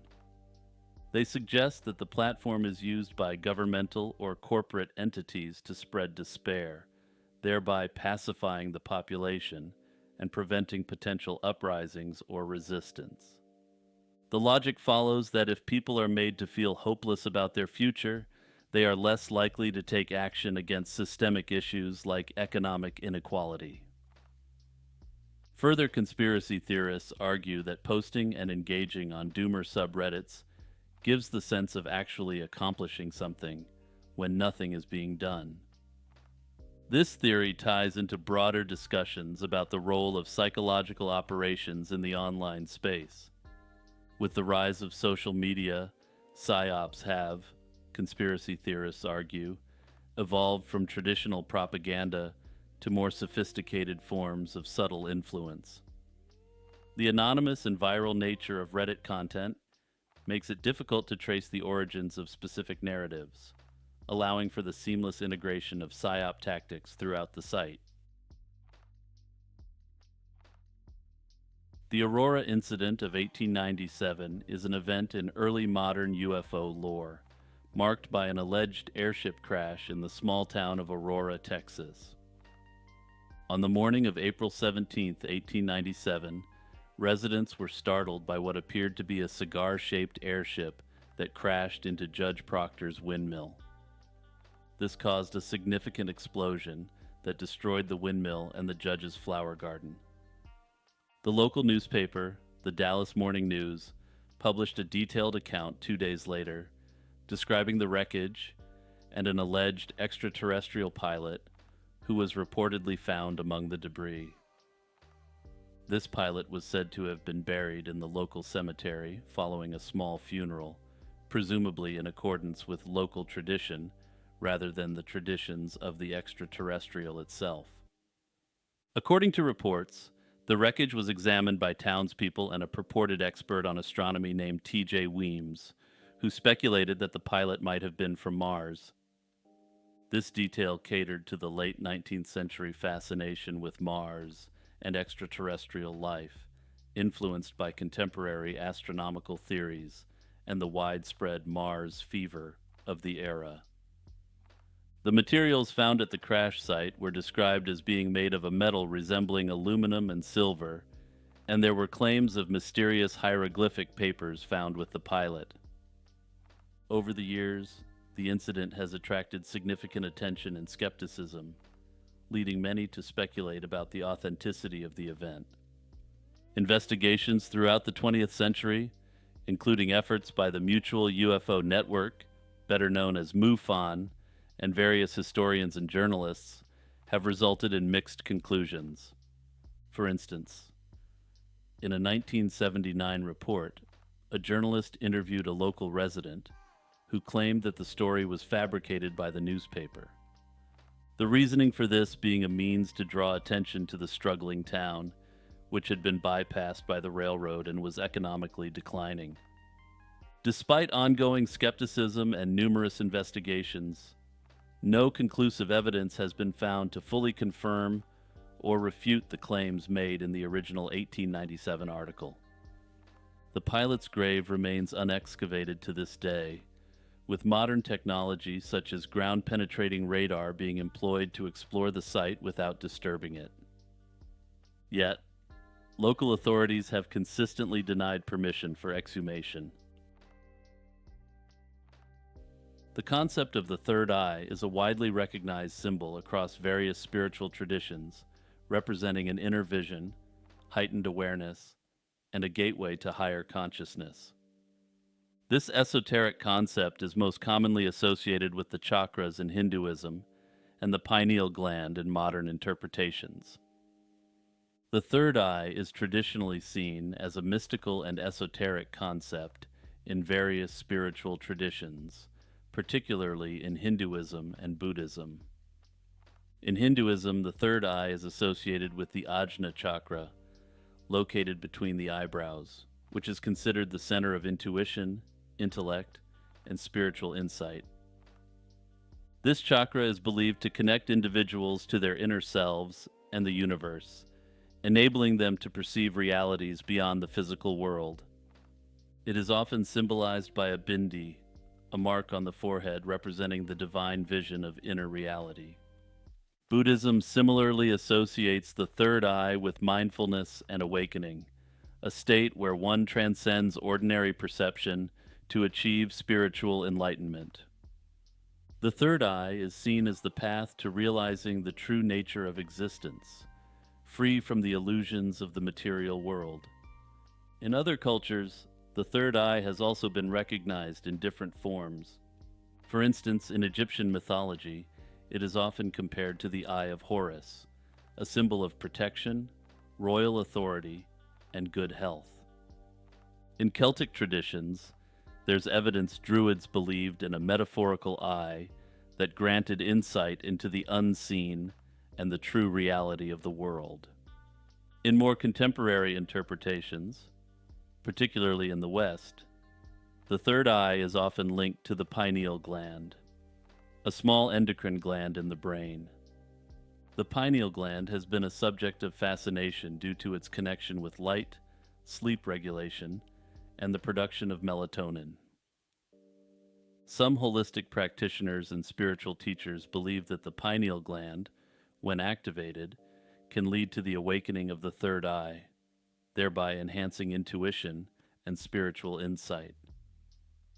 The association between the third eye and the pineal gland gained popularity in the 20th century, especially through the works of New Age thinkers and theosophists. This belief has led to various practices aimed at opening the third eye, such as meditation, visualization, and certain yoga practices that are designed to stimulate this gland and awaken higher consciousness. In many spiritual traditions, opening the third eye is seen as a crucial step towards achieving enlightenment. It involves transcending the limitations of the ego and the material world to gain a deeper understanding of the self and the universe. The Getty Kuros, a statue purported to date back to the 6th century BC, has long been the center of debate over its authenticity and conspiracy surrounding it. Purchased by the J. Paul Getty Museum in 1986, the statue immediately drew skepticism from art historians for its fresh appearance and the details that seemed off, such as the fingernails. Despite initial scientific analyses supporting its antiquity, numerous factors have contributed to ongoing suspicions about its authenticity. A kouros is an ancient Greek statue type, representing a young, standing male who has apparently lost his clothing. Originating in the Archaic period, around 650 to 500 BC, these sculptures are characterized by their frontal stance, with one foot forward and hands clenched by the sides. They embody the ancient Greek ideal of youth and physical perfection, displaying stylized anatomical features. Each kouros, while adhering to a standardized form, exhibits regional variations in style and execution, reflecting the artistic conventions of different parts of Greece. Notably, the wide variety of what can constitute a kouros is partly what led to the controversy over the Getty Kouros. Technical analysis of the Getty Kouros highlighted both similarities and discrepancies with known archaic kouroi. While it adheres to the general measurements and proportions seen in genuine examples, there are a number of unusual features that have experts baffled. For instance, the Getty Kouros has asymmetrical ears, which has not been observed amongst any ancient regional variations. Detailed observations of the statue's motion, tool marks, and the marble's characteristics offered both evidence for and against its authenticity. For example, the statue exhibits a subtle indication of motion towards the right, considered a strong piece of evidence for its genuineness. Yet differences in sculpting techniques and the unusual application of tools raised doubts among some scholars. Archaic kouroi typically exhibit unique features that tie them to specific regions or periods. In contrast, the Getty Kouros seem to be a mixture of styles from various regions and periods, which did not align with any particular group of kouroi. This amalgamation of styles, combined with the immediate intuitive skepticism expressed by experts upon first viewing the statue, has been a significant factor in the debate over its authenticity. Interestingly, some experts felt an inexplicable sense of revulsion upon viewing the Getty Kouros. Yes, apparently slightly off kouroi can trigger an uncanny valley-like effect for experts. The origin of the Getty Kouros is also something of a mystery, adding to doubt about its authenticity and suggesting a broader conspiracy at play. In 1983, Gianfranco Becchina, a Swiss art dealer, presented the kouros to the Getty Museum's curator. The statue, which was then in 7 pieces, was accompanied by documentation purportedly proving its authenticity. These documents claim that the kouros had been part of Dr. Jean Laufenberger's private collection in Geneva, suggesting that Dr. Laufenberger had acquired it in 1930 from a Greek dealer. Notably, the documents included a letter from 1952 from a leading authority on Greek sculpture, who supposedly had authenticated the sculpture. However, the authenticity of the statue and its accompanying documents quickly came under scrutiny. Investigations by the Getty Museum uncovered several inconsistencies and anachronisms. For instance, the expert letter in favor of authenticity referenced a postcode that didn't exist until 1972. Further, a bank account mentioned in another document, supposedly from 1955, hadn't been opened until 1963. These discrepancies indicated that the documentary history of the Kuros had been fabricated, casting doubt on any claims about its provenance prior to 1983. One particularly prominent board member was strongly against the acquisition of the Kuros, as he believed it was a forgery on the basis of the inconsistent styles as well as the provenance issues. The controversy over the statue's authenticity divided the Getty Board of Trustees, with prominent board members resigning in response to the controversy. Once the most prominent opponents of the acquisition were off the board, the remaining board members proceeded to acquire the Getty Kuros for $10 million in 1986. After numerous tests over the course of the 1990s, the Getty Kuros museum label indicated, quote, Greek about 530 BC or modern forgery.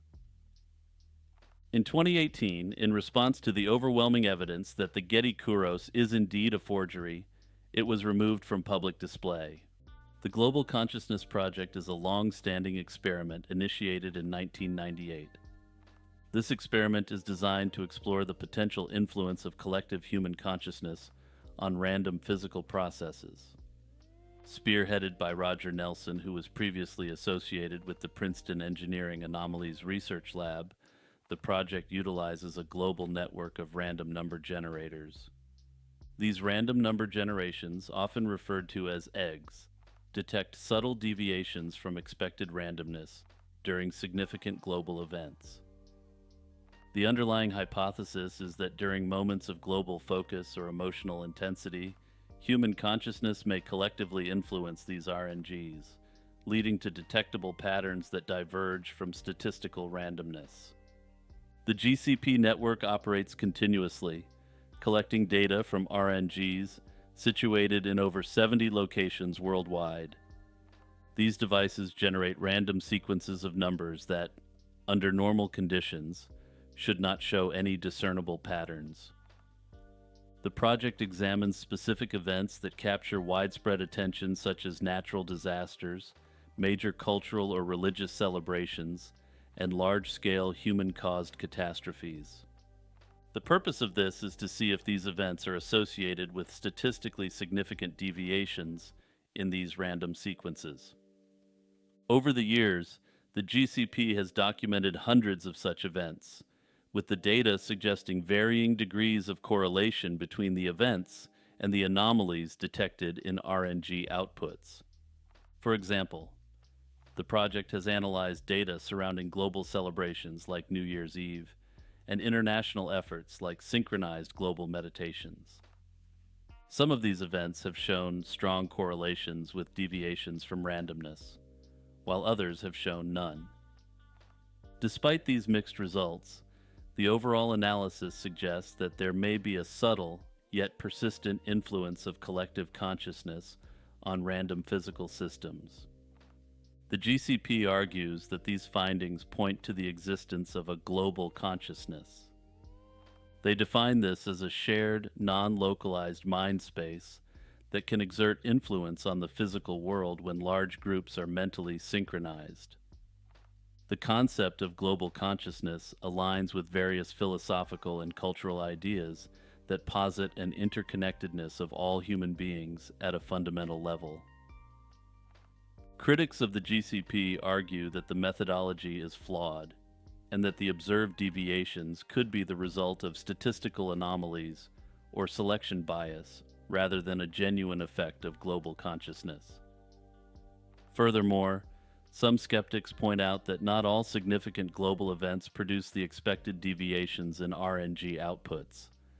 Despite these criticisms, the project has remained a focal point for discussions on the potential intersections between consciousness and manifesting physical reality. Despite its groundbreaking potential, as discussed, the project has faced significant skepticism and efforts to discredit its findings.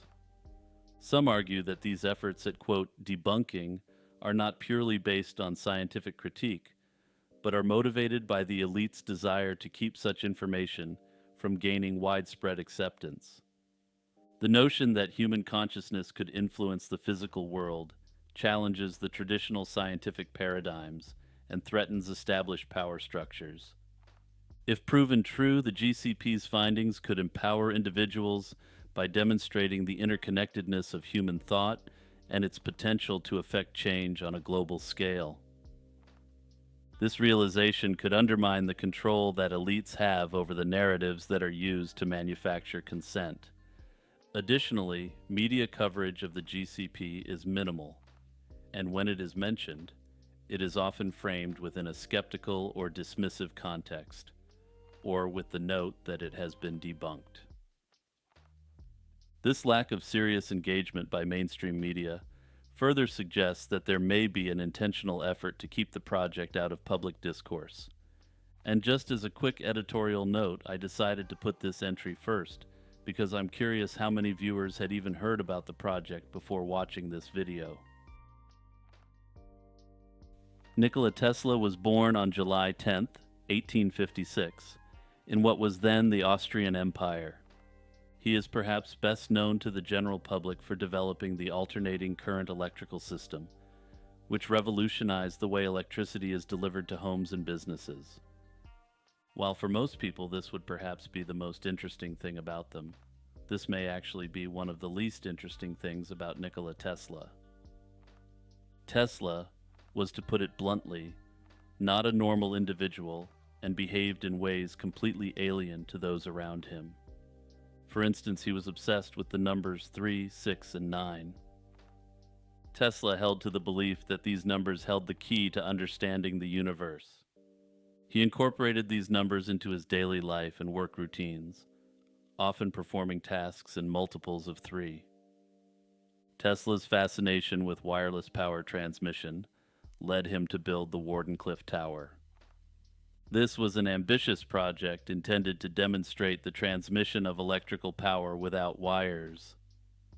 Despite his grand vision, the project failed to secure ongoing financial support and was eventually dismantled. This failure, however, has fueled numerous conspiracy theories about lost or suppressed technologies capable of providing energy through the airwaves. Further, some conspiracy theorists and alternative historians argue that Tesla was involved in the Tunguska event of 1908. These theorists suggest that Tesla's experiments with wireless energy transmission might have caused the massive explosion in Siberia.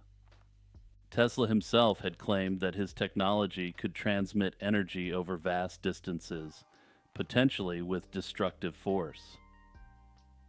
After Nikola Tesla's passing on January 7, 1943, the fate of his extensive collection of notes, blueprints, prototypes, and research documents added fuel to the conspiracy theories.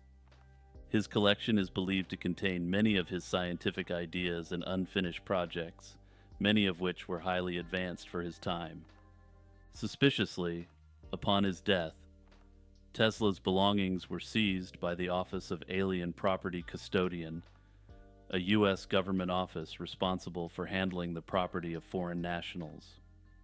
This is unusual, given that the Office of Alien Property Custodian only had the authority over, surprise, the property of non-citizens. Tesla was a naturalized American citizen, which has caused people to question why this agency took the property. Some speculate that there was no legal means to confiscate the files, so the government, eager to get their hands on this esoteric and powerful knowledge, simply stole his research. Tesla had claimed to have developed numerous revolutionary technologies, including a death ray capable of unprecedented destructive power, wireless energy transmission, and other futuristic inventions. The potential military applications of such technologies likely sparked government interest. Despite numerous requests for transparency, many of Tesla's files remained classified for decades.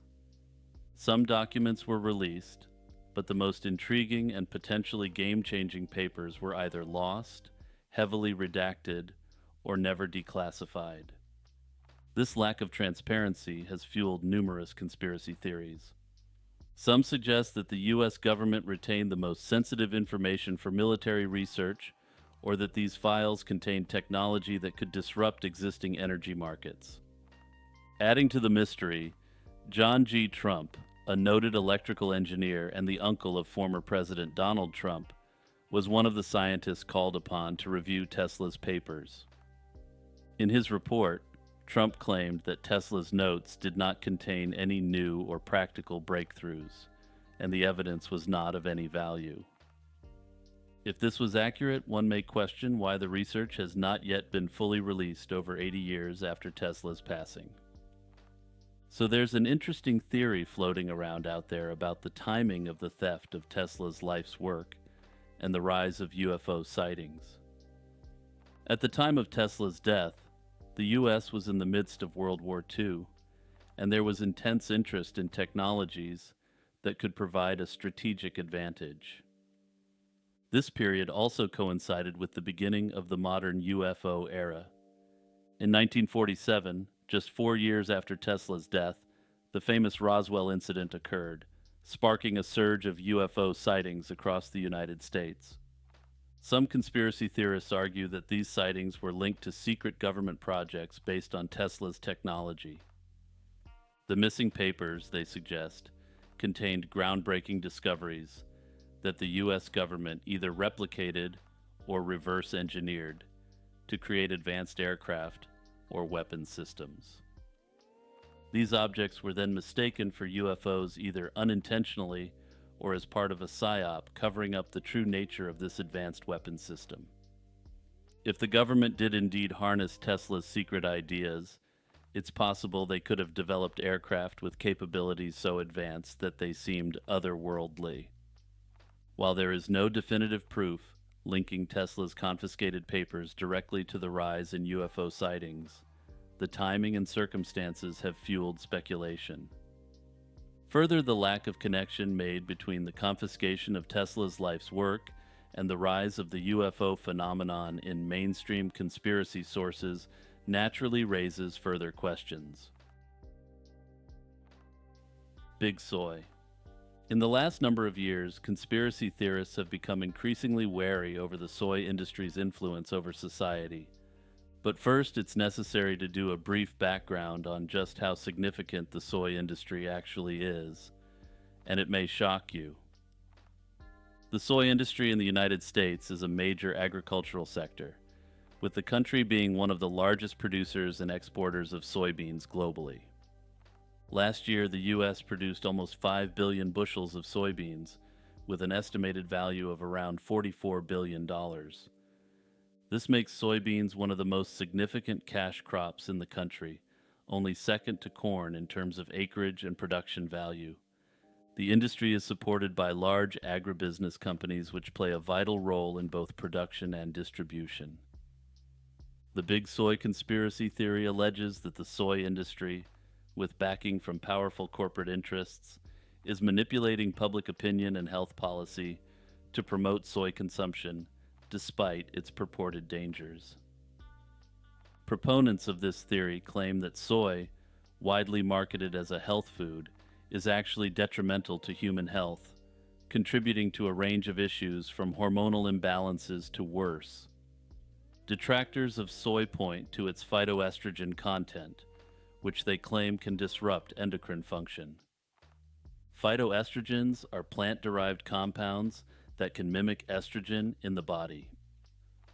Some conspiracy theorists argue that the promotion of soy is a deliberate attempt to feminize men and disrupt natural hormonal balances, thereby weakening populations overall. Another angle of the conspiracy suggests that soy consumption is linked to infertility. The theory puts forth that by promoting soy-based products, which are prevalent in vegan and vegetarian diets, there is an attempt to reduce global population growth. This idea ties into broader conspiracies around population control, where influential groups are accused of engineering demographic shifts for their own benefit. Further conspiracy theorists point to the widespread inclusion of soy in processed foods, animal feed, and infant formulas as evidence of a coordinated effort to saturate diets with this substance. Another aspect of the conspiracy theory comes from the extensive lobbying done by the soy industry. The soy industry is backed by a powerful network of lobbyists who advocate for policies that support soybean farmers, processors, and related industries. These lobbyists work on behalf of large agribusiness companies, trade associations, and farmer cooperatives to influence legislation and regulations at both the state and federal levels. One of the most prominent organizations representing the interests of the soy industry is the American Soybean Association. The ASA is a major player in agricultural lobbying, advocating for policies that benefit soybean producers, such as subsidies, trade agreements, and research funding. The organization has a significant presence in Washington, D.C., where it lobbies Congress and federal agencies on individual laws, environmental regulations, and international trade. In addition to direct lobbying, the soy industry uses campaign contributions and PACs to support candidates who favor policies beneficial to their interests. Generation Z has been propagandized to believe they have no souls. The concept of the soul has been central to virtually every religious and cultural tradition throughout history, and is also deeply rooted in certain aspects of philosophy. It is generally understood as the immaterial essence of a being, often regarded as the seat of consciousness, identity, and personality. In most religious traditions, the soul is seen as an essential part of human existence, often thought to survive physical death. For instance, in Christianity, the soul is typically viewed as immortal and is believed to face judgment after death, leading to eternal life in heaven or damnation in hell. This concept has been shaped by the influence of Greek philosophy, particularly the ideas of Plato, who put forth that the soul is an eternal, non-physical entity that both pre-exists and outlasts the body. In Eastern religions such as Hinduism and Buddhism, the soul is central to the belief in reincarnation. The soul is seen as an eternal essence that passes through cycles of birth, death, and rebirth until it achieves liberation. This cycle, known as samsara, is driven by karma, the unbendable moral law of cause and effect. Unlike in Abrahamic religions, the soul in these traditions is not judged by a divine being, but is subject to this natural law. That said, while the conception of judgment is different, the idea that the actions takes in one's life leads to consequences from the soul is found across both Western and Eastern religious traditions. This virtually universal belief allows humans to consider the consequences of their actions on a chain of causality that will last beyond their physical body. However, the soul hasn't just been the domain of religious traditions, but philosophy as well. In ancient Greece, the soul was a central concept in the philosophies of Plato and Aristotle. Plato argued that the soul is the true essence of a person, which seeks to reunite with the divine realm from which it originated. Aristotle, while influenced by Plato, took a more empirical approach. He viewed the soul as the form of a living being, not a separate entity, but rather the life principle that animates the body. For Aristotle, the body is inseparable from the soul, as the soul was thought to be the actuality of a living body. During the Enlightenment, the concept of the soul came under scrutiny as philosophers sought to reconcile religious beliefs with emerging scientific knowledge. However, it's important to note that at this time, virtually all philosophers accepted the concept of the soul, even if they disagreed on what this substance actually was. As of 2024, approximately 81 to 85% of Americans of all ages believe that people have a soul or spirit in addition to their physical body. However, also as of 2024, only approximately 60% of Zoomers in the United States believe in the existence of a soul or some form of spiritual essence. This represents a significant portion of the generation, although it's drastically lower compared to older generations. According to conspiracy theorists, we're witnessing the systematic stripping away of the spiritual foundation that has held humanity together for millennia in real time. They argue that Zoomers have been groomed to embrace materialism like no generation before, given their constant exposure to the internet throughout their lives. Given the obsession with material wealth and the constant reinforcement of materialism through social media, they argue that individual belief in the soul is eroded even further. The ultimate goal of this lack of belief in the soul is to keep an entire generation compliant and docile, while also endlessly consuming. Some theorists go one step further and promote the idea that the ultimate goal is to eliminate the soul completely and turn conscious individuals into NPCs. Also, stay tuned because I'll be discussing a disturbing theory about NPCs, or non-player characters for all you non-gamers, very shortly. The Trilateral Commission, founded in 1973 by David Rockefeller, is an influential yet secretive organization that many argue plays a pivotal role in shaping global policies. The Commission has been scrutinized for its perceived influence on global governance and for its membership, which includes a who's who of political, corporate, and academic elites. Officially, the Trilateral Commission was established to foster cooperation among the United States, Western Europe, and Japan during a period of increasing global interdependence. However, critics argue that this ostensibly benign mission conceals a deeper agenda that remains hidden in plain sight. They claim the real agenda is for consolidation of power among a global elite with the intent of exerting undue influence over national governments and international institutions. Membership in the Trilateral Commission is by invitation only and is drawn from the upper echelons of society, including former heads of state, top executives, and other prominent people. To quote George Carlin, "It's a big club, and you ain't in it." This exclusivity has fueled skepticism about the Commission's true intentions. Critics assert that the organization functions less as a forum for discussion and more as a platform for the coordination of a globalist agenda. The inclusion of influential figures such as Zbigniew Brzezinski, Henry Kissinger, and Paul Volcker has amplified concerns about the intertwining of public policy with private interests. One theory suggests that the Commission's real power lies in its ability to align the interests of its members with those of major international institutions, such as the IMF and the World Bank. The Commission itself emphasizes its independence from government bodies. However, the overlap between its members and extremely high-level placements within governments and international organizations suggests otherwise. Detractors argue that the Commission's discussions and policy recommendations often translate directly into governmental action, bypassing democratic processes and accountability.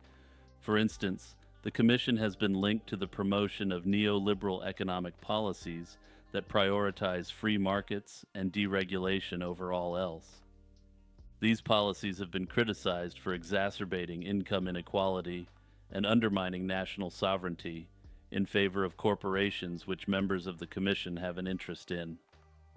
Also, meetings are held behind closed doors, and while summaries of discussions are sometimes released, the full content and implications of these meetings remain inaccessible to the public. This secrecy has fueled speculation that the Commission serves as a shadow government, where decisions that affect millions are made without public oversight. Further conspiracy theorists also argue that there may be a connection between the Trilateral Commission and other even more shadowy groups. The idea of a connection between the Trilateral Commission and the Illuminati often draws on the overlap between its membership and other elite organizations. Members of the Trilateral Commission are almost always associated direct with groups such as the Bilderberg Group and the Council on Foreign Relations.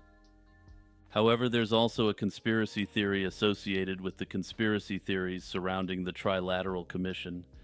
This suggests that the most extreme and sensational conspiracies about the Trilateral Commission, particularly those linking it to secret societies like the Illuminati, are themselves a psyop. This theory posits that such outlandish claims are deliberately propagated to discredit legitimate criticism of the Commission. By associating any critique of the Trilateral Commission with fringe ideas about world domination and ancient secret societies, the theory argues that serious concerns are dismissed outright. For instance, it's argued that the Commission's influence on global politics and potential conflicts of interest among its elite members is lumped together with issues that can be dismissed as paranoia. Proponents of this view suggest that by flooding the discourse with implausible conspiracy theories, the real issues surrounding the Trilateral Commission's operations and influence are obscured. This plays into the reality discussed previously in the series that the CIA played a substantial role in the development of the term conspiracy theorist for the purposes of shutting down opposition. As always, the ability to discern truth from deception is within your hands and your critical thinking abilities. The Mariana UFO incident occurred on August 15, 1950 in Great Falls, Montana. The event was named after Nick Mariana, the general manager of the Great Falls Electrics, a minor league baseball team, who captured the sighting on film. At 11:30 a.m., Mariana and his secretary, Virginia Raunig, were inspecting the empty Legion Stadium when they observed two bright, silvery objects moving rapidly across the sky. Mariana quickly retrieved his movie camera, which he presumably owned for the purposes of baseball recordings, and filmed the objects for 16 seconds. The footage shows the objects moving at high speed, stopping abruptly, and changing direction, maneuvers that seemed impossible for conventional aircraft of the time. The footage and incident drew significant attention and were investigated by various authorities, including the U.S. Air Force. Initially, the investigation was part of Project Grudge, which aimed to debunk UFO reports. The Air Force concluded that the objects were reflections from two F-94 jet fighters, but this explanation was widely dismissed due to the object's unusual behavior and appearance. In 1952, the case was re-examined under Project Blue Book, a more extensive Air Force study of UFO phenomena. The Blue Book report suggested that the objects might have been caused by a refraction phenomenon due to temperature inversions. However, this too was criticized for not addressing the abrupt movements captured in the film. Nick Mariana claimed that the initial frames of his film, which allegedly showed the objects as spinning discs, were removed during an analysis by the Air Force. This claim added to the controversy and suspicion surrounding the incident. Over the years, various experts have analyzed the footage and have reached varied conclusions. Some have suggested that the objects were high-altitude balloons or experimental aircraft, while others have entertained the possibility of extraterrestrial craft. Some skeptics argue that Mariana might have misinterpreted ordinary objects or even fabricated parts of the story. However, the consistency of the witness accounts and the scrutiny of the film argue against a simple hoax. The original film is preserved in the U.S. National Archives and continues to be a subject of analysis and debate. However, it's important to remember that according to Mariana, this isn't the original unedited footage. Hey everyone, it's Jimmy here, taking a quick moment to promote my work and my channel. If you're enjoying my content, remember to hit the like button and also to subscribe and share it with your friends. I think this series has a lot of important and esoteric knowledge that people ought to know, and if you agree, the share button is the best way to get word out. The best part is that unlike other methods of supporting the channel, passing this video on is totally free. Little St. James, the Epstein Island. Jeffrey Epstein's ownership and use of Little St. James in the U.S. Virgin Islands has become one of the most infamous aspects of his disturbing life.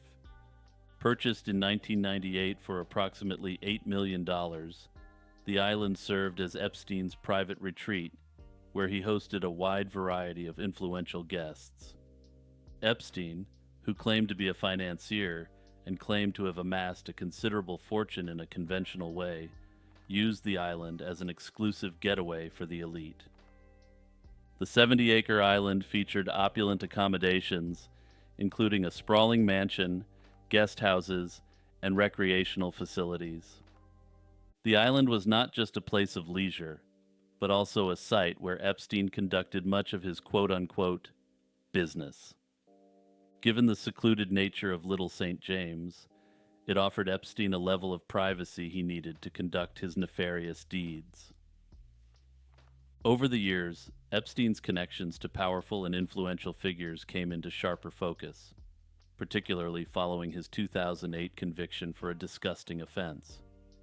Despite this conviction, he somehow continued to maintain his social and business networks, and the island remained a hub for his activities. Epstein's ability to navigate legal challenges while maintaining his lifestyle on the island has been a subject of much speculation by conspiracy theorists and will be discussed in this series. The acquisition and development of Little St. James were part of Epstein's broader pattern of accumulating properties that reflected his influence.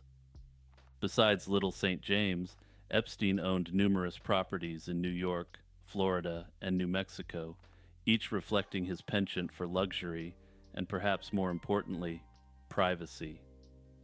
Epstein's death in 2019, while awaiting trial on charges of trafficking, cast a long shadow over Little St. James. Following his death, the island was subjected to raids by the FBI and other federal agencies, who claimed they were searching for evidence related to the charges against Epstein. Notably, many conspiracy theorists suggest that this wasn't so much an evidence-gathering mission, but a cover-up. The presence of high-profile guests on the island has fueled much speculation. While some visitors have acknowledged their presence there, others have denied any association, despite significant evidence to the contrary. Despite this, the exact nature of many of the events that took place on the island remains unclear and subject to extremely disturbing speculation. Seriously, it's all so much worse than you can even imagine. The origins of the Black Knight satellite conspiracy can be traced back to the pioneering inventor Nikola Tesla, who we just covered. In 1899, while conducting experiments with radio signals in Colorado Springs, Tesla claimed to have received strange signals from outer space. He interpreted these signals as potentially coming from an intelligent source, possibly extraterrestrial in nature. Although present-day science suggests Tesla might have picked up natural radio waves from space phenomena like pulsars, his claims laid the groundwork for the Black Knight legend.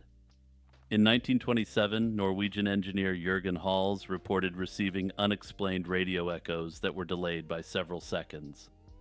These long-delayed echoes were a mystery and were picked up by New Age authors in the early 1970s, suggesting extraterrestrial visitation. The conspiracy gained more traction during the space race. In 1960, radar operated by the U.S. Navy detected an unidentified object in a polar orbit, which was unusual since most known satellites orbited along the equator. Initial fears of it being a Soviet spy satellite were quelled when it was identified as debris from a U.S. Air Force satellite. However, for conspiracy theorists, this incident was pivotal in linking the object to the Black Knight satellite and the start of an active cover-up. In 1963, astronaut Gordon Cooper allegedly reported seeing a UFO during his 15th orbit aboard the Mercury 9 mission. Despite later denials and lack of official evidence in mission transcripts, this incident is often cited by proponents of the Black Knight satellite theory. The most famous piece of evidence associated with the Black Knight satellite comes from the STS-88 mission in 1998. During this mission, astronauts aboard the Space Shuttle Endeavour captured images of a mysterious black object floating in space. This object was later identified by NASA as a thermal blanket that had come loose during an extravehicular activity. Despite this explanation, the images fueled conspiracy theories, with many insisting it was the Black Knight satellite. According to theorists, NASA continues to cover up the reality of the Black Knight satellite until this day, though the reasoning for doing so remains speculative. According to the official explanation, all of the incidents discussed in this section are completely unrelated and have been cobbled together into a cohesive narrative by conspiracy theorists. The Allagash abduction is one of the most intriguing UFO abduction cases from New England and occurred in the remote wilderness of Allagash, Maine in August 1976. This case involves four men, twin brothers Jack and Jim Weiner, Charlie Foltz, and Chuck Rack, all young art students from Massachusetts. The story begins on August 20th, 1976, when the four friends were on a canoeing trip along the Allagash Wilderness Waterway. That night, while they were night fishing on Eagle Lake, they saw a bright light in the sky. Initially, they thought it was a helicopter or a plane, but the light seemed too bright and unusual. As they watched, the light moved closer, and they began to feel uneasy. In an attempt to signal the light, Charlie Foltz used a flashlight to send an SOS signal. The light responded by approaching rapidly, causing the men to panic and paddle frantically back to shore. Suddenly, everything went black, and the men felt a loss of consciousness or period of amnesia. When they regained consciousness, they found themselves back at their campsite, but with a sense of missing time. The large bonfire they had set before their excursion had burned down to embers, suggesting they had been away much longer than they perceived. Years later, the men began experiencing disturbing nightmares recounting what had occurred. Jack Weiner's dreams were particularly vivid, involving strange beings with large heads and eyes. According to Jack, these creatures were conducting a variety of examinations on him. These dreams were shared by the other men, prompting them to seek help from a UFO researcher, Raymond Fowler. Fowler recommended regressive hypnosis to uncover any suppressed memories, and in an attempt to corroborate their accounts. Under hypnosis, all four men recounted being taken aboard a spacecraft. On this spacecraft, they were subjected to various medical examinations by humanoid beings with large metallic eyes and insect-like hands. The descriptions of their abduction were consistent and detailed. The men recalled being paralyzed and unable to resist as they were examined using strange instruments. These sessions revealed a shared experience of being transferred from their canoes into the UFO via a tube-like beam of light. The men also passed polygraph tests, adding credibility to their claims, or at least providing significant evidence that they believed their accounts subjectively. Despite the detailed accounts and the consistency of their stories, skepticism remains. Critics argue that the use of hypnosis and the possibility of suggestibility among the men might have influenced their recollections. Some suggest that the shared memories could be the result of group dynamics and the power of suggestion. Notably, one of the men, Chuck Rack, later indicated that he just went along with most of the narrative. However, he did admit to seeing the strange lights associated with the abduction. Nevertheless, the Allagash abduction remains a compelling case in the wider body of UFO lore. The conspiracy theory that a significant portion of the population consists of non-player characters, better known as NPCs, has gained significant traction in the last few years. This theory claims that many individuals in society are not fully conscious beings, but rather, they function as automatons, programmed to follow a set of predetermined behaviors. The term NPC originates from video games, where it refers to characters that are not controlled by players, but by the game's artificial intelligence. These characters have limited interactivity and are typically programmed to perform specific roles, such as providing information, serving as quest givers, or simply populating the game world for immersion. In the context of the conspiracy theory, NPCs are seen as people who lack independent thought, creativity, or consciousness. They are instead seen as functioning on a kind of autopilot, dictated by societal norms and external programming. Some versions of the theory claim that they are literally empty vessels put here by the simulator, while more mild versions believe that they are conditioned to behave this way. The idea that some people might be NPCs in real life is closely related to simulation theory, which suggests that our reality could be an artificial construct akin to a highly advanced video game. This theory gained significant attention in online spaces, particularly after a meme featuring the NPC Wojak, a gray, expressionless character, went viral on platforms like 4chan. This meme was used to mock individuals perceived as conformists, or those who uncritically accept mainstream narratives without independent thought. According to proponents of the NPC theory, there are specific traits that might indicate someone is an NPC. NPCs are thought to exhibit a narrow spectrum of emotional responses, often appearing robotic or detached in their interactions. Further, their ranges of emotion and reactions to events is thought to be predictable. They are also perceived to always agree with the majority, without questioning or challenging the status quo. To put it in the language of the conspiracy, they act like automatons supporting what they're told to support and opposing what they are told to oppose. Perhaps one of the more intriguing claims is that NPCs do not possess an inner monologue, a feature that many consider essential to human consciousness. Studies suggesting that a significant portion of the population does not frequently engage in inner speech, and that some do not have it at all, has been cited as evidence. There are a number of additional theories that branch off NPC theory. One conspiracy theory suggests that mainstream media and social platforms are deliberately programming a portion of the population to become NPCs.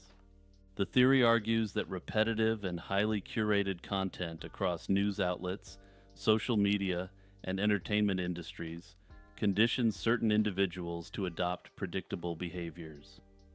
The idea here is that these people, constantly bombarded with controlled information, lose the ability to think critically and instead operate on autopilot with scripted opinions and reactions. Further, there's the conspiracy theory that NPC theory itself is a psyop. This theory suggests that the belief in NPCs is actually a deliberate operation designed to manipulate and control public perception. According to this theory, the promotion of NPC narratives is intended to sow division and demoralize critical thinkers into believing most people are literally incapable of seeing the truth. This last point is perhaps most important to this psyop theory, as it suggests that these critical thinkers will no longer see any utility in expending effort on spreading their ideas and thoughts. After all, what would be the purpose of spreading your thoughts if the people on the other end are actually programmed not to comprehend you? Proponents of this conspiracy believe that the NPC theory was crafted by shadowy entities, possibly governmental or corporate, as a tool for psychological warfare. Further, by encouraging people to label others as NPCs, the psyop supposedly fosters a culture of distrust and alienation, making it easier for those in power to control the populace. Cho Hee-pol, known as one of South Korea's most infamous fraudsters, vanished in December 2011, leaving a trail of unanswered questions and fascinating conspiracy theories. Cho was the mastermind behind one of South Korea's largest pyramid schemes.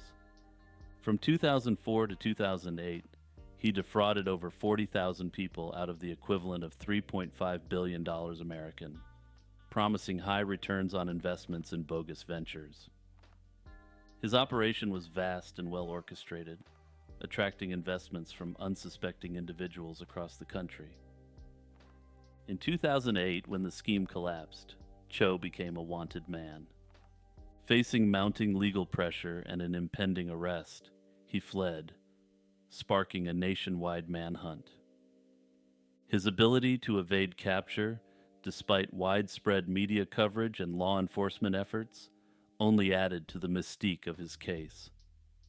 Cho's disappearance occurred under highly suspicious circumstances. In late 2011, it was reported that he had been hiding in China, moving frequently to avoid capture. The South Korean authorities were on his trail, working with Chinese law enforcement to apprehend him. However, in December 2011, news broke that Cho had been suffering from a serious illness. Reports from his associates suggested that he was seeking medical treatment in various locations, further complicating efforts to track him down. It was during this period of medical instability that Cho fully disappeared. The absence of concrete evidence about Cho's whereabouts has led to numerous theories about his fate. One popular theory suggests that he used his extensive network and financial resources to create a new identity. This theory is supported by accounts from former associates who claim that Cho had planned his disappearance in advance, knowing that his capture would be inevitable otherwise. Another theory posits that Cho may have leveraged his connections in China to disappear into the country's vast landscape. This theory assumes he is living under the protection of corrupt officials who benefited from his financial schemes. This theory is bolstered circumstantially by the fact that several high-profile fugitives have previously found refuge in similar circumstances. Another conspiracy theory suggests that Cho had either been a Chinese asset or a Chinese agent the entire time, and that his purpose was to destabilize South Koreans financially. Cho's fraud and disappearance has had a profound impact on his victims and the South Korean public, and has diminished trust in financial institutions, which some say is evidence of orchestration. Alchemy represents an ancient mystical and pre-scientific tradition that has spanned various cultures and time periods. Alchemy's primary objectives included the transmutation of base metals into noble ones, particularly gold, the creation of the philosopher's stone, and the quest for immortality through the elixir of life. Despite being frequently dismissed in the modern era as mere pseudoscience, mainstream scholars accept that alchemy played a pivotal role in shaping the development of early modern science. The origins of alchemy can be traced back to the Greco-Roman world, where it was initially influenced by the philosophies of Plato and Aristotle. Aristotle, in particular, invented the theory of the four elements: earth, water, air, and fire. These elements were believed to be the fundamental building blocks of all matter. The concept that these elements could be manipulated to transform one substance into another was central to alchemical thought. This idea was further developed by alchemists in the Islamic world, who preserved and expanded upon the knowledge inherited from the Greeks. These alchemists were instrumental in preserving and translating Greek texts into Arabic, ensuring that this knowledge would later be transmitted back to medieval Europe. The practice of alchemy in medieval Europe was heavily influenced by the translations of Arabic texts into Latin during the 12th century, as well as the rediscovery of ancient Greek texts. This period saw the emergence of a distinct European alchemical tradition that combined elements of mysticism, Christianity, and emerging scientific thought. Alchemy in Europe was often shrouded in secrecy, with practitioners using cryptic symbols and allegorical language to protect their knowledge. The pursuit of the philosopher's stone, believed to be a substance that could turn base metals into gold and grant eternal life, became a central theme in European alchemical literature. One of the most influential figures in European alchemy was Paracelsus, a 16th century Swiss physician and alchemist who is credited with creating the field of toxicology. Paracelsus rejected the purely mystical aspects of alchemy and emphasized its practical applications in medicine, advocating for the use of minerals and other chemical substances to treat diseases. His work laid the foundation for modern pharmacology and toxicology. Alchemy's connection to astrology and cosmology also played a significant role in its development. Alchemists believed that the macrocosm, the universe, and the microcosm, the individual human being, were interconnected, and that changes in the heavens could influence events on Earth. This belief led to the use of astrological symbols to represent metals and other substances in alchemical texts. For example, gold was associated with the sun, silver with the moon, and Mercury with the planet Mercury. Alchemists often timed their experiments to coincide with specific astrological events, believing that this would enhance the efficacy of their work. In the early modern period, alchemy began to intersect more directly with the emerging scientific disciplines of chemistry, physics, and biology. Alchemists were among the first to conduct systematic experiments, record their results, and develop theories based on empirical evidence. Early modern scientific thinkers like Isaac Newton and Robert Boyle were deeply influenced by alchemical ideas and practices. Newton, for example, spent considerable time studying alchemy and believed that it held the key to understanding the fundamental laws of nature. And when someone of the intellectual and spiritual capacity of Isaac Newton believes that it's a field that definitely requires more investigation, it just might. Despite its contributions to the development of modern science, alchemy eventually fell out of favor as the scientific revolution progressed. The rise of modern chemistry, with its emphasis on quantitative analysis and the rejection of mystical explanations, led to the marginalization of alchemical practices. The idea that alchemy is real and has been suppressed by elites forms the basis of a very long-standing conspiracy theory. Proponents argue that alchemy was not just a symbolic or proto-scientific practice, but a powerful and effective discipline capable of transforming matter and potentially even bestowing immortality. According to this theory, the true secrets of alchemy have been deliberately hidden from the general public by a powerful few who wish to monopolize this knowledge for their own gain.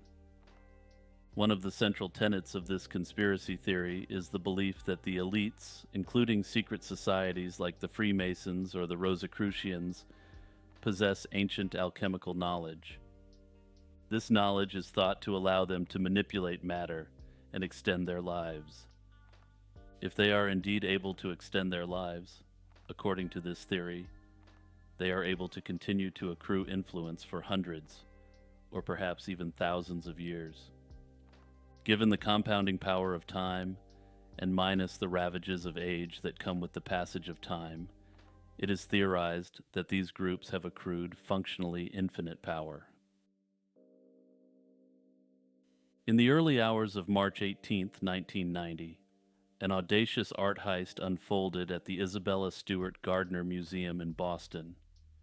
Disguised as police officers, two thieves deceived the night guards into granting them entry under the pretext of investigating a disturbance. Once inside, the guards were subdued and the museum's security compromised in a matter of minutes. Over the next 81 minutes, the thieves executed a meticulously planned raid, stealing 13 artworks valued collectively at approximately $500 million. The stolen pieces included masterworks by Rembrandt as well as Vermeer. Also taken were a Chinese bronze beaker from the Shang dynasty and several works by Degas and Manet, among others. The methodical nature of the theft, which involved cutting paintings from their frames and avoiding leaving physical evidence, indicated a high level of professionalism. The investigation into the heist has spanned decades, with numerous leads pursued and theories proposed about the identity of the thieves and the location of the stolen art. Initial suspicions pointed to a local gang with connections to organized crime in New England and Philadelphia. Over the years, the FBI has focused on several individuals linked to the mob, including a member of the Boston Mafia, who was believed to have information about the artwork's whereabouts. Other suspects include the infamous Irish-American crime lord Whitey Bulger, who some think organized the theft as a means to fund Irish causes. Despite extensive efforts and a reward offer that climbed to $10 million, no conclusive evidence has surfaced to recover the artworks. Further, the key suspects have since passed away, without revealing any definitive clues as to the whereabouts of the art, if they were indeed involved. Notably, the empty frames in the museum continue to hang as placeholders for the missing pieces, symbolizing the hope of their eventual return. The case remains open, with the FBI actively investigating the heist, though at present, given the passage of time, resolution seems unlikely.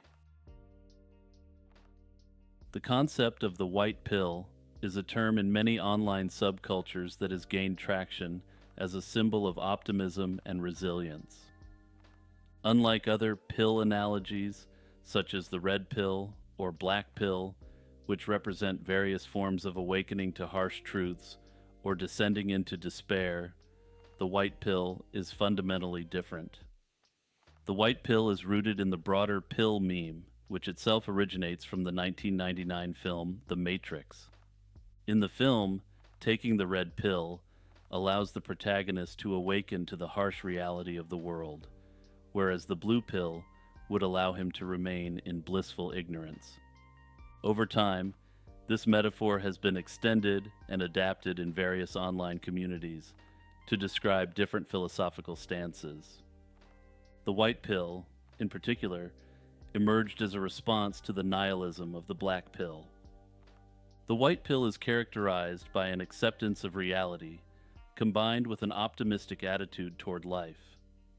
It promotes the idea that, even in the face of adversity, individuals should maintain hope and continue striving for personal growth and happiness.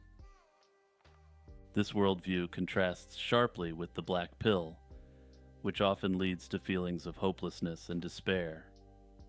At its core, the white pill philosophy advocates for optimism in the face of nihilism.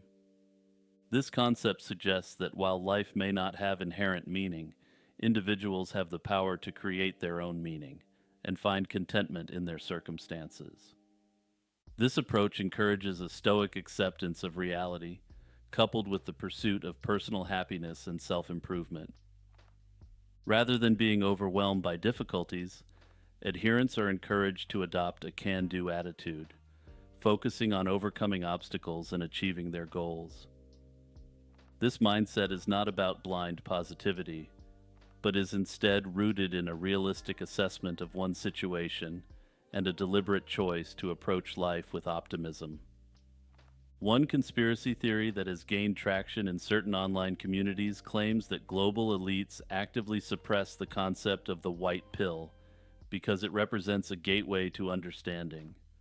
According to this theory, after accepting the white pill rather than the black pill, individuals are one step closer to harnessing the power of the law of attraction. Proponents of this theory argue that the white pill directly contrasts with the narrative of powerlessness that many believe is promoted by those in positions of authority.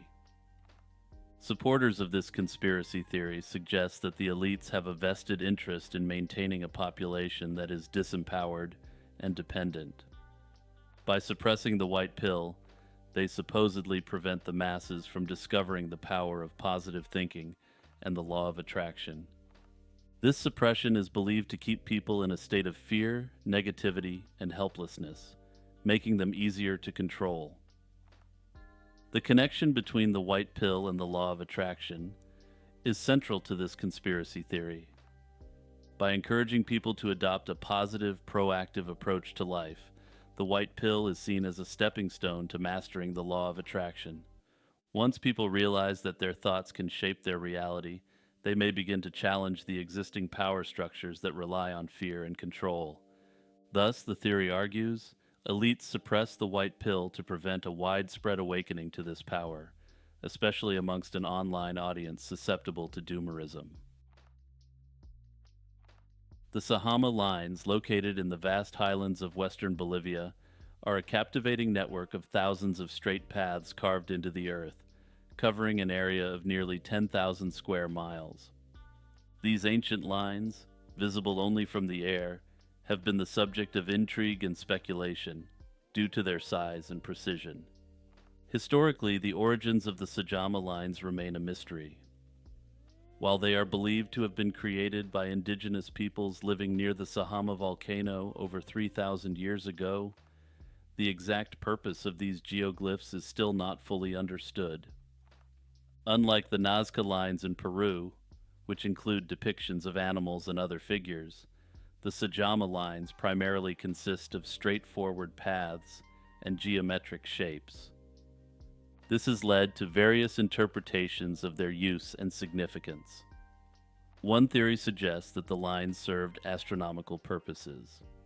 It is believed that these lines may have been used to mark celestial events like solstices and equinoxes, helping ancient peoples to understand and predict seasonal changes critical for agricultural practices. This astronomical alignment suggests a sophisticated knowledge of the stars and the cosmos, which was common in many ancient civilizations.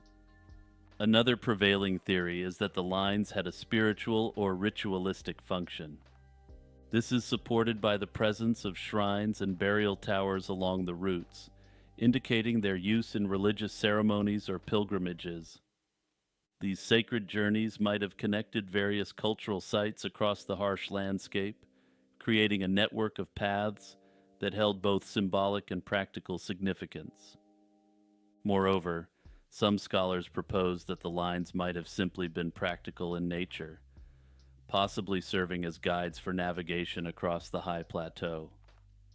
The lines connecting different villages, shrines, and water sources would have been crucial for the survival and intercommunication of various communities in such a remote and challenging environment.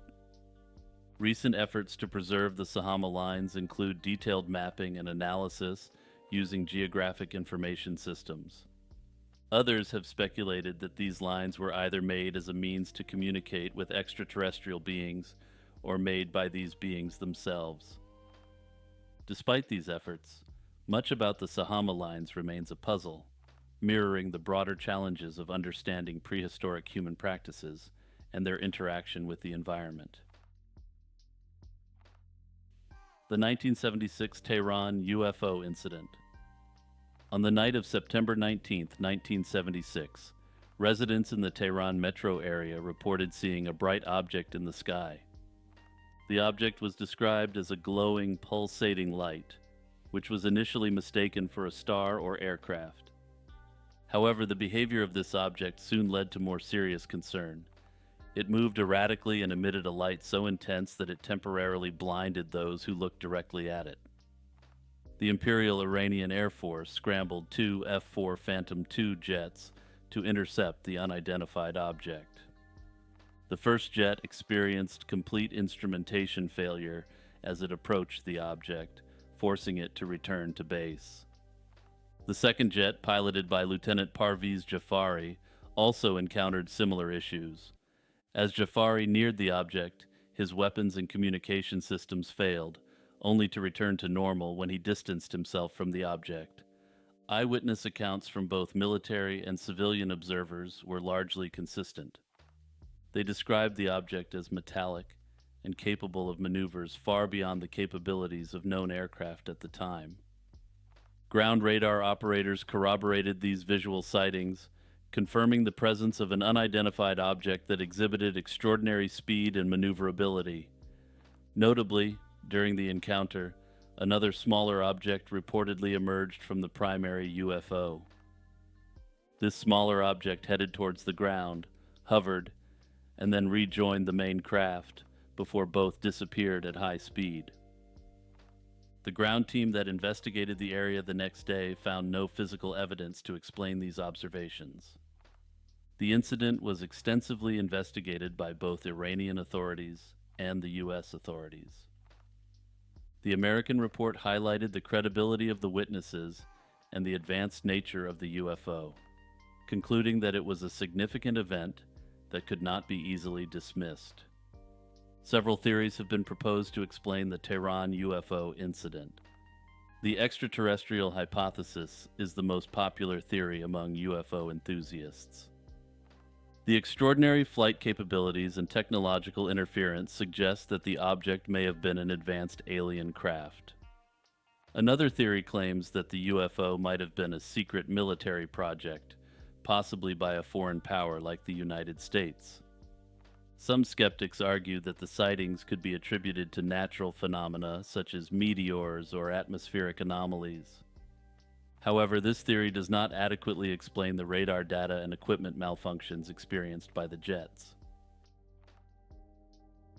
Cryptids and cryptozoology represent the boundaries between folklore, myth-making, and science. These creatures are central to the study of cryptozoology, a field that seeks to identify and prove the existence of creatures not yet recognized by the mainstream.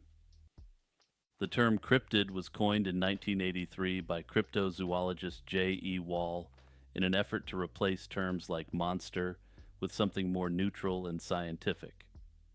Cryptids are generally defined as animals whose existence is suggested by anecdotal evidence, but remains unproven or not accepted by mainstream science.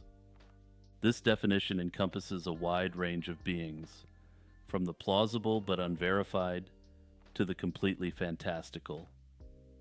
Also, quick shout out to my favorite fantastical cryptid, the giant shrimp in the laundry room. Cryptozoology can trace its origins to the works of zoologists like Bernard Heuvelmans. Heuvelmans' 1955 book, On the Track of Unknown Animals, is often credited with laying the foundation for modern cryptozoology. The field of cryptozoology is often criticized as pseudoscience because it lacks the rigorous methodologies and empirical evidence required by traditional scientific disciplines. Critics argue that cryptozoologists often rely on anecdotal evidence, eyewitness accounts, and unverified claims, rather than the systematic observation they claim is associated with science. As a result, many in the scientific community view cryptozoology with skepticism. However, proponents of cryptozoology argue that the field is a legitimate pursuit of knowledge, akin to early natural history, where explorers catalog new species based on limited evidence. They contend that just because something has not been scientifically verified does not mean it does not exist. The discovery of previously unknown species, such as the coelacanth or the okapi, which were once considered extinct or mythical, is often cited as justification for the continued search for cryptids. Further, some advocates for the legitimacy of cryptozoology counter that oral histories and folklore are increasingly found to match up with evidence in other fields such as archaeology. However, some conspiracy theorists believe that cryptids themselves are a conspiracy, and not in the way you may initially think. The idea that cryptids could be part of a psyop suggests that the narratives around these creatures are deliberately crafted. According to this theory, they are used to distract from more meaningful issues within the conspiracy theory community, or even test the spread of misinformation. One of the central claims in this theory is that sudden surges in cryptid sightings coincide with unrest. This could be seen as a form of social control, using the allure of the unknown and the sensational to occupy public discourse and media coverage. Additionally, as stated, some argue that the government could be testing the effectiveness of misinformation campaigns by observing how easily cryptid stories are believed and propagated. According to this story, multiple cryptid legends are propagated, each with varying levels of evidence associated with them. The government could then collect data on the penetration of these myths into the population and use this data in more traditional propaganda campaigns. Another theory suggests that belief in cryptids is simply enjoyable because it creates additional mystery and interest in our lives in an increasingly secularized world. Also, if you're interested in cryptids, my first ever iceberg video was on this topic, and I spent 3 hours going fairly deep on them. The business plot was a conspiracy in 1933 that involved several prominent business figures. These individuals reportedly aimed to overthrow President Franklin D. Roosevelt and replace him with an authoritarian right-wing leader. Central to this plot was Major General Smedley Butler, a highly decorated Marine Corps officer. Butler was approached to lead the coup, but instead of participating, he exposed the conspiracy to Congress. The plot was largely fueled by discontent among elite business circles with Roosevelt's New Deal policies, which they saw as socialist and a threat to capitalism. Butler testified that the conspirators, including Gerald C. McGuire, a Wall Street bond salesman, and several others, planned to create a super organization that could rival the U.S. government. Butler stated that they promised him control over a 500,000 strong army of veterans to march on Washington, D.C., and install him as the leader. This army would then force Roosevelt into a figurehead position, with the real power lying with a proposed new Secretary of General Affairs, which they envisioned as a dictatorial role. The main figures linked to the plot were connected to Wall Street firms, and it was claimed that substantial financial backing would be available for this coup. However, direct evidence connecting some financiers was not fully corroborated during congressional hearings. Gerald McGuire, the man who initially approached Butler, had allegedly spent time in Europe studying authoritarian movements and returned to the U.S. with ideas about replicating these regimes. Butler's claims were investigated by the McCormick-Dickstein Committee, a precursor to the much more widely known House Un-American Activities Committee. His testimony received significant attention, but the committee found insufficient evidence to indict any of the supposed key players in the plot. McGuire denied the charges, and others whom Butler implicated were never formally called to testify. The committee acknowledged that discussions had taken place regarding the establishment of a fascist organization, but it stopped short of concluding that there was a legitimate, immediate threat. Despite the lack of concrete legal action, Butler's testimony was highly influential in publicizing concerns about the rise of extremist sentiments in certain business sectors. After the business plot was exposed, some theorists speculate that its backers sought subtler, legal ways to achieve similar goals. Instead of a coup, theorists argue they may have used lobbying, media influence, and financial pressure to shape policies that aligned with their interests, weakening New Deal programs over time. The belief that dinosaurs aren't real is a conspiracy theory that's been swirling around as long as dinosaurs have been known to humans. Those who promote the idea that dinosaurs are a hoax argue that the entire concept is fabricated and perpetuated for reasons ranging from financial profit to propaganda against faith. One key aspect of the dinosaurs aren't real theory is the argument that we should be finding dinosaur bones all over the place. The idea that builders should be finding dinosaur bones during excavations every single day is common according to claims circulating online. The suggestion is that the scarcity of discovered bones, especially outside of controlled paleontological digs, is a sign of fraud. Skeptics often question why no average Joe has stumbled upon dinosaur bones while digging his garden. The implication is that these fossils are planted only for the benefit of paleontologists and museums. Yeah, that's right. According to this theory, only these high priests of paleontology are allowed to enter the quote-unquote bone zone. Conspiracists also bring up the argument that dinosaur bones somehow turned into fossil fuels, a claim that serves to ridicule the accepted paleontological processes.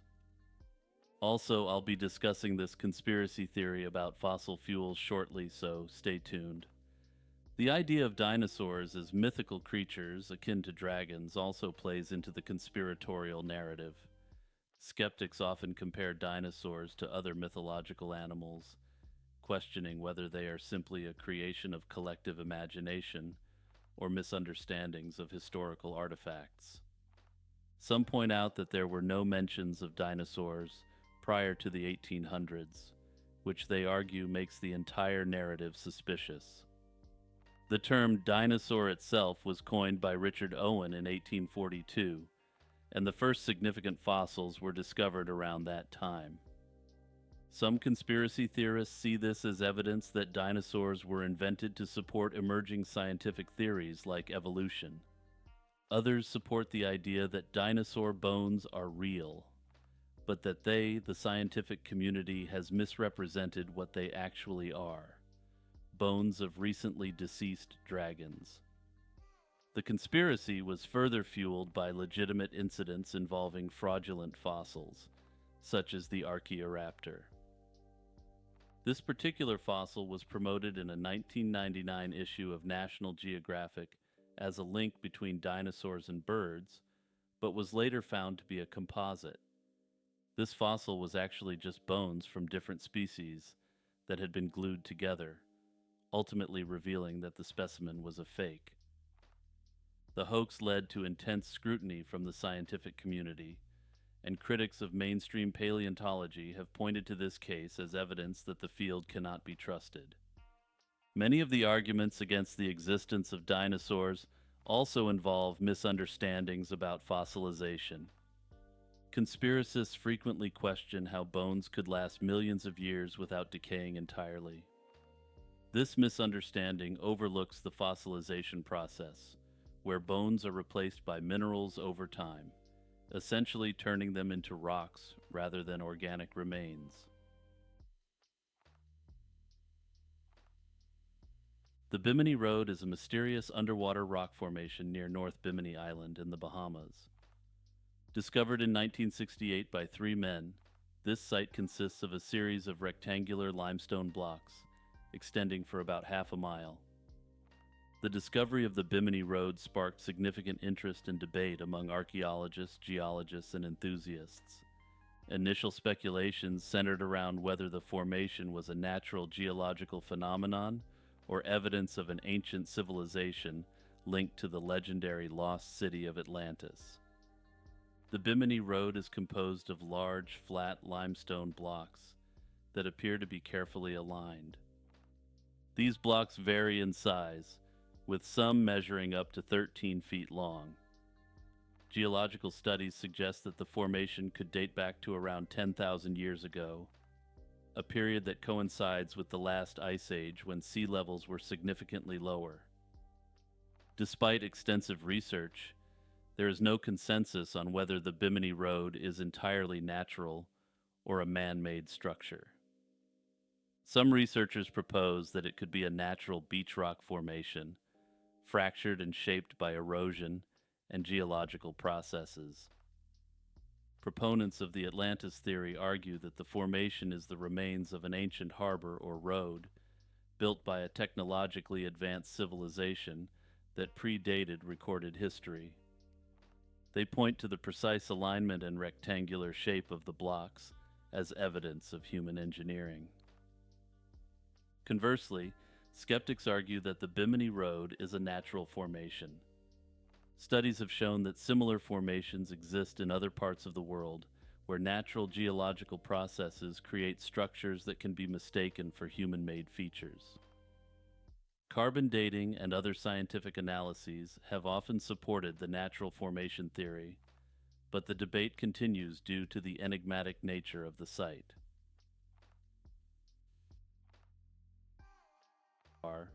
Often associated with the late inventor Stanley Meyer, has long been a subject of conspiracy theories. Stanley Meyer claimed to have developed a water fuel cell that could power a car using only water as its fuel. According to Meyer, his invention worked by splitting water into hydrogen and oxygen, and then using hydrogen as the main energy source for the vehicle. This bold claim came during a time when oil prices were skyrocketing, notably influenced by the 1973 Arab oil embargo, which made alternative energy concepts particularly attractive to the public. Meyer managed to acquire several patents for his invention, and he demonstrated his technology in a modified dune buggy. Despite this, there are no verifiable videos or operational models to definitively prove that Meyer's water-powered car ever truly functioned. The technical process behind Meyer's supposed water-powered car was based on electrolysis, where water is split into its fundamental components, hydrogen and oxygen. Hydrogen is highly combustible, making it theoretically capable of fueling a vehicle. However, the major scientific problem lies in the energy required to separate hydrogen from water. The process consumes more energy than it releases, making it fundamentally inefficient for practical use. Meyer claimed to have overcome this problem by developing a system that required less energy to split the hydrogen than was generated during recombination. Critics noted that would have violated established scientific principles, specifically the laws of thermodynamics. According to experts, Meyer's fuel cell was examined and found to be simply using conventional electrolysis, with no new breakthrough technology. He was sued by investors, and a court ultimately found Meyer's claims to be fraudulent, resulting in a lawsuit where he was ordered to return investments made by his backers. Meyer's death in 1998 has fueled even more conspiracy theories. He died suddenly while dining at a restaurant, and according to his brother, Meyer ran outside and claimed he had been poisoned. The official cause of death, as reported by the coroner, was a cerebral aneurysm, which was consistent with his pre-existing health conditions, including high blood pressure. Nevertheless, some supporters of Meyer are convinced that he was assassinated to prevent his water fuel technology from coming to market. They point to the fact that his work could have potentially disrupted the massive profits of the oil industry. It's claimed that Meyer had refused buyout offers from interested parties and resisted external pressure from investors who wanted control over his technology. The Smoking Man from the X-Files is a character wrapped in conspiracy theories and universe, and it's no surprise that fans have speculated that he might be based on a real person. By way of background, as previously discussed in the series, some conspiracy theorists have speculated that Chris Carter, the creator of the show, had inside information into real-world conspiracies. The character, played by William B. Davis, appears as a sinister figure in a background scene in the first episode of the show, and his role only grew from there. His influence and power over the show's events were slowly unraveled as the X-Files developed, eventually becoming the most central antagonist. The Smoking Man, also referred to as CGB Spender or Cancer Man, has been linked to several conspiracy theories within the show. He's portrayed as being involved in numerous covert activities, including direct communications with Saddam Hussein, alien experiments, and more. He's claimed to have been the real killer of John F. Kennedy, as well as other major figures in American history. One prominent theory among fans is that the character is an amalgamation of various figures from the world of shadowy governmental affairs. The Smoking Man's actions are similar to what people often believe about members of intelligence communities or shadow governments. He manipulates events from behind the scenes, always with the purported intention of protecting the public from truths they can't handle. In an interview, Frank Spotnitz, a co-executive producer on The X-Files, explained that the Smoking Man was created as a very simply written character. Initially, William B. Davis was hired merely to linger in the background and provide an eerie presence, but his performance was so compelling that the writers decided to expand his role. Davis was eventually given dialogue, which transformed him from a mysterious extra into the central antagonist of the series, His portrayal became iconic because of the way he conveyed a sense of deep, dangerous knowledge without always needing words. This evolution of the character added to the allure and to the belief that he was based on a real person. The combination of his powerful presence and sinister influence aligns well with people's fears about the real elites in the shadows. The smoking man's character is also intentionally filled with ambiguity and misinformation, much like the conspiracy theories he's linked to. Throughout the series, he makes claims that aren't always verifiable within the show's universe. For instance, such as being Fox Mulder's biological father, or having a role in impregnation experiments involving Dana Scully. The intentional blurring of truth and lies within the show is meant to reflect the very nature of conspiracy theories, where bits of truth, half-truths, and outright falsehoods are all mixed together. This makes it impossible to know what's real, much like the constant questions around real-life shadow government figures and conspiracy theories.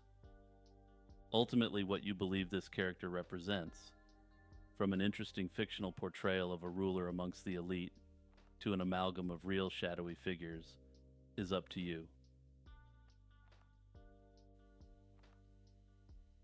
Meme magic is a concept that attributes influence and significance to internet memes beyond their surface-level humor. The idea revolves around memes having the potential to shape reality by spreading ideas quickly and creating a sense of collective identity. Memes are more than just funny images with captions. They act as a form of digital communication that can have a real cultural impact.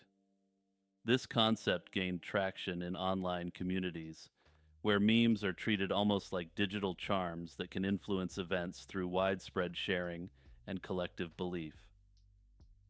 The phenomenon of meme magic arises from the way memes leverage humor, shared cultural references, and visual appeal to create a sense of belonging among people. Memes often contain layers of meaning that resonate with specific audiences, forming an in-group language that reinforces bonds. The repetition and adaptation of memes across different contexts amplify their influence as they evolve based on cultural trends. This process makes memes seem like they're not just responding to culture, but actively shaping it, which is where the concept of magic comes into play. The supposed effectiveness of meme magic lies in the emotional and psychological appeal of memes. Memes often evoke humor or provoke reactions that make them memorable and shareable. They work as a tool to simplify complex ideas into digestible, relatable content, which makes them more impactful than other forms of online communication. The rapid spread of memes and their tendency to create inside jokes contribute to a sense of community, giving people a way to connect through shared humor and experiences. In online spaces, meme magic has been linked to elements of modern mysticism, such as chaos magic, where symbols are believed to gain power through collective belief. Some conspiracy theorists argue that the effectiveness and power of meme magic is suppressed by elites.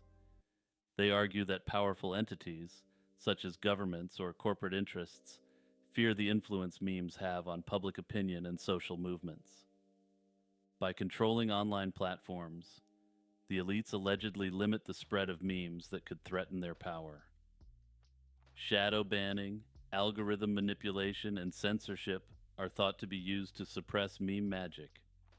This control, they claim, prevents the masses from realizing the potential of collective creativity to challenge the status quo and influence cultural or political change.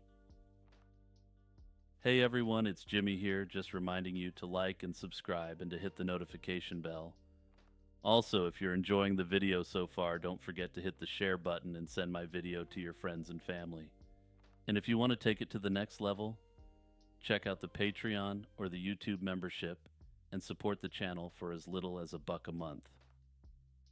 The conspiracy theory suggesting that the NSA created Bitcoin asserts that the U.S. government agency developed Bitcoin to serve its own interests. According to this theory, the NSA, well known for its capabilities in cryptography, may have orchestrated the development of Bitcoin as a move to create a currency under their covert control.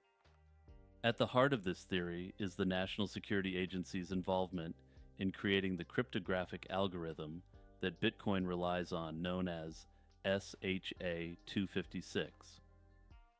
This algorithm is fundamental to Bitcoin's proof-of-work consensus, which verifies transactions and secures the network.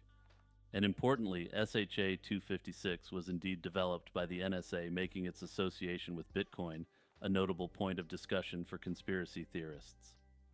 A significant element often cited to support this theory is a 1996 NSA research paper titled How to Make a Mint: The Cryptography of Anonymous Digital Cash.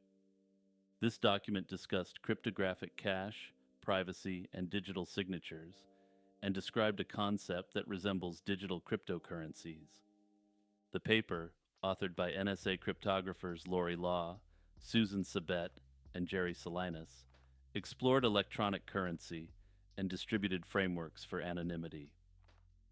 The timing of this paper provides circumstantial support for those who believe Bitcoin is part of an extended NSA experiment to monopolize global currency. Conspiracy theorists argue that Bitcoin's supposed anonymity might actually be part of a sophisticated NSA surveillance mechanism.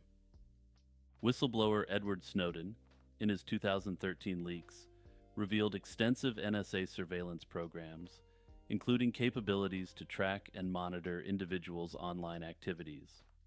These revelations provided fertile ground for the theory that the NSA could potentially trace transactions using undisclosed methods or backdoors within the SHA-256 algorithm. Notably, SHA-256 has been examined by some of the world's top cryptographers, without any backdoors being discovered. The association with the NSA continues to fuel suspicion. The Satoshi Nakamoto mystery also plays a crucial role in this theory. Satoshi, the pseudonymous creator of Bitcoin, disappeared from public view in 2011, shortly after the currency started gaining traction. The complete anonymity of Satoshi, despite numerous attempts to uncover their identity, has led some to speculate he is a conglomeration of figures associated with the NSA. Another aspect of this theory is the idea that Bitcoin, through the Satoshi wallet, could allow the NSA or US government to manipulate global financial systems. The wallet controlled by Satoshi Nakamoto holds about 1 million Bitcoins, which remain untouched. Theoretically, these coins could crash the market if dumped in one large transaction, wreaking havoc on economies heavily invested in Bitcoin. Proponents of the theory believe that this nuclear option provides a covert tool for the United States to assert economic control by destabilizing Bitcoin. The concept of the witches' Sabbath has a rich and complex history that stretches back to medieval Europe. It was believed to be a gathering where witches convened to worship the devil, engage in forbidden rites, and practice malevolent magic. These nocturnal assemblies were thought to occur in secluded places like forests, mountains, or abandoned ruins, shrouded in mystery and fear. During the late Middle Ages and the early modern period, fear of witchcraft intensified. The publication of the Malleus Maleficarum in 1487 by Heinrich Kramer played a pivotal role in shaping perceptions of witchcraft and the witches' Sabbath. This treatise provided detailed descriptions of witches' practices, including the Sabbaths, and became a guide for inquisitors and witch hunters across Europe. The Malleus Maleficarum insisted that witches were predominantly, though not exclusively, women, asserting that female susceptibility to demonic influence stemmed from inherent moral weaknesses. Kramer described the Sabbath as a place where witches renounced their Christian faith, paid homage to the devil, and participated in satanic rites. Confessions obtained during witch trials often followed a similar pattern. Under extreme duress, accused individuals recounted attending Sabbaths, where they engaged in heinous acts. These narratives, though coerced, reinforced the belief in a widespread diabolical conspiracy and justified the continuation of witch hunts. Artists like Francisco Goya portrayed the witch's Sabbath in his works, capturing the dark and ominous atmosphere associated with these gatherings. Regional folklore added unique elements to the concept of the witch's Sabbath. In Central Europe, it was associated with the Brocken Mountain in Germany, where witches were believed to meet on Walpurgis Night. Notably, this event honors Saint Walpurga, who was successful in converting the local tribal populations to Christianity, as well as having them denounce witchcraft. In Scotland, witches were said to conjure storms at their Sabbaths for the purposes of running merchant ships up against the rocks. The witches and their minions would then loot the ship for its wealth and also to obtain what I will politely call reagents from the fallen sailors. Use your imagination. These seamen were used for all their parts, so to speak. Such stories highlight how local events and fears could be incorporated into the broader narrative of witchcraft. By the 17th century, skepticism about the reality of the witch's Sabbath began to emerge. Thinkers challenged the existence of witchcraft and the validity of the Sabbath narratives. In modern times, the witch's Sabbath has been reinterpreted within neo-pagan and Wiccan movements. Practitioners often reinterpret the Sabbath positively. These gatherings celebrate nature, spirituality, and communal bonds rather than malevolent and evil events. Gerald Gardner, considered the founder of modern Wicca, incorporated elements of supposed historical witchcraft practices into the religion's rituals. But back to traditional witches' Sabbaths for one moment. Some scholars argue that these gatherings were misinterpretations of pre-Christian fertility rites and festivals. Other scholars have proposed theories about a secret pagan cult that survived Christianization, though such theories are generally considered to be untrue by mainstream academics. Some conspiracy theorists propose that the existence of legitimate witches' Sabbaths prior to modern times have been suppressed. These theorists generally approach this from one of two angles. The first angle is that the existence of the witches' Sabbath has been suppressed because the elites themselves participate in and draw power from these ceremonies. Others propose these activities were suppressed by the elite because they didn't want people to know they could have independent power outside the existing religious power structures. Under this theory, witchcraft is a powerful force for liberation from sometimes oppressive traditions. The conspiracy theory that fossil fuels are actually renewable revolves around several core beliefs and interpretations of geology, industry, and history. According to this theory, fossil fuels like crude oil, natural gas, and coal are not, as conventionally understood, finite resources formed over millions of years from decomposed organic material.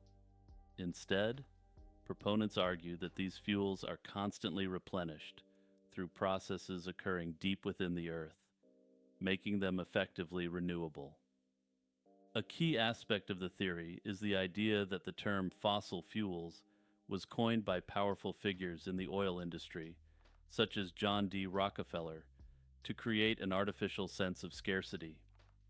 This scarcity, it is suggested, was meant to keep prices high and control the market, allowing a handful of powerful entities to profit immensely from energy production. Supporters of this narrative point out that the term fossil fuels was used to make people believe these energy sources were rare and irreplaceable, thereby justifying high costs and monopolistic practices. Some advocates of the theory argue that evidence of oil reserves seemingly refilling over time supports their claims. There are cases where previously depleted oil wells have been observed to contain new quantities of oil, which proponents interpret as proof that oil is being continually generated by ongoing processes. They often cite the idea of abiotic oil, a theory which posits that oil is formed from inorganic substances rather than decomposed biological matter. According to this view, hydrocarbons originate deep in the Earth's crust through chemical reactions involving carbon deposits that have no biological origin. This interpretation suggests that oil is not millions of years old and that new oil can be produced within the Earth on a much shorter timescale.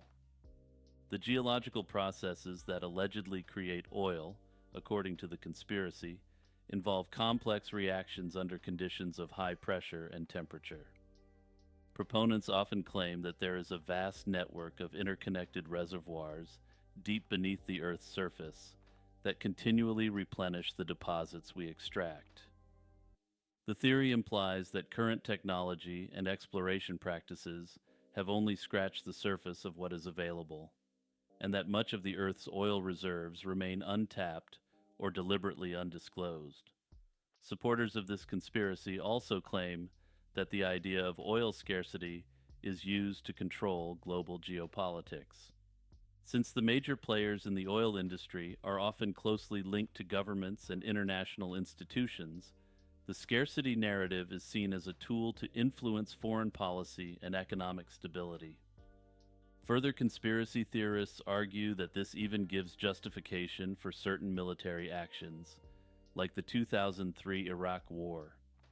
By convincing the public that oil is a limited resource, these entities are thought to justify the need for conflicts over oil-rich regions, ensuring continued dominance over global energy supplies. Despite widespread concerns about peak oil in the 20th century, when it was predicted that oil production would decline as reserves were depleted, new oil discoveries have continued. Further production rates have often exceeded expectations, and oil production has continued to increase in an upward trajectory. The theory interprets this as proof that oil fields are refilling naturally, suggesting an ongoing process rather than a finite supply that is gradually being exhausted.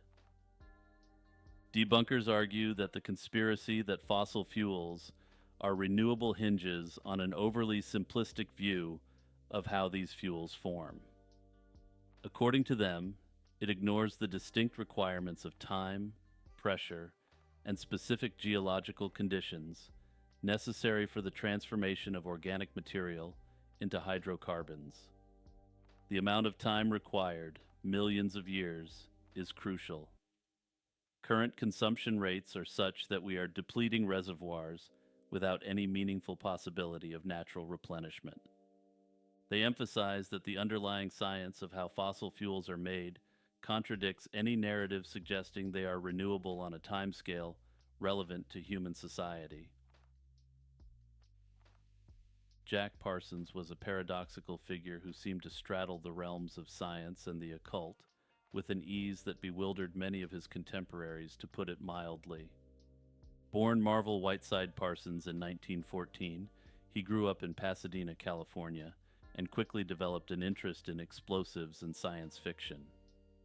This fascination would lead him to co-found both the Jet Propulsion Laboratory, or JPL, laying the foundation for modern rocketry, as well as NASA. But what makes Parsons' story all the more intriguing is how his devotion to the mystical practices of Aleister Crowley coexisted with his scientific brilliance. Parsons' journey into rocketry began as a young man, experimenting with explosives in his backyard, and later joining a group of like-minded enthusiasts. This group conducted research at Caltech's Guggenheim Aeronautical Laboratory. Though initially dismissed as a fringe interest, Parsons and his colleagues made major breakthroughs in developing rocket propellants. During World War II, their efforts gained traction, leading to the formation of JPL, which eventually became an indispensable player in the American space program. At the same time Parsons was revolutionizing the field of rocketry, he was delving deeper into occultism. His introduction to Aleister Crowley's Thelema philosophy, which emphasized personal will and magical rituals, came in the early 1940s. He quickly rose through the ranks of the Ordo Templi Orientis, Crowley's magical order, and became the leader of its lodge in Pasadena. Parsons didn't just dabble in occultism, he fully embraced it. He saw no conflict between his rocket work and his occult beliefs. In fact, he viewed both as part of the same pursuit to transcend earthly limitations, whether through technology or mysticism. This dual life of science and magic often led to scandal. Parsons would chant invocations to deities like Pan before rocket tests, blending his professional work with his spiritual practices. His home, known as the Parsonage, became notorious for wild parties and occult rituals, attracting a mix of scientists, occultists, and science fiction writers. Parsons and company embarked on a series of rituals called the Babylon Working, intended to summon a divine entity called Babylon. Parsons believed these rituals would herald a new age of freedom and self-expression. Despite his brilliance, Parsons' personal life spiraled out of control. His involvement in the occult, combined with his reputation for debauchery, made him an increasingly problematic figure in the eyes of the establishment. By 1944, Parsons had been forced out of the JPL, and his rocketry career effectively ended. However, he remained committed to his magical pursuits, even as his financial situation worsened. The end of Parsons' life was as dramatic as the rest. In 1952, at the age of 37, he died in a mysterious explosion in his home laboratory while working on special effects for films. Some speculated it was intentional. Others thought it might be a magical ritual gone wrong, or simply a tragic accident due to Parsons' careless handling of explosives. Parsons has the unique distinction of being recognized as both one of the leading American occultists and of being one of the leading figures in early American rocketry. The Tanganyika laughter epidemic was the strange phenomenon that began on January 30th, 1962, at a mission-run boarding school for girls in the village of Kashasha in Tanzania. The episode started with 3 girls, but quickly spread throughout the school, causing widespread panic and confusion. Within a few hours, nearly half of the 159 students were affected, exhibiting symptoms of uncontrollable laughter, crying, and restlessness. The school was forced to close on March 18, 1962. The closure, however, did not contain the epidemic. Instead, it spread to Shamba, a village where several of the students lived, affecting 217 people. From there, it continued to spread to other nearby villages, infecting hundreds of people over several months. The symptoms of the epidemic were varied, but had common threads. Victims experienced episodes of uncontrollable laughter lasting from a few minutes to several hours. This was often accompanied by crying, pain, fainting, respiratory problems, rashes, and attacks of screaming. Despite extensive medical testing, no physical cause was found for these symptoms. Doctors and researchers were baffled, as there were no signs of infection, toxins, or other physical explanations. The epidemic's impact was significant. Several schools in the region had to close down temporarily, as students and staff were affected. By the time the epidemic faded out in mid-1962, around 1,000 people were reported to have been affected. There are several theories about what caused the laughter epidemic. The most widely accepted explanation is that it was a case of mass hysteria, which can occur in a high-stress environment. The stress can be psychological, social, or a combination of factors. In the case of the Tanganyika laughter epidemic, several factors might have contributed to the outbreak. The students at the mission school were under significant pressure. They were living away from their families, adapting to strict school routines, and facing the challenges of adolescence. Additionally, the region was undergoing social and political changes following Tanganyika's recent independence from British colonial rule in 1961. This period of transition may have contributed to heightened stress levels among the population. Another theory suggests that the laughter epidemic could have been a form of social mimicry, where individuals unconsciously imitate the behaviors of others around them. In tightly knit communities, such behaviors can spread quickly. The initial laughter episodes among the schoolgirls may have triggered a chain reaction, with others mimicking the behavior either consciously or unconsciously. The laughter epidemic could have been an extreme manifestation of this cultural expression, amplified by the stressful conditions and the close-knit nature of the communities involved. Some conspiracy theorists argue that this event may have been a psychological test conducted on these students. While the epidemic eventually subsided, the exact cause of the epidemic remains a mystery.